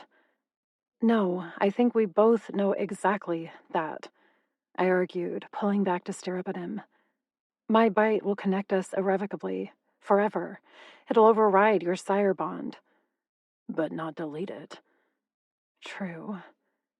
It'll supersede it, I clarified, which isn't fair to Silas. On that, he didn't have an argument. I saw it in his gaze. Forcing him to remain with us will be cruel, I added, swallowing. You know that as well as I do. He'll never be an equal. He was never meant to be our equal, Luna. He lifted his touch from my hip to my cheek, cradling my face between his palms. We're alphas. We're meant to mate. Silas... He trailed off, his expression pained. He's not an omega, I whispered. I know. But he's not an alpha either, I admitted, my stomach churning. Staying with him. Edon, it'll hurt him. I know, he repeated, his gaze falling. I don't want to hurt him. He pressed his lips to mine again, this time the kiss lingering as if he needed a moment to gather his thoughts. But as he met my gaze once more, I knew what he planned to say. We need to let him go. It's for his own good, even if it kills us to do it. However, none of those comments left his mouth. Instead, he froze, his hands going rigid against my skin. And then I smelled it. The rancid stench of death everywhere. I couldn't look over his shoulder to survey our surroundings because he held me too tightly, yet I felt the incoming wave of power. This was more than a few royal vampires and their sovereigns. An army approached. Edon shoved me through the door of his grandfather's home, causing me to stumble into a nearby chair on a curse. And then he was shifting. Snarls ripped from Edon's mouth as he charged toward the tree line that led to the main camp, leaving a command behind in my skull. Stay. Fuck that, I thought back at him. Not that he could hear me. Not that anyone could hear anything over the sound of war in the backyard. I took off after him, my gown disappearing in my wake as I called to my wolf. My paws sprinted over the earth, my senses heightening with each growing second. So many vampires. Rage, blood, the need for a fight. It shivered down my spine, stirring a pool of dread in my lower belly. This was the final test. The one Walter had set up for Edon to fail. I felt it in every bone of my being, knew what he desired. My mate's death. Not on my watch, I thought, pushing myself faster than ever before as I followed Edon's trail. War cries littered the air, followed by howls. I paused on the outskirts, my eyes going wide at the onslaught of chaos. Hundreds of vampires had encircled the camp, their attack imminent. Walter stood in the middle of them, squaring off against their leader, Silvano, an old-as-fuck vampire known for his temper. Shit. I've sanctioned no such activities, Walter growled, his words echoing off the surrounding lodges. Wolves paced around him, but they were well outnumbered by the army of undead. Edon joined him, walking into the circle on 2 legs while pulling up a pair of jeans he'd retrieved from somewhere. I crept up to the side of one of the houses to watch, my coat shivering beneath the wave of violent energy stirring in the air. "What the fuck is going on?" Edon demanded. "Silvano thinks we've been hunting and slaying vampires on our land," Walter said, folding his arms. "Something we all know I'd never sanction." Oh, shit. This all tied back to the first trial, the one with the dead vampire body. The body Edon had disposed of. "I see." Silvano gestured for 2 of his suit-clad vampires to step forward, one of whom held a bag. He dumped the contents onto the lawn, a collection of heads. "These say otherwise. Walter, go ahead, take a whiff. They reek of your mutts." My ears flattened, shock coursing through my system. Edon merely folded his arms, mimicking his father's stance. "Then we have a problem in our clan, one I'll solve as soon as I ascend." His father snorted a laugh. "How quaint." He turned to his son, eyes narrowing. "And so very coincidental." "Took the words right out of my mouth," Edon replied, not looking the least bit ruffled. "If I didn't know better, I'd say this is all part of your fucked up alpha trials. Well, you're too late, old man. I'm ready, and I'm ascending, with or without your approval." "So what? You orchestrated all this to belittle my legacy? To taint my reputation?" Edon's lips twitched. "We both know I don't have the support in this clan to pull off something like that." "Oh, no?" Walter feigned surprise. "Maybe we should put that theory to the test." He glanced around while Silvano observed in stoic silence, his vampires all poised and ready for battle. One signal from him, and chaos would begin. But he held off, because this was all for show. The realization hit me as soon as Walter asked, "Who among you had a hand in this?" He glanced around, his gaze astute. "My guess is my son promised you something in return for framing me in this madness. That'll be hard for him to accomplish if he doesn't ascend this year. I implore you to step forward with the truth now, or risk an uncertain future as my son has." Bastard. He planned all of this. And that thought was confirmed as 2 males gingerly slunk forward, eyes averted. "Forgive us, sir," one of them said, his voice low. "But Edon said it was sanctioned, that we were paying back a debt. He claimed it was done with Silvano's approval," the other whispered. Silence fell. A hum of anger stroked my fur. And then Edon laughed. "I can't believe you've let him manipulate you this way." He shook his head, still grinning. "You're both imbeciles." Walter was an expert in the art of faking astonishment. "You just couldn't ascend normally, could you? Had to try to tarnish my reputation in the process." He shook his head, sighing, then met Silvano's gaze. "He's been trouble from the beginning, but I've tried. It's hard, though, when his mother is so completely useless." The female in question was nowhere to be seen, but the words ignited a flame in Edon's gaze. "And why is she useless?" he demanded. "Oh, right, because you've broken her." He snorted and looked to Silvano.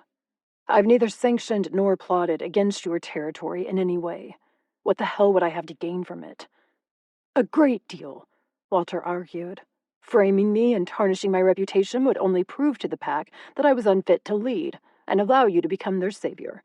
Something we both know you very much need, as you're not all that respected by your peers." He opened his hands for the wolves around him, most of whom snorted in agreement. Walter sighed, the sound dramatic as he refocused on Silvano. "Tell me how to make this up to you, old friend. Tell me what you want." My death, I presume, Edon drawled. Fascinating. I mean, you've been trying to accomplish that throughout the trials, right? He pressed a palm to his chest. Me? All I've done is try to make you stronger. He again looked to the pack for approval, which they of course gave because they were all fucking sheep. Is that why you framed my mate for murder? Edon asked. Why you took it upon yourself to punish her in an attempt to gang rape her? Why you beat me to within an inch of my life in your so-called strength test? He smiled. Sure, Dad. I'm certain that it was all done for my benefit. You've grown too close to her, that mud of yours, to think clearly, son. It's something I warned you against. He sounded so contrite and sad that I almost wanted to applaud him for the act. The problem was, it seemed everyone around him believed this bullshit. Several alphas had joined the ring, watching from the sidelines, including my parents, and a handful of royal vampires, too.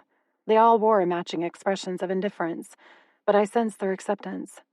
They were going to let Walter kill his son, to make it up to Silvano, and... There's only one problem with your accusation, a deep voice said from behind the masses, startling me.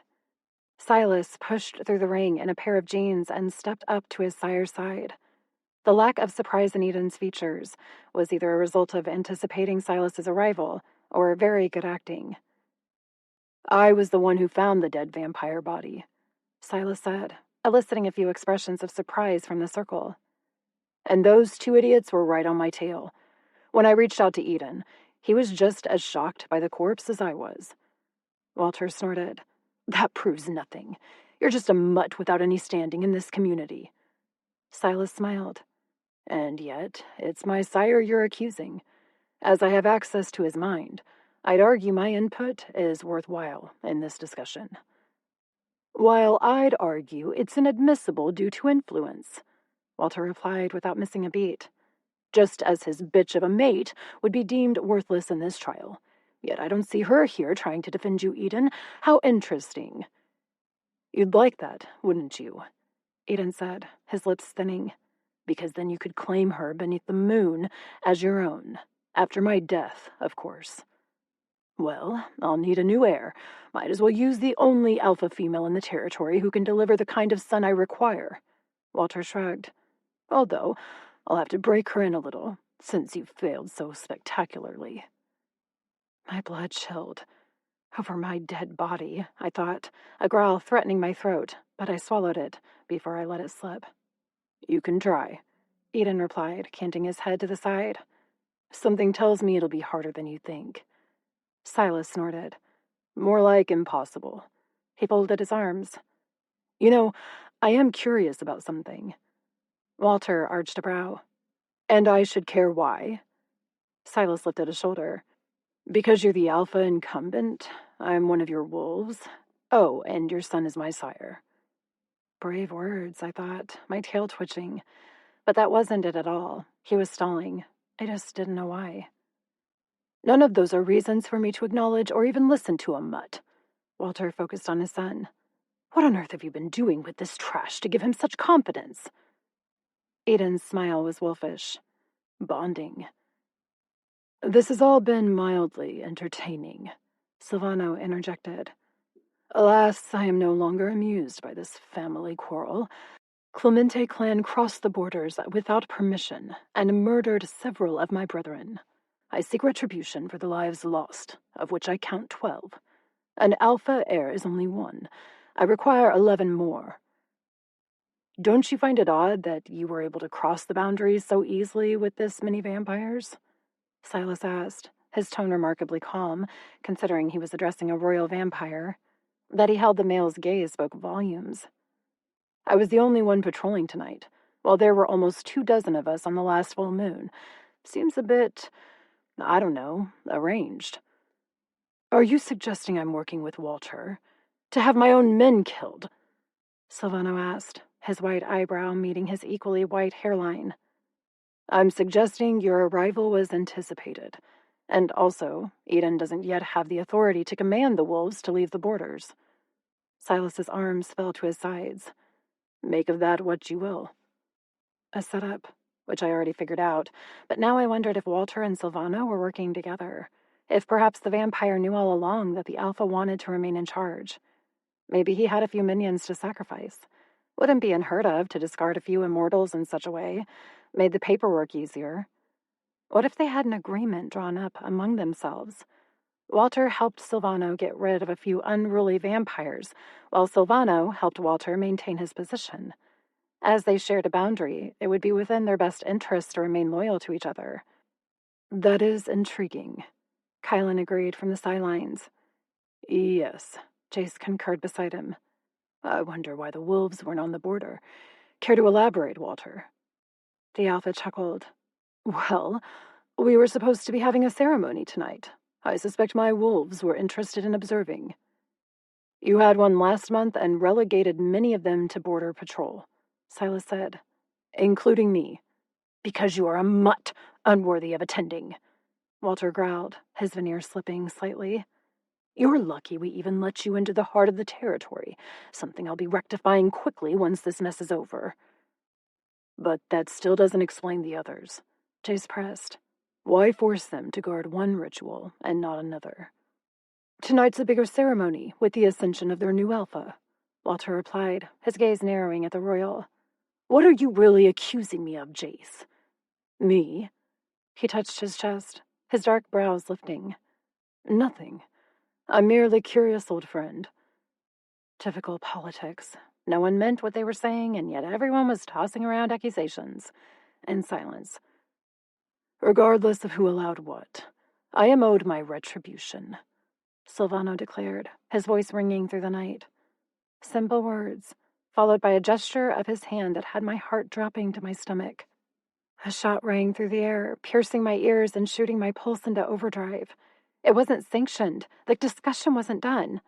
But Silvano had clearly decided to finish it, with Edon as the target. A scream rent the air, telling me the bullet was silver, a lycan's one nemesis other than time. And to my absolute horror, I watched as Silas fell. He'd leapt in front of the gun, the barrel still pointed at Edon. Chaos erupted in the wake of the gunfire, starting with Edon lunging at the attacker and twisting the man's head at an angle it would take several days to return from. While Cyrus writhed in the middle of the field, blood pooling from his wound. I shrieked, my shift reverting on instinct and forcing me to run to him on two legs. But someone else reached him first, a vampire in a suit, his name not registering, my mind fracturing beneath the insanity of the moment. I tried to chase him, to call after Silas, but cement arms clamped down around my waist, yanking me backward. There you are, a deep voice said against my ear. I shivered. The menacing energy coupled with the feel of his chest against my back twisted my heart. Walter, I breathed. I prefer sir, he replied. But we'll work on that, little slut. We'll be working on a lot of things. 31. Edon. Silas! I roared, my body twisting this way and that as I fought blow after blow from the vampires descending upon the field. You better not fucking die on me, Silas, or I swear I will crawl into the afterlife just to beat you myself. No reply. Fuck! I told him not to intervene. I told him to stay put. I told him not to speak. Did he listen to me at all? No. And how the fuck did he move so damn fast? I hadn't even seen the gun, but I heard it just before the bullet sailed into Silas's chest. Now I had no idea where he even went or who took him. He just disappeared before I had a chance to react. My fist met the face of another bloodsucker, my instinct to shift overwhelming my thoughts. But I couldn't afford the few seconds required to take on my beast form. There were too many damn vampires, and not enough lycans fighting. I growled, snapping my elbow back into another assailant and my knee into the asshole in front of me. He collapsed on a grunt, his weapon falling to the ground. I snatched it up in a flash and used the dagger to slice the throat of the male behind me, then moved on to the next, all the while calling to Silas, without a reply. I could feel his life energy seeping from this plane, the silver taking him from me far too soon. and all I could feel was rage. Walter would pay for this. All his fucking cronies, too. A howl parted my lips as I demanded the pack to assemble, to fight, and to my surprise, several answered the call. About fucking time. And those who hid? Well, they'd be the first on my call list, because no way was I letting an army of vampires take me down. Not today. Not for something I didn't do. My father disappeared, leaving me to fend for myself, coward. Silvano stayed, but not to fight. He merely supervised, as if enjoying the carnage. Killing vampires took a lot of effort. Lycans were easier, as we lacked the immortal gene, but that didn't make us weak. I proved that by taking down 3 more of his men while he observed in stoic silence. Where the hell was my grandfather? He could put an end to this madness. And Luna? I'd felt her moments ago. Where had she run off to? A smack against my side had me focusing on the idiot who'd just thought to strike me. I put him down with a fist to his chin, before whirling on the vampire approaching behind me.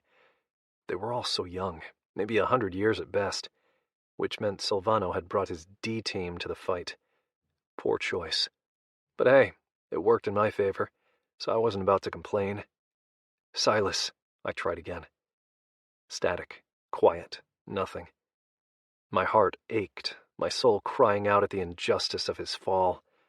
Why had he jumped before that bullet? How? Stars flickered behind my eyes as something hard slammed into the back of my skull. I blinked, shook my head, and danced around to fight, but my vision began to bleed into spots of light. No, I wasn't giving up, not yet, not when... What is that? The sharp cry echoed in my ears, kick-starting my heart. Luna! 32. Luna. Fuck you, I snarled, my arms straining as I tried futilely to loosen Walter's hold. He yanked me behind one of the houses, one hand encircling my neck while the opposite held both of my wrists. As soon as Edon dies, I'll grant your wish, he growled, his lips far too close to my neck for my liking. His goal wasn't lost on me. My ties to Edom would die with him, allowing Walter to stake his claim beneath the moon. And then I'd be well and truly fucked, both figuratively and literally. Not going to happen. I kicked back against him, and he responded by shoving me into the log exterior of the home, causing me to cry out in pain, because fuck, that hurt. My father stood close by with a look of disgust on his face. Not at Walter, no, but at me. And my mother? Her eyes shone with tears. Logan, however, appeared ready to commit murder. He'd already tried to intervene once, which resulted in the black eye now blossoming on his handsome face. Our father was a fucking dick. But my brother appeared ready to try again, his hands fisted at his sides, his blue eyes locking on mine as he tried to convey some sort of plan. He looked pointedly at my wrists gripped tightly behind my back, and then he cocked his chin sharply. I didn't understand his goal until he charged forward, his focus on Walter. I jerked my hands just as he crashed into the shocked Alpha behind me, thereby breaking his grip. However, the one on my neck squeezed harshly. I hacked, my airway crushing beneath his grip, but was suddenly freed as Logan slammed a fist into Walter's jaw. My father roared in fury, charging forward, only to be slammed off his path by my mother. "Run!"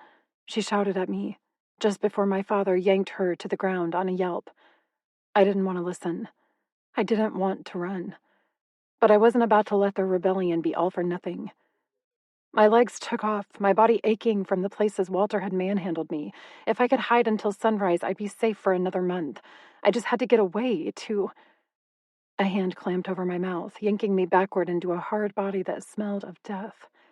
Another arm clamped around my middle as I tried to fight, furious that I'd escaped only to fall captive yet again. What the fuck? I am not this woman. I am not weak. Let me go. I fought with everything I owned, earning me a curse and a grunt from my new captor, and then he slammed me harshly into an unforgiving surface. Another damn house. I growled, fed up with being manhandled and treated like a damsel. This wasn't... He spun me around. His forearm on my throat and piercing blue eyes met mine, the color of ice. I'm all for a feisty wolf, darling, But right now we need your help to understand something. My lips parted. Chase. And who the hell was we? He pushed me through the door of the home and shut it behind him with a kick. We don't have a lot of time, so I suggest you be a good little wolf and play along. I told you it's too soon, another male said, his stance casual as he leaned against the wall. We need more time before we show our cards. So we let Edon die and try to start over. Jolene replied, hands in his pockets.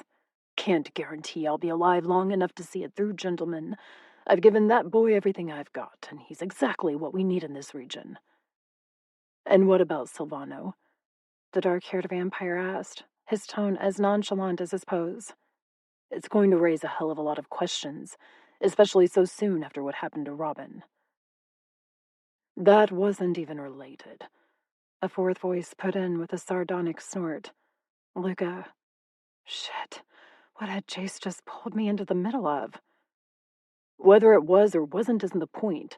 All this unrest is going to alarm Lilith. The dark-haired one pushed off the wall. I'm not discounting the fact that you've put a lot of effort into this, Jolene. I'm merely pointing out the paperwork that will be involved should we intervene. It may set us back years, as we'll be forced to maintain a low profile.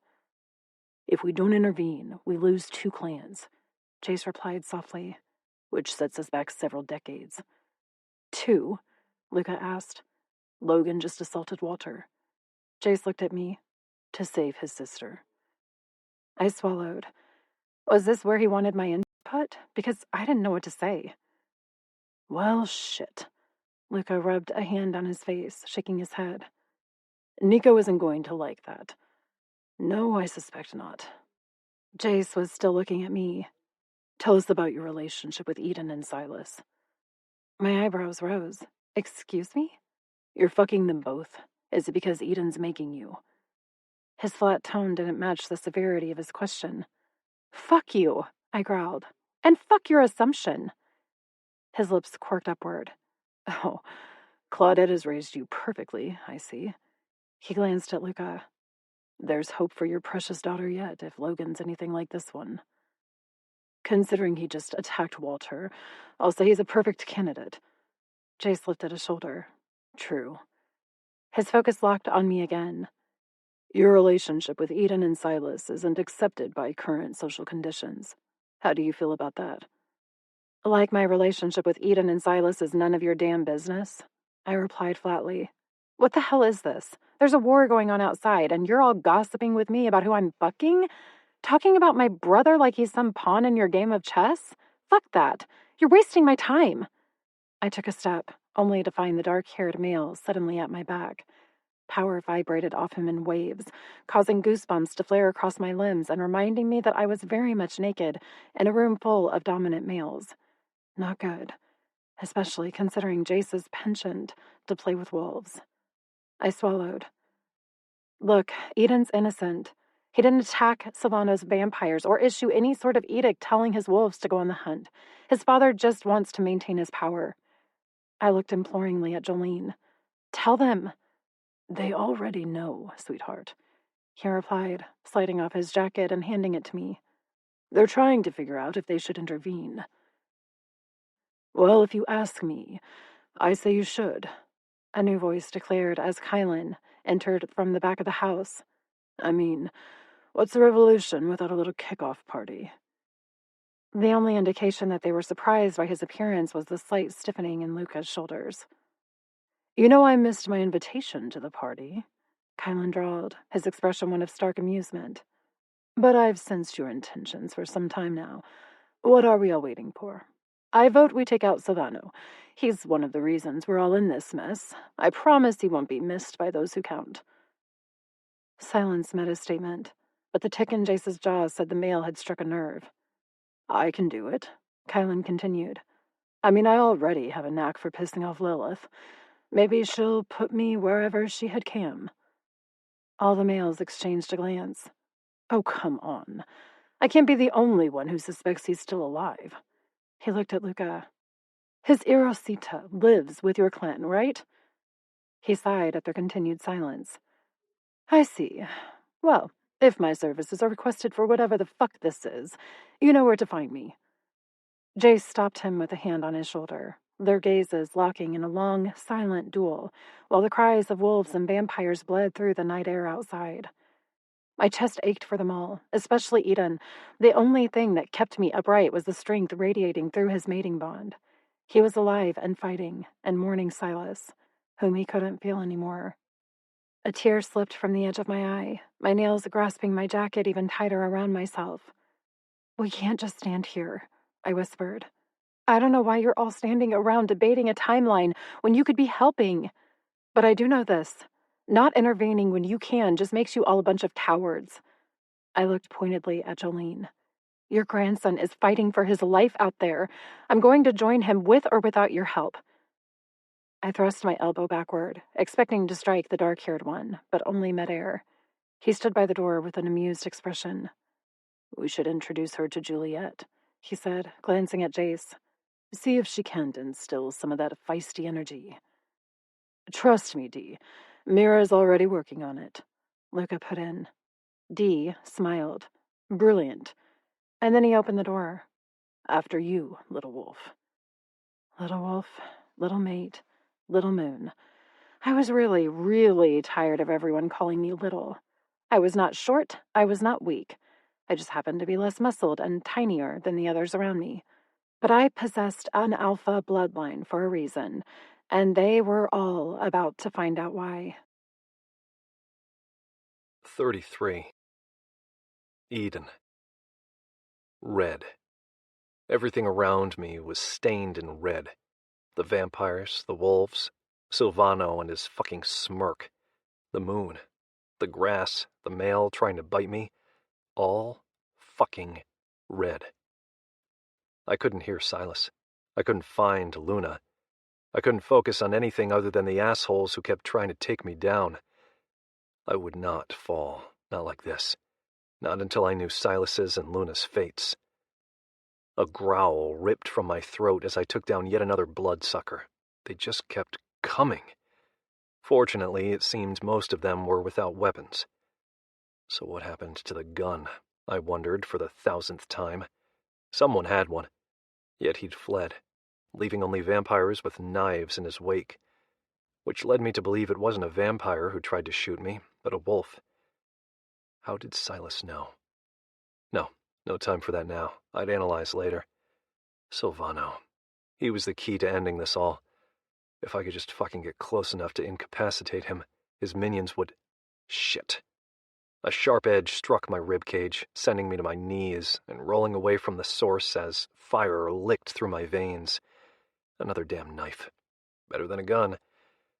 I whirled on the ground, ignoring the pain shooting up my side, and lashed out at my attacker. Only the air fled my lungs and refused to replenish. He punctured my lung. Okay, so worse than a scrape. A cringe rendered me useless for half a second, long enough for my assailant to jump on top of me and aim the blade at my throat. I caught his wrist, twisting it, but spots danced before my vision, leaving me woozy. He pressed down, his strength matching mine because of his superior position. Sadism radiated from the male's face, contorting his lips into a wicked sneer. Not good at all. I grasped his throat with my opposite hand while trying to break his wrist with my other palm, anything to deter him from placing that deadly weapon at my neck once more. But he inched closer and closer, until a ball of white knocked him off me with a violent snarl. Luna. Relief flooded me at the sight of her svelte form destroying the vampire's face while he screamed in agony, his knife long forgotten. I grabbed it, then gave myself a second to recover before jumping to my feet. It hurt like a son of a bitch, but newfound adrenaline surged inside me. My mate was alive.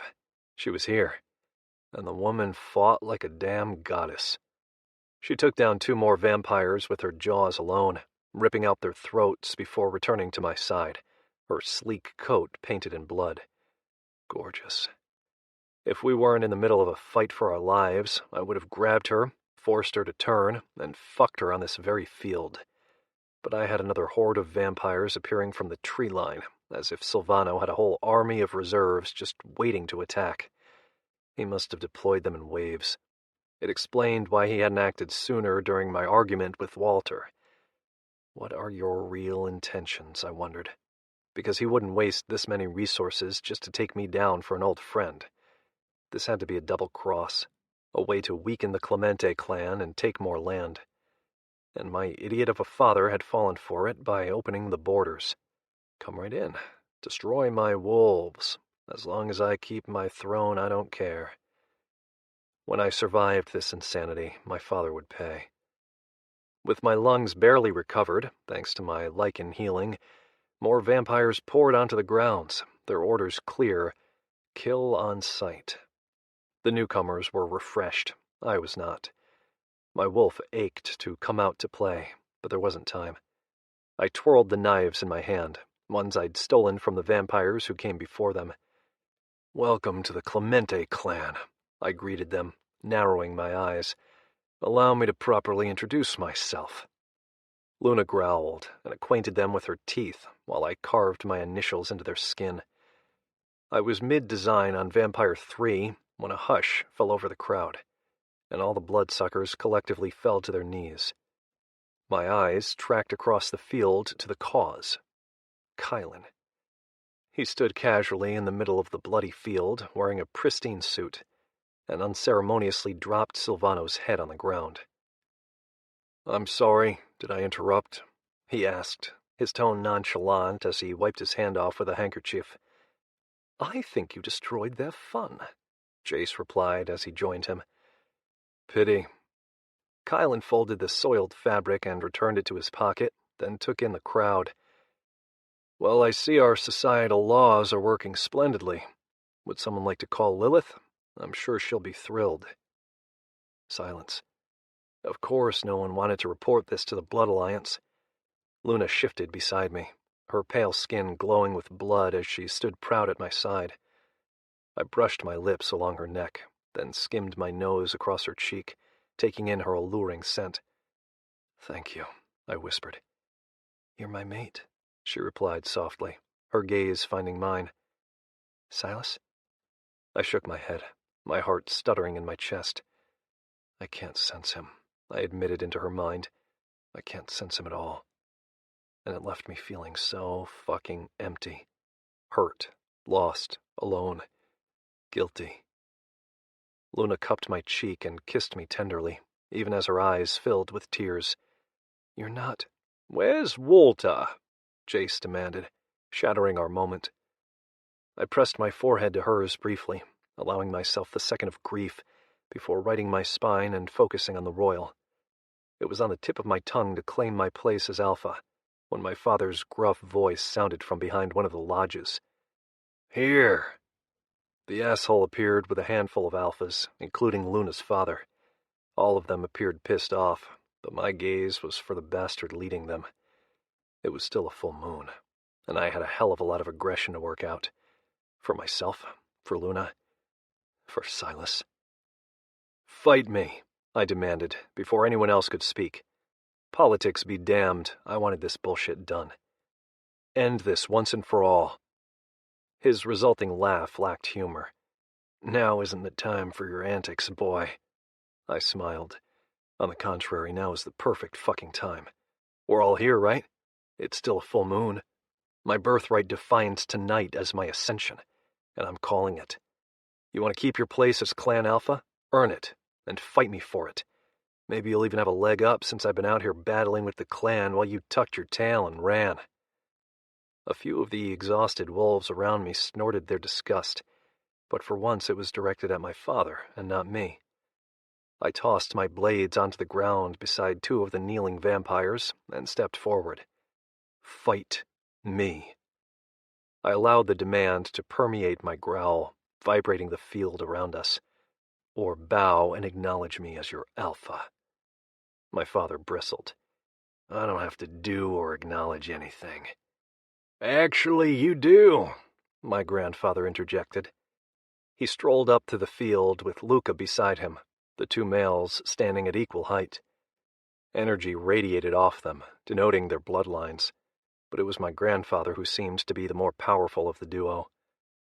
It's the right of any Alpha heir to challenge the Alpha incumbent during any full moon ritual after the heir's 22nd birthday, which for Edon occurred 3 months ago. Several wolves murmured their agreement, including 2 of the Alphas at Walter's side. I cocked a brow. Scared. My father spit at the ground, his eyes narrowing. Of you? He let out another of those humorless laughs. Hardly. Good. Because I intended to destroy him, and I wanted him aware of every fucking minute. Wolf or man form. He seemed to consider. Whether it was my question, or his chances of talking his way out of this, I wasn't sure. I didn't care. I just wanted to annihilate him. I want a second, he declared, referring not to time, but to his desire for a partner. Whispers hushed through the crowd, the Alpha's demand not a common one. Usually 2 wolves fought to the death, alone. But I immediately understood why my father chose this route. He didn't think I had anyone to fight at my side, and he was banking on it being a 2-on-1 fight. Asshole. His lips curled. Unless there's no one you trust to stand at your side, he taunted. Luna bristled. I'll fucking stand at his side. Fuck. That wasn't going to work for me. If she tried to fight my father, I'd lose my focus. I trusted her, knew she could fight, but no way could I allow my father to touch a hair on her head. And his responding grin said he knew. Well, this should... I'll fight with him, my grandfather announced. Murmurs littered the night, all shocked at the pronouncement. Except my father merely chuckled. We both know that's against the rules, Jolene. Jolene. Never father or dad. Always Jolene. Some would say provoking a war in order to maintain power is also against the rules, my grandfather replied casually. Disbelief colored the Alpha incumbent's features. Don't tell me you believe the bullshit my son is spouting about me. Unfortunately, there's no way to confirm or deny the cause, what with all the witnesses being dead and all. He glanced pointedly at Silvano's head on the ground before looking at Kylan, who shrugged, and then took in the carnage of slain lycans throughout the field. Barry and Glenn were among them. How sad. Do you believe this? My father glanced at Nico. The old Alpha is accusing me of orchestrating this carnage, all to deflect away from the rules that say a former Alpha is not permitted to play in the challenge ring, at least not as a second. And here I thought you would welcome the chance to fight me, my grandfather drawled. A shame you're such a coward. I smirked. The old man knew how to play with words, a talent I'd picked up from him. Unlike you, Jolene, I merely wish to follow the rules, and as Luna spoke up first, I'm going to allow the bitch to serve as his second instead. His smile was all teeth. Unless she's backing down from the challenge. I grimaced, knowing full well she wouldn't. But a deeper voice responded instead, one that halted my heart. As his progeny, I volunteer to be his second. 34. Silas. The crowd parted around me, expressions of surprise on their faces. Yeah, look all you want, pansy asses, I thought, as I moved with Ray at my side. I was in a bit of a mood, thanks to the silver bullet that nearly pierced my heart. When Ray told me what was happening, I hadn't even needed to think about my decision. Edon needed a second, and I was the only one he could trust apart from Luna. And while she could more than hold her own, I knew she'd also serve as a distraction. His protective instincts would require him to intervene, thereby skewing his focus. With me, he should be able to do his thing. I hoped, anyway. Jolene gave me a subtle nod from across the courtyard as I caught his eye. Ray had mentioned he was stalling, and Kylan told her it was because of me. They wanted me to fight at Edon's side. I didn't need their support, but I appreciated the vote of confidence. The royal in question intercepted me, his midnight irises dropping to my chest and noting the dry blood and healed wound. He smirked. You're welcome, his eyes seemed to say, leaving me uneasy. I didn't want to owe him a debt, but I did. Except it wasn't like I'd asked for his help. He was the one who'd sliced his wrist open and forced me to drink from him. He held out an arm for Ray. Consort. Sire? She returned, settling into his side.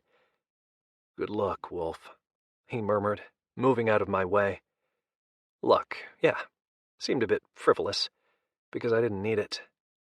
His blood had left me feeling oddly energetic, revitalized. All of my senses were heightened, as if I'd been reborn as something decidedly other. I could hear Eden's heart beating, despite him being several yards away. Fuck, I could hear everyone. Silas, Luna breathed, tears shining brightly in the depths of her eyes. That look erased my thoughts and sent me walking swiftly in her direction. I caught her as she threw her arms around my neck. Edon met my gaze over her shoulder, his dark gaze sparkling with a multitude of questions. Likely because he couldn't access my mind. We'd have to figure out why later.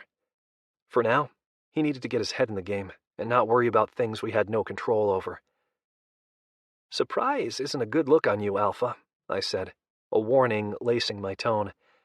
I much prefer you enraged and craving vengeance. If we were going to fight his father, I needed his focus.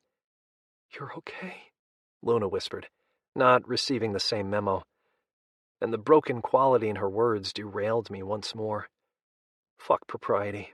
These idiots can wait another minute.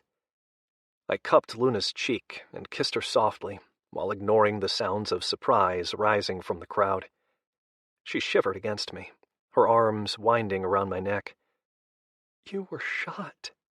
Her words were so soft I doubted anyone other than me and Edon heard her, even with their enhanced hearing. With silver, she added. I healed.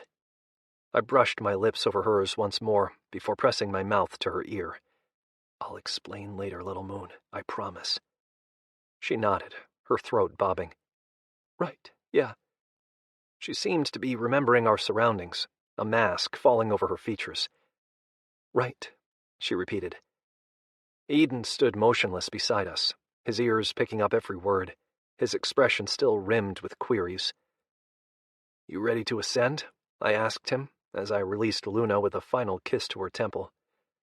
He looked me over, his gaze pausing on my chest and roaming downward before returning to my face. Can you fight? I smiled. I'm not bleeding, am I? You look remarkably well healed for someone shot with silver, he apprised, narrowing his eyes. Do I want to know how that's possible? Not right now, no. I flicked my gaze to his father and squared my shoulders. As I said, I volunteer as his second. Walter chuckled, the sound cruel. I think you've been volunteering to serve my son in more ways than one lately. He glanced at Jolene. I suppose triads do run in the family, right? Triads? That wasn't a term I'd heard before, but I could guess at what it meant. Well, I accept your choice, Edon, Walter continued, his voice a low drawl. I'll just take a piece out of Luna after I win. Edon grinned. So confident. I am, he replied, because I picked Nico as my second. Gasps littered the courtyard, echoing off the surrounding lodges and trees. Edon and I shared a glance. That has to be against the rules, Luna said, taking the words right out of my mouth. If Edon can't fight with Jolene, you can't fight with the Alpha of another clan. Your daughter's manners are severely lacking, Walter informed Nico conversationally. I'm starting to question how you raised your children in Ernest clan. Nico snorted. Trust me, I'll be having a long chat with Claudette when I return. He glowered at Luna. And the rules state Walter can pick anyone tied to his pack, of which I am, thanks to your union with his son. It may not be a common choice, but it's an acceptable one. As I have an heir who is almost of age, I am eligible to compete. Not that it matters, as I have no intention of losing. Walter chuckled. Neither do I. You're forgetting a key detail. The Alpha heir must accept your terms, Jolene said. And as they are ridiculous, I suggest... Oh, I accept, Edon announced. I was just waiting for the two of them to finish showboating. He sounded so poised and at ease by the prospect of taking down two alphas. No, not just alphas, but two experienced alphas, with me by his side, a newbie, an omega. Are you sure about this? I asked him softly, because I sure as fuck wasn't. One of the other wolves in the clan? Yeah, sure, but another alpha. That was an entirely different situation. Definitely, he replied. Edon, Luna whispered, her hand circling his arm. You don't know my father like I do. This isn't a good idea. Have some faith. He kissed her on the cheek and stepped forward. What form do you choose, Walter? His choice of using his father's first name wasn't lost on me. He was detaching himself from family obligations and preparing himself for what had to be done. He was readying himself for the inevitable kill. Wolf, his father replied, his eyes on me. That won't be a problem for your new progeny, will it? Ass, I thought. He knew I'd be weaker in my animal form, since it was all still so new to me. But of course Edon didn't take that into account. He merely said, Wolf it is. I just need a minute with my second and we can begin. Sure, his father agreed, sounding smug. Edon turned to me, his palm finding my nape as he tugged me close. Why can't I hear you? He demanded, the words a whisper meant for my ears alone. Luna didn't even seem to pick up on the question, because her brow furrowed as if she couldn't figure out what he was doing. I don't know, I admitted, but I think it's related to Kylan. Kylan? Yeah. I pitched my voice even lower, ensuring that absolutely no one, not even Luna, overheard. He gave me his blood. Edon's eyebrows shot up. What? What is it? Luna asked, her concern palpable. What are you two talking about? Edon held my gaze for a long moment, then released me and bent to speak directly into her ear. Despite the soft tenor, I heard every word, thanks to my enhanced senses. Silas drank Kylan's blood. She gasped, her pupils widening. That's forbidden. Edon finished for her. Yes. It's not like the royal gave me a choice, I said through my teeth, my gaze slipping to the vampire in question. He winked at me from his position near the edge, completely unperturbed. Why is it forbidden? Because it enhances your senses and strengths, Edon whispered, which happens to be perfect for our current situation, apart from Kylan's energy blocking my access to your mind. Luna frowned. Walter must not realize Silas was shot, and I see no point to educate him otherwise, Edon replied, glancing at his father. He more than earned a little surprise, don't you think? I rolled my shoulders, my neck popping along the way. Yeah, I'd say he does. He glanced down at my jeans and then back up. Those mine? Yeah. Good. He gripped my neck again and yanked me forward until our chests touched. His blood might be running through your system right now, but you're still fucking mine. You feel me? His mouth sealed over mine, making it impossible to reply. Holy fuck. Edon was claiming me, in front of the entire fucking pack, and not just as his progeny. The sheer possession in his kiss left me breathless and kick-started my heart, until a growl from his father halted the moment. Edon ended our embrace with a nip to my lower lip, his dark eyes glowing with intent. This isn't over. I know. No holding back, Omega. Right back at you, Alpha. Then let's kick some ass. He grabbed Luna and kissed her tenderly before spinning her into my arms. That wasn't goodbye, little mate. Just a promise.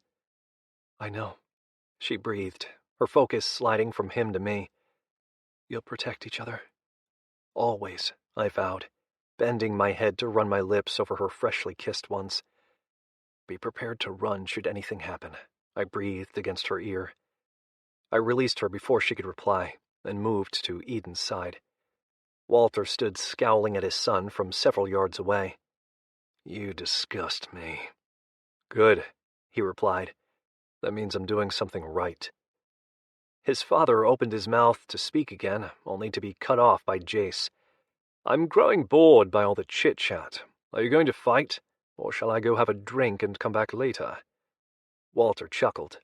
Always so eager to watch wolves rip each other apart, aren't you, old friend? I do enjoy a little blood, yes, the vampire drawled. Maybe I'll sample some of your wolves when this is all done. Walter shrugged. You're my guest. Only for the moment, Edon put in. Soon he'll be my guest, and there will be no sampling of anything without consent. Walter shook his head. I should have killed you when you were a pup.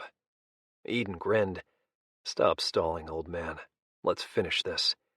Gladly. Walter shrugged out of his jacket and shirt, revealing a muscular torso dotted in fine brown hairs. Nico followed suit, his body slightly less broad, but equally lean and athletic. We need a strategy, I whispered. We have one. Edon popped the button on his jeans, sliding down the zipper. Kill. Yeah, excellent strategy, I thought, removing my pants. Really glad I asked. I don't see the problem, Wolf. Did you not assassinate the majority of your opponents during the Immortal Cup? I jerked upright, my gaze honing in on Kylan. He studiously ignored me, his gaze on Ray. Get out of my head. He tisked. Now, I'm only here to help. Then I'll release you back to your alpha. I don't want your help, I snarled, kicking my jeans away from my feet and calling my inner wolf. If you die, Raylan will be upset. Therefore you will tolerate my assistance and strength, just as you accepted my blood. Had my lips not been in the process of elongating into a snout, I would have cursed. Kylan wanted to help? Fine. Just don't distract me. On the contrary, Wolf, I intend to guide you. Walter thinks you're weak in your animal form. It's why he chose it. And now that he's seen his son's affection for you, he's going to use both to his advantage by having Nico attack Edon while Walter tries to kill you. It's a classic move, one that he'll hope to use to distract his son and thereby weaken you both. Thanks for the tip, I thought at him, and shook out my coat. That wasn't my tip, Silas. My suggestion is you hold your own against Walter until Edon is done with Nico. Hold my own against a 300-year-old alpha. Got it. 322, but that's just semantics. Use my blood. I gave you more than enough. It's powerful. Don't waste it. If I knew how to use it, I would. Instinct, Wolf. Follow your instincts. Jolene stepped into the field, his expression stoic as he took in the 4 wolves in the courtyard. Give them a wide berth, he advised, sending the crowd backward to create a giant ring, one that reminded me of a much larger version of the punishment circle. Edon sat beside me, his wolf form slightly bigger than mine. He seemed perfectly at ease, as though we hadn't signed up to fight to the death. Nico and Walter paced in expectation, their sizes rivaling Edon's, leaving me as the smallest, the Omega. Great. With that spirit, you'll die in 2 minutes, Kylan chastised, and that will upset my consort. You do not want that to happen, Silas. Trust me. Threats don't really work in this situation, I informed him. Did you really survive all this torment just to die at the hand of an alpha you loathe? He countered, because that would be a damn shame. It's not like I want to die. Yeah? How about you prove it, Wolf? Think about what that sadistic ass is going to do to your precious Luna. Think about what he's already done. Channel it, and use my strength. Don't make me regret lending it to you. His commentary overrode whatever Jolene was saying. Something about the parameters, which I summed up to be a fight to the death or until someone submitted. As I was standing in a ring with 3 alpha males, I highly doubted the latter would occur. Jolene listed a few ritual rules, stating no one from the audience could interfere, which caused Kylan to snort into my head, and reiterated the terms Edon agreed to with Walter. Whoever wins claims Clemente Clan as his own. If the alpha incumbent of Ernest Clan falls, his successor takes charge. Are there any objections before we begin? Silence. Then I hereby declare this challenge valid. You may be... Walter lunged, and I reacted by dodging to my left. Fuck. I didn't realize we would immediately start. The damn Alpha hadn't even waited for Jolene to finish, and if the snarls I heard to my right were anything to go by, Nico hadn't either. A whirl of white fur raced past me just before Walter charged again. I dodged him, eliciting a growl from him and several gasps from the crowd. Why it shocked them, I had no idea, nor did I have time to consider it as my attacker leapt toward me. Another skip away, followed by a roll and a prance to the side, had him snarling furiously. Apparently, he wasn't a fan of my playing hard to get. Too bad for him, because I wasn't about to stop. All I had going for me was speed and agility. If he caught me, I was fucked. My strength didn't match his, and we both knew it. That was why he kept trying to catch me, and why I kept just out of reach. Shock permeated the air, followed by the pungent stench of fear. I couldn't look to find out what caused it, my gaze firmly on the raging Alpha coming after my tail. His claws swiped a little too close for comfort as I danced just out of reach again. If Kylan was talking, I didn't hear him. 100% of my focus on the field and my opponent. I just needed to... Something smacked into my back, sending me flying over the earth and directly into Walter's path. He slammed into me at full force, his claws ripping through my side in a sharp stab of agony. Fuck! Fight, a voice demanded. I didn't know whom it belonged to, and didn't hang around to find out. I struck out at Walter with one of my paws, faster and harder than ever before, and grunted when I hit solid fur. Fighting in animal form was new to me, something I had no experience with, so I gave myself over to my wolf and let him drive my motions. Snap, swipe, duck, roll, so fast. Repeat. Pain sliced up my back, nails digging into my flesh as I bit down on a mouthful of white fluff and skin. Oh, yeah, I tasted blood, a lot of it, and I wanted more. Walter was bigger and stronger, but I had speed on my side, and I used it to my advantage, returning his strikes with a vengeance. Yet it still wasn't enough. He had me pinned, his teeth searching for purchase against my throat. I refused to yield, scrunching my shoulders and protecting my neck, while squirming beneath him and seeking for a weakness. Anything to shove him off me, to... Cheers sailed into the night, and suddenly Walter was gone. Edon pinned him, their forms evenly matched, and then they began to spar over the ground in a whirl of bloody fur I couldn't track. I heaved a breath, climbed onto my paws, and shook out my coat. Nico's headless form lay on the ground a few yards away, his wolf form having melted back into his human one upon death. Edon won. Not yet, a voice replied, and he's wounded, so stop fucking around and go help him. I didn't think, I acted, running after the blur of white and knocking into Walter's side. He yelped as Edon caught his limb, his teeth shredding the leg to the bone and crushing it beneath his jaws. I bit Walter's flank, forcing him to heel as Edon switched to the opposite thigh and bit down. Only Walter didn't want to stay still. The bastard bellowed from his throat and rolled with a force I didn't expect, crushing me beneath him and leaving Edon somehow on top. Canines met my throat, pushing downward into my windpipe, crushing the vital... Edon ripped him off me with a growl and clamped down on Walter's neck. The sounds that came from them both would haunt me for eternity. And yet I couldn't stop watching, fascinated by the sight of Walter bleeding. I wanted to lap it up in victory, to bathe in his torment, but the damn wolf slammed a paw on the ground, causing Edon to freeze. I didn't understand at first. I thought something was wrong. And then it registered. Walter had fucking yielded. Oh, hell no. That bastard deserved his death, and worse, not to be let off and allowed to live. But Edon stepped away. His lips curled to reveal his razor-sharp teeth as he watched Walter shift back into his human form with two very broken legs.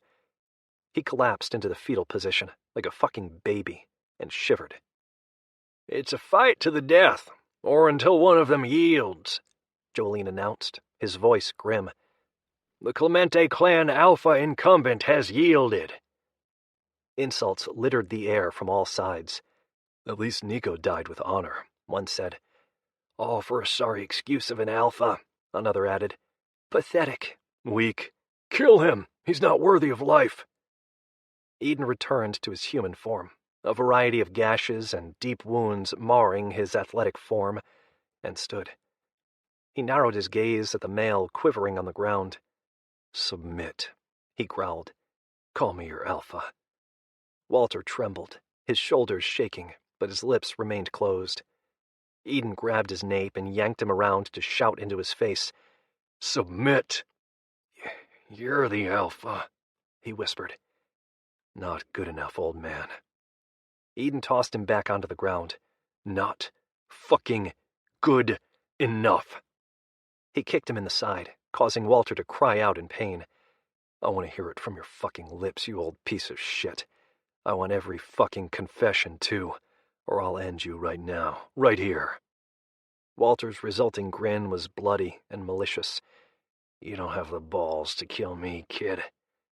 Edon's eyebrows rose. "No." He glanced at me, and then to Luna. "We all know you didn't kill Bianca, that my father somehow placed your scent all around the scene of the crime. How badly do you want to hear his admission?" "It's not needed," Jolene said, stepping onto the field with a sword. "Your father's been tapping into the pack's psyche. I've suspected it for years, and tonight confirmed it. He compelled his own wolves to ignite a war, and then hid like a coward while they all fought for their lives."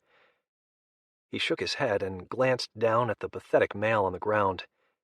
"You've literally driven yourself mad, just like I once advised would happen if you abused the power of being alpha." "Fuck you," Walter spat, interrupting my mental reply. "You know nothing of true power. You're just a weak old man, too afraid to do what's necessary to keep the pack alive. And it took me far too long to realize you felt that way, my son," he replied, handing Edon the sword. "I warned you the pack's psyche isn't a place to meddle, but you've been playing in the minds of your wolves for too long." Pack psyche, I thought, frowning. Luna mentioned that once, but I didn't really understand it. Is it like a hive mind? "Yes," Kylan replied. "I'm not a wolf, but from what I can understand, the pack psyche is a mental plane of existence that can only be reached by the alpha of a clan. It gives him the ability to check in with every member under his protection, to monitor them, and to reach out as needed, similar to your sire link to Edon, only it requires a significant amount of focus to intrude, while your bond is far more natural." From Edon's expression, he already understood all of this. He gave a humorless laugh and shook his head. "Fuck, I should have known. Of course you invaded the pack's psyche. I never even considered that as a cause, but it makes so much sense. You turned everyone in this pack against me for your own gain, through brainwashing, and used them all, their sense, to frame others for crimes you committed."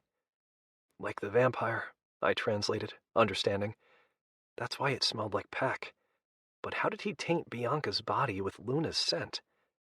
"By altering the senses of those at the scene," Kylan replied. "Best guess, anyway. I assume her body was removed immediately." I honestly didn't know, but it was likely. Walter snorted. "Trust me, the brainwashing wasn't required." He spit out a mouthful of blood and glowered up at his son. "Everyone knows you're a pathetic excuse for an alpha. They'll never follow you." "Not the ones you kept close, no," Jolene interjected. "But you're forgetting all the other wolves who reside within our boundaries. Wolves who you've kept out of the inner circle. Wolves you denied for far too long. Wolves you've left to starve." "They weren't worthy of my resources," Walter replied, "and they seem to be doing fine on their own." "Because I guided them," Jolene growled. "I ensured they survived long enough for Edon's new reign." Edon twirled the sword, his gaze narrowing. "Which begins now." Walter began to speak, but Edon didn't give him a chance. The blade sliced through the air so fast I almost missed the beautiful connection to Walter's stocky neck, which would have been a shame, because seeing him beheaded was one of the most magnificent sights of my existence. Almost as good as watching his head roll across the ground to the chorus of gasps. Luna stepped forward and spit on the old man's corpse. "Bastard." I would have smiled, but that would have looked more like a snarl in my current form. "I'd say that's a fair judgment," Jace announced conversationally. "I mean, the man did provoke a war with Silvano through his antics." "Oh, they were working together," Kylan replied. "Did I fail to mention that when I dropped his head on the ground? My bad." "A royal and an alpha leading their people to unnecessary harm?" another mused, causing conversation to boom through the air and leaving me with an insane headache of noise. All to be ended by a screech of sound that came from an unknown source near the lodges. Such agony and pain. And holy goddess. Lilith. 35. Edon. Well, shit. This isn't going to go over well. Lilith entered the circle of death with wide green eyes, her stiletto heels sinking into the earth, and her pristine blonde hair frizzing from the heat. This was not her terrain, and it showed. She took in the dead bodies of Nico and Walter, the sword in my hand, and then the field of death around us. Some of the vampires and lycans were beginning to stir, their supernatural genetics allowing them to heal, at least the ones who still had heads. Only silvered to the heart or a beheading could keep a wolf down indefinitely. Which reminded me, what happened to the gun used against Silas, and who fired it? None of the other vampires had fought with Silver, telling me they were trying to minimize the damage, a fact that further proved my father and Silvano had been working together. Except the attack went far beyond the means necessary to stage a coup. So what had Silvano wanted to gain exactly? He couldn't take over the territory if it still thrived with wolves, and as only a handful were truly dead, he stood no chance in owning Clemente Clan. "Why?" Lilith demanded, her eyes on Silvano's head. "Who took his life?" "I did," Kylan replied, his stance relaxed. "It was the only way to stop the fighting. Once I held his extinguished life in my hands, his vampires fell to my control, and I commanded them to cease their violent nonsense."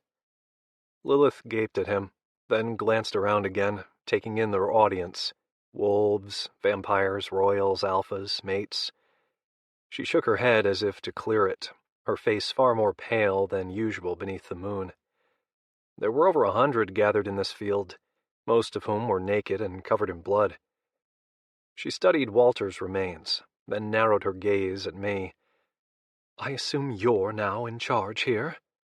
"Unofficially," I replied, straightening my spine. We never had a chance to finish the rituals, given the unexpected attack led by Silvano.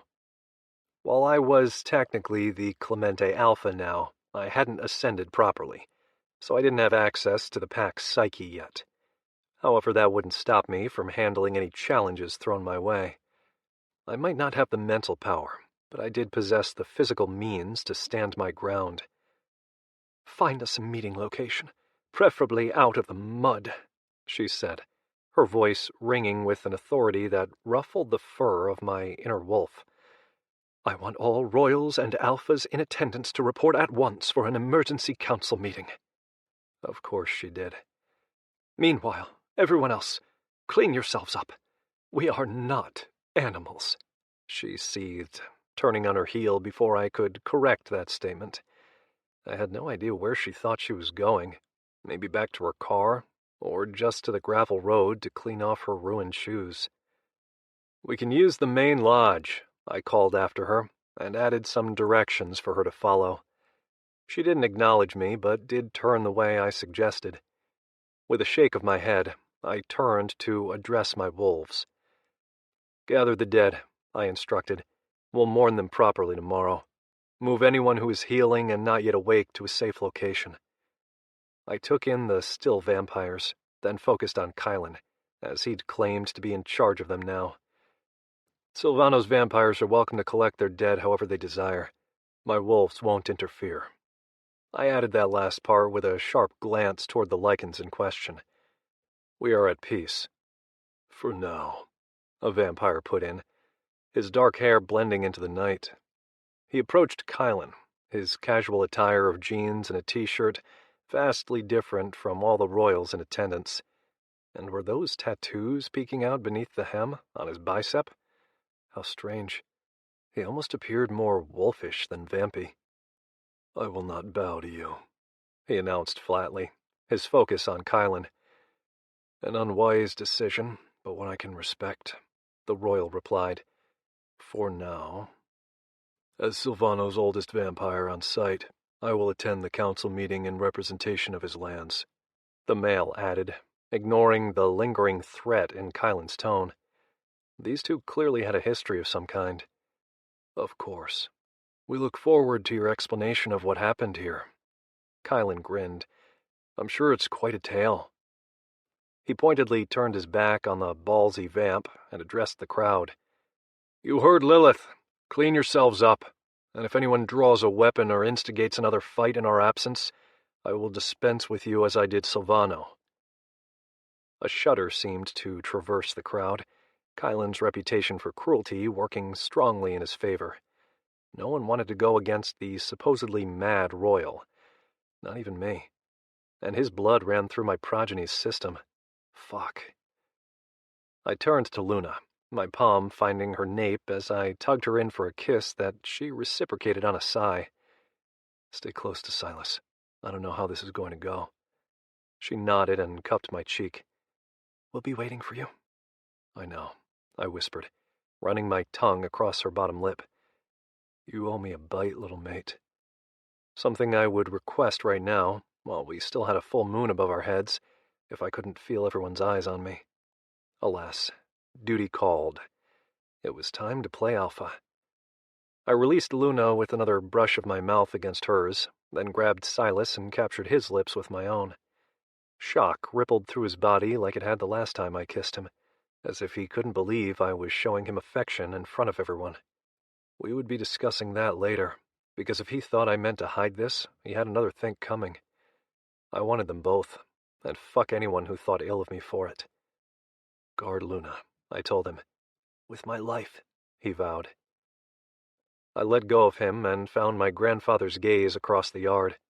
There was a wistfulness to it that I didn't understand, but pride lurked in its depths. "I'll help out here while you tend to Lilith," he said, the words traveling across the space with ease, thanks to my wolf hearing. I nodded. "Thank you."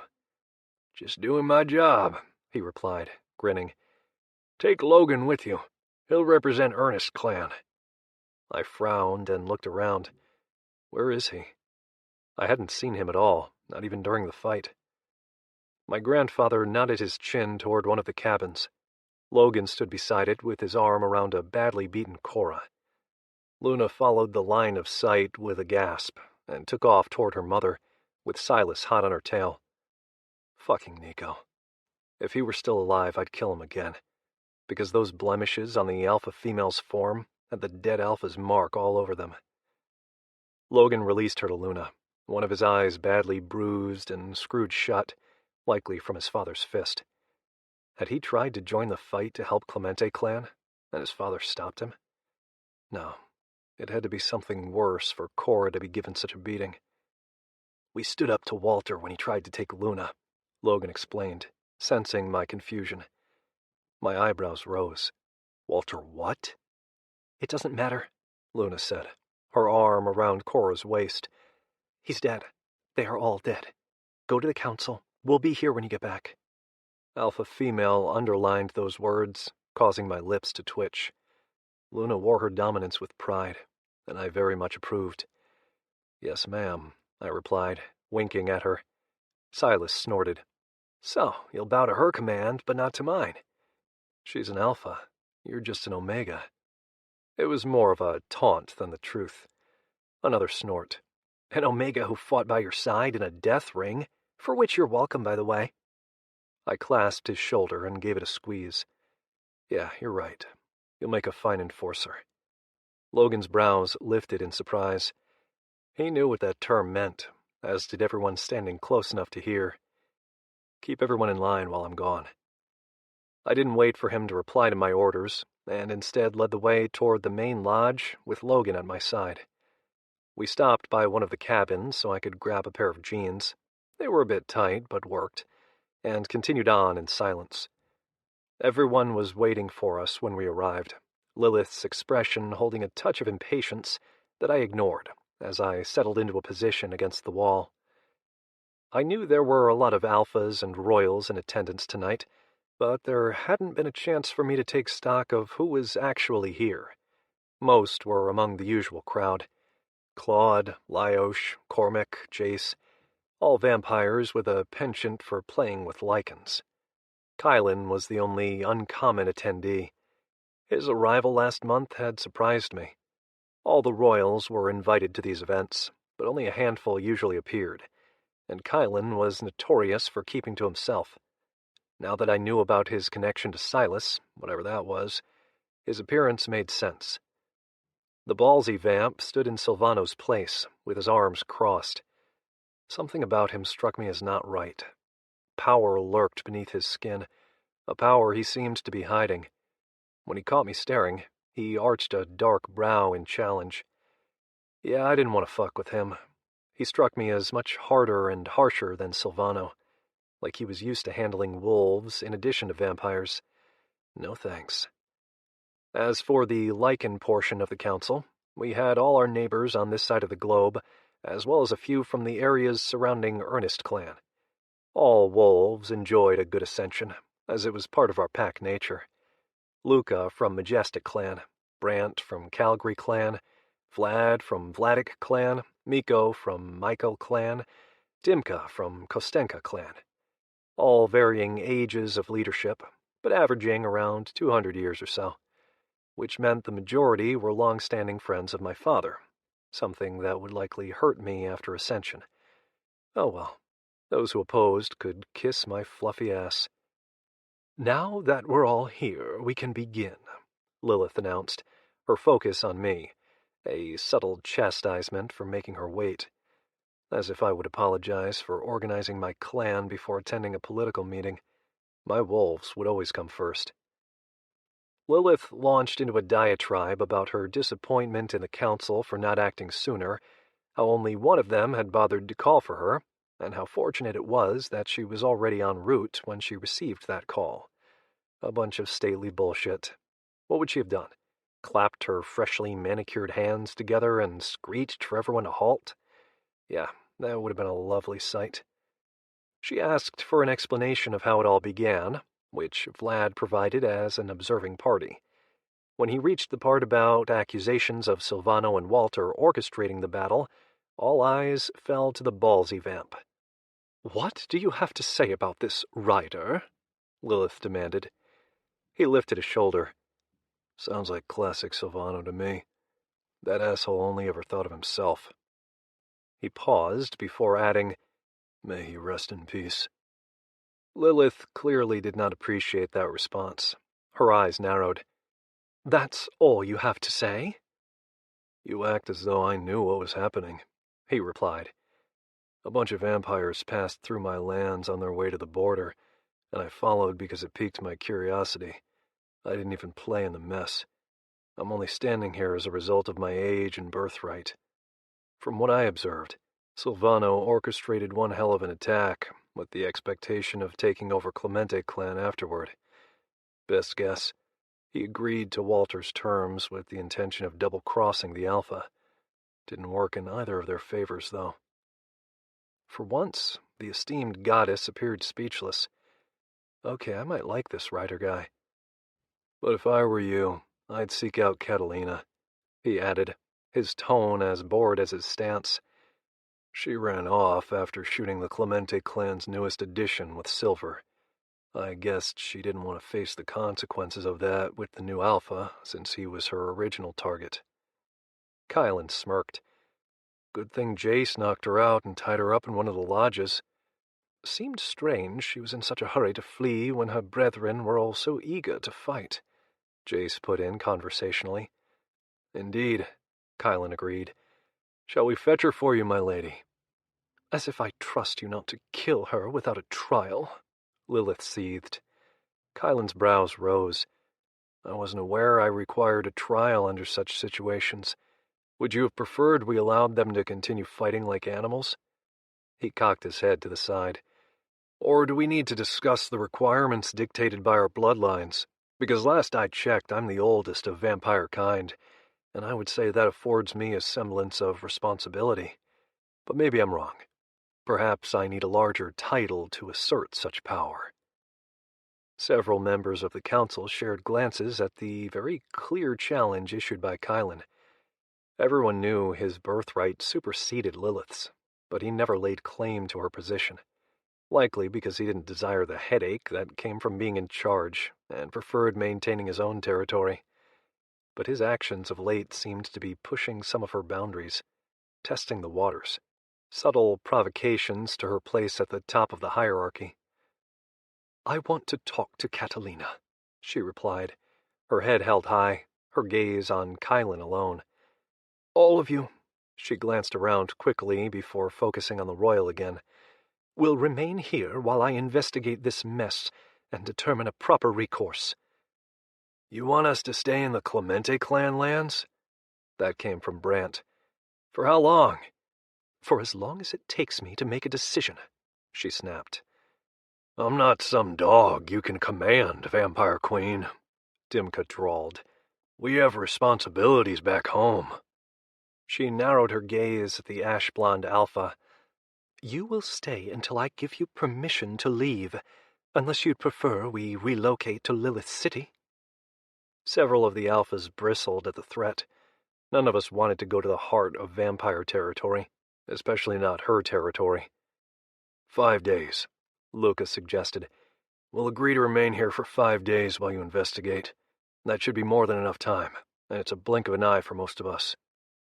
"Most of your evidence will be washed away within a week," Cormac agreed, his voice heavily accented. Scottish, I thought, if my geography of the old lands was right.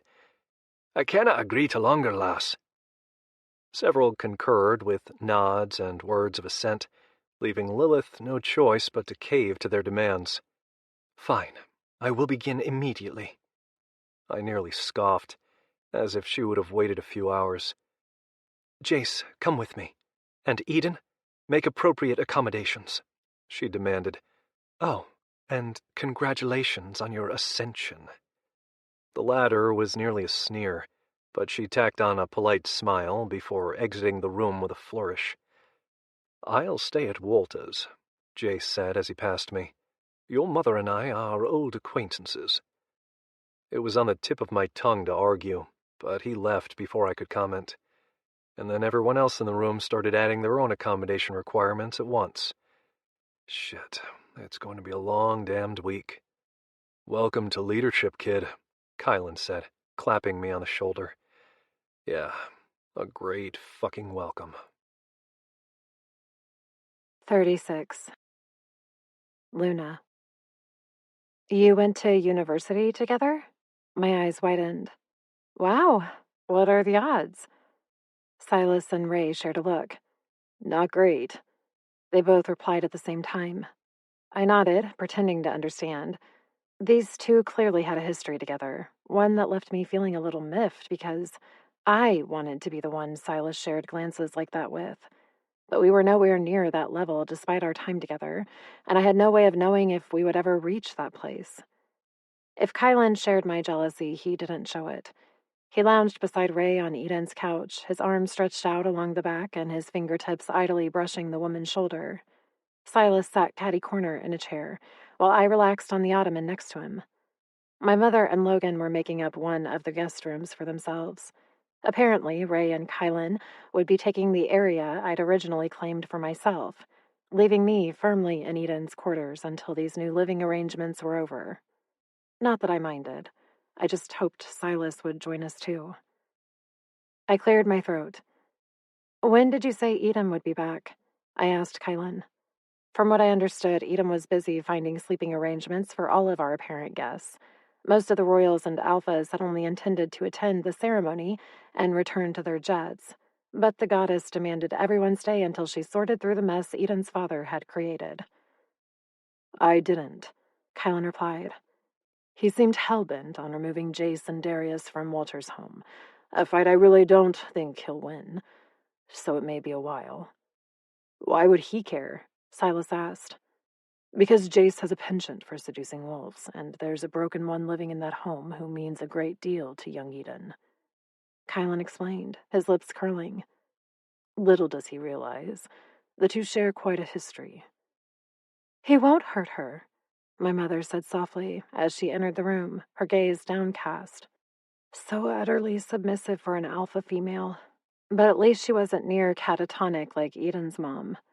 No, mine actually stood up for herself on occasion, like tonight. And now she would never have to fend for herself again, unless my brother bargained her to another alpha. She was still young and pretty enough for others to show interest, at least in making her a concubine. However, I didn't see Logan ever agreeing to a deal, not if his protective stance beside her was anything to go by. "I never said he would, Cora," Kylan replied.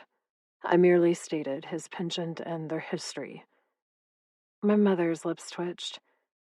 "History is something Jace has with many." I narrowed my gaze, but Edon stalked inside before I could question her. He took one look at the living area and growled. "Hi to you too," Silas greeted, grinning.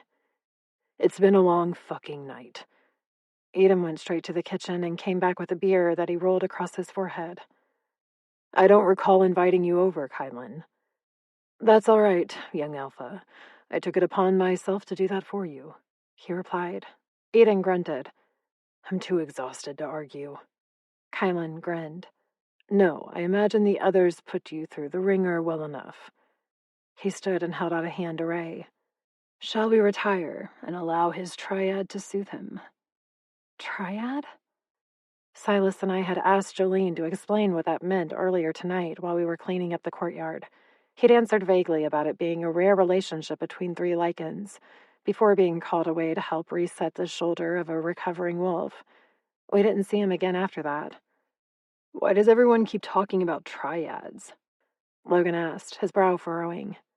"Because your sister is in the heart of a blossoming one," Kylan replied as he pulled Ray up beside him.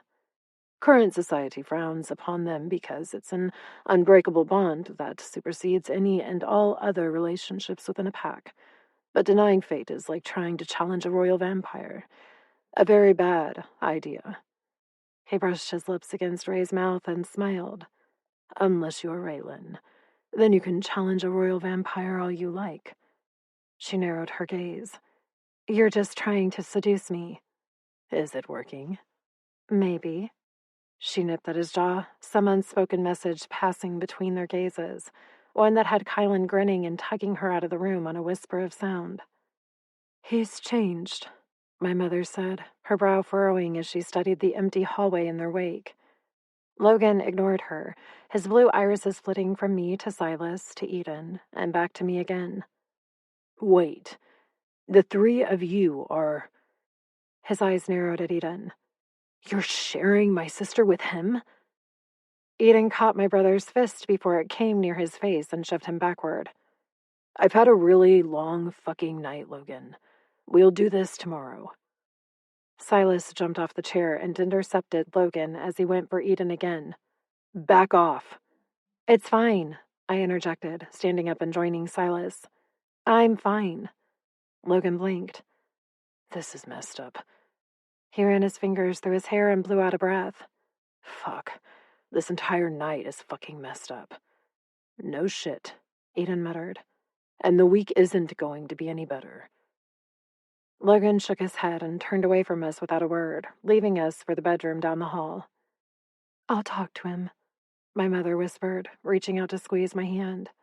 "Once he realizes Claudette's history in her own triad with Jolene, he'll come around." "What?" I gaped at her. "What history with Claudette?" She frowned. "You mean he hasn't mentioned it?" "No," all three of us said in unison. "Explain," Edon added in his alpha tone. "Oh, I don't think it's my place," my mother said, taking a step back. "Maybe you should talk to your grandfather about it. I didn't realize. I just thought—" Another step away from us. "Ask Jolene."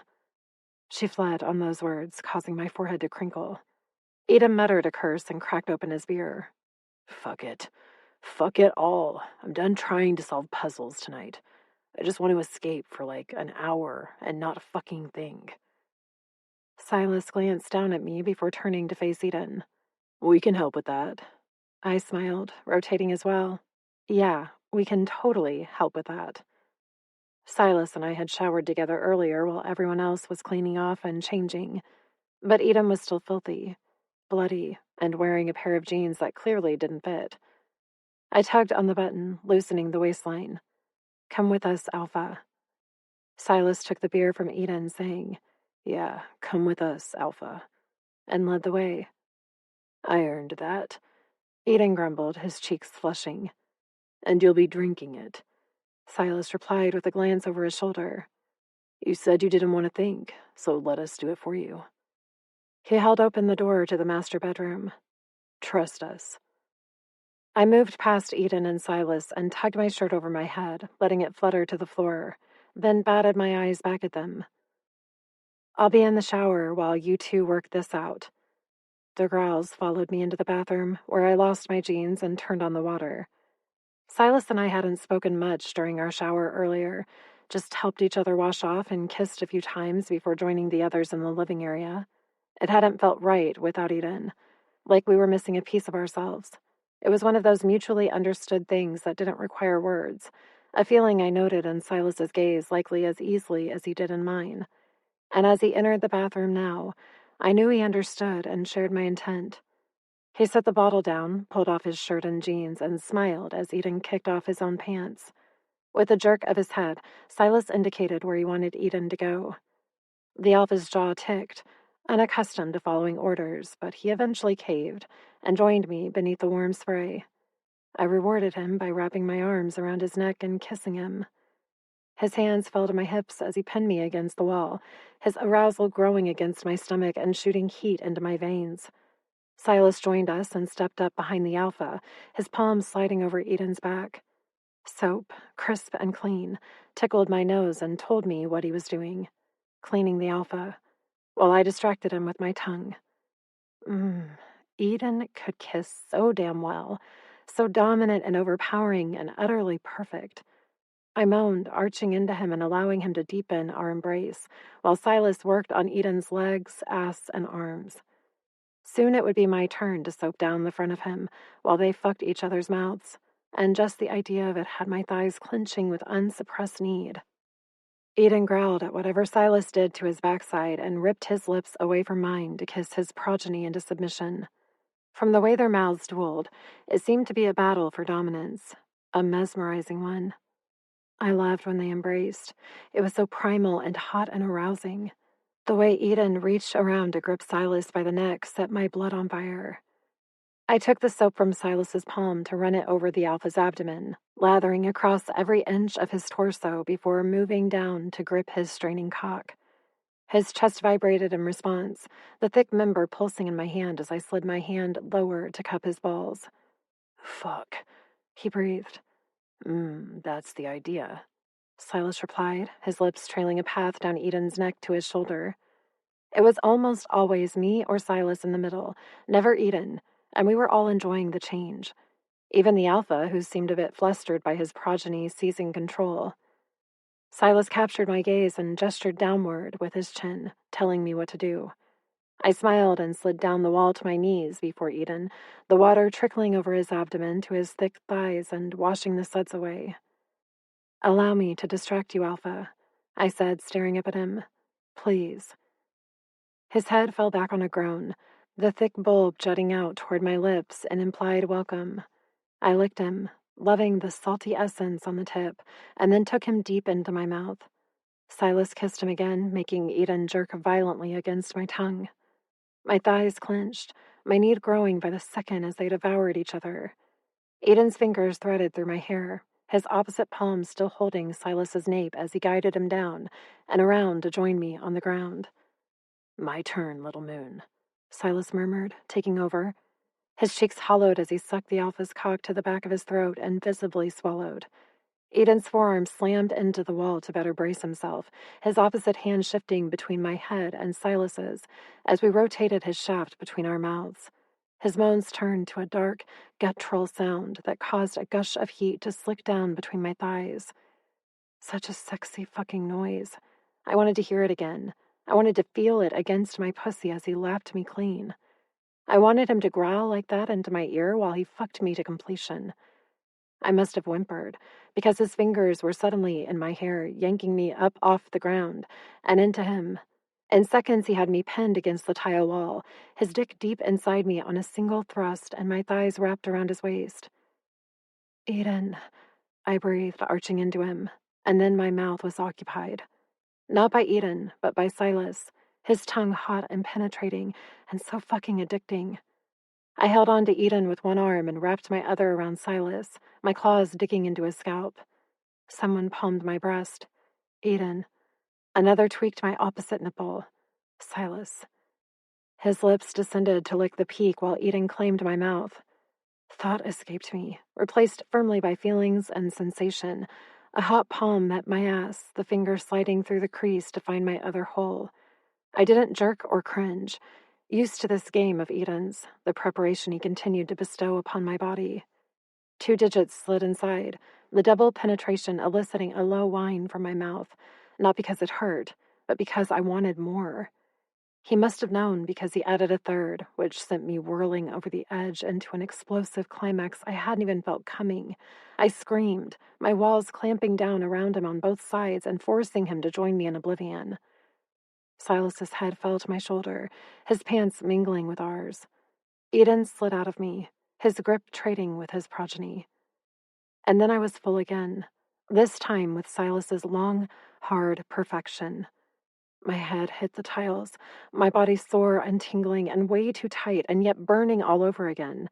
Edon was there, his mouth on my neck, his palm returning to my ass. Silas drove into me sharply, his movements urgent, causing Edon's knuckles to slam into the wall. But that didn't stop him from gliding those fingers back inside and scissoring them in a way that made me squirm. "Come, Omega," Edon growled. "Come so we can lick her clean together." Oh, fuck. My body shook, my limbs tightening. Everything seemed to center in my lower abdomen. So damn constricting. Silas seemed to go deeper, searching for that spot I loved, and hit it with the force I needed to shatter all over again. Black. That was all I could see. Pure bliss. They'd literally fucked me into another realm of being, a blank state, my mind just completely shutting off. And I didn't care, too blitzed out to breathe. But I felt them licking me clean, heard Silas chuckle as he retrieved the beer and told Edon to drink the liquid as he poured it over me. And drink he did. Every single drop. His tongue memorizing my flesh, his mouth trailing kisses over my body as they laid me in the cloud of Edon's bed. Both of them nurturing me, worshipping me, loving me. I sighed and nuzzled into one of their chests, while the other spooned me from behind. Heaven, I decided. This is my heaven. And I refused to let anyone force me to leave. 37. Silas. "It's surreal to see you like this," I said, as I found Ray curled up on the couch with a steaming mug of what smelled like chocolate. Kylan stood in the kitchen with Luna, the two of them conversing softly about breakfast. Okay, that was even more surreal. At least the bastard was out of my head. It only took 2 fucking days. "I just want to make sure we're on the same page," he kept saying, "and I may need to use you to protect my Raylan." It did not escape me that the only real reason he saved my life was to appease his consort. That if we weren't old friends, he would have let me die without a second thought. So having him in my head for so long really sucked, especially as he kept reminding me that he could make me his puppet. "I don't care much for him either," Edon muttered into my head. I was so happy to have him back that I didn't even bother to remark on him reading my mind without permission. Instead, I asked, "Where are you?" "Checking up on my mother." "Again?" "Jace is living at her house," he growled. I frowned. "I thought you said they were just playing chess." During his visit yesterday, he'd found the two of them on the porch, engaged in a serious game. It had unnerved the Alpha so much that he'd returned with a bewildered expression, stating he'd never seen his mother so lively, which I supposed was saying a lot, since all she was doing was sitting in a chair while moving game pieces around on a chessboard. Edon grumbled something incoherent back at me, causing me to chuckle. It sounded a lot like, "Fucking royal blood-sucking jackhole. Try not to get killed by that royal jackhole, yeah?" The Alpha's responding snort vibrated in my head. "I brought Logan with me. We can take him." "Uh-huh," I thought back at him, collapsing in the recliner chair beside Ray. Glad you two were getting along now. It had been tense at first, but Luna's continued promise that she was fine seemed to appease her brother a bit, although that didn't stop him from having a stern word with me and Edon about what would happen should we hurt her, as if we'd ever let that happen. "Edon?"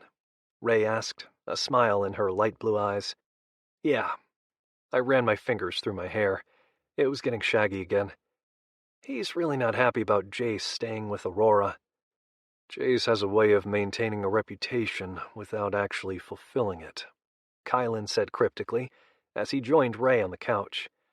That sounds oddly familiar," Ray replied, tapping her chin thoughtfully. "No idea why." Kylan nipped her pulse and nuzzled her neck, the gesture inexplicably playful. And so not what I would ever expect from someone so notoriously known for his sadism. "Seems there are many playing with reputations lately," he murmured against her throat, "such as the wolves approaching the door." I picked up on the scent a second after he said it, but it was Luna who went sprinting toward the foyer. She threw open the door. "Where the hell have you been?" she demanded. "I have questions for you." Jolene chuckled. "Hello, darling. I assume Cora has been talking." He stepped into the house with Luca at his back, his astute gaze roaming over the living area. "Where's my grandson?" "Checking up on Aurora," I said, standing. "He's not keen on Jace staying with her." Luca grunted. "Good luck to Edon. Jace is a force of nature." "You mated Claudette?" Luna interjected, her entire focus on Jolene. "And never thought to tell us about it?"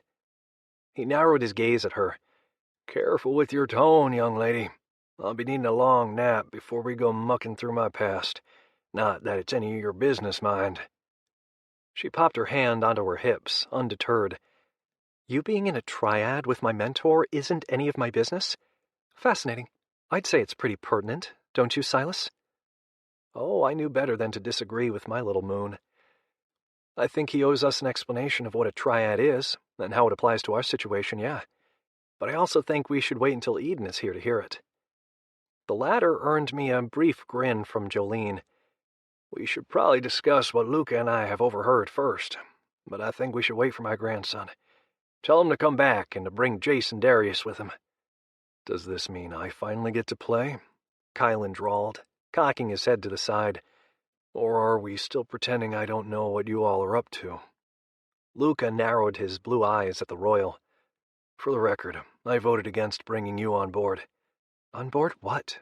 Luna asked. "But Jason Darius seemed to think you could be an ally," Luca continued, ignoring my little moon. "In what?" I demanded, not pleased to see her dismissed so callously. Luca looked me up and down, taking my measure. I hadn't actually met the alpha male yet, but I knew of him. Leader of the Majestic clan, mated to Mira, and overall not that memorable. "You must have a mighty big sack to stand up to a 200-year-old alpha boy." "Told you he was special," Jolene drawled, clapping me on the shoulder. "Luna, too. Their little triad is going to prove invaluable." He glanced around. "Logan, too, wherever he's run off to, at least according to my Claudette." "Still want to know what the hell you all are talking about," Luna replied, a low growl permeating her tone. "And more information about this triad everyone keeps mentioning?" Kylan sighed. "It's a rare relationship bond between 3 lycans. You, Silas, and Edon are clearly in a triad. Why is this so difficult and cryptic?" "Because a ritual must be performed to solidify it," Jolene replied. "But I'm not saying more until the others are here. Meanwhile, I'll be making myself some coffee." Your grandfather is being cryptic and rude to Luna, I growled. Okay, not rude, but he won't explain the triad until you're back, and he wants you to bring Jace and Darius with you. Tell him to bring Aurora, too. It'd be good to see her. That came from Luca. I relayed the message to Edon. What am I, a fucking errand boy? He demanded. Guess that makes me a glorified messenger, I replied. Edon snorted. I'll sort my granddad out when I get there. Give Luna a kiss for me. Will do. With tongue, he added. I smiled. The tasks you assign me are so cumbersome. I grabbed Luna on her way to the kitchen and tugged her into me, my lips capturing hers before she had a chance to speak. That's from Edon, I whispered after a moment. And this is from me. I deepened the embrace, leaving her breathless and panting in my arms while everyone observed. Mine, I thought at them, my instinct to protect her overwhelming. Maybe because there were too many dominant males in the house, or just because I felt like it.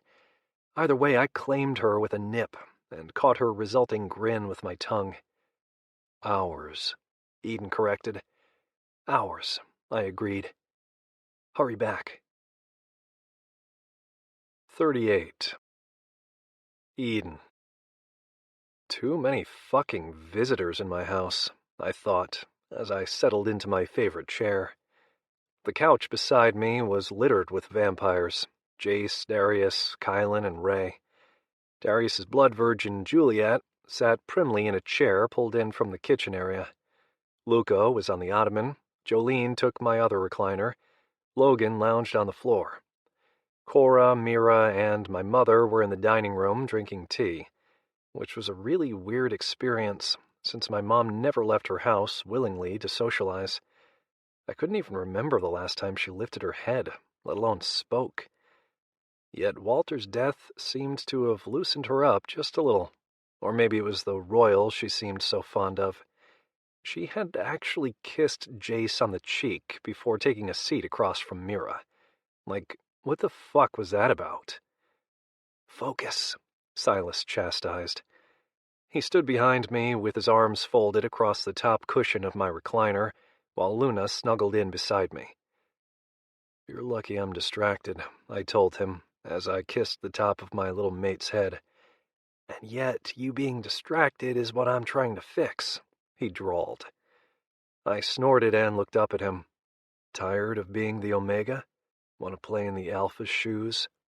What I want are answers, he replied flatly. Well, I couldn't argue with him there. Where have you been? I asked my grandfather. We tried to find you. Luna mentioned that, he replied conversationally. I was with Luca, eavesdropping on Lilith's interrogation of Catalina. As far as excuses went, that was a good one. At the airfield? Lilith had refused to stay in Clemente Clan headquarters, stating her private jet would suffice, and she'd taken Silvano's sovereign with her. Yeah, it wasn't easy, he replied, scowling. I imagined not. There weren't many trees out there. Huh. Who knew my grandfather still had it in him to play spy? I knew he was revered in his day as one of the strongest alphas of his time, but his age showed. Most lycans lived to be around 600 to 700 years old, and he was pushing the upper end of that range. And, Kylan prompted, sounding bored, what did the good sovereign have to say about her royal's behavior? That he had tasked her with taking out Edon and Walter in a double cross. Luca lifted his ankle to rest on his opposite knee. Catalina also confirmed that Silvano was using Walter to take care of some unruly vampires. He handed them off to the Clemente clan for disposal, meaning the wolves shredded the bloodsuckers apart. And my father had agreed to it. I didn't phrase it as a question, but as a statement. Walter was an even bigger asshole than I gave him credit for. From what Catalina confirmed, yes.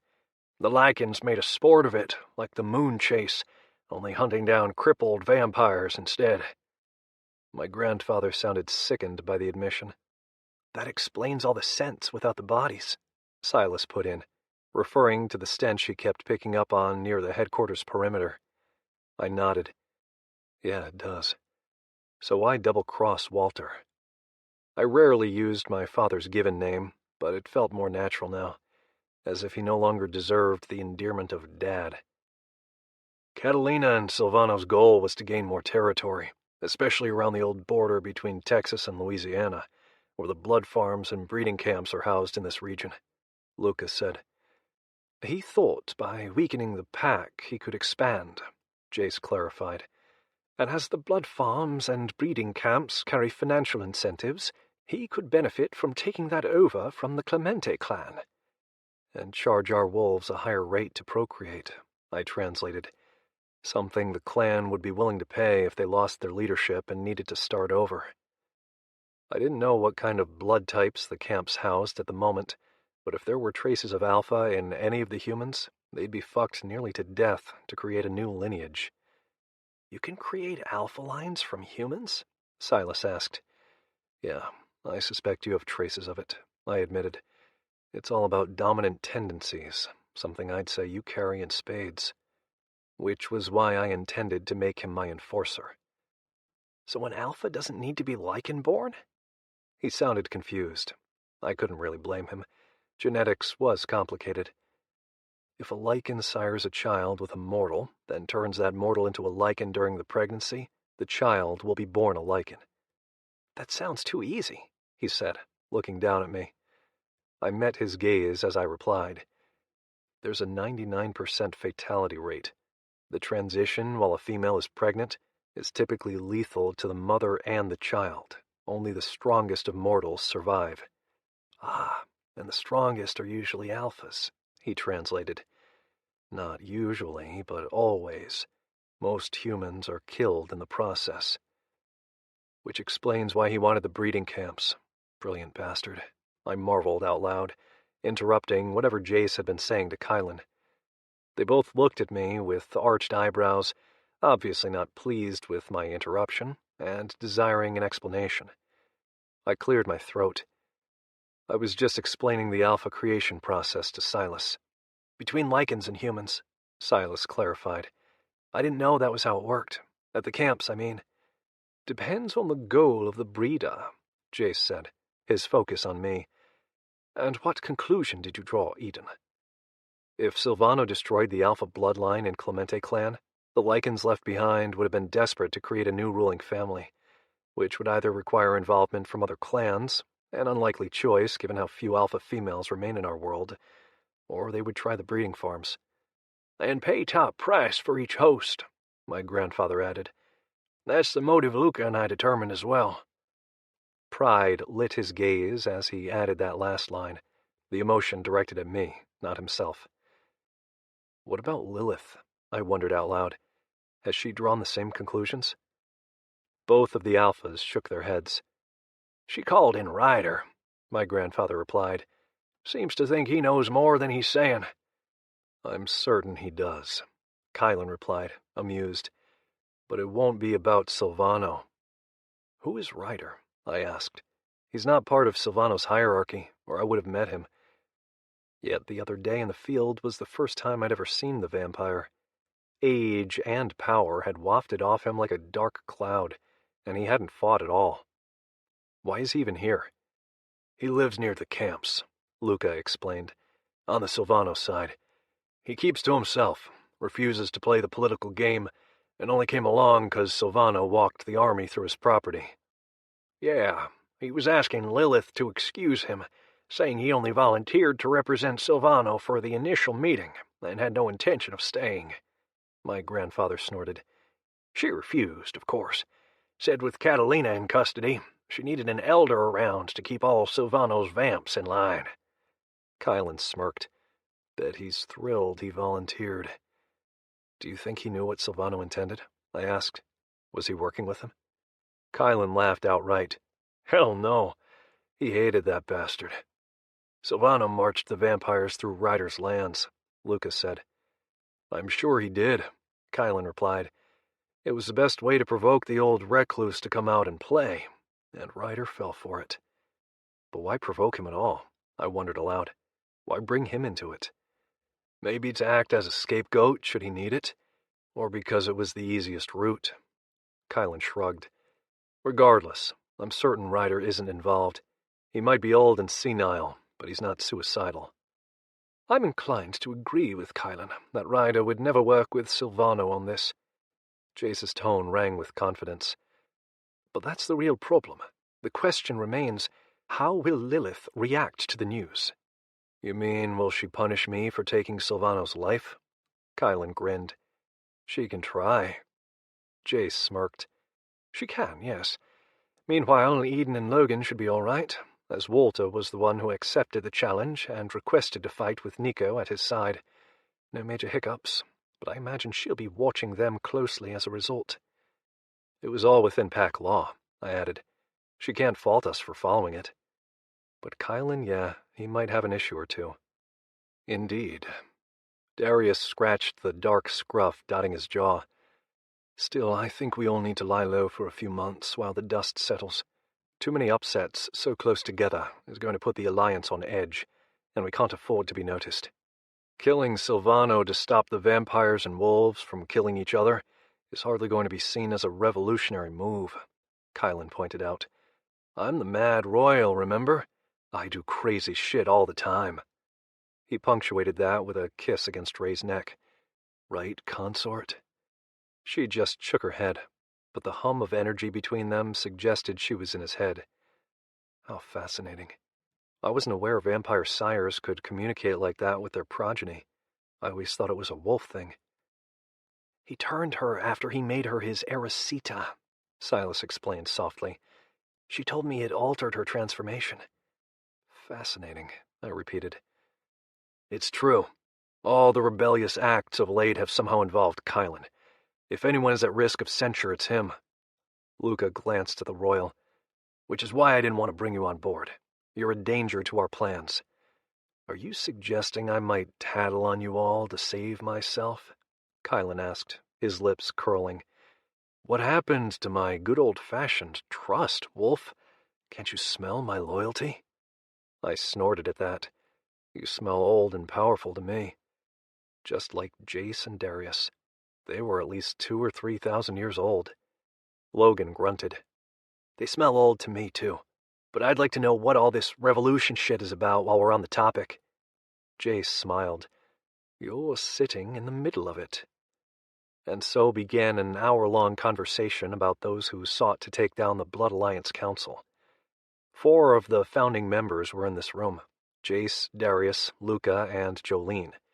But there were several others across the globe, all living in quiet and waiting for their cue to rise up. It was something they hadn't planned to do for several more years, perhaps even decades, but events over the last 2 months had escalated their timeline.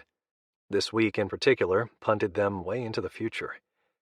Because Logan and I were groomed with a purpose, to lead our clans toward rebellion.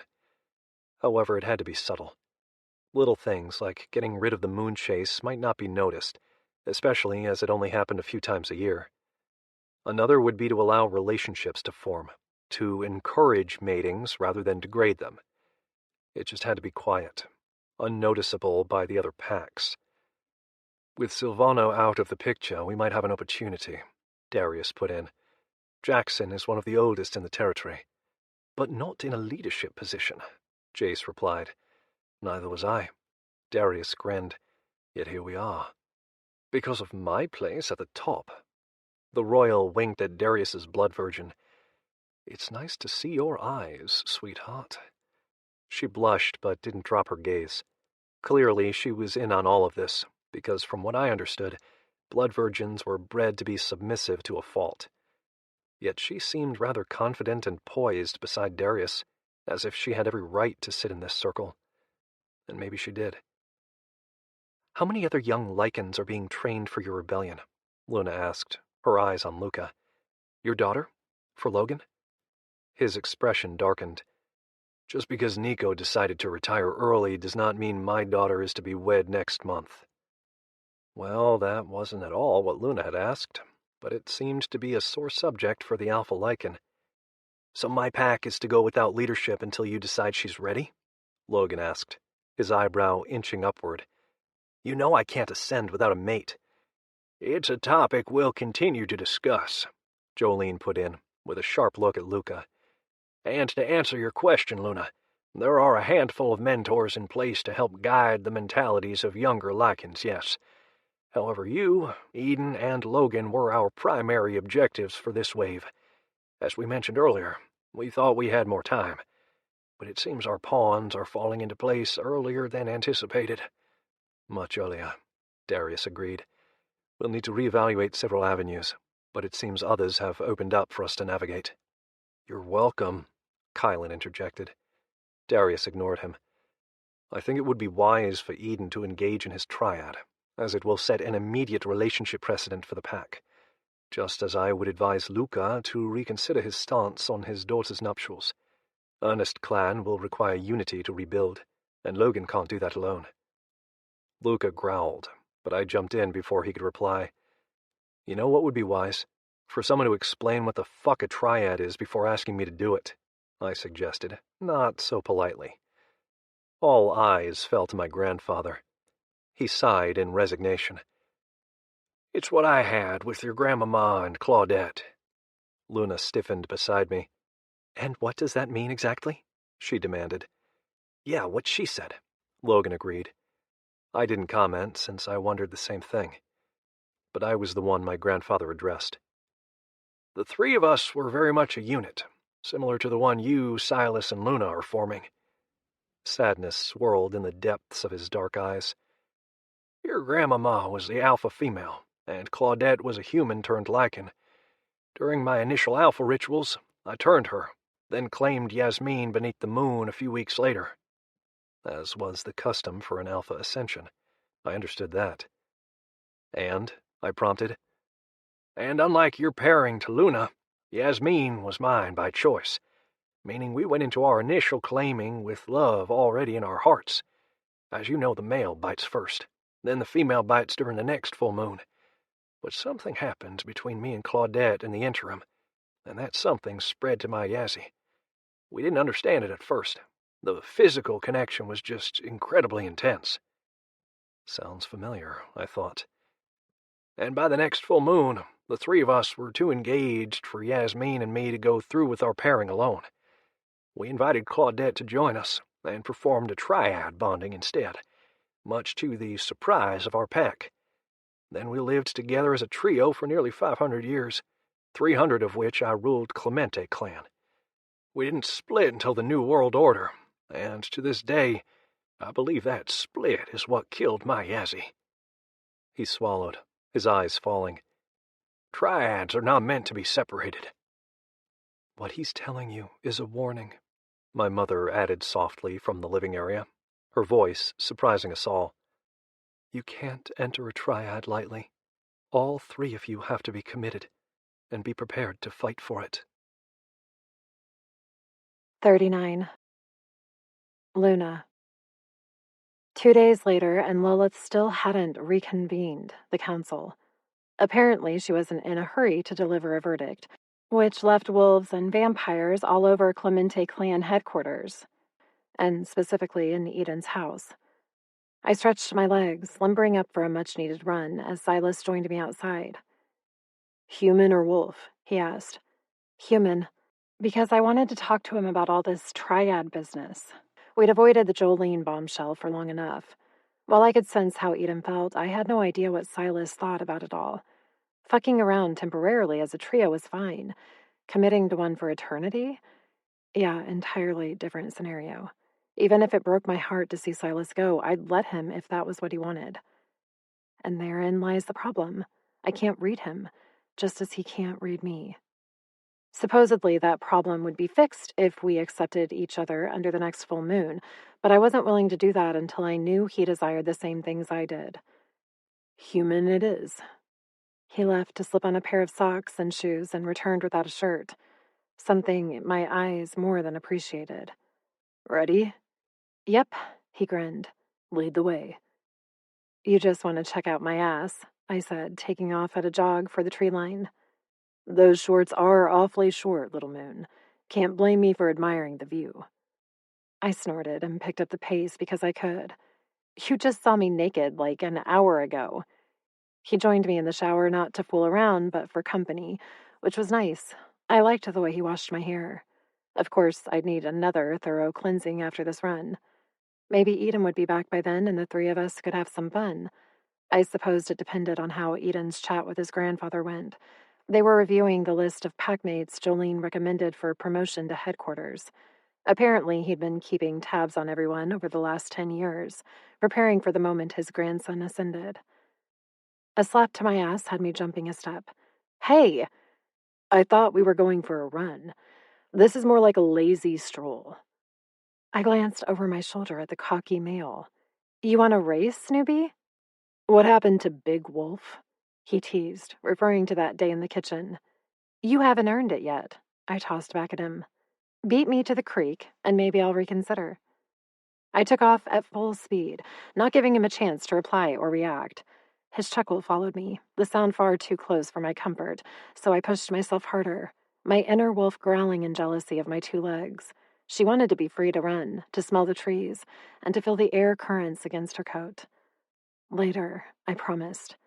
I wanted to talk to Silas in our clothes because I didn't trust myself to engage him naked. We'd end up in a pile of limbs, especially after an adrenaline-filled sprint through the woods. His shoulder brushed mine, his long legs carrying him faster. On 4 paws, I held my own because of my experience, but it seemed he had me beat in human form. With every inch he put between us, I grew more and more agitated, and equally aroused, because the man was sleek, lean muscles streaking through the trees and dodging branches like a professional. I wanted to lick at that trail of sweat beating down his spine, nip the back of his neck, and pin him to the ground, only to have him wrestling me beneath him, something I knew he would do, and then he'd slide right into my waiting heat. This is why we're wearing clothes. Except my tank top suddenly felt sticky and far too heavy. My shorts were too thick, my shoes suffocating. I wanted to breathe. No. I had to talk to him first, and we were almost to the creek, the same spot in which I'd played with Edon all those weeks ago. So much had changed since then. A revolution? Who would have ever thought that was possible? But hell yes, I was in. Edon and Silas, too. The question was, would we fight together as a triad or as friendly packmates? Silas reached the water's edge first, his triumphant smile drawing me to him all the more. It took serious effort not to jump him and wrap my legs around his waist, but I stopped, just barely at his side, hands on my hips as I panted in much-needed breath. He'd pushed me to my limit. I could still go another few miles, but damn, my legs felt a little like jelly. Did I earn my nickname? He asked, much less winded than me. Something told me he could have gone harder and would have, had it been Edon racing him. I would need to work harder to keep up with these two. Lucky male genetics. Silas cupped my cheek and brushed his mouth against mine. I prefer sweets to Big Wolf. Yeah? I licked his lower lip. What if I prefer Big Wolf? You could nickname me Furball, and I'd still answer to you, Luna. He whispered, kissing me again. And damn, he tasted so good, like sex and wolf and man all wrapped up in a Silas package. But I needed to talk to him first. That was the whole, oh, that feels good, point of this. I arched into him, groaning as his tongue did something deliciously wicked with mine. Hello, hardness, I thought, feeling his excitement beneath his jeans. He must have enjoyed that run as much as I did, even though we only went a mile or so. His palm wrapped around the back of my neck, his opposite hand falling to my hip, and he devoured me with his mouth. We kissed a little in the shower, but it was more nips than fun. Silas had meant to play then. Now? Yeah, now he seemed hungry. No, starved. And I was his next meal. Silas, I breathed, my pulse racing as it always did when he touched me. I want... His tongue silenced me and scattered my thoughts. I shivered, my wolf bowing to his. No, I need... Triad, I managed to force out, the word sounding much sultrier than I anticipated, but it caught his attention. Triad, he repeated, pulling back just far enough to stare down at me with his blown-out pupils. Oh, dear moon, the hunger in his gaze. Focus, I chastised myself. I cleared my throat, trying to remember what I wanted to say, but I couldn't. Not with him so near. His blue irises hypnotizing me, his full lips taunting me for another kiss. I wanted him, and not just physically. I wanted Silas, all of him. I want the triad, I whispered. I want to be with you, with Edon, with us. I want to hear your mind, to know your soul, to touch your heart. I want to know what it would be like to be loved by you, to love you in return, to be your mate, your everything, to connect all three of us forever. But I won't make you, even if it's all I can think about, all I've ever truly wanted for myself in this life, because you have a right to choose, and I would never take that away from you. Hey, he said softly, his thumb brushing away the tears that had fallen unknowingly from my eyes. Goddess, I was crying. But the thought of him not wanting me in return broke something inside me. I hadn't realized just how important this was to me until this second, this very breath. If he rejected me, rejected us, I wouldn't be able to breathe right again. I already love him, I realized. I already love them both. I pressed my hand to my mouth, shock riveting my system. How had I let this happen? Or was there never a choice? My wolf submitted to them both on instinct. She knew her mates, even when my human half didn't. Luna, Silas murmured, his thumb stroking over my cheekbone again. Sweet little moon, look at me. I had let my gaze drop without realizing it, my mortification at falling so deeply, threatening to destroy me. I can't, I admitted. Not a response to the command to look at him, but to the very real heartache ripping me apart. Never in my life had I felt like this, so terrified by the potential of someone's response. I hated not being able to sense him or his thoughts. How does he feel? It would be so easy to assume, but forever was a long time. This relationship circumvented so many of society's standards. Nothing about being a triad was considered typical. None of us truly understood what it meant beyond what Jolene had said. But I wanted it so badly that my chest ached with the emptiness of incompletion. It hurt to breathe, bringing more tears to my eyes. This wasn't about him rejecting us, but about us denying the bond. Now that I'd allowed myself to consider the triad, I could sense what the incompletion was doing to me. I feel so empty, Silas. I know, I feel it too, he whispered, his lips against my forehead. It's agony without you inside me, little moon. Edon's there. I feel him every day, but you... I miss you even when you're standing right in front of me. I want that connection to you too, that bond, to call you truly mine, to claim you both. I already do in my heart, Luna. You're already mine. I swallowed, my eyes glassing over again. You do? Every day, he promised. You're my little moon, my Luna. On the next full moon, I'll prove it to the world, to you and Edom both. I wouldn't be anywhere else. I grabbed him and kissed him, my tears falling between us as I let all my inhibitions go, all my doubts, all my fears, everything. I gave him all I had, kissing him until I couldn't even breathe and not stopping to refill my lungs.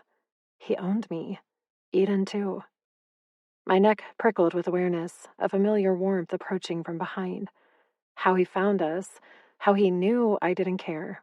Because as I felt Edon's lips on my shoulder, I collapsed, allowing both males to cradle me between them. I wanted to, he whispered into my ear. I've wanted you both since the beginning. You're mine, little mate. And Silas is mine too. My clothes disappeared into a pile on the rocks, Silas's following suit. And Edon had arrived naked, likely in his wolf form. I turned in his arms, kissing him as I did Silas, pouring all my emotions, my heart, into my tongue as it stroked against his. I love you, I thought at him. I love you so much it hurts. He couldn't hear me, our mating bond incomplete, and it sliced me wide open. I didn't want to wait until the full moon, but we didn't have a choice. 4 more weeks. I'd have to survive all that time without him hearing me, without connecting to Silas. Don't cry, little mate. Edon licked the tear from my cheek. We'll fix this soon. I want you to hear me, I said. I want you both to hear me. Then scream for us, sweetheart, Edon said. Scream for everyone to hear, to tell the world who owns you. Silas nibbled my shoulder, his hot body pressed to my back. Let us take care of you. Let us show you how we feel about you, how we feel about each other. Join us together, Luna. Made us both at the same time. I shuddered, my heart slamming against my lungs. Yes, I swallowed. Yes. If we couldn't have each other mentally, then we would do this physically. Both of them inside me at once, sensing everything I had to offer. Yes, I said for a third time, my head falling back against Silas's chest as Edon licked up the column of my throat. His palm pressed into my abdomen, sliding downward to the ache between my legs. So wet, he hissed, his fingers slipping easily inside. I moaned, my hips rising up against his touch, begging him to go deeper. But he had something else in mind. He removed his hand, then guided it around to my backside. Silas shifted to allow him room to move, but I felt his cock pressed into the Alpha's wrist. Heat slithered through my veins, lighting my body on fire as Edon penetrated my puckered hole. Silas yanked my head back for a kiss, distracting me with his tongue. But the pressure built inside me as Edon worked to lubricate both sides, readying me to take them both. It would destroy me, cripple my ability to think of anyone but them, and I was okay with that, because Silas and Edon made me feel whole. They were my pack, my past, present, and future, and I would only ever desire them. She's ready, Edon whispered, seconds, or maybe minutes later. I didn't know, my body strung too tight with anticipation to comprehend time. He captured my mouth, his tongue fucking me thoroughly as he guided the three of us to the ground. Leaves pillowed my bare legs, pleasing my inner wolf immensely. Silas lay on his back beside me, his handsome features melting my heart. Hop on, little moon, he invited. His arousal beckoned me with a pulse that made my pussy clench in expectation. Yes, please. I crawled over him, straddling his hips and wrapping his shaft in my damp folds. Fuck. He grabbed my hips, shifting me to where he wanted me, with his head at my entrance. Slide down. I did. Because that demand, it demolished my ability to rebel, to fight, to do anything other than accept. My lower abdomen quivered, the feel of his thick, hot length inside me a growing addiction in my blood.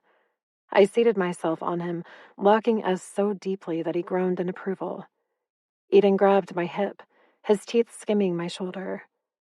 Bend down and kiss him, little mate. My heart fluttered, my wolf preening beneath the Alpha's command. I leaned into Silas, embracing him with my mouth and sighing as he wrapped his palm around my nape. Mine, he was saying. Yours, I agreed. This was what I needed, our bodies connecting and confirming we belonged together. More, I begged. No, ordered. It wasn't a request, but a requirement. I needed more. Edon stroked down my spine, eliciting goosebumps in his wake.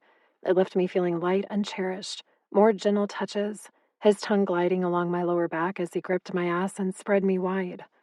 I half expected to feel his mouth there. Instead, he shifted, and something much harder and larger pressed against my opening. I swallowed, suddenly unsure. But a nip from Silas reminded me of my task, his lips moving beneath mine.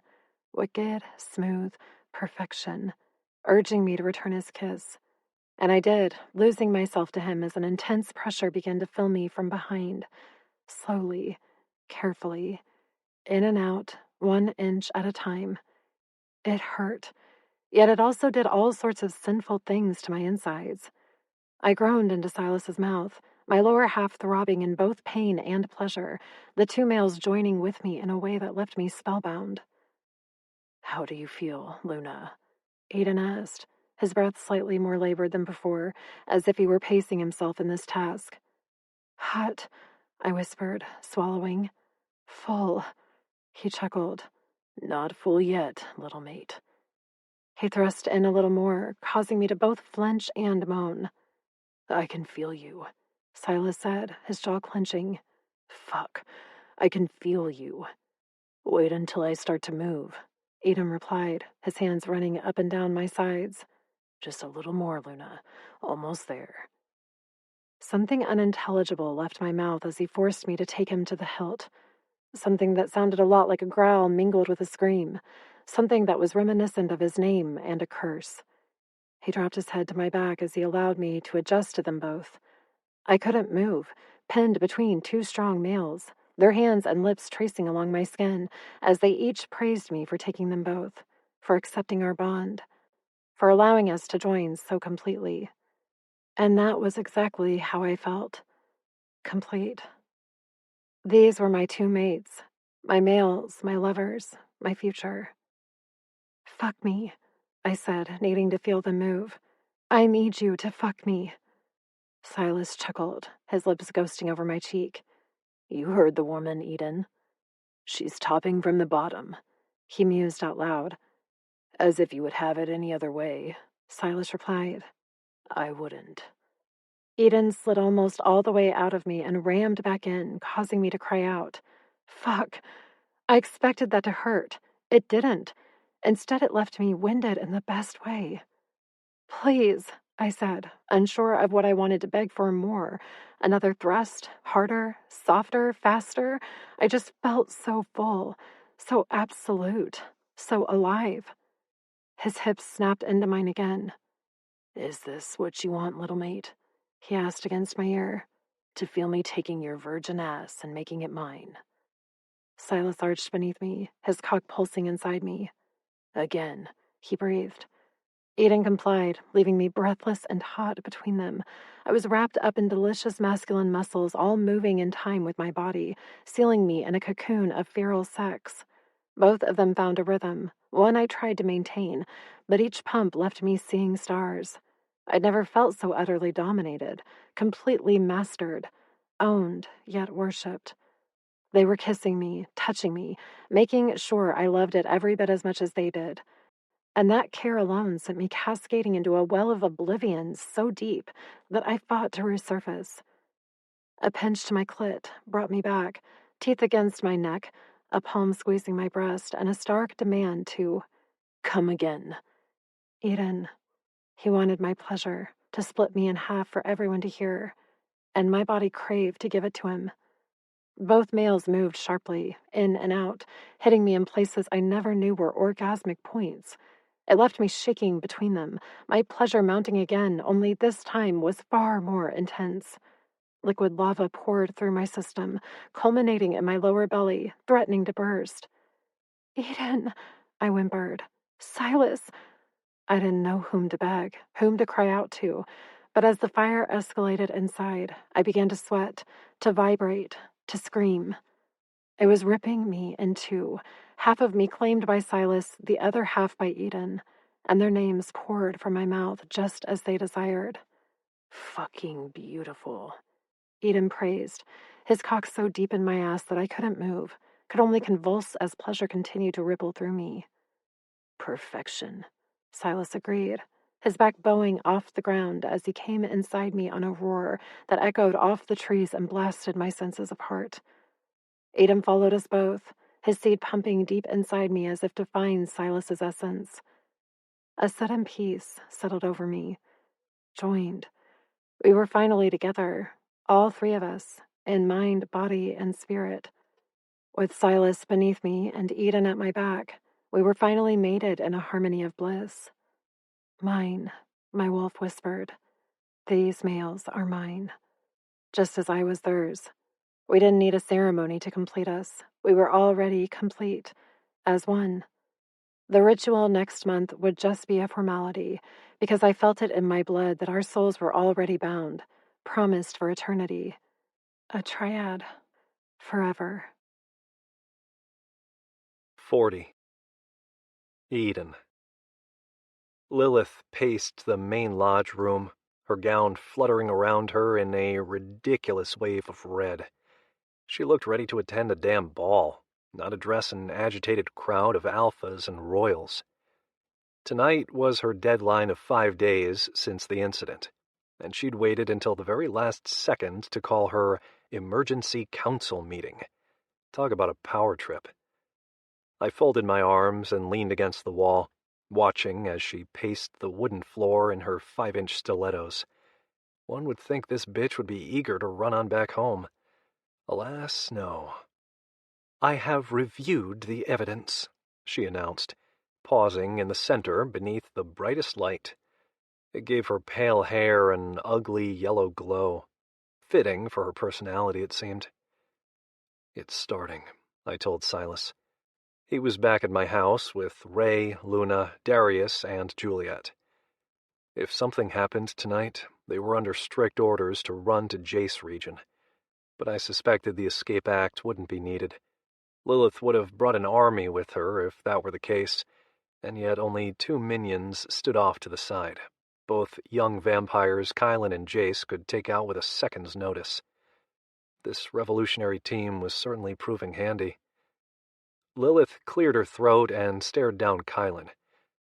"I cannot allow a precedent to be set where royals or alphas decide to take the life of another just to soothe a situation.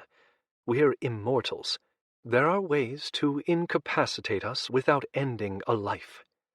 The royal smiled. "Duly noted. I'll remember that going forward." "Why didn't you just shoot him, or break his neck? Why remove his head?" she demanded. "Because I didn't like the prick," Kylan replied. "And he put my life in danger by instigating a war. Why are we not analyzing his guilt, Lilith? How many lives were lost unnecessarily due to his meddling?" "How do you know he's guilty?" she countered. "Is it not obvious?" he asked, his eyebrows rising. "I thought you concluded your evidence research. If you've not ascertained that Silvano double-crossed Walter with the intent of hurting Clemente Clan for his own financial gain, then perhaps you need another 5 days in that fancy jet of yours."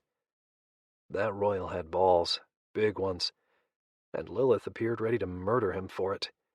Blood stained her porcelain cheeks, painting her skin in a cherry-red tone.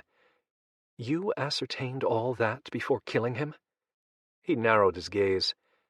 "I am over 5,000 years old, Lilith, nearly twice your age. That's granted me experience unlike anything you could ever fathom.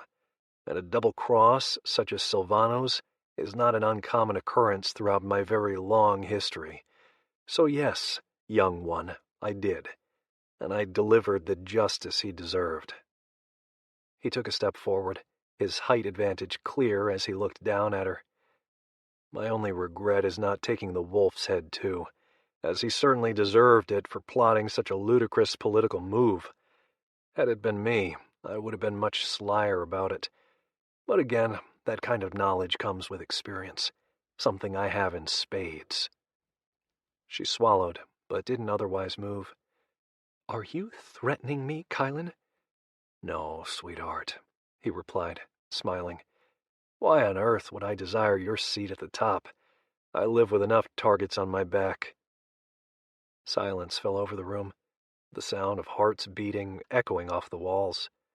Everyone waited for her verdict and Kylan's reaction. "Your friend Ray might be one of the bravest people I've ever met," I murmured to Silas. "Why?" "Because she lives with Kylan. That royal is fucking terrifying." He didn't appear fazed at all, his stance intimidating yet relaxed at the same time. Something told me he would have no problem winning a fight against Lilith, especially with this crowd. She might have a few supporters in attendance, but there were also several against her. Except we couldn't go after her yet. I'd asked, and Jace explained that they needed her alive because she was the only one in existence who could help them find Cam, the former vampire king. He was believed to be dead. His Erosita, who lived with Majestic Clan apparently, proved otherwise. Because if Cam was dead, she would be too. I'd absorbed all that information with a shocked expression. Silas, however, had just shrugged and said, "Nothing in this world is what it seems." If only we could all be that laid back and accepting about it. "No additions to your harem," Lilith declared. "No Blood Day attendance, no social outings of any kind. You are hereby confined to Kylan region until I say otherwise. Is that understood?" "Is this supposed to be my punishment?" he asked, cocking his head. "Sounds like a vacation." "Then I'll consider adding blood rationings to the list," she seethed. "Get back in line, or I will threaten your position at the top as royal." His lips curled. "You could try, but I wouldn't recommend it." Her jaw ticked as he stepped back to his place in our makeshift circle. It had been part of our plan for him to take control of the show, and he'd acted splendidly. I just hoped he didn't end up with any repercussions from it. But at least all the spotlight would remain on him as a potential rebel, and not on any of us. "Edon and Logan are granted permission to ascend," she continued with a flourish, pointedly turning her back on Kylan. "Edon acted within his right of the challenge, and I see no reason for him to be punished. Logan was an innocent bystander whom I'm grateful to have coming of age. Unfortunately, he cannot ascend for 11 more moons, which poses a leadership problem in his clan." "I have a suggestion," Luca cut in, "if I may." She waved a hand. "I'm all ears, Alpha." He cleared his throat and stepped forward. "After Edon's ascension, send Jolene to Ernest Clan to act as a leader, while Logan completes his final year of training. The former Alpha may be old, but he's still a force of nature, as was evidenced the other night when he took on the ceremonial role for Edon's challenge. I feel he would be more than fit to administer the Alpha trials next year." She considered him for a long moment. "Are there any objections to the notion?" she asked, addressing the other Alphas in the room. Her gaze fell on me. "Edon?" "I agree with Luca's suggestion. Jolene might be old, but he's still an Alpha." I purposely used his given name, not my endearment for him. The more detached she believed me to be, the more likely she would agree. As much as I would miss him, I knew this was his desire, to return to his Claudette. "And I have no objections either," Logan added. "There are no elder Alphas in my clan, and I would be grateful for the leadership of one so experienced." A few others nodded in agreement, no one speaking out about the clearly obvious path. "Very well," Lilith said. "Edon, please advise Jolene of his new placement after we finish here." "I will," I agreed. Not that I had a choice. She may have used the word please, but she meant it as an order. She nodded. "The last item for us to handle is Silvano region. Sovereign Catalina confessed to her involvement in his nefarious plans to instigate a war for the benefit of gaining land." She glanced at Kylan, a subtle edge to her tone. "Which means I can't trust his political choices in that region and need to conduct a full investigation personally. So I will temporarily be taking over as the royal of the territory until an appropriate candidate can be found." "Or you could allow me to serve temporarily and save yourself multiple trips," Ryder drawled, causing several heads to turn his way. "I mean, I meet all the royal qualifications, and I already live in the region. Seems a more suitable answer." "Well, that's unexpected." "What is?" Silas replied. Ryder just volunteered to be the temporary royal of Silvano region, and from the look on Lilith's face, she was not happy about it. "You were offered a royalship a century ago and turned it down," she snapped, her temper showing. "Why now?" "Because you said it would only be temporary." He smiled. "Temporary royalty I'll accept. Permanent royalty, in this new world, no." She bristled. "You are not suitable to lead."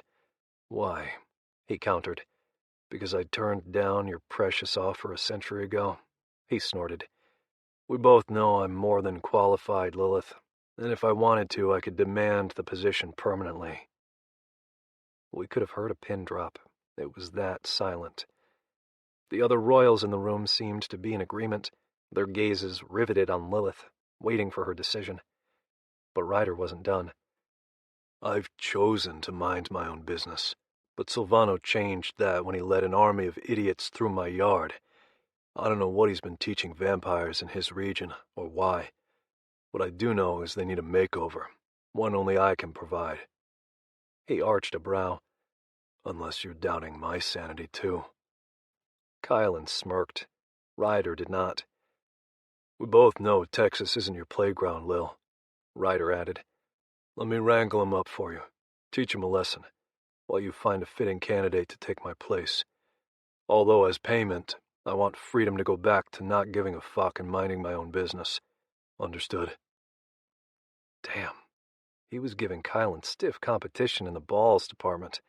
Because fuck, he'd just essentially commanded her decision, acting as though she'd already agreed. And maybe she had, because she just kept staring at him, visibly speechless. Seems a sound arrangement, lass, Cormac said. He's worthy and offering. Canna get better than that, if you ask me. Lyosh nodded. It will take time to find a suitable candidate, Lilith. Managing both territories in the interim would be a hefty task. Give it to Ryder. Just keep the bastard on a leash. Ryder snorted. Keep your bedroom fetishes out of this discussion, Lyosh. Lilith raised her hand between them before Lyosh could reply. Enough! She lowered her arm and pressed an index finger to her temple to massage it. Fine. Ryder can take over as temporary royal, until I come up with a better solution. Shit. She caved. I expected her to fight harder, or outright deny him, but she suddenly appeared too exhausted to care. Darius says it's a smart political move, Silas replied. Ryder could claim royalty at any time and demand a territory. She really isn't in a place to deny him. Really? That's what Darius says. Huh. Vampire politics was fucked up. I think that covers everything, then, Lilith continued. The entire council will convene in Lilith City in 2 months' time. We will no longer be convening annually, but quarterly. She looked around the room, searching for an objection. Is that a social occasion I am not to attend? Kylan asked, reminding me of an unruly child raising a petulant question. It raised a smirk from Ryder across the room. We could only be so lucky. All council members are to attend, Lilith replied, her tone laced with command. Even Robin. All the good humor fled from Kylan's features. It's as if you're daring me to kill another royal, Lilith. She narrowed her gaze. Given your recent track record, Kylan, I wouldn't recommend it. Why, darling, that almost sounds like a challenge, he murmured. I assume we're all free to leave. Her jaw clenched. Yes, you may go, she replied with a very tight smile. Excellent. He turned with a flourish, leaving without so much as a glance back. Several followed, but paused to thank me for my hospitality on their way out. A few even congratulated me, commenting that they would return for my official ascension. Jace was among the latter, Luca too. Apparently we would be having a party again in a little less than a month. Awesome. Fortunately, Lilith said she wouldn't be able to make it. Feigning my disappointment had not been easy. Even Logan seemed to struggle as he waited beside me. The rumble of cars starting outside was a welcome sound, causing me to sigh as the last of the council members disappeared, leaving me alone with Logan. We had a few matters to tend to, what with my grandfather moving to his territory. How would you feel about me bringing Claudette with me? Logan asked. To your ascension, I mean. I think my granddad would like that, I said, smiling. Do you mind if I hold on to him for a few weeks, to sort out the chaos in Clemente Clan? He had sat through one of the meetings with my grandfather, where we reviewed all the pack members, their skill sets, locations, and potential for advancement. So Logan knew what kind of shitstorm Walter had left for me to clean up. Yeah, I can manage for a few weeks without him. He smiled. It'll give me a chance to sort a few members out on my own. My own lips quirked up. I hear that. There were several assholes around here I couldn't wait to remove. I clapped him on the back. Keep in touch, yeah? Pretty sure that's a given, he drawled. Gotta make sure you don't hurt my big sister. I laughed as we exited the lodge. Trust me, your sister can handle herself. Pride lit up his blue eyes. Yeah, she can. I'm coming home, I told Silas. Get Luna naked. Already a work in progress, he replied in a breathy tone. We started as soon as the vampires left. I wouldn't have it any other way. 41. Luna. This was much different from my first mating ceremony. For one, I didn't want to ruin it, and for another, I wanted the alpha to smell my recent sexual experience for an entirely different reason. The look in Edon's eyes as he kissed a path down my body before the pack made my efforts worth it, and as he met the apex between my thighs, he growled in hunger at scenting Silas's recent marking. If the alpha sniffed around the back, he'd smell himself, but he didn't. Instead, he grinned and bit me where he originally did just over 2 months ago, reclaiming me for all to see. Only this time, Silas knelt and bit my opposite thigh. I swallowed, the heat of their joint embrace lighting an ember inside me that refused to cool. If they didn't get up here quickly, I'd join them on the ground. But slowly they stood, their matching grins so very wolfish. "Do you accept us as your mates?" Edon asked, his eyes darker than midnight and yet glistening from the full moon above. "I do." I wrapped my palm around the back of his neck and kissed him, then repeated the gesture with Silas, and knelt before them. I ran my nose up and down their thighs, breathing in their rich, masculine scents. These two virile males were all mine, for eternity. The things we would do together.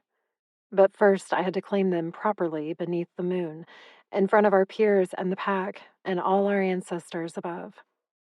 My teeth sank into Silas first, our connection snapping into place with a force that stole the breath from my lungs. All his emotions, his thoughts, his senses became mine. Just as he inherited the same from me, our link permanent and amazing and filling a void deep inside me. Oh, but I needed Edon, too. I wasted no time inviting him. He groaned into my mind, 2 months of partial fulfillment slamming into me at once. Fuck, his desire to mate was potent. The happiness that followed nearly knocked me to the ground, and the overwhelming sense of love that flourished inside him. It melted my heart. I jumped up into his arms, capturing his lips with mine, and devoured him. Silas growled, his fingers threading in my hair as he tugged me away and covered my mouth with his own. "Mates," I breathed. "Yes," they replied in unison. We kissed for so long that our audience grew restless. They wanted more.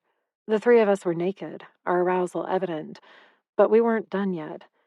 Edon needed to establish a mating link to Silas and vice versa. It would go deeper than their sire-progeny bond and firmly solidify our triad. After another long kiss with Edon, the males released me to focus on each other.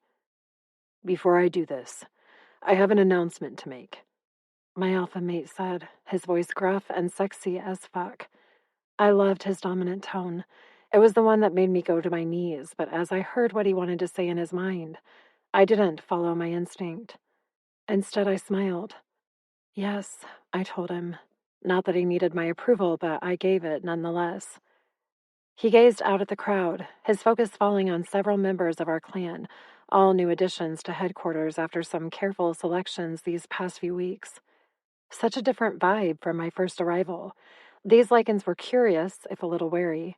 However, Edom would lead them into a new way of life, while Silas and I would help in any way he needed. "It's very rare for a human-turned lycan to survive. Even rarer for him to exude much strength in his new form.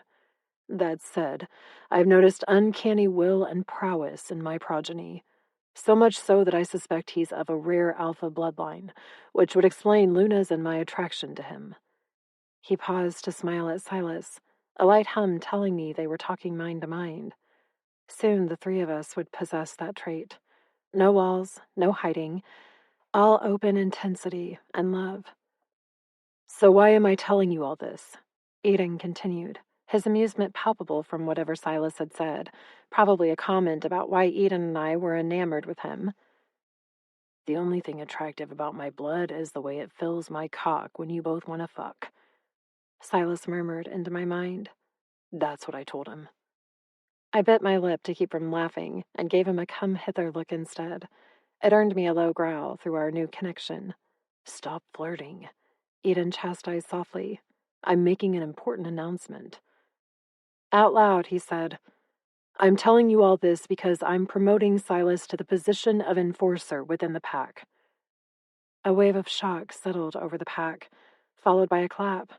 Jolene stood, his eyes glittering with satisfaction, his hands loud as he applauded, and soon the others joined in, their focus and respect landing on Silas.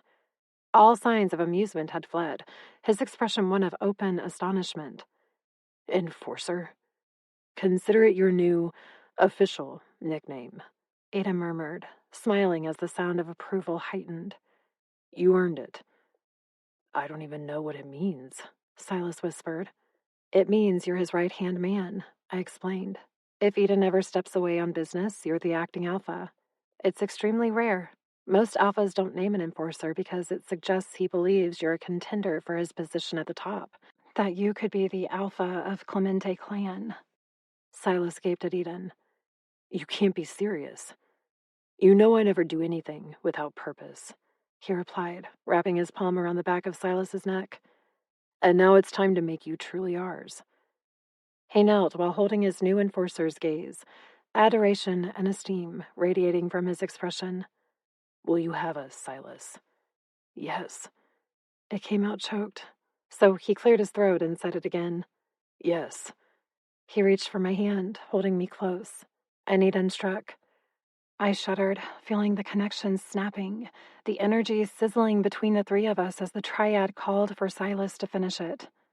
The men switched places, Edon's arm sliding around my lower back as Silas knelt before us and kissed the alpha's lower abdomen.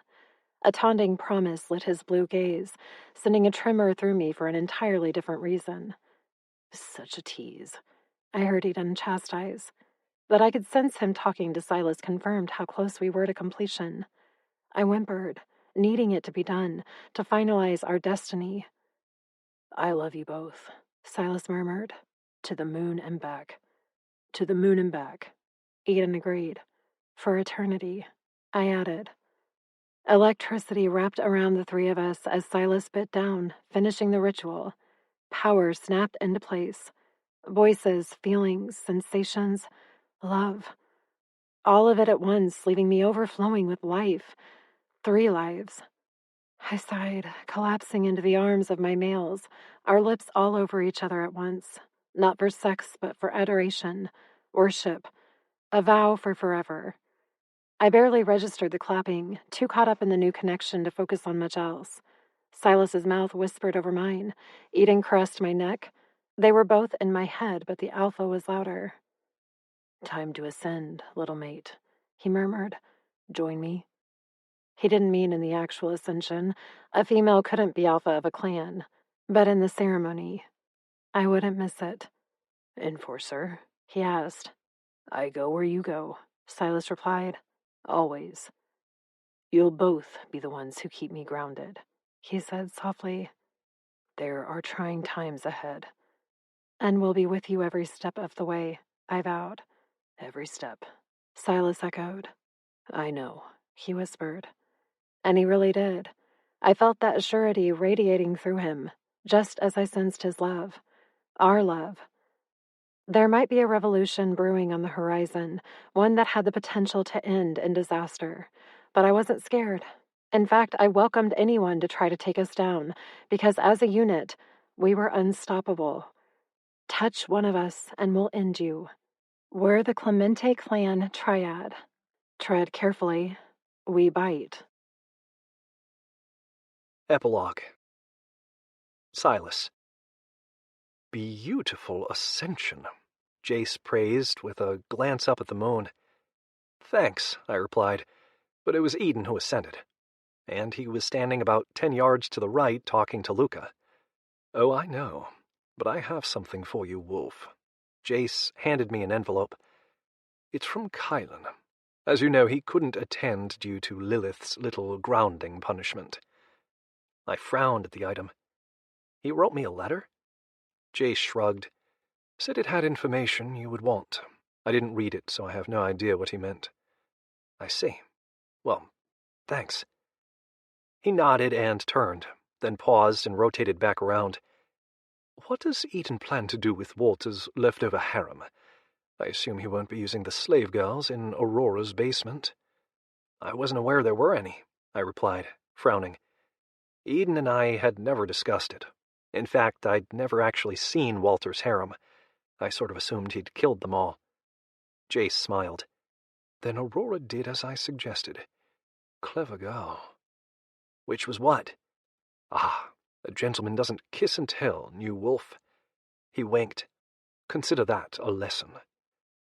The royal wandered off with his hands in his pockets and a kick in his step, leaving me torn between demanding an explanation and reading the letter. She gave them to Luca, Edon murmured. There were only 3, as Walter had a penchant for fucking his harem to death. It seems my mother tried to help the remaining females by feeding them when my poor excuse for a father wasn't looking. I grimaced. That doesn't surprise me. But why didn't you say anything? It seemed like something he'd mention. Because I only just found out. The pack's psyche is filled with information. Apparently my grandfather helped her. He's a lot scrappier than he lets on, I replied, eyeing the older male in the crowd. He had an arm around a much smaller woman, her hair as white as his. But the way he held her reminded me of how I embraced my Luna. She stood beside them, the stars in her eyes. Happiness radiated from her, causing me to smile. She really is beautiful, isn't she? Yeah, she is, Edon agreed softly. Our little mate. Our little moon, I mused back at him. You know I can hear you both, right? Luna put in. Open connection now, boys. Behave. Never, Edon growled. I could already see that fucking later would be fun. All of us in each other's heads? Yeah, that would be hot. Too bad we had another hour of mingling to do first. At least we were clothed again, because if I had to watch Edon and Luna prance around naked all night, I wouldn't last another 5 minutes. So needy, Edon teased. Says the male who was growing harder by the second, I tossed back at him as I opened the envelope. Might as well distract myself for a moment with Kylan's letter. I couldn't imagine what he had to say, unless it was regarding Ray. I unfolded the note, my eyes roaming over the words in a quick sweep that brought my heart to my throat. Oh, fuck. Willow. Young Wolf. My consort requested I send you my findings on an old friend. To fulfill her wishes, I'm drafting this correspondence. After finally locating your friend's camp destination, I stumbled upon some troubling news. It seems she escaped 4 weeks ago and has yet to be found, which leads me to believe she's now in Silvano region. If only she'd chosen the opposite direction to run, you'd have her in your custody now, as she was being held in Clemente Clan's breeding camp. I'll continue my search. However, for now, I've reached a dead end. Let's hope your friend has a fire similar to yours and my consort's. She'll need it to survive. Regards, K. P.S. Congratulations on the triad. This concludes Regally Bitten by Lexi C. Foss, narrated by Cale Williams and Sarah Puckett. Copyright 2019 by Lexi C. Foss. This unabridged audiobook is published by arrangement with Lexi C. Foss and was produced in the year 2020 by Tantor Media Incorporated, a division of Recorded Books, which holds the copyright thereto. Please visit Tantor.com for more information on our growing library of unabridged audiobooks.